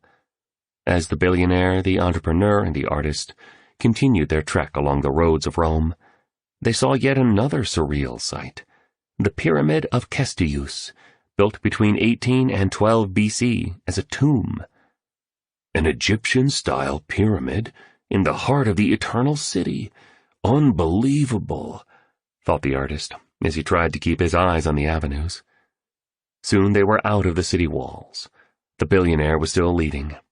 The entrepreneur noticed, for the first time all morning, that the back of his t-shirt carried the wise words of Benjamin Franklin, one of the founding fathers of the United States, who said, "The early morning has gold in its mouth." And on the back of his helmet was printed lettering that read, "Rise first, die last." This man is a marvel, she thought, one of a kind. The entrepreneur knew this sensational adventure would soon be coming to an end, but she hoped Mr. Riley would remain in her life. She not only had grown to admire him, she felt she needed him. They rode for a while, and then the billionaire motioned that they should stop on an eerily desolate side street. After they parked the scooters without saying a word, he beckoned his students to follow him, past a stone bust of the great Roman military general Julius Caesar, down a series of stairs and into a dark and dusty tunnel. "Where the heck are we?" asked the artist. Beads of sweat had formed on the delicate skin under his eyes. Imagine you were right there with these three human beings, and just picture how the artist looked at this moment. "We're in the catacombs," announced the billionaire. "This is where the ancient Romans buried their dead. All these subterranean passageways are burial grounds, cemeteries, that date from the 2nd to the 5th century. "And why are we here?" questioned the entrepreneur. "I brought you to this crypt to make a point," stated the billionaire in his usual warm tone. At that instant, the sound of footsteps could be heard, coming from the end of the tunnel. The artist glanced at the entrepreneur, eyes wide open. The billionaire didn't say a word. The footsteps could be heard growing closer and more forceful. "I don't have a good feeling," commented the entrepreneur. The footsteps continued as the hazy light of a candle struck a decrepit wall of the catacomb. Then the whole place went quiet. A lone figure slowly emerged, holding a tall candle and with a hood over his head, the kind monks wear. No words were exchanged. It was all extremely mysterious. The intruder stood before the three friends. The candle was raised higher and moved in 4 circular motions. Then the hood came off. The face that was revealed was a familiar one, a face that had appeared at stadiums across the planet, and one that had inspired many millions to do amazing work, accomplish epic dreams, and lead legendary lives. It was the Spellbinder. "My God, you scared me," the artist said, still sweating profusely. "Sorry. Stone told me to come down here. I got a little lost," apologized the Spellbinder. "Extraordinary place, these catacombs. It's a little creepy in here, though," he added, looking healthy, happy, and relaxed.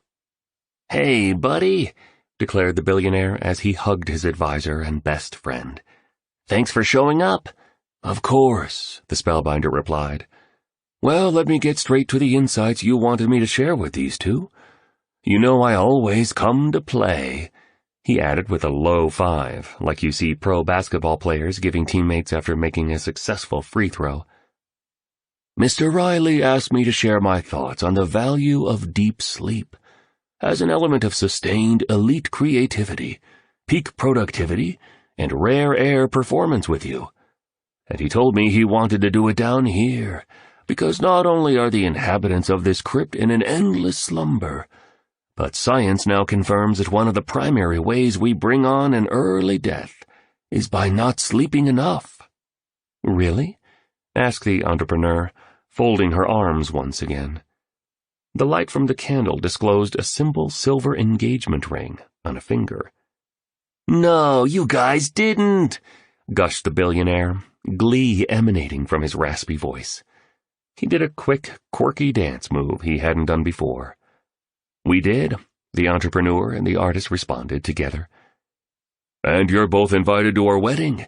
It'll be small but special," the artist added. "You're welcome to have the ceremony on my beach in Mauritius," offered the billionaire. "Heck, I'll treat you two cats by handling all costs.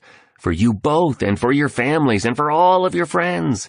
The whole thing's all on me. It's the least I can do for you two new members of the 5 a.m. Club.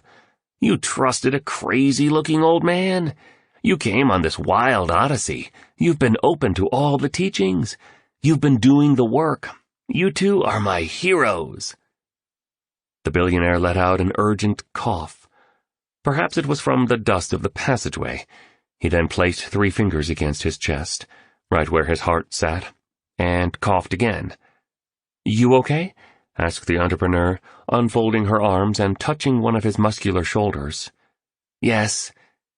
"So," said the Spellbinder, "let me offer some insights on why it's not only the calibration of the first hour of your day that's mission essential for leadership excellence and exponential productivity, but also the management of the last hour of your evening, if you're truly serious about experiencing premium results." He held the candle under his face, creating a near mystical effect. "What makes genius-level performance is a delicate balance between the mastery of your morning routine and the optimization of your nightly ritual. You won't be able to orchestrate the 20-20-20 formula Stone walked you through this morning if you don't sleep properly." "I'm almost always sleep-deprived," acknowledged the entrepreneur. "Sometimes I struggle to function. My memory is off, and I feel exhausted." "Yeah," agreed the artist. "My sleep's a mess. I'm up a bunch of times through the night, but since I've been on this trip, I've slept good each night." "That's great to hear, because we're in the midst of a ferocious global sleep recession," vocalized the Spellbinder, clearly articulating the dramatic languaging he'd become internationally known for. "The internet and social media and the widespread absorption with our devices are fueling much of it. Research is now confirming that the blue light emitted from our tools of technology reduces the amount of melatonin within us. Melatonin is the chemical that informs your body that it needs to get sleep. There's zero doubt that checking your gadgets all day long impairs cognitive function, as you've learned. And there's no question at all that being in front of your screens before bedtime causes sleep dysfunction. I could go deeper and explain how the light of your devices activates photoreceptors called intrinsically photosensitive retinal ganglion cells that limit melatonin production and negatively affect your circadian rhythm, which hurts your sleep. But you get my point here. I do, confirmed the entrepreneur. I really do. I'll restructure my pre-sleep routine so that I wake up at 5 a.m. feeling better and full of energy. I promise to do this so I rest well, and so I can implement the 20-20-20 formula flawlessly. For the 66-day minimum, until it becomes an automatic habit, interjected the artist. And then for the rest of my life, so it actually becomes easier to run the 5 a.m. method than to stay in bed sleeping. When we don't sleep enough, the spellbinder picked up, not only is it fiercely difficult to get up early, but a number of other highly damaging things impair your productivity and minimize your performance, along with reducing your happiness and eroding your health. Tell us, requested the entrepreneur. Yes, tell them, encouraged the billionaire, now squatting in the catacomb. This posture's really good for your lower back as well as for your digestion, he added, oddly. Well, when you sleep, and the key here is not only the quantity of sleep, but the quality of your sleep states, your neurons shrink by 60% as cerebral spinal fluid washes through your brain. It's also been discovered that the lymphatic system, which was previously believed to be only in your body, is in your skull too. All this means that we, as human beings, have evolutionarily architected a powerful process to essentially wash the brain so it stays in optimum condition. And this cleansing mechanism only happens while we sleep. Unbelievably interesting, the entrepreneur noted. Tell them about HGH, implored the billionaire. Sure, said the spellbinder. HGH, human growth hormone, is produced in the pituitary gland of the brain and is important for healthy tissues in your body, a strong functioning metabolism, and a long lifespan. Increased levels of HGH raise your moods, cognition, energy levels, and lean muscle mass, while reducing your cravings through the regulation of leptin and ghrelin. Here's the main point. While HGH is released through exercise, which is part of the reason pocket number 1 of the 20-20-20 formula is such a game-changer, 75% of HGH production happens when you sleep. And here's the real key.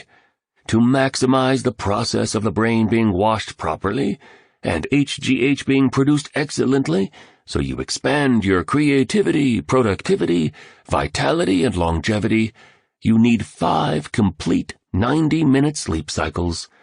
That's what the scientific studies are now confirming. That's 7.5 hours of sleep each night.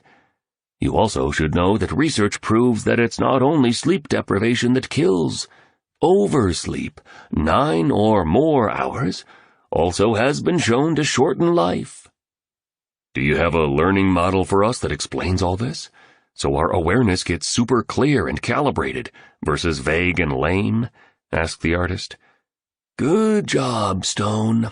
You taught them the 3-step success formula, applauded the spellbinder. The billionaire, still near to the dirty floor of the crypt, nodded, then he burped.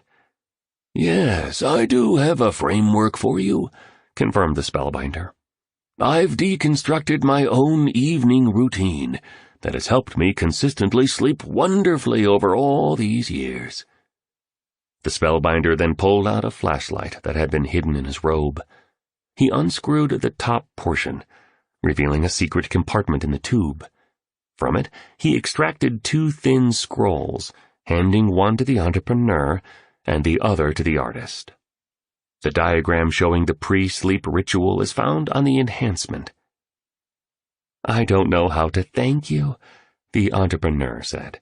Both of you, she indicated, looking over to the billionaire, who was now doing sit-ups in the candlelight while whispering, Great fortune and weighty wisdom keep coming my way.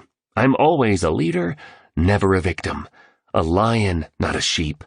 I love my life and am making it even better every day.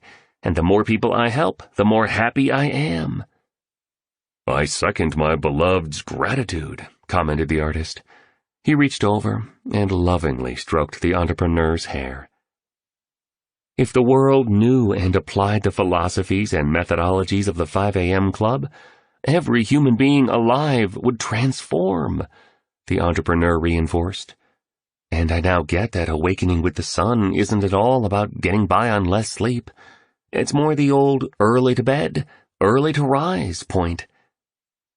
"And as each of us does our part to make our personal revolutions, every relationship in our life, from the one we have with our craft to the connections we share with each other, improves with us," offered the artist. Sort of like Mahatma Gandhi's words, "Be the change you wish to see in the world," added the entrepreneur, her face glowing in the soft light of the candle as she rubbed her new ring. "I read a little about his life before I went to sleep last night." "With all due respect," pronounced the spellbinder compassionately, "Mahatma Gandhi's actual words have been adjusted over the years to become a soundbite that suits a culture experiencing a collective deficit of attention." "What he actually said," interrupted the billionaire, "was if we could change ourselves, the tendencies in the world would also change. As a man changes his own nature, so does the attitude of the world change toward him. We need not wait to see what others do." "Awesome job, Stone," remarked the spellbinder, smiling. "But I do appreciate your larger point," he said kindly to the entrepreneur. "And, of course, you're right. My personal ask of both of you is that you'll share as many of the principles and mental models as you can with as many people as possible. Because, yes, if every business leader, commercial worker, scientist, artist, architect, political influencer, sports performer, teacher, mother, firefighter, father, taxi driver, daughter, and son simply install the morning routine and nightly ritual we've shared with you, we'd have a whole new world.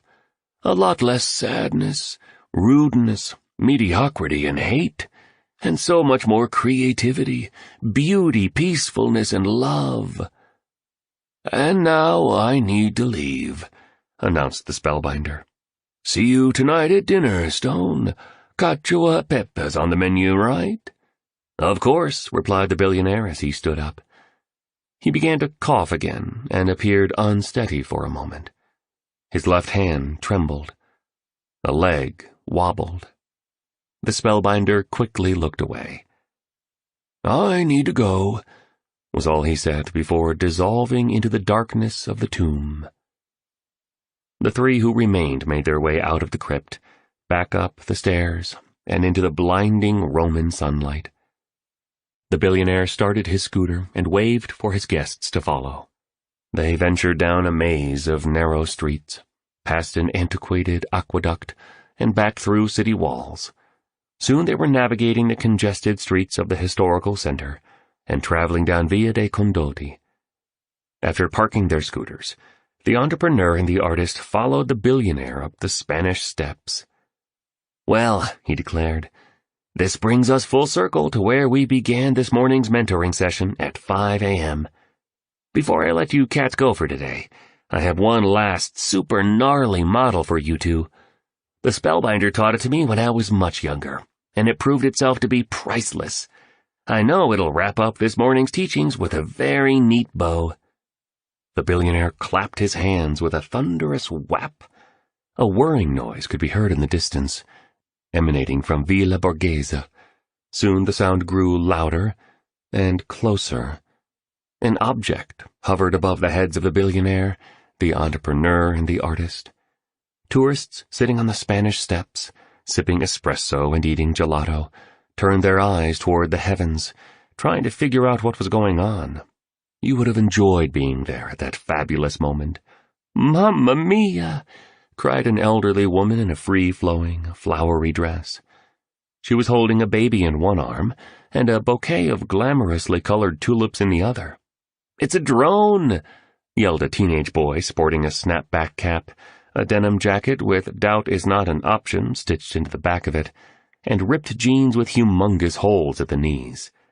For some unknown reason, he was barefoot.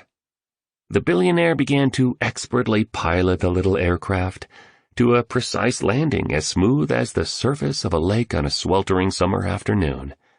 He winked at his two students. "Still got the gift," he beamed. The drone carried a wooden box that, when opened, contained a thin sheet of glass with a learning model on it. The Amazing Day Deconstruction can be found on the enhancement. "I thought you guys would find this very detailed step-by-step game plan for an amazing day valuable. Of course, this is just one possible way to carve it out. You'll notice the evening regime is a little different from the Spellbinders. As usual, how you apply all these tactics we've shared is completely up to you. It's your life. Live it as you choose. And yet, this particular framework helped me tremendously, because it took many of the powerful elements of the 20-20-20 formula I walked you through earlier this morning, along with key aspects of a world-class pre-sleep process, and built them into an immensely specific daily map that anyone, and I do mean anyone, can run to experience amazing days consistently. It's like a food recipe. Follow the steps, and you'll get the results. And amazing days create an upward spiral into amazing weeks, and amazing weeks morph into amazing months," stated the artist, closing his journal. "And amazing months become amazing quarters, and amazing quarters yield amazing years and decades, and ultimately," added the entrepreneur, closing her journal, "an amazing lifetime," the three said together. "Day by day, step by step, an epic existence gets handcrafted," summed up the billionaire, wearing his fashionable shades, the kind the in-the-know Romans sport in their effortlessly stylish way, that displays an "I don't try too hard to look this phenomenally cool" kind of attitude. More seagulls flapped their wings and made those annoying sounds seagulls seem to enjoy making. The billionaire was clearly an exceedingly loving soul, not just rich in money, but also wealthy of heart. But he did detest seagulls, and the way they had done a takeover of many of the rooftops in the core of Rome over the past few years. "Need to do something about those feathered creatures," he ruminated, displaying uncharacteristic irritation. "Anywho, now you know why I brought you to the Spanish Steps. Generating explosive productivity, elite health, exceptional prosperity, sustained joy, and boundless inner peace really is a step-by-step game. Small, daily, seemingly insignificant improvements, when done consistently over time, do yield staggering results. Daily micro-wins and infinitesimal optimizations really are the surest way to a life that you'll be ever so proud of at the end. This truly is one of my favorite places in the world, you know? I wanted you two to be with me to not only teach you the transformational process of the 20-20-20 formula, but also to reinforce the reality that living remarkably is indeed an upward spiral to the top of a staircase of success and significance. And as you take this journey toward the fullest experience of your highest greatness, step by step, a magic and beauty as obvious as you now witness here will infuse your days and only accelerate over your years. Of this, you can be sure. After carefully scanning the learning model on the glass, the entrepreneur wondered aloud, "What's the 90-91 rule? And the 60-10 method? And I don't understand some of these other notations." "And what do 2WW and 2MP on the framework stand for?" asked the artist. "You'll learn soon enough," the billionaire responded, generating suspense. "You both should know I've saved the best and most valuable teachings for the end of our time together." The billionaire then hugged the entrepreneur and the artist, tighter than ever before. They could see tears slowly filling his eyes, big whales of water. "I love you two," he said. "Ci vediamo." And then he vanished.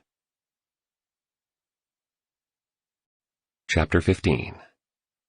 The 5 a.m. Club is mentored on the 10 tactics of lifelong genius. If you knew how much work went into it, you would not call it genius. Michelangelo.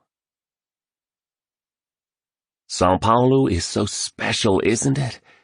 Said the billionaire as the unmarked and economy-class car, navigated by a driver in short sleeves, stopped and started through the thick traffic of this city of many millions. As in Mauritius, he sat in the front passenger seat. The 3 companions had just landed at the jetport and were heading to a boutique hotel in the center of this financial capital of Latin America. "It's a big city," noted the artist, offering another blinding glimpse of the obvious. "We so appreciate you flying us down here to Brazil for our wedding," the entrepreneur enthused. "Thanks, brother," the artist added. "He really wanted the ceremony to take place at your compound by the ocean," said the entrepreneur, pointing to her fiancé with a warm look. "I did," stated the artist agreeably. "That place was paradise." "And to be honest, I did too. But I wanted to honor my father, given that he was Brazilian," the entrepreneur explained. "And a happy wife means a happy life," confirmed the artist with a grin. He then quoted the words from A. Milne's Winnie the Pooh.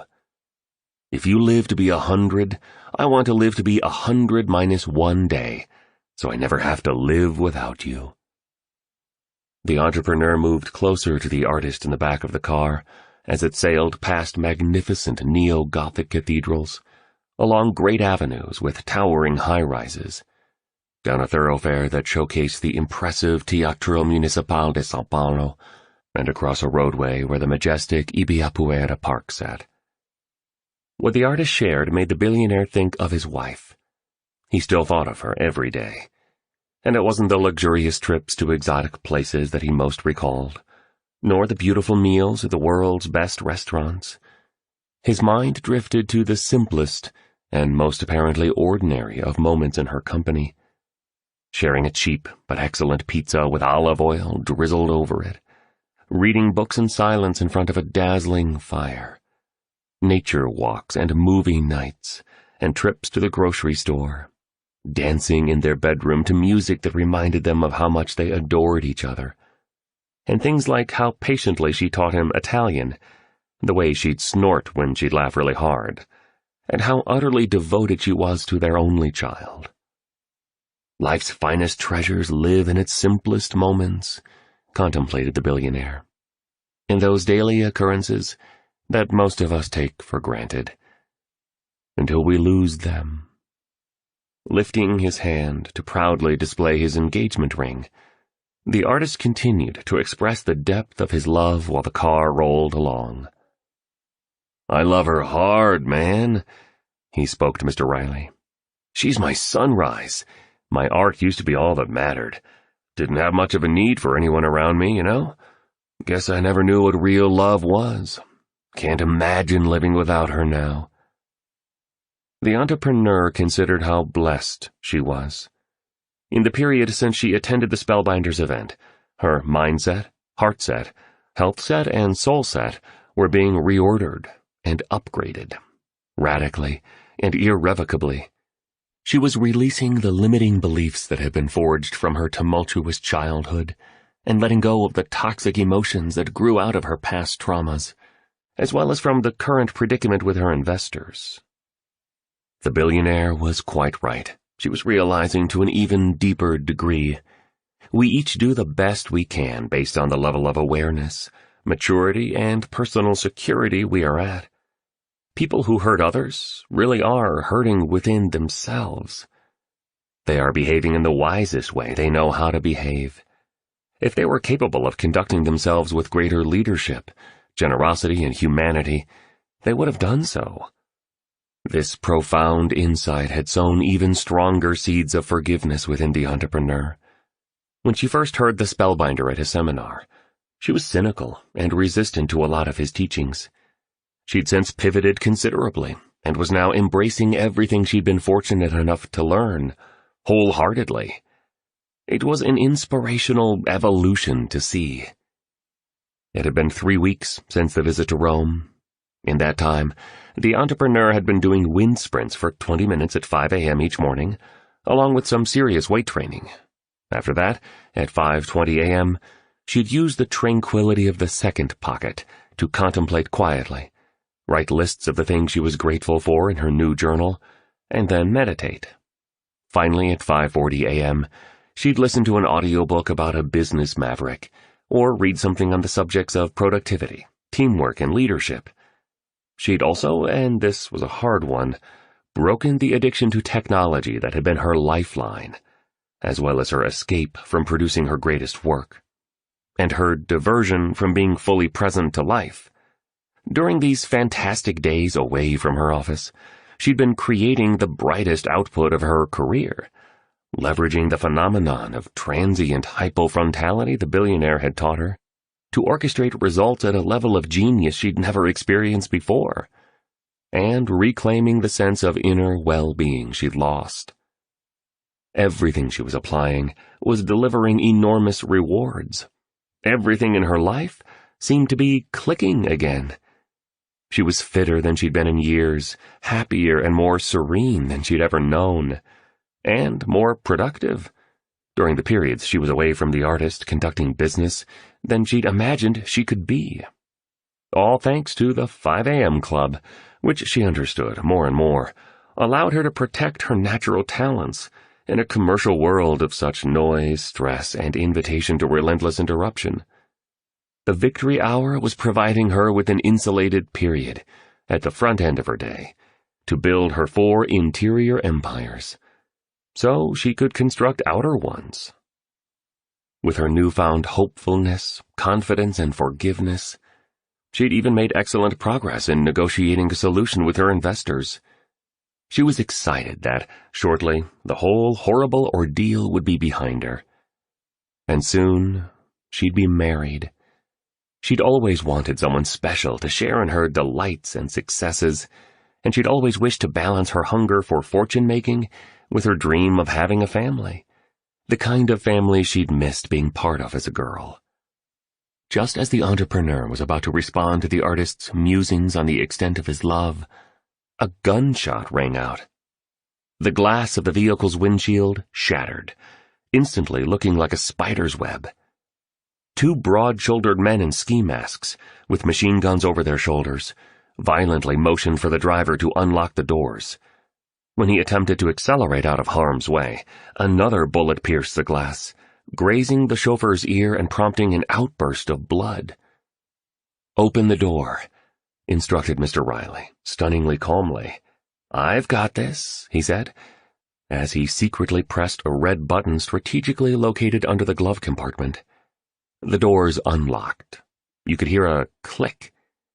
Speaking in staccato bursts, one of the gunmen screamed, "Everyone out of the car, now, or you die!" As the occupants of the car followed the orders, the other gunman grabbed the entrepreneur by the neck. "We told you to leave the firm. We told you we'd kill you. We told you this was going to happen," he said. Suddenly, a long SUV, the sort you see combat leaders in war zones traveling in, raced up to the scene. 4 more people, 2 men and 2 women in flak jackets with pistols, raced up on sleek motorcycles. The billionaire's protection team had arrived. Fighting broke out in the street. Knives were pulled and more shots were fired. The billionaire was whisked away with an efficiency that was striking. He still appeared unruffled, and as if he were a general leading a military mission, said simply, "Save my passengers. They are my family members." A helicopter was now floating overhead. Yes, a helicopter. It had 5AC in large orange letters on the side of it, over white paint. The magnate's security squad quickly disarmed the larger of the 2 gunmen, the one who had threatened the entrepreneur, and removed her to the safety of the waiting SUV. But the artist, well, sadly, he was gone. "I need to find him," the entrepreneur screamed at the personnel in the armored vehicle. "I need to find my husband," she added, clearly in a state of acute shock over the entire scenario. "Stay here," ordered one of the security agents, firmly, holding her by the arm. But the entrepreneur, in her newly created state of mental toughness, physical fitness, emotional resilience, and spiritual fearlessness, thanks to her new morning routine, broke free from the burly guard, kicked open the door that had been left slightly ajar, and started to run. Like an elite athlete, she sprinted deftly across a highway with traffic speeding down 4 lanes. Horns blared, and some passionate Brazilians shouted words in Portuguese, concerned for her welfare. But she kept running, as fast as a gazelle. She ducked into a cafe, no sign of her man, then into a restaurant. Next, she raced along a street renowned for its steakhouses. The artist was nowhere in sight. Then the entrepreneur spotted his notebook, the one in which he had made all his notes from the lessons of the spellbinder and the billionaire. The same notebook she saw him clutching tightly when they first met, seemingly randomly in the conference hall, when she was at the darkest place of her life. And he, as an angel of sorts, made her feel safer, calmer, and happier by his loving presence. What happened next was tragic. As the entrepreneur slowed down to a walk and turned onto a thin slice of an avenue, she saw blood. Not a pool of blood, but drops and specks of fresh blood. Oh, God, please, no!" she cried out. Frantically, she continued following the trail, pushing past a series of parked cars, a mother with a baby in a stroller, and a line of elegant houses. "Please don't let him die," the businesswoman prayed. "Please, God." "I'm here! Over here!" a squeaky voice rang out. The entrepreneur darted in the direction of the artist's calls. Growing closer, she spied the gunman holding a revolver directly to the head of her fiancé. The thug had removed his ski mask. One could see that he was young and looked extremely scared. "Look," declared the entrepreneur, behaving courageously and slowly walking over to the 2 men. "Look," she repeated. "I know you don't want to hurt him. I know you don't want to spend the rest of your life in a prison cell. Just give me the gun and you can go. I won't say a word to anyone about you. Just give me the gun." The gunman was frozen, speechless and shaking. Slowly he turned the gun away from the head of the artist and aimed it squarely at the chest of the entrepreneur. "Just relax," she implored in a fierce yet empathetic voice. She continued walking toward her fiancé and the kidnapper. "I'll kill you," shouted the bandit. "Stay there." The entrepreneur took step by careful step, while staring directly into the eyes of the gunman. She now had a soft smile on her face.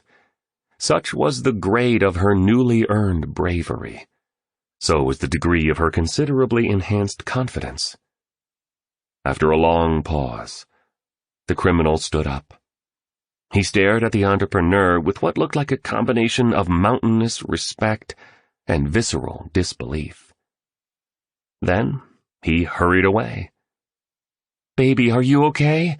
The entrepreneur embraced the artist tenderly. Gathering his composure, though perspiring unstoppably, he replied, "Born okay, baby, born okay. You just saved my life, you know?" "I know," she said. "I didn't do it because we're about to be married, you know? I didn't save you because I love you." "What?" questioned the artist. "Then why did you do what you just did? I mean, that was incredible what you just pulled off. Totally gangster." "I did it because of the club." "What are you talking about?" asked the artist, bewildered. "I did what I did because of the powers I've developed as a member of the 5 a.m. club. That's how I was able to do what I just did. It all really works. All of it. Everything we've been taught in Mauritius, in India, in Rome. And the main reason I saved your life isn't because you'll soon be my husband, and we'll have great kids and then grandkids, and a bunch of dogs and cats and hopefully even canaries at our home," she gushed. "No, I saved you only because you're also in the club. And Mr. Riley said we have to stick together and to have each other's backs." "Are you serious?" asked the artist loudly, He wasn't pleased with what he'd heard. "Of course not. I'm just playing, babe," laughed the entrepreneur. "I adore you. I'd give my life for you any day of the week. Now let's go find Mr. Riley. Let's make sure he's okay." The next day, after they had recovered from their dramatic experience, they met in the billionaire's penthouse at the chic hotel. Mr. Riley looked lean, focused, and very happy. "Quite the spree yesterday, cats," he stated in a way that suggested that what they'd endured was nothing more than a brisk walk through a flower-filled park. "That was brutal," the artist replied. "You talk about trauma. That was traumatic." "You, my friend, were quite the hero yesterday," declared the billionaire proudly while focusing on the entrepreneur. "You, young lady, are a miracle on two legs." "Thanks," she said, shifting her feet a bit and making sure the artist was okay. "I watched you roll. I saw you're cool. I noticed your concentration under extreme pressure and your superhuman levels of performance. This goddess of a woman here saved my life," the artist acknowledged enthusiastically. "You two love cats are just beginning to get a taste of the benefits of joining the 5 a.m. club. Just imagine you two after applying the 66-day minimum. Then after 6 months of running the world-class morning routine you've now discovered. Consider the way you'll capitalize on your potential, optimize your performance, and be useful to our world in a year. Always remember that the greatest of leaders were all servant leaders. The less you make it all about you, and the more your obsession focuses on the upliftment of others, the more you'll increase your identity as a genuine empire builder and grow into a history maker." "Got you," confirmed the entrepreneur as she sipped from a water bottle, making sure she was well hydrated to stay at her energetic best. "I want to reward you for the heroism you showed yesterday," the billionaire offered. "I have some news that I think will make you love your life even more." "Tell me, please," the entrepreneur said. "Though I really don't need anything, you know. I did what I did out of love. Simple as that." "Well, are you ready?" the tycoon asked. "Yes, ready." "Well, this morning, I had my people buy up all of the equity those nasty investors owned. Let's just say I made them an offer they couldn't refuse. And my legal team had them sign an agreement promising they will never go near your company again, and are not permitted to come anywhere near you, or the man who will be your husband in a few short hours. Gnarly, right?" The billionaire spoke as he tap-danced his way across the floor of the penthouse. Yes, he actually tap-danced across the entire room. Next, he began flailing his arms manically and grooving intensely to his imagined music. Finally, get this, he started twerking. Yes, the illustrious industrialist, who was worth over $1 billion, was twerking in that hotel suite. "He's the weirdest human being I've ever met, by a factor of 1,000,000, thought the entrepreneur, but truly wonderful, and pretty close to magical. The entrepreneur and the artist looked at each other and began to giggle. They then joined in, as best they could, because Mr. Riley could sometimes be a bit of a showman, as humble as he was. After the dancing session, they hugged this man who had become their magnificent mentor, exuberant encourager, and sincere friend. The entrepreneur thanked the eccentric baron profusely for his generosity in making her difficult situation go away. This spectacular escapade was taking on a near mystical quality. Everything was improving. All was unfolding even better than she could have dreamed. And now she was free of the very trial that had brought her to the sharpest edge of her life. In that moment, she realized that on the other side of every tragedy lives a triumph, and beyond adversity exists a bridge into enduring victory, if one has the eyes to see it. "Anywho," said the billionaire, "today's session will be a quick one. My chief of staff is attending to every detail of your wedding as we speak. You'll have the Casablanca lilies you requested, the music you both suggested, and every detail will be calibrated to world class. It's just the way my team and I roll. Oh, all your guests have been flown in on a series of my jets. Everybody's here, and everyone's full of delight, especially me." The Titan let out another intense cough, and then 2 more. His arm started to tremble again as he sat on a modern-looking wooden chair, covered by a swatch of white leather, the kind furniture craftspeople in Sweden and Denmark make. For the first time, a look in his eyes revealed hues of fear. "I'll beat this monster," he whispered to himself. "You're messing with the wrong dude."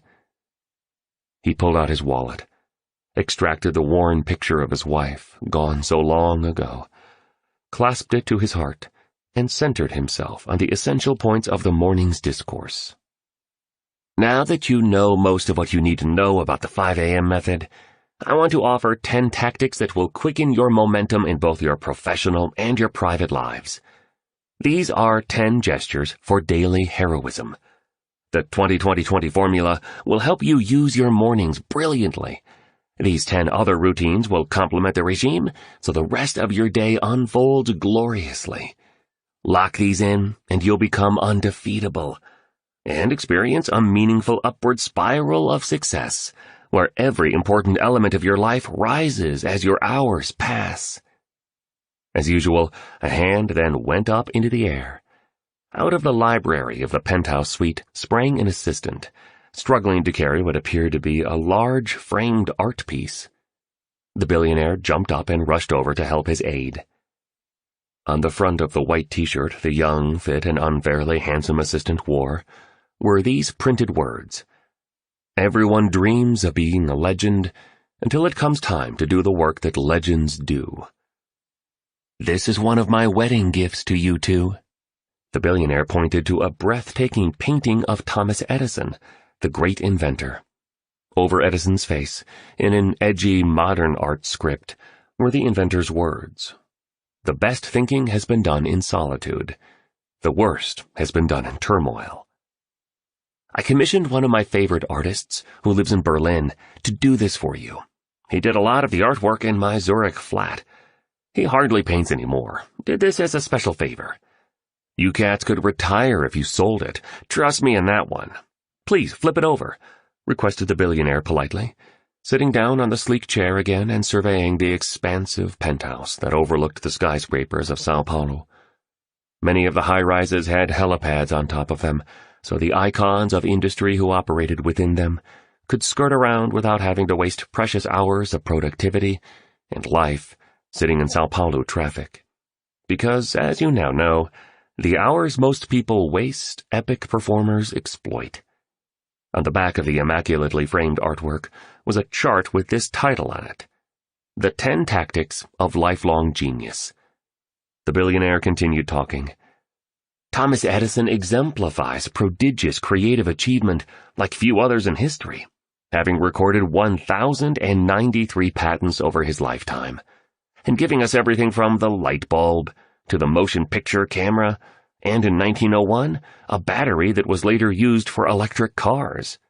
He wasn't only an inventor, he was also a stratospheric company builder.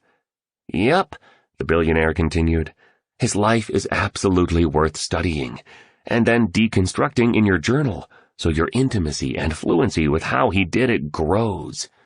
Edison once said, 'Being busy does not always mean real work. The object of all work is production, or accomplishment.' And as you granulate the inventor's achievement formula, please go deep on studying his ability to focus. Edison also observed, 'You do something all day long, don't you? Everyone does. If you get up at 7 o'clock and go to bed at 11, you have put in 16 good hours, and it is certain with most men that they have been doing something all the time. The only trouble is that they do it about a great many things, and I do it about one. If they took the time in question and applied it in one direction to one object, they would succeed." "That's on point," observed the artist, who was dressed in black gear this morning and wearing his standard-issue combat boots. He'd shaved off his trademark goatee. It goes to the point you made in Mauritius about us waking up with a limited amount of cognitive bandwidth, and every distraction that steals our attention lowers our chance to do masterful work. Because we leave attention residue on every diversion that we allow into our workplace and life space. And if we're not really careful, we'll end up with the digital dementia referred to on the last diagram you shared with us in Rome. I'm getting this piece in a pretty big way today. When I get back home to my studio, I'm definitely going to set up my environment so it's totally quiet. 0 devices. I also plan to do a big-time technology detox. No social media and no cyber surfing for at least a few weeks, so I get my concentration back. What I'm understanding is that once I'm in the clear space of silence, I should focus only on one project at a time, not spread out my creative power and physical energy on many. That's what I take from Edison's words. Don't diffuse my genius on being pretty good at many things, when I have it in me to be legendary, by working intensely only on one thing. And I'm realizing that even one interruption when I'm thinking about a hot new product or my next blue ocean venture could cost me many millions of dollars, or more, said the entrepreneur excitedly. What you two just said is massively important if you are serious about leveraging your talents and expressing the fullness of your inherent greatness, the billionaire affirmed as he beamed cheerfully. Edison would climb up the hill to his Menlo Park laboratory and work for hours and hours, and sometimes days upon days, with his team on the one invention that was the center of their inspiration. That groovy cat was a pretty gnarly dude. The billionaire then pointed to the chart on the back of the painting. I know you both need to get going, so you can get ready for the ceremony. Kindly take this gift with you. But first, read what it says here on the back, so you start the process of wiring in these 10 tactics that will accelerate your progress in the 5 a.m. club and set your gifts, talents, and powers ablaze. Rising at dawn and running the 20-20-20 formula is your main move to lead your field and upgrade your personal life. These 10 calibrated habits are your amplifiers. They'll ensure that you go from seeing results that are linear to rewards that are exponential. The learning model is reproduced on the enhancement. Under the 10 Tactics of Lifelong Genius model, the entrepreneur and the artist read the following list of strategies, along with precise explanations about what they mean, and how one was to apply them. Tactic number 1, the tight bubble of total focus, TBTF. The insight: an addiction to distraction is the death of your creative production. Your attraction to digital interruption is costing you your fortune, financially, cognitively, energetically, physically, and spiritually. To have the income and impact only a few people currently have, you need to run your days like very few performers currently do. The tight bubble of total focus is a metaphorical moat that you build around your assets of genius, so they not only stay strong, they increase. The 5 primary assets that all super producers defend are mental focus, physical energy, personal willpower, original talent, and daily time.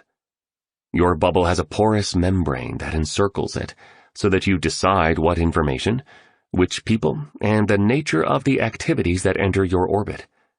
Anything negative, toxic, and impure gets blocked at the gate. Essentially, this way of being in the world is your bulletproof defense system to reject any stimuli that would decry your greatness. The implementation. The tight bubble of total focus strategy preserves your focus as well as your primal brilliance by giving you long stretches of time free from trivial fascinations and any influences that dissolve your inspiration and deteriorate your A-game. Each morning, you enter this invisible bubble of your own making that is completely empty of other people's superficial messages, spam, fake news, advertisements, silly videos, irrelevant chatting, and other forms of cyber hooking that will destroy your life of monumental potential. Part of this philosophical construct is your personal Menlo Park, the place where, like Thomas Edison, you get lost from the world and go to generate the masterworks that will raise you to industry dominance and global eminence. The real key here is solitude for a scheduled period each day, in a positive environment that floods you with creativity, energy, happiness, and the feeling the work you're doing is for the upliftment of humanity. The spaces you inhabit shape the output you produce. This concept can and should also be applied beyond your professional routine. So your private time is free of negativity, energy vampires, and soul-hurting pursuits.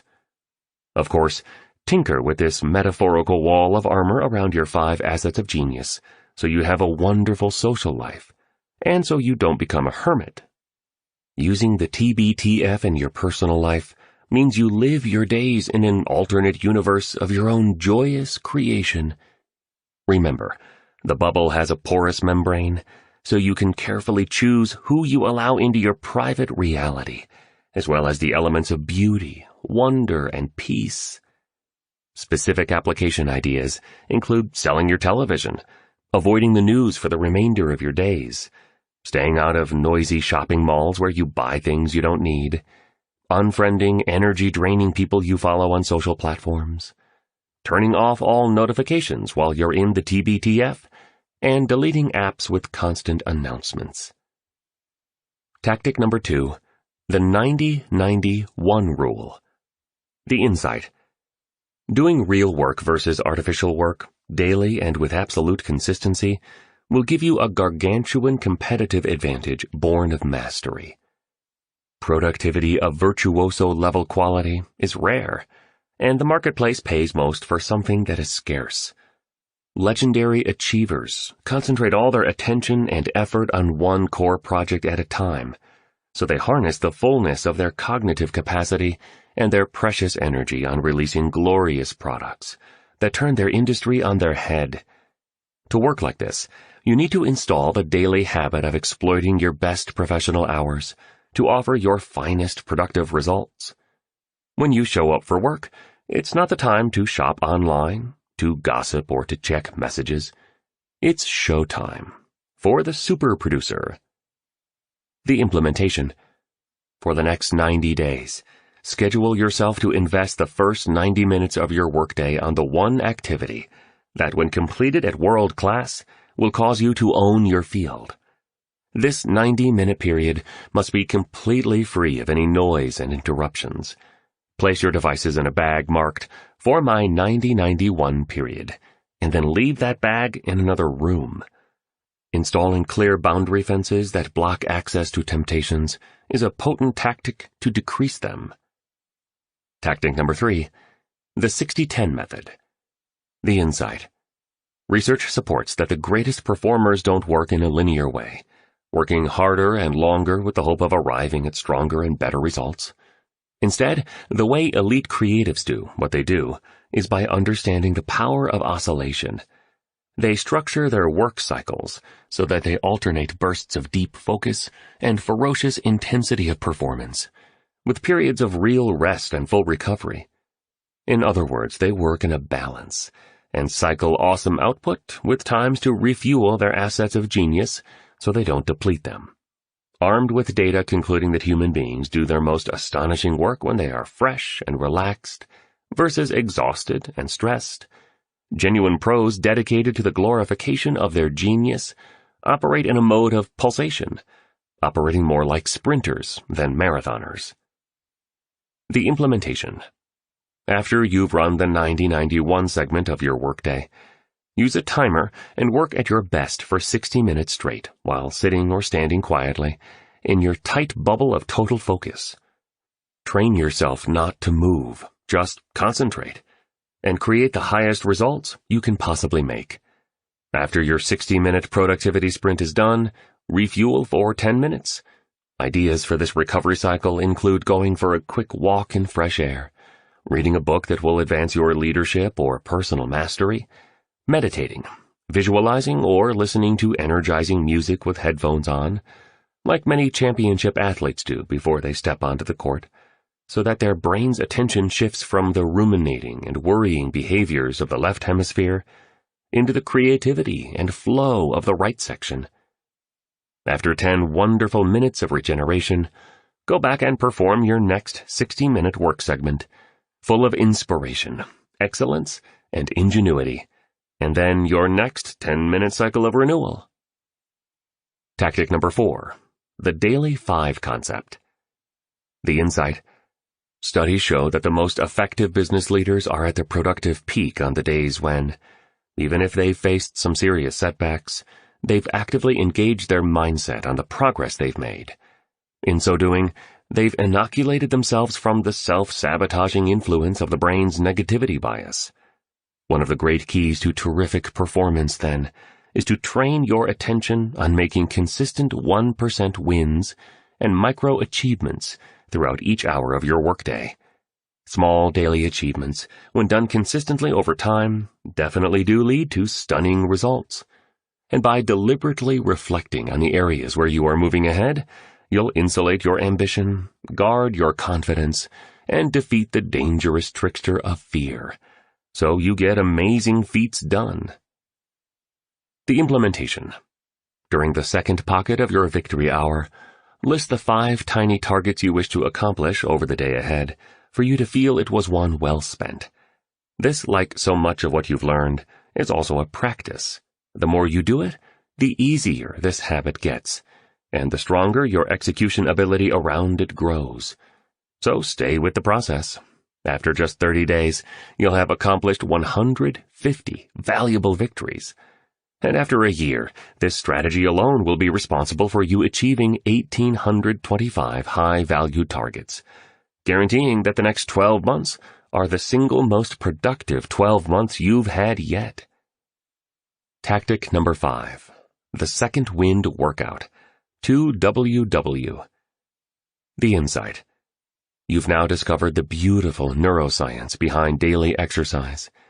Moving the body regularly lifts your concentration, speeds up the processing potency of your brain, as well as accelerating its learning capacity, raises your energy, elevates your optimism, helps you sleep better via the production of more melatonin, and promotes longevity through the release of human growth hormone, HGH, along with the lengthening of your telomeres.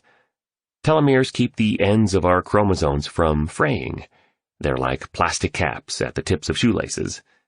Aging shortens our telomeres, which is why they are sometimes compared to a bomb fuse. The powerful point here is that it's well documented that exercise slows this shortening, helping you stay healthy longer. You should also note that meditation, a diet rich in whole foods, proper sleep quality, and intermittent fasting, which the Spellbinder calls the 16-8 dividend, because you don't eat during a 16-hour fasting window, and then break the fast over an 8-hour period, have all proven to protect our telomeres from degenerating. Given the empirically based facts substantiating the absolutely transformative power of exercise, why would you do only one workout a day? Why not use this regimen to increase your vitality massively, so you not only outlive your industry peers, but hack aging, as you enjoy an astoundingly happy and productive life? The implementation.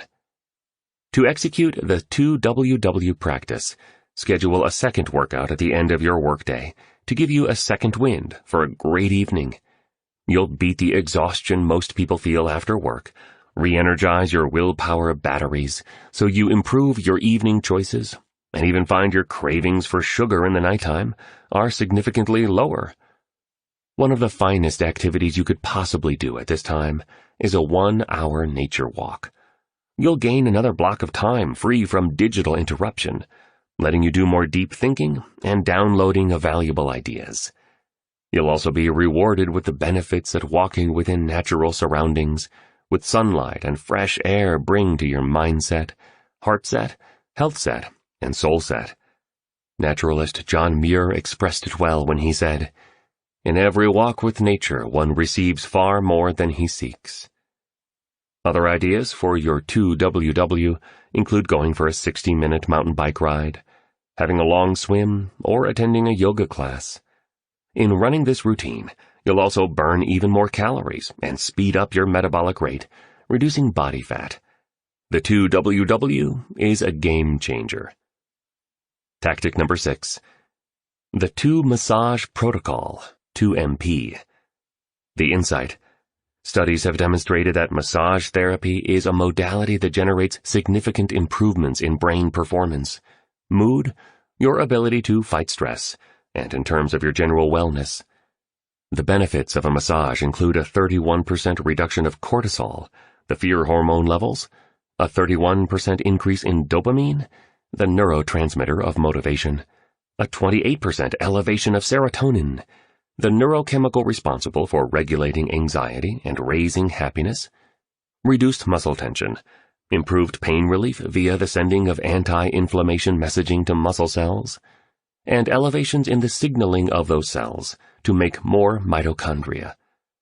The key here is to have a deep tissue massage versus simple relaxation bodywork. It needs to hurt a little for it to work well. This awesome practice also reduces the stress that causes telomeres to degrade, optimizing your good health and maximizing your lifespan. The implementation. To apply the 2MP, lock 2 90-minute massages onto your weekly schedule. Because the things that get scheduled are the things that get done, and because vague plans yield vague performance, and because the smallest of applications really is better than the grandest of intentions. Virtuosos bring traction to their vision through their dedication to implementation. You might say you're a busy performer and can't afford the time to get 2 long massages every single week.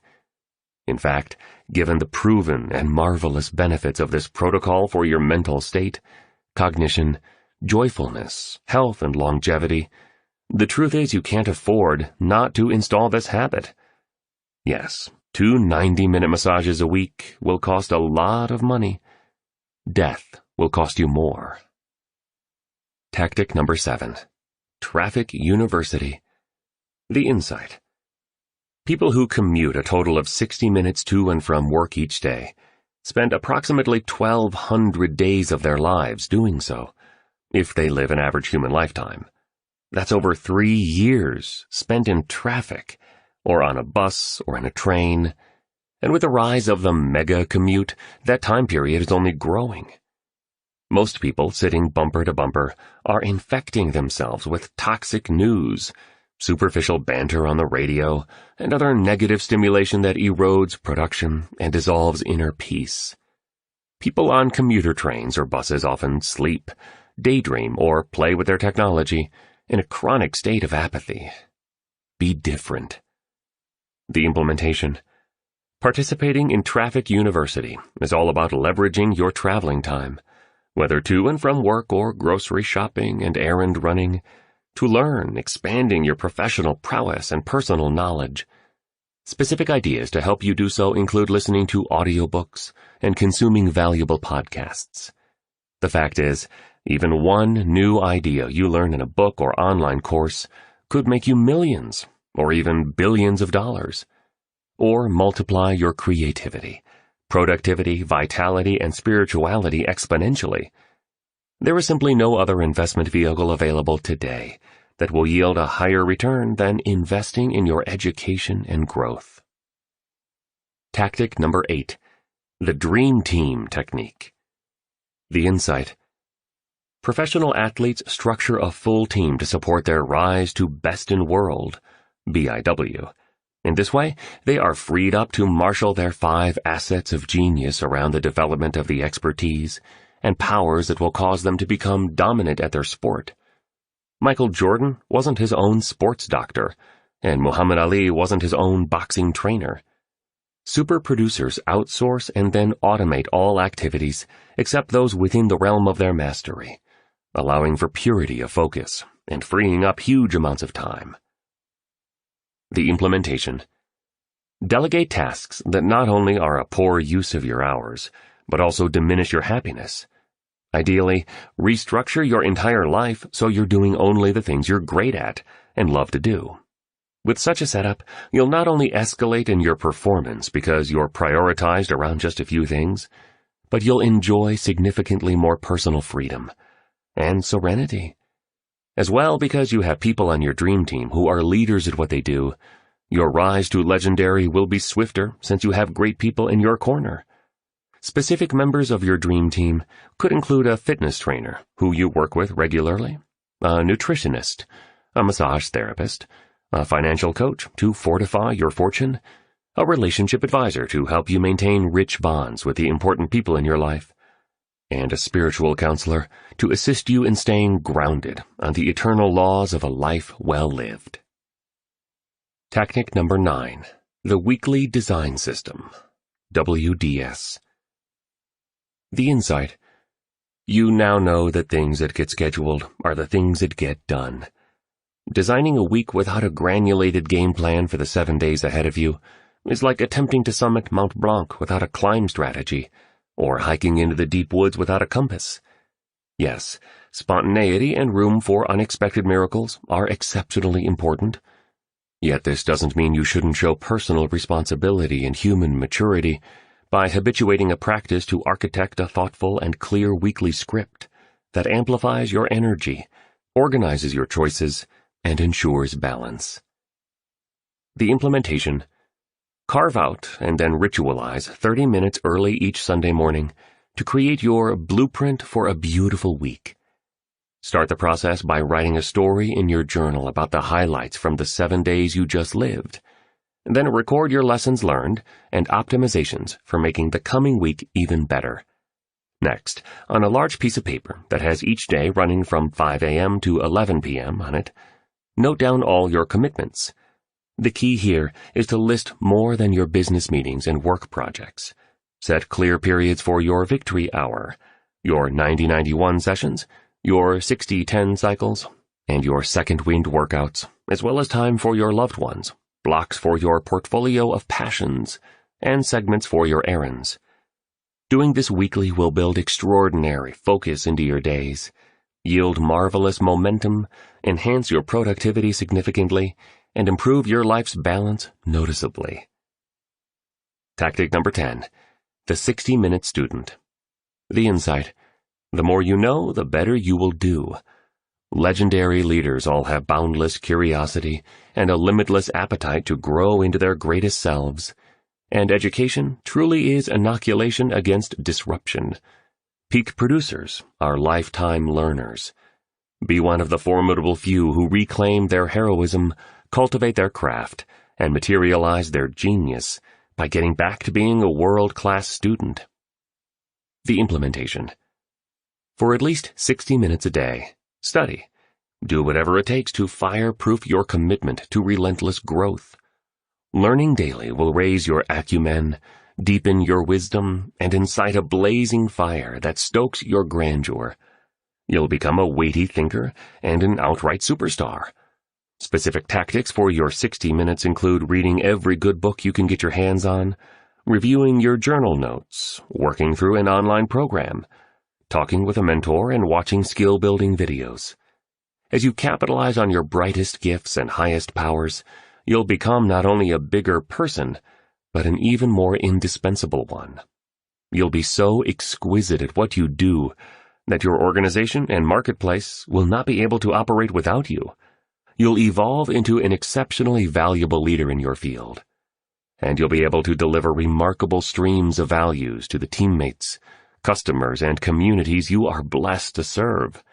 The results will be generous rewards returned to you in the form of income, eminence, and the psychic joy that comes with being a noble person, doing world-class work, and fulfilling a mighty purpose.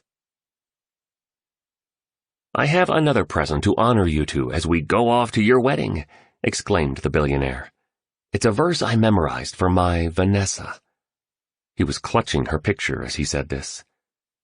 "Every Valentine's Day, it was our tradition for me to present her with 108 red roses, some terrific chocolates, and one other thing over dinner at our favorite restaurant. After that, I'd get down on a knee and recite the poem." "What was the other thing?" asked the artist.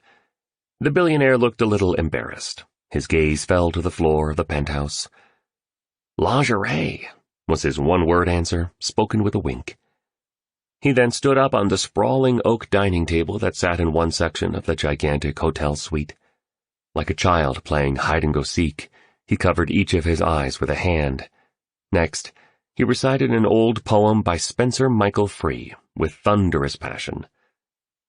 "'Tis the human touch in this world that counts, the touch of your hand and mine, which means far more to the fainting heart than shelter and bread and wine.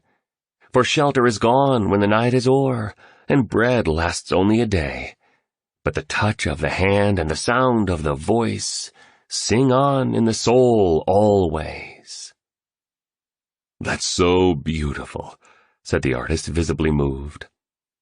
It was growing clearer to Mr. Riley that though this bohemian painter had rough edges, he had a soft heart.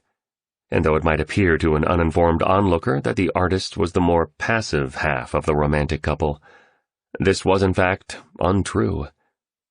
The reality was that the depth of his great love for the entrepreneur overrode the immature needs of his ego. All his kindness wasn't to be confused with weakness. The artist was a powerful man. "I've written a poem myself," the artist added. "It's for you, my beloved."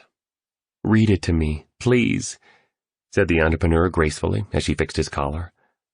"Okay," said the artist with a gulp. "It's called May We Never Say Goodbye. And it goes like this. May we never say goodbye. A chance encounter and that very first glance. Your beauty moved me, and your strength calmed me. Life's unexpected windows of opportunity, sent by a knowing intelligence, asking us to do our part, by taking a risk. Only those who dare will win. Only those willing to face rejection will find their salvation. Only those who reclaim their power will experience a resurrection. I've never known true love. I've never believed in double rainbows, romantic walks and holding hands at sunrise. I never imagined that first kiss would lead to this. When you fall, I will support you. Should you be scared, I will hold you. When you are in doubt, I will stand by you. When you enjoy success, I will raise my glass to you. And when you feel like leaving, I won't let you go. I think of you constantly. I feel you deep within me. I'm not sure what I've done to deserve you, but my dream now is to grow old with you. May we never say goodbye." The artist went down on one knee and kissed a hand of his soon-to-be bride. She blushed vividly and was profoundly touched. One could then hear loud crying. The two students handed their mentor a tissue so he could dry his eyes. Chapter 16. The 5 a.m. Club embraces the twin cycles of elite performance. With freedom, books, flowers, and the moon, who could not be happy? Oscar Wilde. The billionaire was seated alone on the spacious terrace of the private cottage he had rented on a wine estate in Franschhoek, South Africa. As he wrote his daily diaries, Mr. Riley reflected on the marvelous happiness, uncommon exuberance, and striking beauty that was present at the wedding of the entrepreneur and the artist in Sao Paulo. They were clearly meant for each other. The universe works in interesting and absolutely intelligent ways, he thought. And if there was a union that would go the distance, it would be this one. As the magnate made notes in his journal, birds sang their carefree songs and gardeners in blue work uniforms dug into the soil of the vineyard with shiny shovels, while speaking energetically in thick South African accents. The tangled yet lovingly arranged vines on wooden stakes spoke of an enchantment that nature alone affords, while a mystical wisp of fog slowly migrated from Franschhoek Valley up toward the surrounding mountains. A little earlier, at 5 a.m., the billionaire had taken the entrepreneur and the artist on a mountain bike ride that began on the wine farm, then meandered down Daniel Hugo Street and into the village, past well-used horse stables, lazy dogs that moved as slow as snails on Prozac, and rose bushes that had twisted along the white picket fences that had been erected along both sides of the rough dirt road. It really was a near-perfect little place the billionaire had selected as the setting for his second-to-last mentoring session. The lesson that the billionaire had presented as the three of them rode together centered on the vital importance of balancing elite personal performance with deep self-renewal for sustained masterful achievement. The Titan explained the value of alternating time in the world pursuing success at the highest level with time in the wilderness recovering. A symmetry needed to ensure a strong harmony between winning at work and richness in life.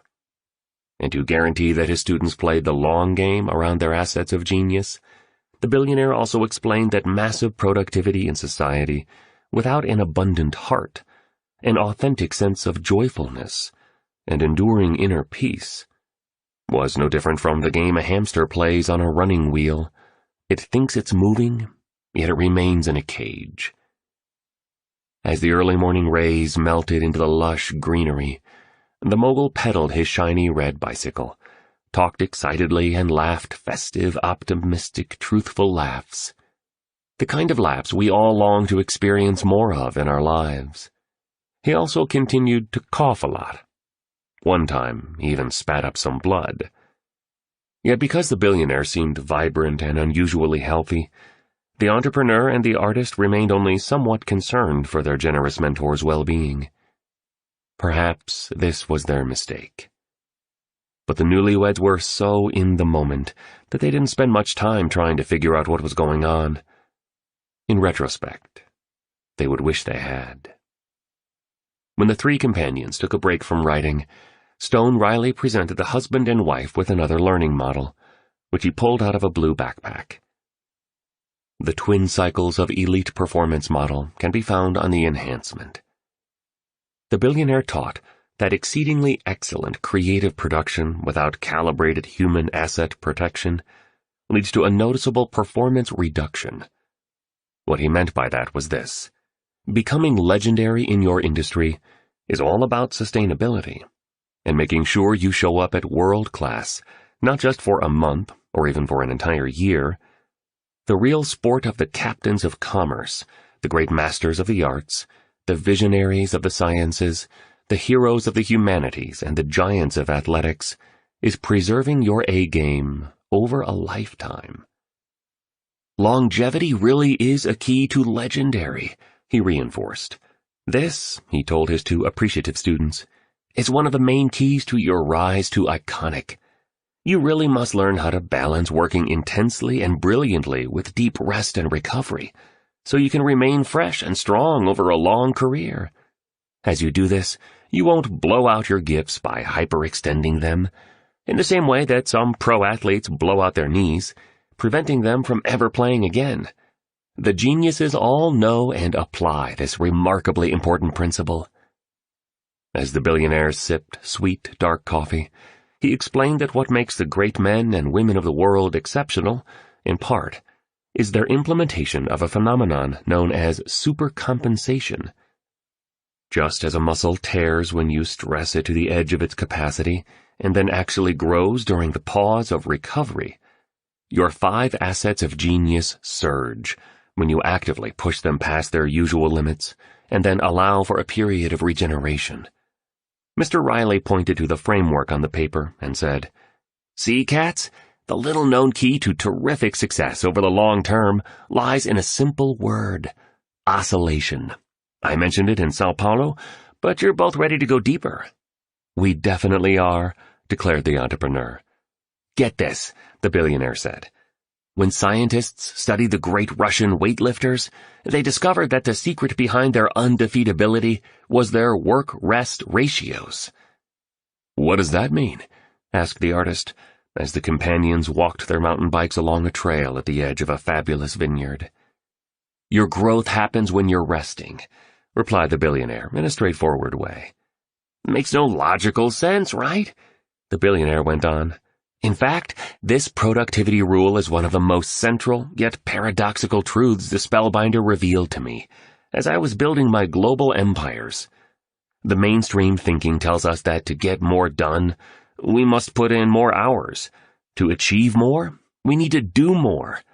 But solid research now confirms that that kind of linear approach, work harder to produce better, is seriously flawed. It isn't sustainable. It just leads to burnout, exhaustion, loss of inspiration, and the reduction of your private fire to lead the field and enhance our world. That old-school way of operating also causes a visceral depletion of the very human resources, which, if applied intelligently, will make you the master of your marketplace. "What you're sharing reminds me of the 60-10 method," remarked the artist happily. He was dressed in the riding gear the billionaire had provided, and given his now daily practice of the 20-20-20 formula, as a member in good standing of the 5 a.m. club, he looked significantly fitter, more focused, more energetic, and more self-confident than when he showed up at the Spellbinders conference. His transformation was quite marvelous. "Superb point," applauded the billionaire. "And you're right. Yet the learning model I'm about to walk you through is so much more than that. Today, you'll receive advanced insight on how to alternate work-rest periods to generate exponential productivity. You'll also learn how to have a blast while you're doing it. This morning, you'll discover how to work less, yet materialize more through what pro athletes call periodization. After we're done, you both will be well beyond any superficial understanding of what it takes to triumph in your sphere while living beautifully for the rest of your life." The billionaire pointed to the part of the learning framework entitled The 5 Assets of Genius. As you've now learned, every morning you wake up with a full battery of creative power. Each dawn, you awaken to a full well of 5 private treasures that, if properly managed, will cause you to overcome the violence of your excuses and avoid the knife blade of your past limits, so that the great hero encoded within your soul meets the light of day, and enable you to become all you're meant to be, as a maker of spectacular work, as a leader without a title, and as a human being dedicated to living in awe of life's most gorgeous graces. "I'm all in," exclaimed the artist. "And as you now know, the 5 assets of genius," continued Mr. Riley, as he looked at the diagram, "are your mental focus, your physical energy, your personal willpower, your original talent, and your daily time. I repeat this so you'll remember this. These primary assets are at their highest early in the morning. That's why you want to start your day well and perform your most important pursuits during your most valuable hours, instead of wasting this precious opportunity fooling around with your technology, watching the news, or oversleeping." "Got you," confirmed the entrepreneur, ferociously taking notes in the leather journal she received in Rome. A colorful scarf with elegant patterns on it gave her ponytail a dramatic look this particular morning. "And the essential point of today's lesson is this," the billionaire spoke as he pointed to the center of the model. "Top performance truly isn't a linear game. Elite accomplishment is much more like a heartbeat, more like a rhythm, more like a pulse.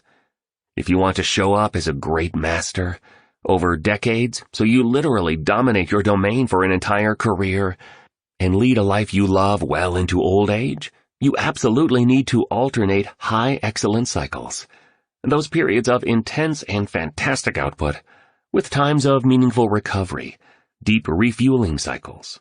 Please study this," the billionaire requested, tapping an index finger on the printed framework. "Just so I'm clear," said the artist as he inhaled the fresh air. "HEC is our high excellence cycle, and DRC is our deep refueling cycle?" "Yes," replied the billionaire. Today his black t-shirt had white lettering on it that read, "Yes, I'm in a relationship with myself." His weirdness was magnificent. "And so, your main move if you want enduring victory, professionally as well as personally, is to oscillate," the tycoon carried on.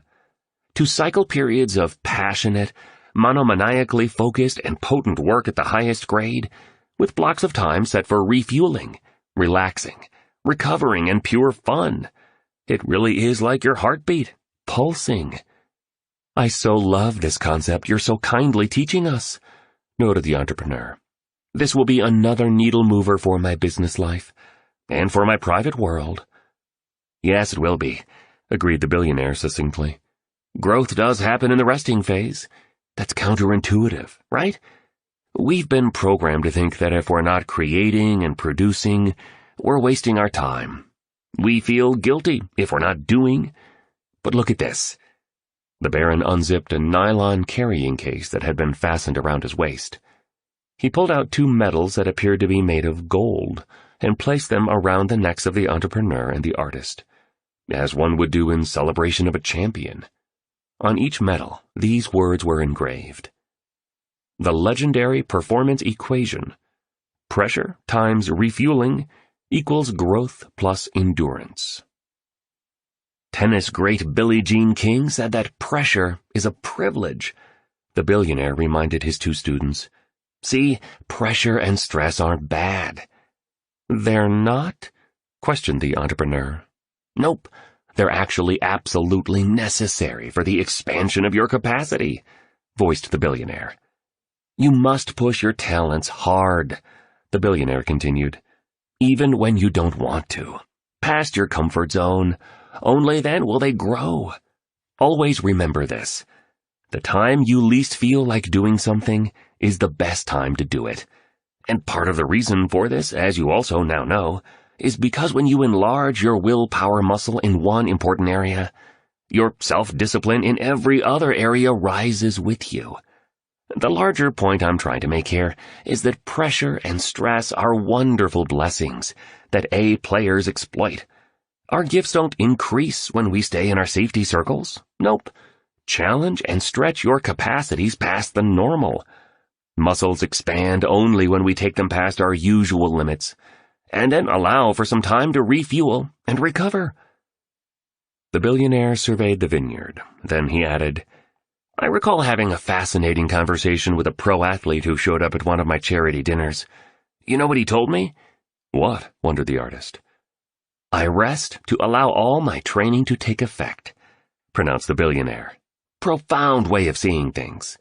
All work and no break depletes your greatness over time. Murmured the entrepreneur, rolling her mountain bike over to a stake and leaning the seat against it. If you want to build stronger abdominal muscles, you stress them past their current boundaries, said the billionaire. If you usually do 100 sit-ups, you do 200. If 200 is your daily quota, go up to 300. This actually causes the muscle to rip apart. The exercise physiologists call the phenomenon micro-tearing.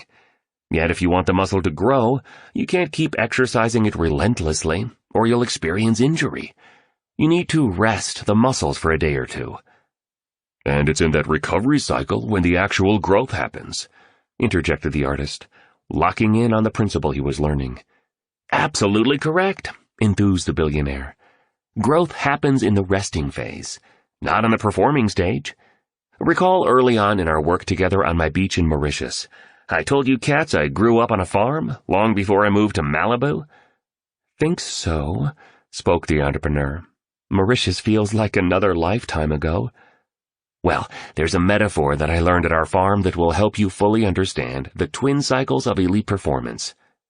Talk to any farmer, and she'll tell you about the fallow season. Before it, there's an intense period when the soil gets tilled, crops get planted, and serious work gets done. Then there's that season of resting. Seems like nothing's happening. Looks like time is a-wasting. Yet here's the neat part. It's in the fallow season that the harvest is really blossoming. All the produce that shows during autumn is just the visible end result. The billionaire slurped some more coffee. He spilled a little on his t-shirt. The container that held the Java had Dream Big, Start Small, Begin Now written on it. A yellow butterfly with tender flapping wings that had blood-red veins along them glided by. 3 eagles announced their authority overhead. God, I love butterflies, the billionaire said wistfully. and rainbows, shooting stars, full moons, and glorious sunsets. Why be alive if you're not going to be totally alive? I was like a robot when I was in my 20s, he admitted. I took myself too seriously. Didn't have a minute to waste. Every hour was scheduled. Every car ride had to have an audiobook running. All flight time was about productivity. Here's the thing. His voice trailed off as his eyes appeared lonely, melancholic, and lost. I was exhausted a lot of the time. The Spellbinder saved my life. He really did. And the model I'm walking you through this morning helped immensely. The billionaire took a deep breath, then went on. My assets of genius became eroded over time. My creativity was floundering, as was my effectiveness. I've since realized that I'm paid by my group of companies to think, to come up with visions and ideas for new products and innovations that will shatter the compass and deliver humongous value to all our clients around the world. But I didn't understand that back then. The Spellbinder assisted me enormously, taught me the twin cycles of elite performance during our very first coaching session, and insisted relentlessly that I implement them instantly and consistently. But boy, did I fight him on this one. It was just so against my nature to relax and breathe and to pause. Now I totally get that rest is the very thing that enables our primal greatness to unfold. The entrepreneur nodded her head in understanding. If I'm not working, I feel super guilty, like I'm doing something wrong. Self-care is essential to self-love, remarked the billionaire. All I'm saying is I now understand that balance is vastly important to world-class performance. Working day and night didn't make me more efficient at all. It just made me more tired and cranky. So now I make the time to rest, to nourish myself, to mountain bike, to read the books I've always wanted to read, to enjoy a glass of excellent wine, like the glass of amazing Pinotage I savored last night in front of the blazing fire in my cottage here in the valley. Ironically, as I've practiced this kind of recovery, my creativity has multiplied, my productivity has soared, and my results have skyrocketed. It's just so profound. I work less, have more fun, and yet I get way more done. Mr. Riley then reached into his blue backpack and pulled out a piece of white material, which looked like it came from the sail of a schooner. Remarkably, you could see a drawing of Albert Einstein in a sailboat on it. The industrialist continued his discourse out in that delightful vineyard. Oh yes, cool cats. Having fun is so very essential to leading your field, upgrading your life, and inspiring the world. All of the amazing creatives and productive icons of history had one thing in common, you know? Tell us, please, requested the entrepreneur, as her bangles made a clink-clink sound. Her new wedding ring shimmered in the morning sunlight. The billionaire flipped into a quick handstand. He then beat his chest fast with a single fist as he whispered these words to himself. This day is priceless. All the money in the world will not bring it back again, and so I seize it, and I savor it, and I honor it. This day I fill my mind with big dreams, so there is no space for petty doubts. I replace the psychology of can't with the mentality of can, and I remember that my greatest growth lies at the jagged edges of my highest limits. This day, I'll recall that until my mission becomes my obsession, my gifts will never become my glory, and until my hunger to serve transcends the insecurities of myself, I'll miss the grand chance of these precious hours to be a vehicle for helpfulness. This day, I reload my devotion to avoid a counterfeit nobility, staying sincere, humble, with both feet on this sacred ground. Should naysayers and bad actors throw rocks at me, I reply with kindness and love in the face of their bad behavior, even if they don't deserve it. Should critics make fun of me, as they always have since I was a kid, I'll take the rocks they throw at me and make them into monuments of mastery. And should anyone call me strange, as they often do, I'll smile with the blatant wisdom stuck deep in my heart that it's only misfits, oddballs, and eccentrics that change our world. Being different is really cool, and eccentricity is very hip. It was quite a sensational scene. Stone Riley, upside down, beating his chest as if to activate his heart, and reciting his poetry. "Words are creative, you know," he articulated as he stood up and inhaled a big gulp of fresh Franzhoek air. "Speak the words of unchained heroism. Talk the preach of a passionate possibilitarian. Use the languaging of hope, the sentencing of power, and the phrasing of leadership, and unbridled love. I manage my words meticulously, every morning." The billionaire looked at the vines. "Anywho," he added, "all great geniuses really loved to play. They understood that having fun is a potent form of recovery. They all had leisure activities that recharged their empty batteries. Einstein loved to sail. Aristotle and Charles Dickens adored daily walks. Hollywood superstar Meryl Streep used to knit. Steve Wozniak played polo. Bill Gates mastered bridge, and Sergey Brin would often be up on a high-flying trapeze.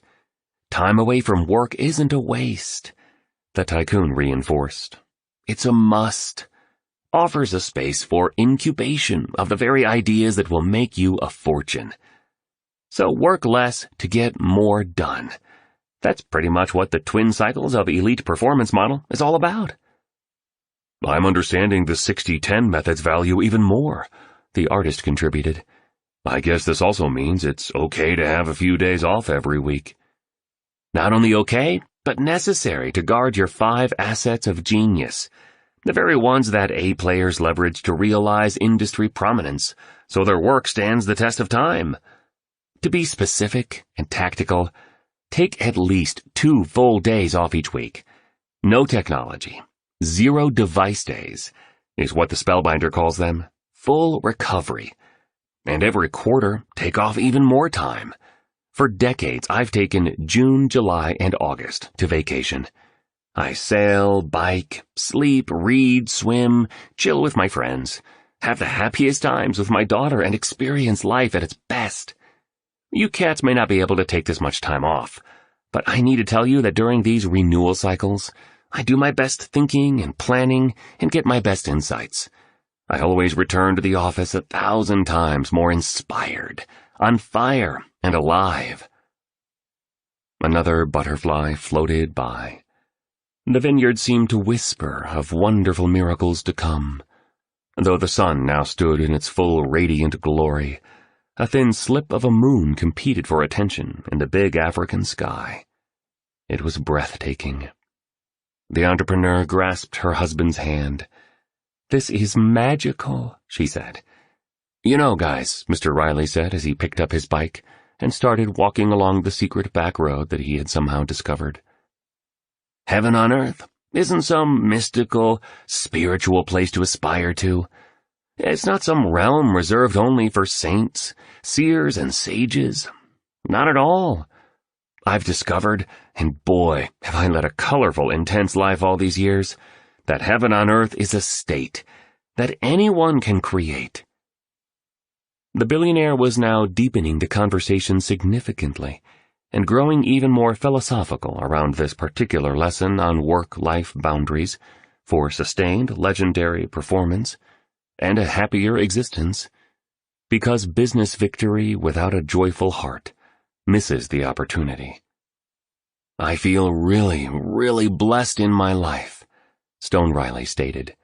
"I live mostly in the magic." "The magic?" wondered the artist, now pulling on 2 dreadlocks and unlacing his biking shoes. "The magic," confirmed the billionaire, looking serene yet confident, relaxed yet thoughtful, playful yet spiritual. "I've learned that being successful without feeling soulful is the highest of defeats." The entrepreneur and the artist sat down next to each other on the soil of the vineyard. The billionaire kept on. "While I've always been passionate about advancing my companies and expanding my commercial interests, mostly to see how far I can go and to help me fuel my philanthropic work. I am equally dedicated to savoring the magic of a life astoundingly well lived. Winning without enjoying is nothing." "Not so sure I get you," admitted the entrepreneur, as a truck carrying a gaggle of workers with charismatic smiles sailed by. "It's a great morning," one shouted. "I love my work so much, and I do get a lot of pleasure from the homes, the goods, and the toys I own. But I need none of it. I have my things, and my public reputation as a global business person. Yet I don't identify with it. I'm not attached to any of this. As I grow older, I still love the pleasures of this world very much, but I don't require them for my happiness and peacefulness. I've come to see it all as a big game, a sport of sorts.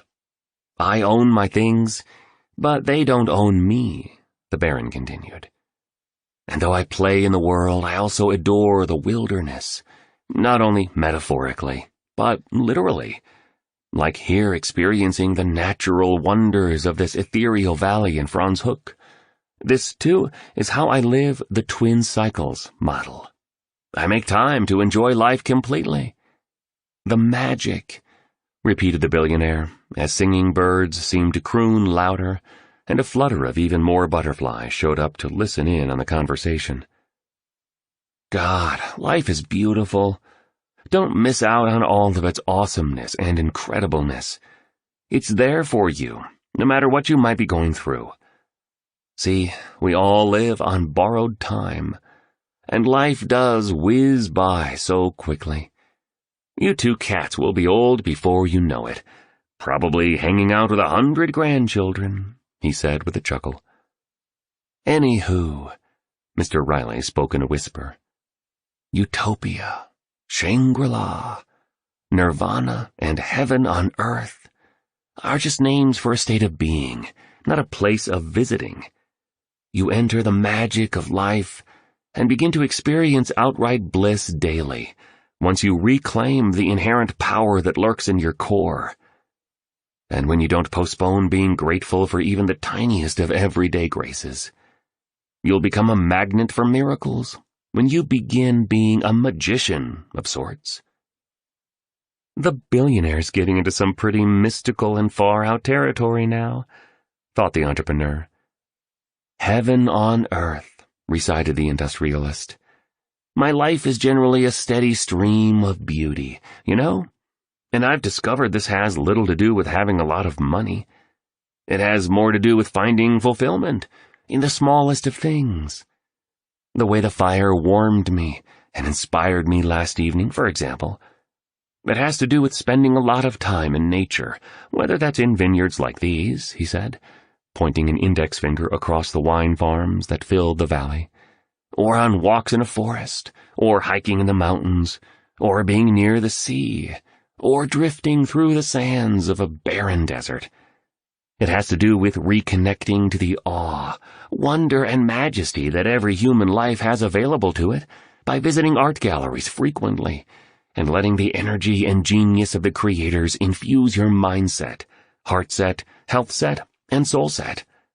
It has to do with eating fresh food, simply prepared, with interesting, real, thoughtful, creative, and compassionate people who make you feel good. Stepping into the magic also has a lot to do with saying goodbye to your past, embracing the present, and making a return to the imaginativeness, innocence, exuberance, and lovingness you were intimate with when you were a child. Adults are deteriorated children. Heaven on earth shows up naturally in your heart when you have the brilliance and bravery to start opening it up again, like you did when you were little. Picasso once said, "It took me 4 years to paint like Raphael, but a lifetime to paint like a child," contributed the artist energetically. "I'd agree that getting back to being more innocent brings the magic back to our lives." The billionaire stopped. He rested his bike and waved for his 2 students to follow him over to an area of the vineyard that had a black metal sign marked Chenin Blanc in bright yellow letters. Stone Riley then fell to his knees. The entrepreneur and the artist watched him draw a learning model in the mineral-rich soil of the terroir. Joy as a GPS is reproduced on the enhancement. The magic, the billionaire mused, still whispering as he stood up straight as a soldier. His eyes were closed now. His thick hair fluttered slightly in the mild wind. As he placed one hand to his heart, more doves materialized. I'm really into breezes these days. You'd only appreciate them if you didn't have them anymore. Like I'm saying, there's such an enchantment to life. It's right in front of you, available to anyone. We all can become magicians of sorts. But to experience this higher reality I'm speaking of, to really find it, you'll need to leave the world a lot. Play in common society and succeed in the game it sells you, but disconnect from it often, so you're never really owned by it. Because the sport the majority is playing is only an illusion, sort of a waking dream, that too many good people are donating the best mornings of their finest days to, as they put money over meaning, profits over people, popularity over integrity, being busy over family and achievement over loving the basic miracles of the now. The billionaire's eyes remained closed. Next, he lifted both hands toward the heavens, as he liked to do. You enter the magic by using your joy as a GPS, disclosed the billionaire, speaking directly to the diagram he'd drawn in the dirt. To know ever-increasing amounts of happiness, trust what makes you feel happy. Your heart knows where you need to be. It's so much wiser than your head. Instinct knows so much more than intellect, and intuition is smarter than reason, that's for sure. Our intelligence is made up of what those around us have taught us. It's limited, it's confined by logic. And what's been done before? Your sovereign self knows better. It operates in possibility, not practicality. It's visionary. It's unlimited. Not sure I understand you, said the entrepreneur. Follow your joy, instructed Mr. Riley. Only be around those people who fuel your joy. Only perform those pursuits that feed your bliss. Only be in those places that make you feel most alive. Look, I know it's hard to live this model perfectly. So please see this framework as an ideal to move toward. And like everything else I've taught you, it's a process, not an event. It'll take time. But it begins with being aware of this model, and then allowing your joy to be your GPS. The billionaire started walking with his mountain bike, and gently motioned for his two students to follow. Ah, the magic that lives at the essence of life. Love it so much. Fills me with more serenity and tranquility than any material object ever has. And this is the importance of balancing being successful with being soulful. The billionaire clenched his arms tightly and looked as if he was dealing with severe pain yet again. Your heart is always wiser than your head, he repeated softly. It knows where you must be. Follow it. Trust it. You'll find the magic. The billionaire gave a signal, and instantly from behind a scarecrow, an assistant dashed across the vineyard to his employer. A silver spade was handed to the billionaire, and a quick hug was exchanged. The magnate began to dig with gusto. Soon, a clack could be heard as metal struck metal. Mr. Riley knelt to the ground and began wiping soil from a steel box that had been embedded into the earth. As he did this, he started yodeling, much as folk singers in Switzerland and Austria do. It was something else to watch the industrialist as he dug and to hear him sing.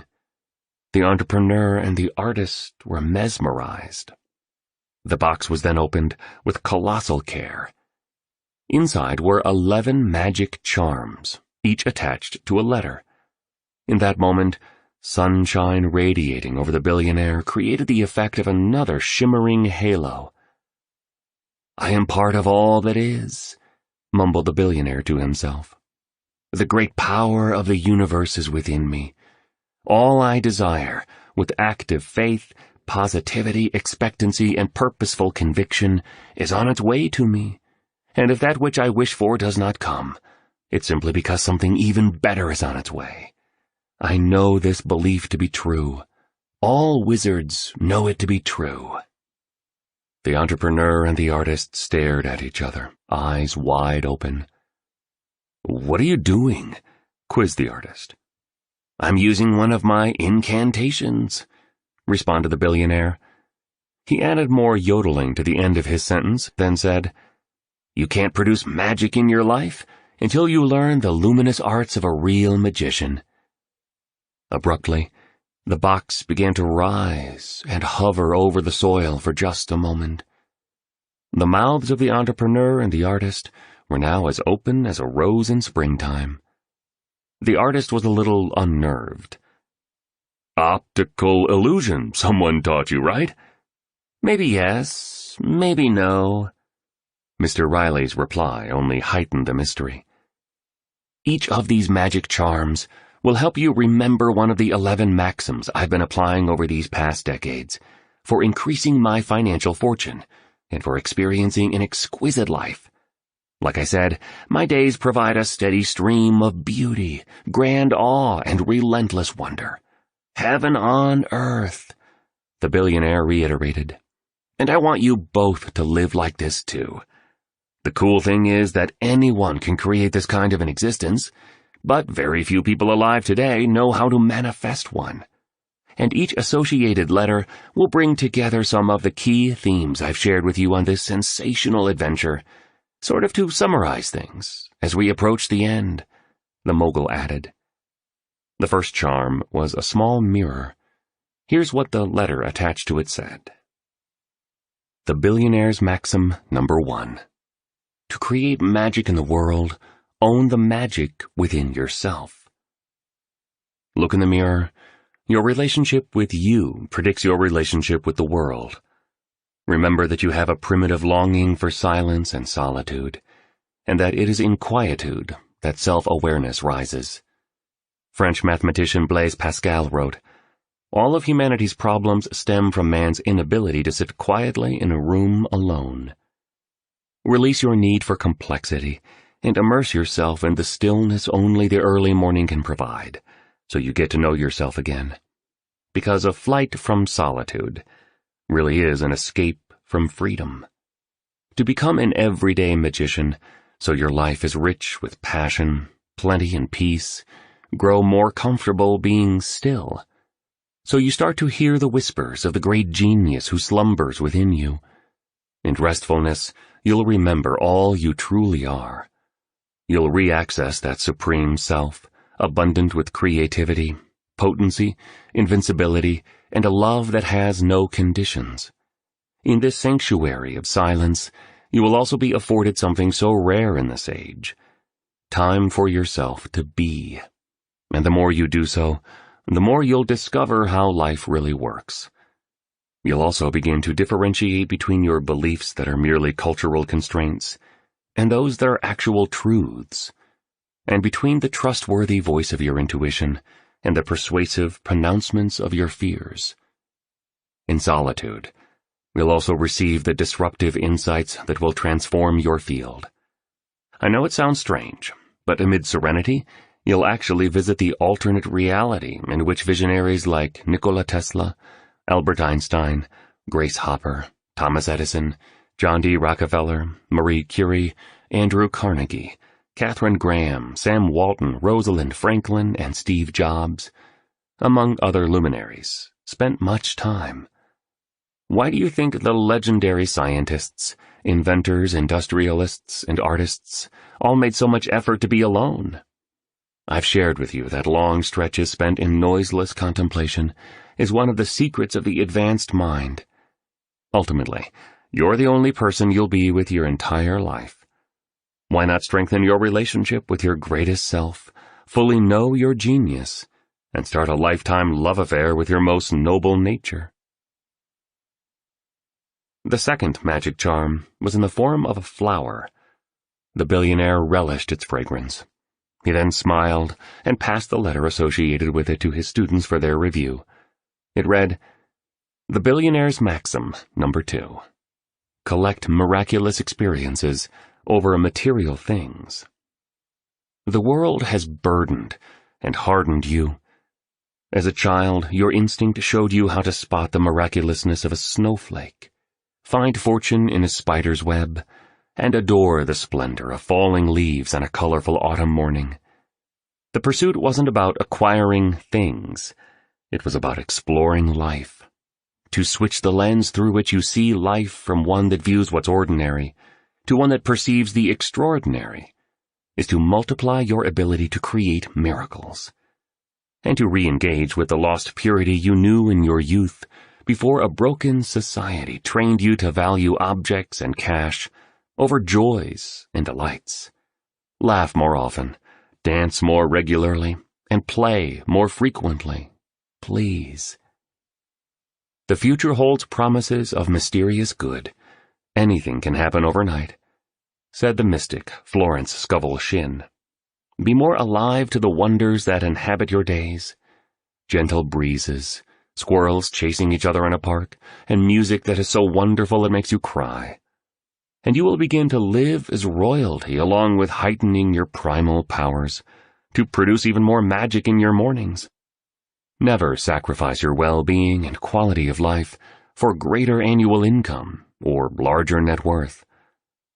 The determinants of a magnificent life have remained the same for centuries. A sense that you're growing and capitalizing on your human potential.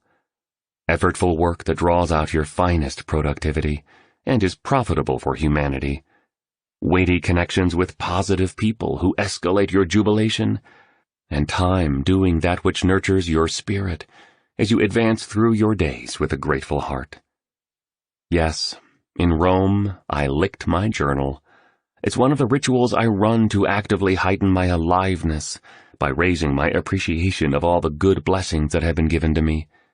The more vividly I value everything in my life, the more everything in my life climbs in value. So, become a collector of awesome experiences instead of a consumer of material things. Simplify your life and make a return to the essential enjoyments that are sitting right under your noses.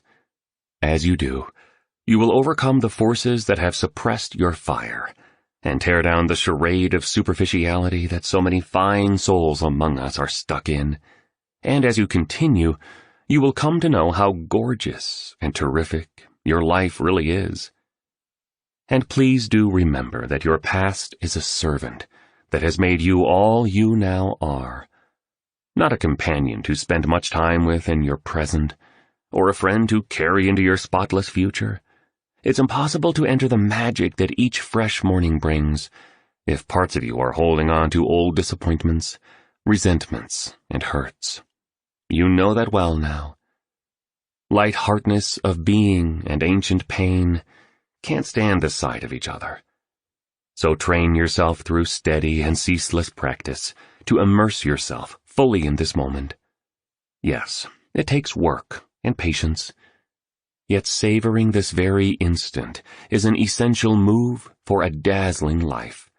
This time is all you really have, and it's an empire worth more than any amount of money in the world. One day, you'll see. The third magic charm was a symbol of a door. Every ending marks a new beginning.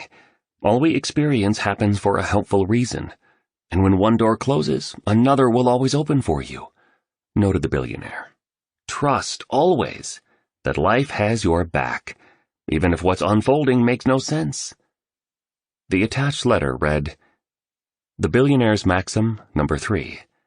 Failure inflates fearlessness. It is impossible to live without failing at something, unless you live so cautiously that you might as well not have lived at all, in which case you fail by default," said J.K. Rowling. The mighty Goliaths of ambition and the massive behemoth of imagination within you must never be abducted by the tiny cowards of, "What would people think? What if I get rejected? And I'll probably look silly if I try this." You can allow yourself to become paralyzed by a fear of rejection, or you can go out there and astonish the world. But you just don't get to do both. Life's reality is that you have a transcendent destiny that begs for your attention in this era of crushing complexity. Stop abusing your greatness, deforming your magnificence, and denying your radiance by labeling something that didn't turn out as you wanted a failure. We all know that within every seeming setback lies a distinguished opportunity for even greater success. And start saying yes more often in your life.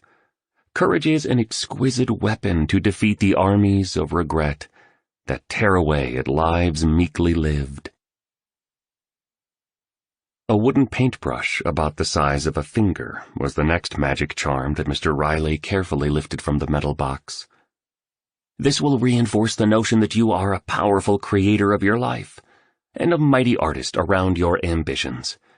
That productive, prosperous, fit, and optimistic people got their great fortune by luck is a lie.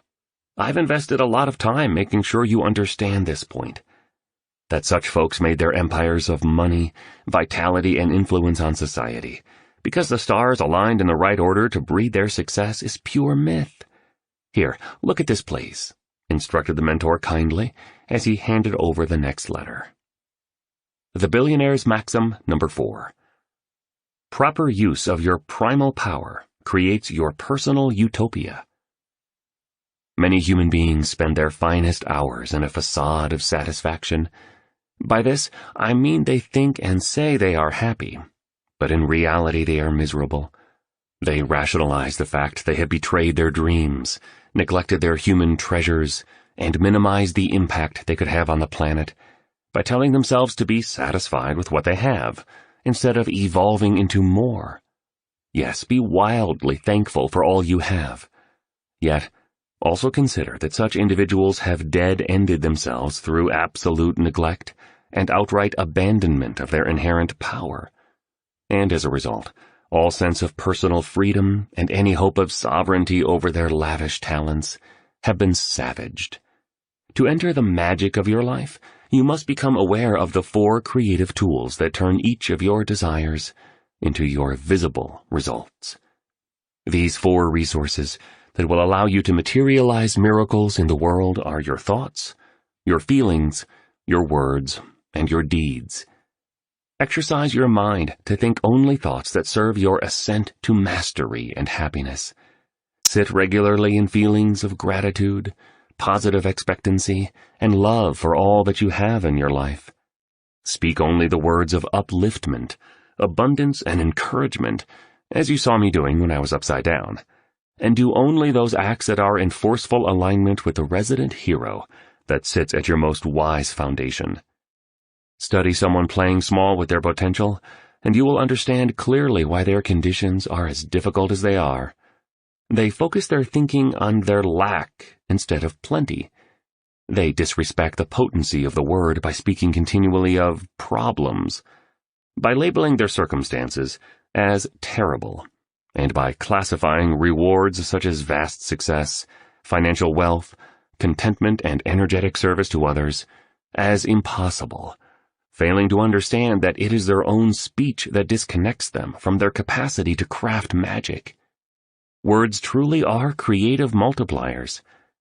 And in terms of the daily deeds of such stuck performers, they don't work hard at all, doing as little as possible while hoping for a beautiful life, believing no one sees this crime against their humanity. Yet the Most High magician within them, their conscience and their subconscious mind, watches it all and witnesses this theft from their best. The next object was a nazar, an eye-like amulet that some cultures use to ward off evil people. You may have seen one on one of your travels. Look, cats, I don't believe anyone is truly evil, the billionaire said to his students. Well, maybe a few, but mostly the more I live, the more I know that every one of us has experienced various degrees of trauma in their lives. And as I shared earlier, only people in pain do painful things to others. Those who are suffering create suffering, and individuals whose behavior is confusing are generally very confused themselves. They're just really hurting, and something has happened to them that has caused them to feel threatened.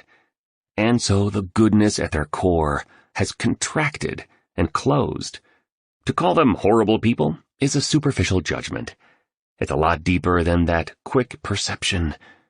Anywho, having said that for now, let's just say that for your own maximum productivity, top performance, boundless joyfulness, and peace of mind, it's really important to avoid bad people, those who are filled with wounds from the past that they don't have the self-awareness not to project onto you. I was once on a business trip in Barbados, where a taxi driver gave me this piece of wisdom, which has served me very well. Avoid bad people. The eye had this letter stuck to it. The Billionaire's Maxim number 5. Avoid bad people. Never underestimate the power of your associations. By the phenomenon known as emotional contagion, as well as through the activation of the mirror neurons in our brains, we model the behavior of the people we spend our days with. Fill your life with exceptionally excellent, enterprising, healthy, positive, ethical, and sincerely loving people. And over time, you'll exemplify these lofty traits. Allow dream stealers, energy thieves, and enthusiasm bandits into your tight bubble of total focus, and please know you're sure to become like them. The real key is to avoid trouble creators. People who have grown up in an environment riddled with drama and nonstop problems will consciously and subconsciously recreate drama and nonstop problems because, as amazing as it seems, such conditions feel familiar, safe, and like home to them. Stay away from all drama queens and negativity kings. If you don't, sooner or later, they'll dissolve your bigness and destroy your life. It's just what they do. Relate peacefully, as much as possible, with everyone. Even one enemy is an enemy too many. Pass through life gracefully, taking the high road when conflict shows up. Should someone do you wrong, let karma do the dirty work. And let a world-class life be your revenge. Clipped to the 6th letter in the metal safe box was paper money of a large denomination. It had been folded into a triangle for some cryptic reason unknown to the entrepreneur and the artist. This letter was longer than the others. It said, The Billionaire's Maxim number 6. Money is the fruit of generosity, not scarcity. Be not misled by the dominant philosophy of the world. Poverty is the consequence of an inner condition, not an outer situation. To believe otherwise is to hand over your capacity to produce the magic of the prosperity that you want to the very things you are complaining of. Money is a currency that must flow like electricity. Yes, cash is a current. It needs to circulate. Hoarding it stops the flow of it into your business and private life. All genuine magicians know this. So give more to receive more. Leave lavish tips for servers in restaurants, housekeepers in hotels, and drivers in taxicabs. Donate to charities. Do wonderful things for your family and friends without a single thought of any return. A tsunami of abundance will be sent to you. You may wonder why so many of us live in such scarcity. This state of being is due to our money scars. These are the programs hidden deep within our subconscious that were placed there, unknowingly, by the messaging from our parents and the teaching of other powerful childhood influencers. Their common statements, based on the falsehoods that were taught to them, sound like, be happy with what you have, or rich people are dishonest, or money doesn't grow on trees. These words planted the dark seeds of lack within us at a tender, impressionable age. 4 practices have helped me make my financial fortune, and so I gift them to you. Positive expectancy, active faith, ever-increasing gratitude, and extreme value delivery. By positive expectancy, I simply mean to tell you that I always maintain a mindset where I expect money will come to me regularly and from highly unexpected sources. Active faith is when you behave in a way that shows life you trust in its abundance and benevolence. The universe adores gestures of affluence, like paying for a dinner you had with your friends at an expensive restaurant when you cannot totally afford to do so, or buying the tools you need to raise your craft when there's little cash in your wallet. I'm in no way suggesting that you throw yourself into a prison of debt. Not at all. Over-leverage is such a destructive force in our civilization today. Just show nature you know prosperity is coming, and perform acts that make you feel like you have plenty. Ever-increasing gratitude, well, we've discussed that one a lot over our journey together. Continue opening your heart to everything and everyone in your life. Bless your money when you pay a bill. Bless the cashier at the grocery store and the farmers who harvested your food. Bless the motorist who lets you into a line in traffic, and the musicians who write the songs that become the soundtrack of your life. Bless your legs for carrying you all these years, your eyes for allowing you to witness beauty, and your heart for allowing you to feel alive. And extreme value delivery just means giving others, teammates, customers, family members, and strangers, exponentially more benefit than they ever could expect from you, because we reap what we sow. Developing and then armor-plating your prosperity consciousness will realize quantum gains in your income and personal net worth. So please get this piece right. Much of the sadness in our culture is because too many of us don't have enough money. This need not be so. What's next? Wondered the artist, as he pulled a robust grape off a vine and swallowed it whole. The billionaire pulled a miniature running shoe from the case, saying, "Exercise is definitely a magic charm. Read the letter I wrote for you both that goes with it." The letter said, "The Billionaire's Maxim number 7. Optimal health maximizes your power to produce magic." Exercising first thing in the morning gets the primary win of taking care of your health out of the way. This all-important activity is now done, leaving your cognition, energy, physiology, and spirit primed to create wonders within your day. When you begin to work out each morning consistently, you'll be surprised by how poorly you feel when you miss a day. You'll realize that this is how you felt most of the time before you embraced this habit. You just weren't aware of it because feeling low was your usual state of being. Peak health really is true wealth. Those who lose their good health spend the rest of their lives trying to recover it. Uncommon vitality is also a marvelous method to grow your prosperity. When you get into the finest fitness of your life, calibrate your nutrition to mastery level, dial in your sleep routine, and minimize aging, you'll notice vast increases in your ability to build intimacy with your sovereign self. So, you bring on more of your genius, glory, and compassion into our world. This, in turn, will bring you great financial fortune. Much more importantly, you will be placed in a position of being able to make a bigger contribution. And nothing is as glamorous as helpfulness. Every magician knows this truth well. The 8th symbol was of a tiny mountain climber. NSI. Never stop improving the quality of your mornings along with the excellence of your life, the billionaire explained. He then let out one last loud yodel. The vineyard workers looked over and laughed uproariously. Mr. Riley waved and giggled with them. He then carried on with his discourse. The whole game of the A player is to always be rising. When you summit a high peak, you'll see the next range of peaks waiting to be scaled. Key metaphor there for you cats. He blew some dirt off the letter that corresponded with this magic charm and held it up for his students to see. Here's how it read. The Billionaire's Maxim number 8. Continue raising your life standards toward absolute world class. Hedonic adaptation describes the psychological circumstance where human beings adapt to environmental and life changes. You receive the pay raise you've wanted for years, and you're overjoyed for a day. Then this new income level becomes your new normal. The joy you felt fades.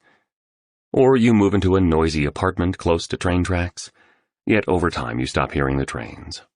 Or maybe the dream car you just purchased staggers you with excitement, until after a few weeks, it becomes just another part of the scenery. These are examples of hedonic adaptation in operation, and the phenomenon unfolds for each of us inside all our lives. One antidote to this human way of existing is to constantly increase your personal standards and raise the quality of your life. Make each quarter better than the last, and each year better than the previous one. This is how titans and legends roll. Related to this is a very important philosophy that has served me well. Go through life at world class. Life's just too short not to treat yourself as amazingly as possible.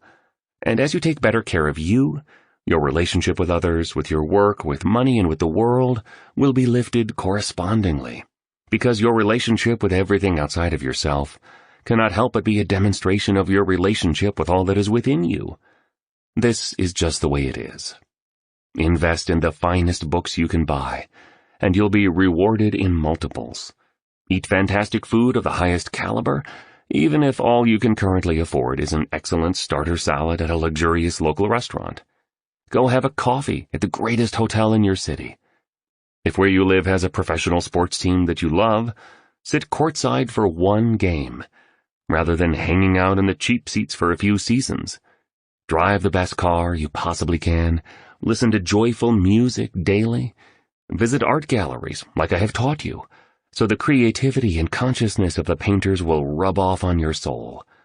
And remember, be around flowers often. They raise your frequency, as well as your ability to see the alternate universe all visionaries tap into. Why do you think so many of the great saints, seers, healers, and sages kept flowers beside them? You'll be pleasantly stunned at what this does for your powers to generate all that you desire. Magic charm number 9 was a heart, and here's what the associated letter said. The billionaire's maxim number 9. Deep love yields unconquerable joy. Any chance you get, show people love. A quote often attributed to William Penn has guided most of my life and served me wonderfully. It goes, I expect to pass through life but once. If therefore there can be any kindness I can show, or any good thing that I can do to any fellow being, let me do it now, and not defer or neglect it, as I shall not pass this way again. Tell people how proud you are of them, and how much you love them while you and they are still alive. I once met a person who told me he felt abounding happiness at the very sight of a live person. Why? I asked him. Because I've seen so many dead people in my life that meeting someone alive is a special gift, he said. Not one of us knows when we'll face our end. So why hold back that which is most valuable, your human capacity to love deeply? Part of your job as a fully alive human is to make people feel better about themselves and to make others smile. It may shock you how little it takes to make someone happy. Write old-school love letters to everyone you care about. Thank you notes to those who have helped you and messages of consideration for anyone you think needs some appreciation. Express how you really feel without being limited by the devilish fear of rejection, and always be more interested in other people than being concerned with coming off as an interesting person. Every human being you meet has a lesson to teach, a story to tell, and some dream in their heart that longs for your support. Our best selves will be shackled by the caring words we leave unspoken, the warm feelings we fail to display, and the good deeds we leave undone. Here, take this, please, the tycoon gently requested, as he gave his guests a figure of an angel. What's on this page is especially important. I suggest you read it with a very open spirit. The letter expressed the following. The billionaire's maxim number 10. Heaven on earth is a state, not a place.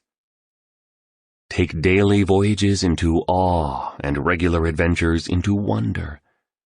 Wonder is such a potent source of happiness and a key skill in the promotion of your ever-increasing genius.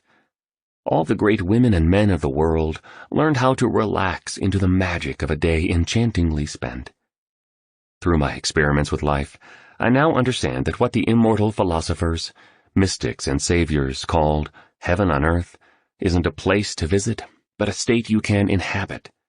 Trust me, as you cultivate your mindset, purify your heart set, optimize your health set, and elevate your soul set, the way you perceive and experience life will revolutionize your experience. But if you don't do this profoundly important work, you'll never know. And my words will seem like the ramblings of an old eccentric. A sane person in a world gone crazy has always been considered insane, you know? So, as you dedicate more time to personal mastery, the amount of self-love you feel will expand, and all lavish successes and private joys do depend on loving oneself. What keeps you in bondage to your doubts, insecurities, and fears is low inner worth. Because of what people told you about yourself in your early childhood, your subconscious mind discounts your braveness, smothers your highness, and shames your greatness. As you let go of the false beliefs that you were taught are truths, and as you release the emotional wounds that closed you to love, and I'm speaking of something so much more than romance here, you will develop the ability to sense this all-new reality I've been hinting at. It has always been there, but because of the tainted filter through which you were seeing the world, you were blocked from knowing it. Yet, nothing is wrong. There has been no waste. All is unfolding as it should. At your end, you will realize that very little of what happened to you was an accident. Everything was for your growth, and all was for your good. The entrepreneur and the artist were mildly taken aback when they were shown the 11th and final magic charm. If you really want to play in the magic of life, reflect often on this one, instructed the billionaire as he handed them a miniature coffin. This letter, unlike the previous ones, was written in red ink. It read, "The billionaire's maxim number 11. Tomorrow is a bonus, not a right. Postpone not your heroism, and never delay your peacefulness. Your life can fall apart within an hour. I am an optimist and a genuine merchant of hope, and yet I am also a realist. Accidents, illness, loss, and death happen every day. It's human nature to think these things will never occur, yet all wise philosophers teach us of the transience of our existence. Armed with this insight, connect with your mortality. Understand that your days are numbered, and with the passage of each glorious morning, you grow closer to your end. Don't put off expressing your gifts and talents, and make certain you enjoy this ride. Have a good time as you rise toward your magnificence. It's so sad how most people postpone having a beautiful, fun, and magical life until they are too old to fully savor it. Life absolutely is a sublime journey. Yes, we all experience trials and heartbreak, but it's all mostly good. Every hero story needs to have a villain as well as some juicy tragedy, along with the triumphs and ultimate victory for it to be a tale worth watching. And so, keep the shortness of life at the forefront of your focus. Don't put off your happiness until you have more time, or you get the promotion, or you have more money in the bank. These are excuses, born of feelings that you are undeserving. Sense them, and then extract them from your orbit so that you can keep ascending into your loftiest realms. Tomorrow is a promise, not a fact. Enjoy every morning and appreciate each day you have on earth. Take bold risks, yet hedge them with common sense. Balance living like there is no tomorrow with behaving like you'll live forever, so that when the end does come, you'll know you lived your life as a majestic testimony to the capacity for legendary that every human being carries inside of them. The billionaire then proceeded to kiss his students. I love you two, you know. I'll really miss you. Then he disappeared into the vineyard, leaving only his mountain bike. Chapter 17. The 5 a.m. club members become heroes of their lives. Live like a hero. That's what the classics teach us. Be a main character. Otherwise, what is life for? J.M. Coetzee. The helipad in Cape Town, South Africa, is on the V&A waterfront, a place where tourists ride the Cape Wheel, yacht racers replenish their supplies for courage-filled, adrenaline-fueled ocean contests. Fishing charters may be booked, and strong morning coffee can be found. The bubbly brunette with librarian glasses made sure the liability waivers were signed by the billionaire, the entrepreneur, and the artist. She then stood on a leather sofa, made notes on her checklist, and provided her 3 VIP clients with the safety briefing that was mandatory before their helicopter whisked them to Robben Island. As you know, Robben Island, a barren, not-so-huge, shark-surrounded, ominous-looking parcel of land, sitting not so far from the coast of Cape Town, is where Nelson Mandela was confined to an enormously tiny prison cell for 18 of the 27 years he was imprisoned. Over time, this great hero of the world was attacked, abused, and otherwise mistreated. And yet he replied to this bad behavior with olive branches, seeing the good in his captors, and guarding his hope for a democratic nation where all people would be equals. Speaking about Mahatma Gandhi, Einstein once said, "Generations to come will scarce believe that such a one as this ever in flesh and blood walked upon this earth." The same could be expressed of Mr. Mandela. "It's an absolute pleasure to have you here for your short trip over to the island," the woman indicated politely. South Africans are remarkably well-mannered and thoughtful people. The billionaire wore a black baseball cap with the phrase, "To lead is to be of use," stitched on the front of it.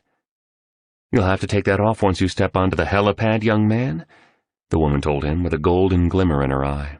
The billionaire beamed. "I think she likes me," he whispered to his companions. "Today's our last day together," he added matter-of-factly. After the safety instruction had been delivered, the billionaire, the entrepreneur, and the artist were escorted out of the building and into a paved holding area, where 2 weather-beaten picnic tables sat. Though it was sunny, the winds were gusty. The billionaire removed his hat. "I feel a little anxious," thought the billionaire. "I've never been to Robben Island. I've read a lot about what went on there under the inhumane and evil system of apartheid, which ranked the treatment of people according to their color of skin, with no consideration for the caliber of their character or the quality of their hearts." A serious-looking young man wearing a slim raincoat, khaki trousers, and boating shoes emerged from one of the empty maintenance bays and requested that the billionaire and his students follow him out to the helipad. An army green helicopter sat at the center of the area, with its rotors spinning impressively. The pilot was at the controls, adjusting dials, knobs, and the like. The young man meticulously made sure that all 3 clients were properly situated in the aircraft for a safe and even weight distribution, then placed a headphone with a microphone onto the billionaire's head. "Good morning," boomed the billionaire enthusiastically to the helicopter pilot as the rotors accelerated. The pilot's face could not be seen beneath his helmet, aviator sunglasses, and face protector, and he refused to say a word. "Not so friendly," muttered the billionaire, remaining both somewhat nervous, yet positively excited for this once-in-a-lifetime experience that was about to unfold. The helicopters started rising, slowly initially, then ascending quickly. "The trip will take about 5 minutes. Winds and sea swells are extra strong today," was all the pilot spoke, and even this he voiced curtly. The billionaire, the artist, and the entrepreneur remained quiet. Each of them simply stared at Robben Island, a landmass that seemed more vast and even more brutal as they neared it. The aircraft landed on a pad surrounded by low trees, and as it did, 7 springboks gracefully vaulted by. Yes, 7 springboks. At the same time, it began to rain, and another double rainbow, like the one that had appeared at the dolphin swim in Mauritius, extended across the full length of the horizon that intersected with the Atlantic Ocean. "All very special," observed the artist, arm in arm with his wife. "We've definitely entered the magic," replied the billionaire in a respectful tone that conveyed an enormous appreciation for the opportunity to experience Robben Island, and at the same time delivered a sense of sadness for the valuable lives that had been ruined there.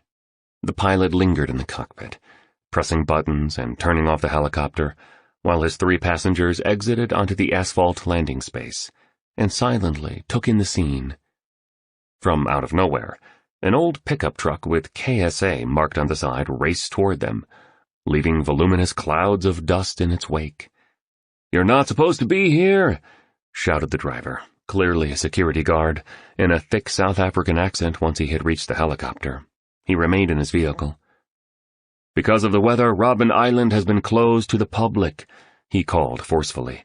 "The ferries have all stopped running. No vessel can come to the port area here, and no helicopters are allowed to land.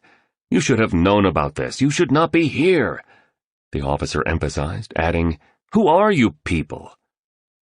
The guard did remain professional at all times, but he was visibly surprised, and obviously mildly shaken, perhaps imagining that the occupants of the aircraft had planned some kind of ground assault, and thinking the unexpected visitors had illicit intentions. "All is good here," the pilot said with a firmness and confidence not often seen. He was now standing outside the helicopter and began to walk slowly toward the man in the truck, first adjusting his shirt, then arranging his helmet, which he kept on. The pilot was not young. You could detect this from the way he walked. "This is a special day for them," remarked the pilot, his voice getting louder. "These people have come a long way to see the prison cell where Nelson Mandela was jailed. They have come to view the limestone quarry, where he was forced to hack away at stones for over a decade, in the torturous sun that reflected off the rock, to the point where it damaged his eyesight permanently. They want to view the courtyard where the statesman would exercise, and throw tennis balls with confidential messages inside to his fellow political prisoners in the next cell block. They need to go to the spot where Nelson Mandela's manuscript for Long Walk to Freedom, his autobiography, would be secretly buried in the dirt after he'd spent many hours working on it. They need to experience, at least a little, the suffering Mr. Mandela endured over his 18 grueling years here, and they must learn about how, even though he was so viciously treated, a theft of many of the best years of his life, once he was released, he chose to forgive all those who had been so cruel to him." The pilot stopped in front of the pickup truck. "These people want to be genuine heroes themselves, I hear, in their professional and in their private lives. They wish to be leaders of their productivity, icons in full-on expression of their mastery, and perhaps even path blazers in the fulfillment of a better humanity. Our world has never been so in need of pure heroes as it is today. And as I always teach when I present from the platform, why wait for them when you have it in you to become one of them? Wouldn't you agree, Stone?" asked the pilot, turning to speak to the billionaire, whose mouth instantly fell completely open. The pilot then, ever so gingerly, almost in slow motion, took off his face guard. Next he shed his sunglasses, and finally he removed his helmet. The billionaire, the entrepreneur, and the artist were astonished by what they saw. It was the Spellbinder. Sterile and calculating fluorescent lighting kept the prison on Robben Island hauntingly eerie, even during the daytime, and feeling frugal, brutal, and unsparing. A set of invisible hands seemed to be guiding the members of the 5 a.m. club on that fantastic South African morning because, by some precious symphony of synchronicity, the billionaire would call it the magic. The security guard who had raced up in the dusty pickup truck was a huge follower of the Spellbinders. And I'm your #1 fan kind of fan. He loved the Spellbinders' work that much. And so, you won't believe this, but it really did happen. The head of housekeeping, after receiving a green light from the guard, started a tour bus that was out of commission that day because of the bad weather and drove it to where the visitors stood. She also asked one of the few guides still on the island to raise the flag and open the prison for a totally private tour. Just for the billionaire, the entrepreneur, the artist, and the spellbinder. In every life, especially the hardest ones, doorways of possibility and gateways into the miraculous swing open, revealing the reality that everything that each one of us experiences is part of some intelligent, and yes, often illogical plan, meant to draw us nearer to our greatest powers, most wonderful circumstances, and highest good. Everything we go through as we travel through a life is, in truth, a fantastic orchestration designed to introduce us to our truest talents, connect us with our most sovereign selves, and deepen our intimacy with the glorious hero that lives inside each of us. Yes, within every single one of us. And that does mean you. The tour guide, who also happened to be a former political prisoner, was a large man with a gruff voice.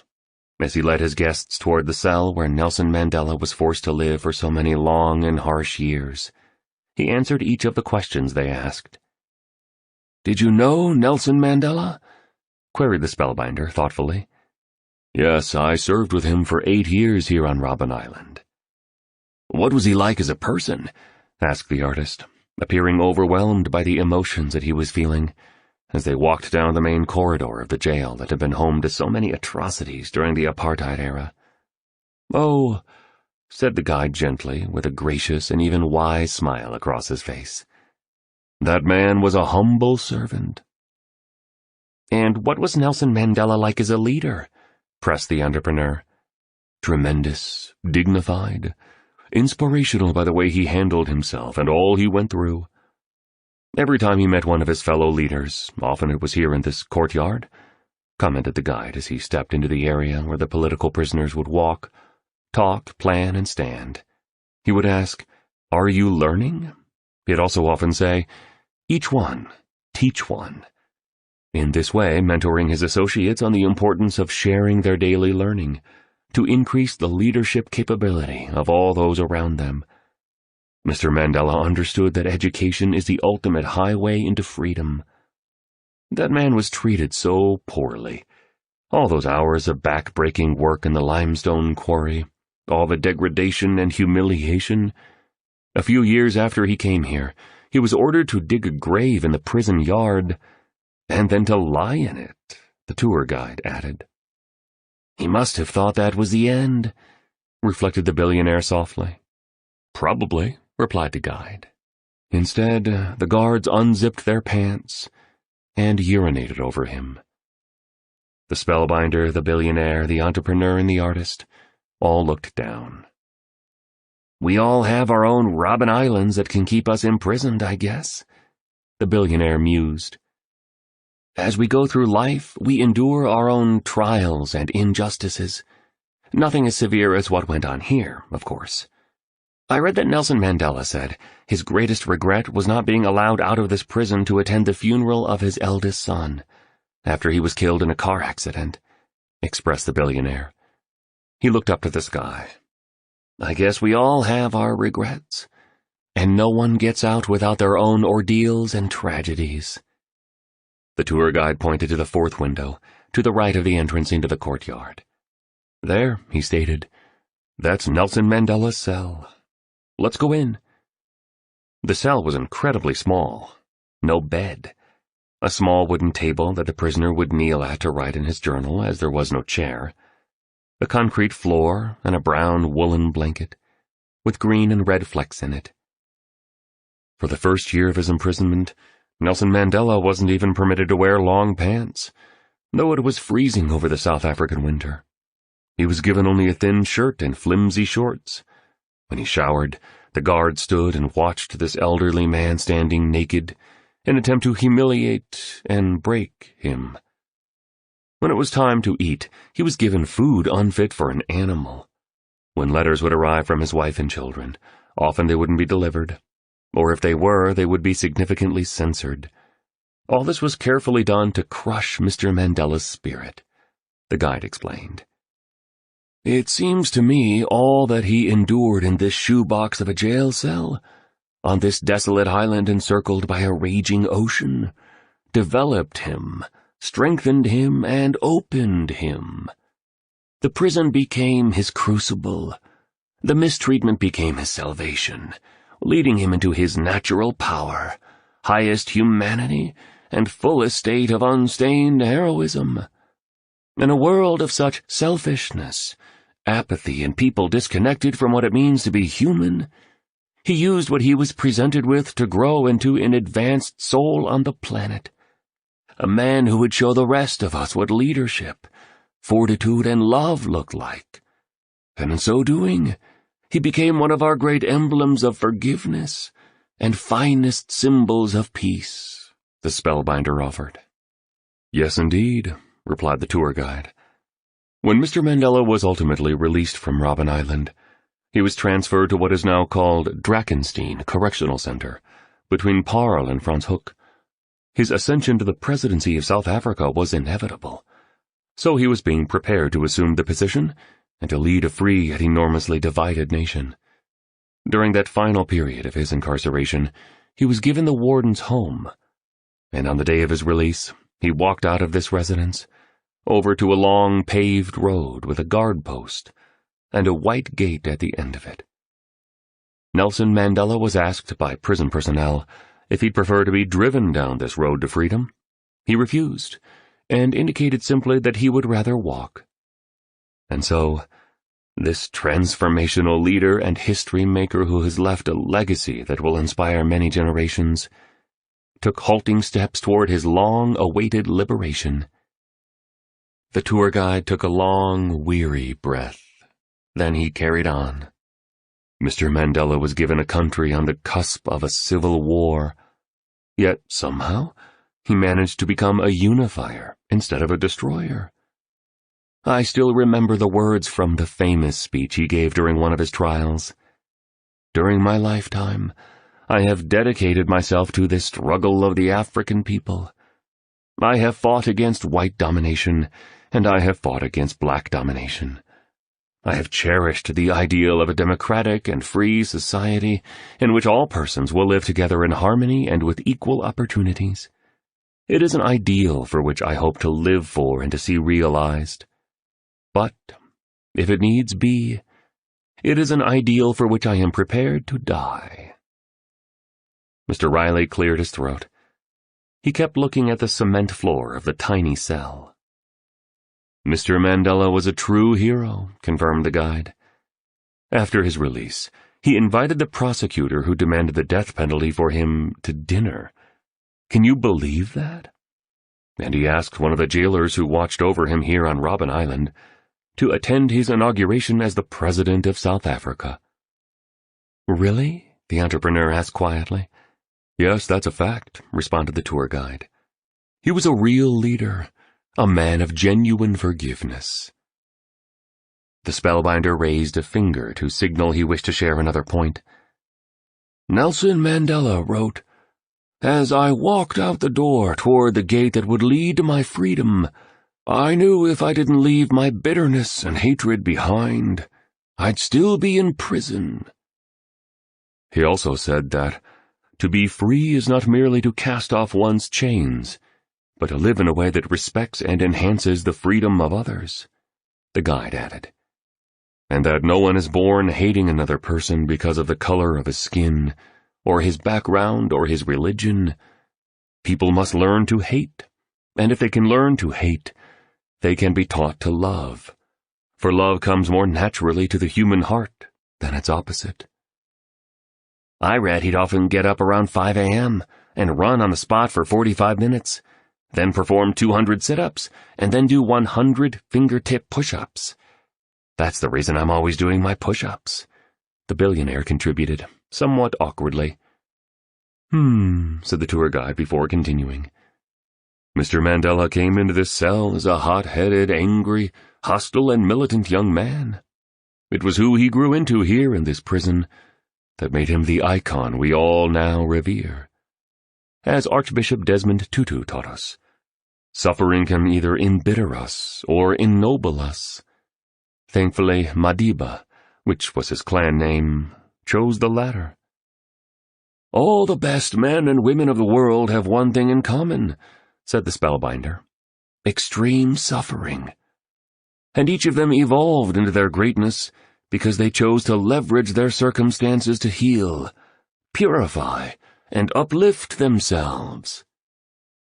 The spellbinder then pulled out a learning model from his jacket, the final one that the two students would see.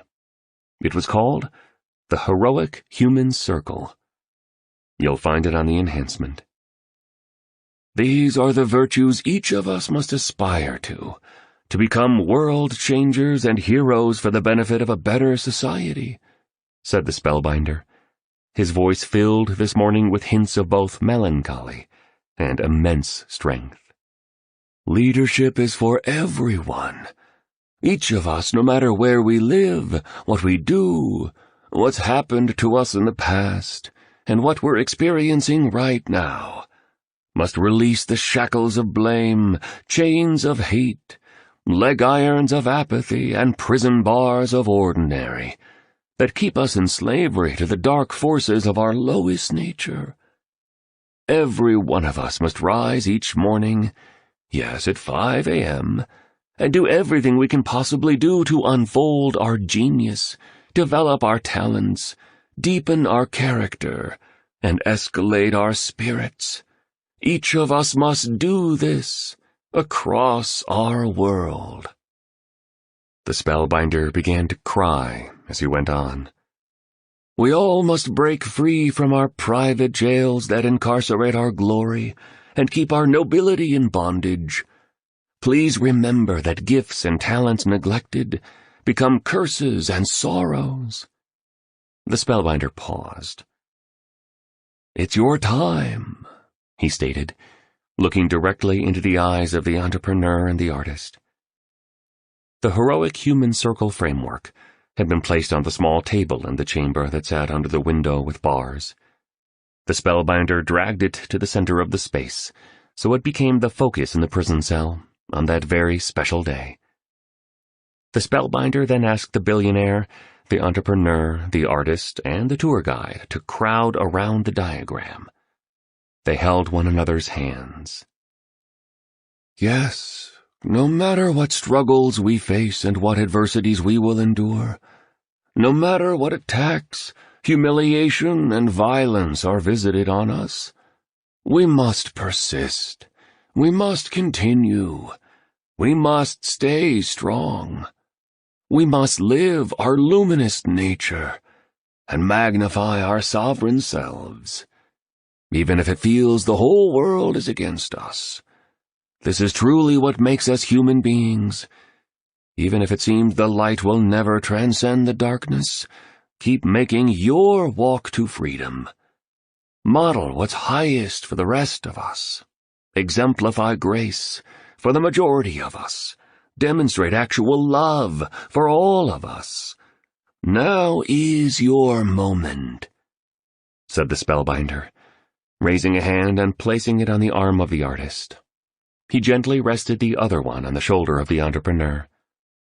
A quiet smile stretched across his face. He looked poised and serene. "Time for what?" wondered the artist. "To start your pilgrimage," was the simple reply. "To where?" asked the entrepreneur, looking a little confused. "To a territory called Legacy," indicated the spellbinder.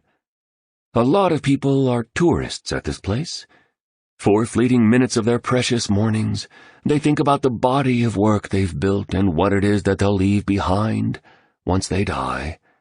For brief intervals, before they get distracted, they reflect on the quality of their productivity, the degree of their decency, and the depth of their impact. For mere short stints, before the bustle of being busy consumes them again, they pause to contemplate how beautifully they've lived and how helpful they were. They are mere visitors to this realm." Mr. Riley lifted his arms high as he listened to his mentor's words. "I love my life.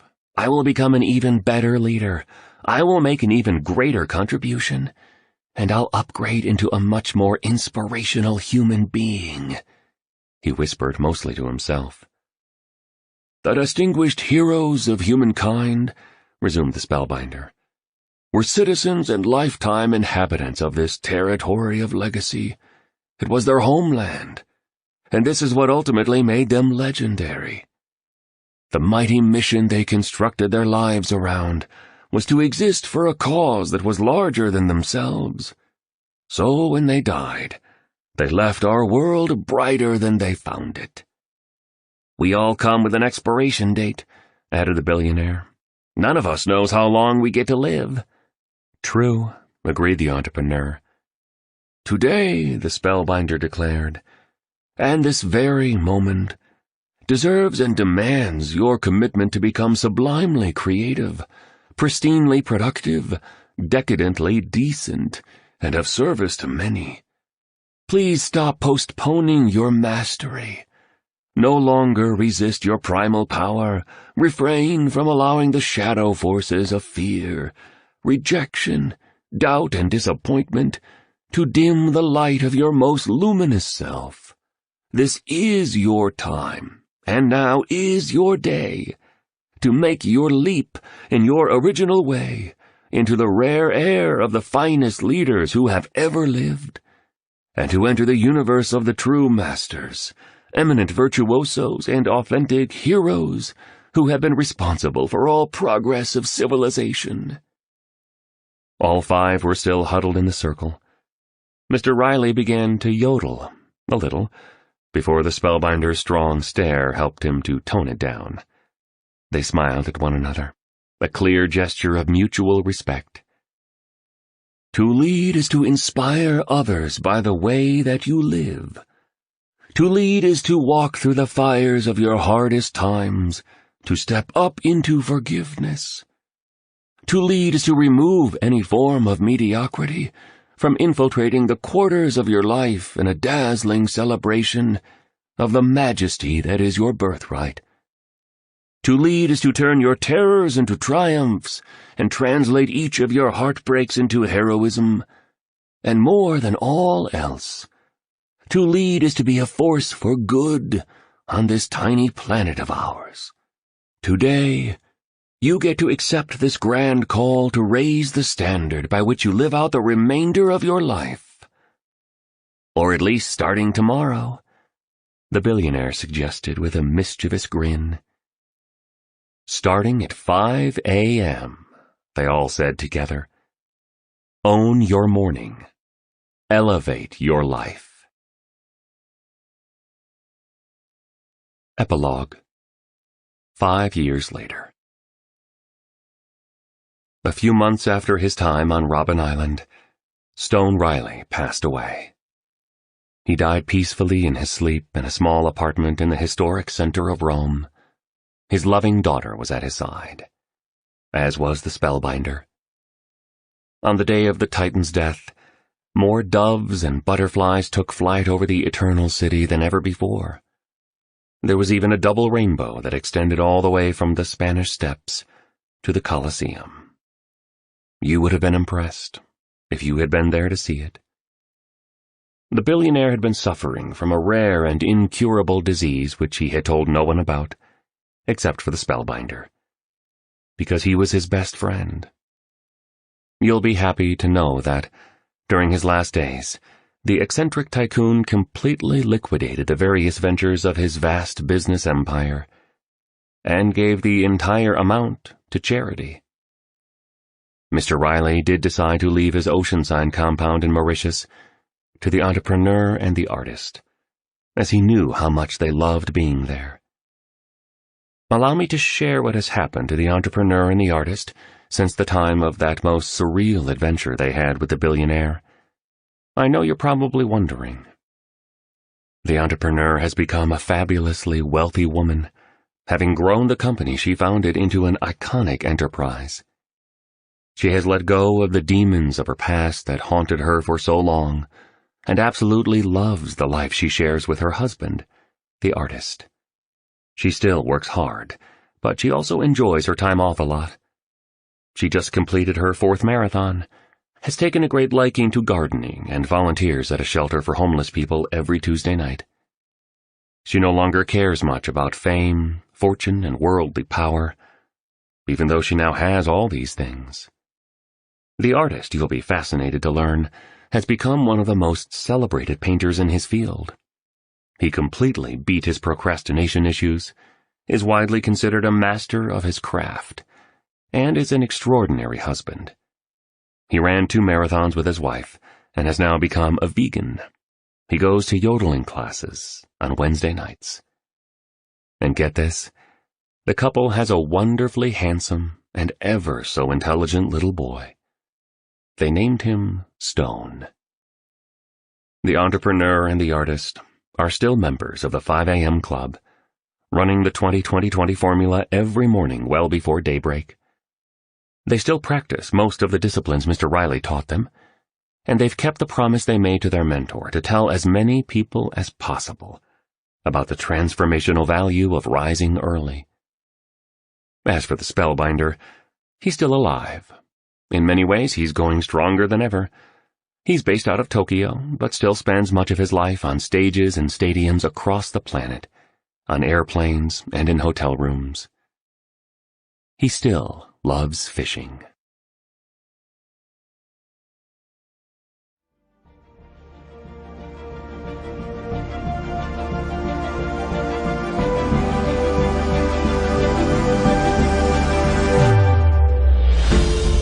This is Adam Werner. We hope you have enjoyed this unabridged production of the 5 a.m. Club. Own Your Morning, Elevate Your Life by Robin Sharma. Like and share. Don't forget to subscribe.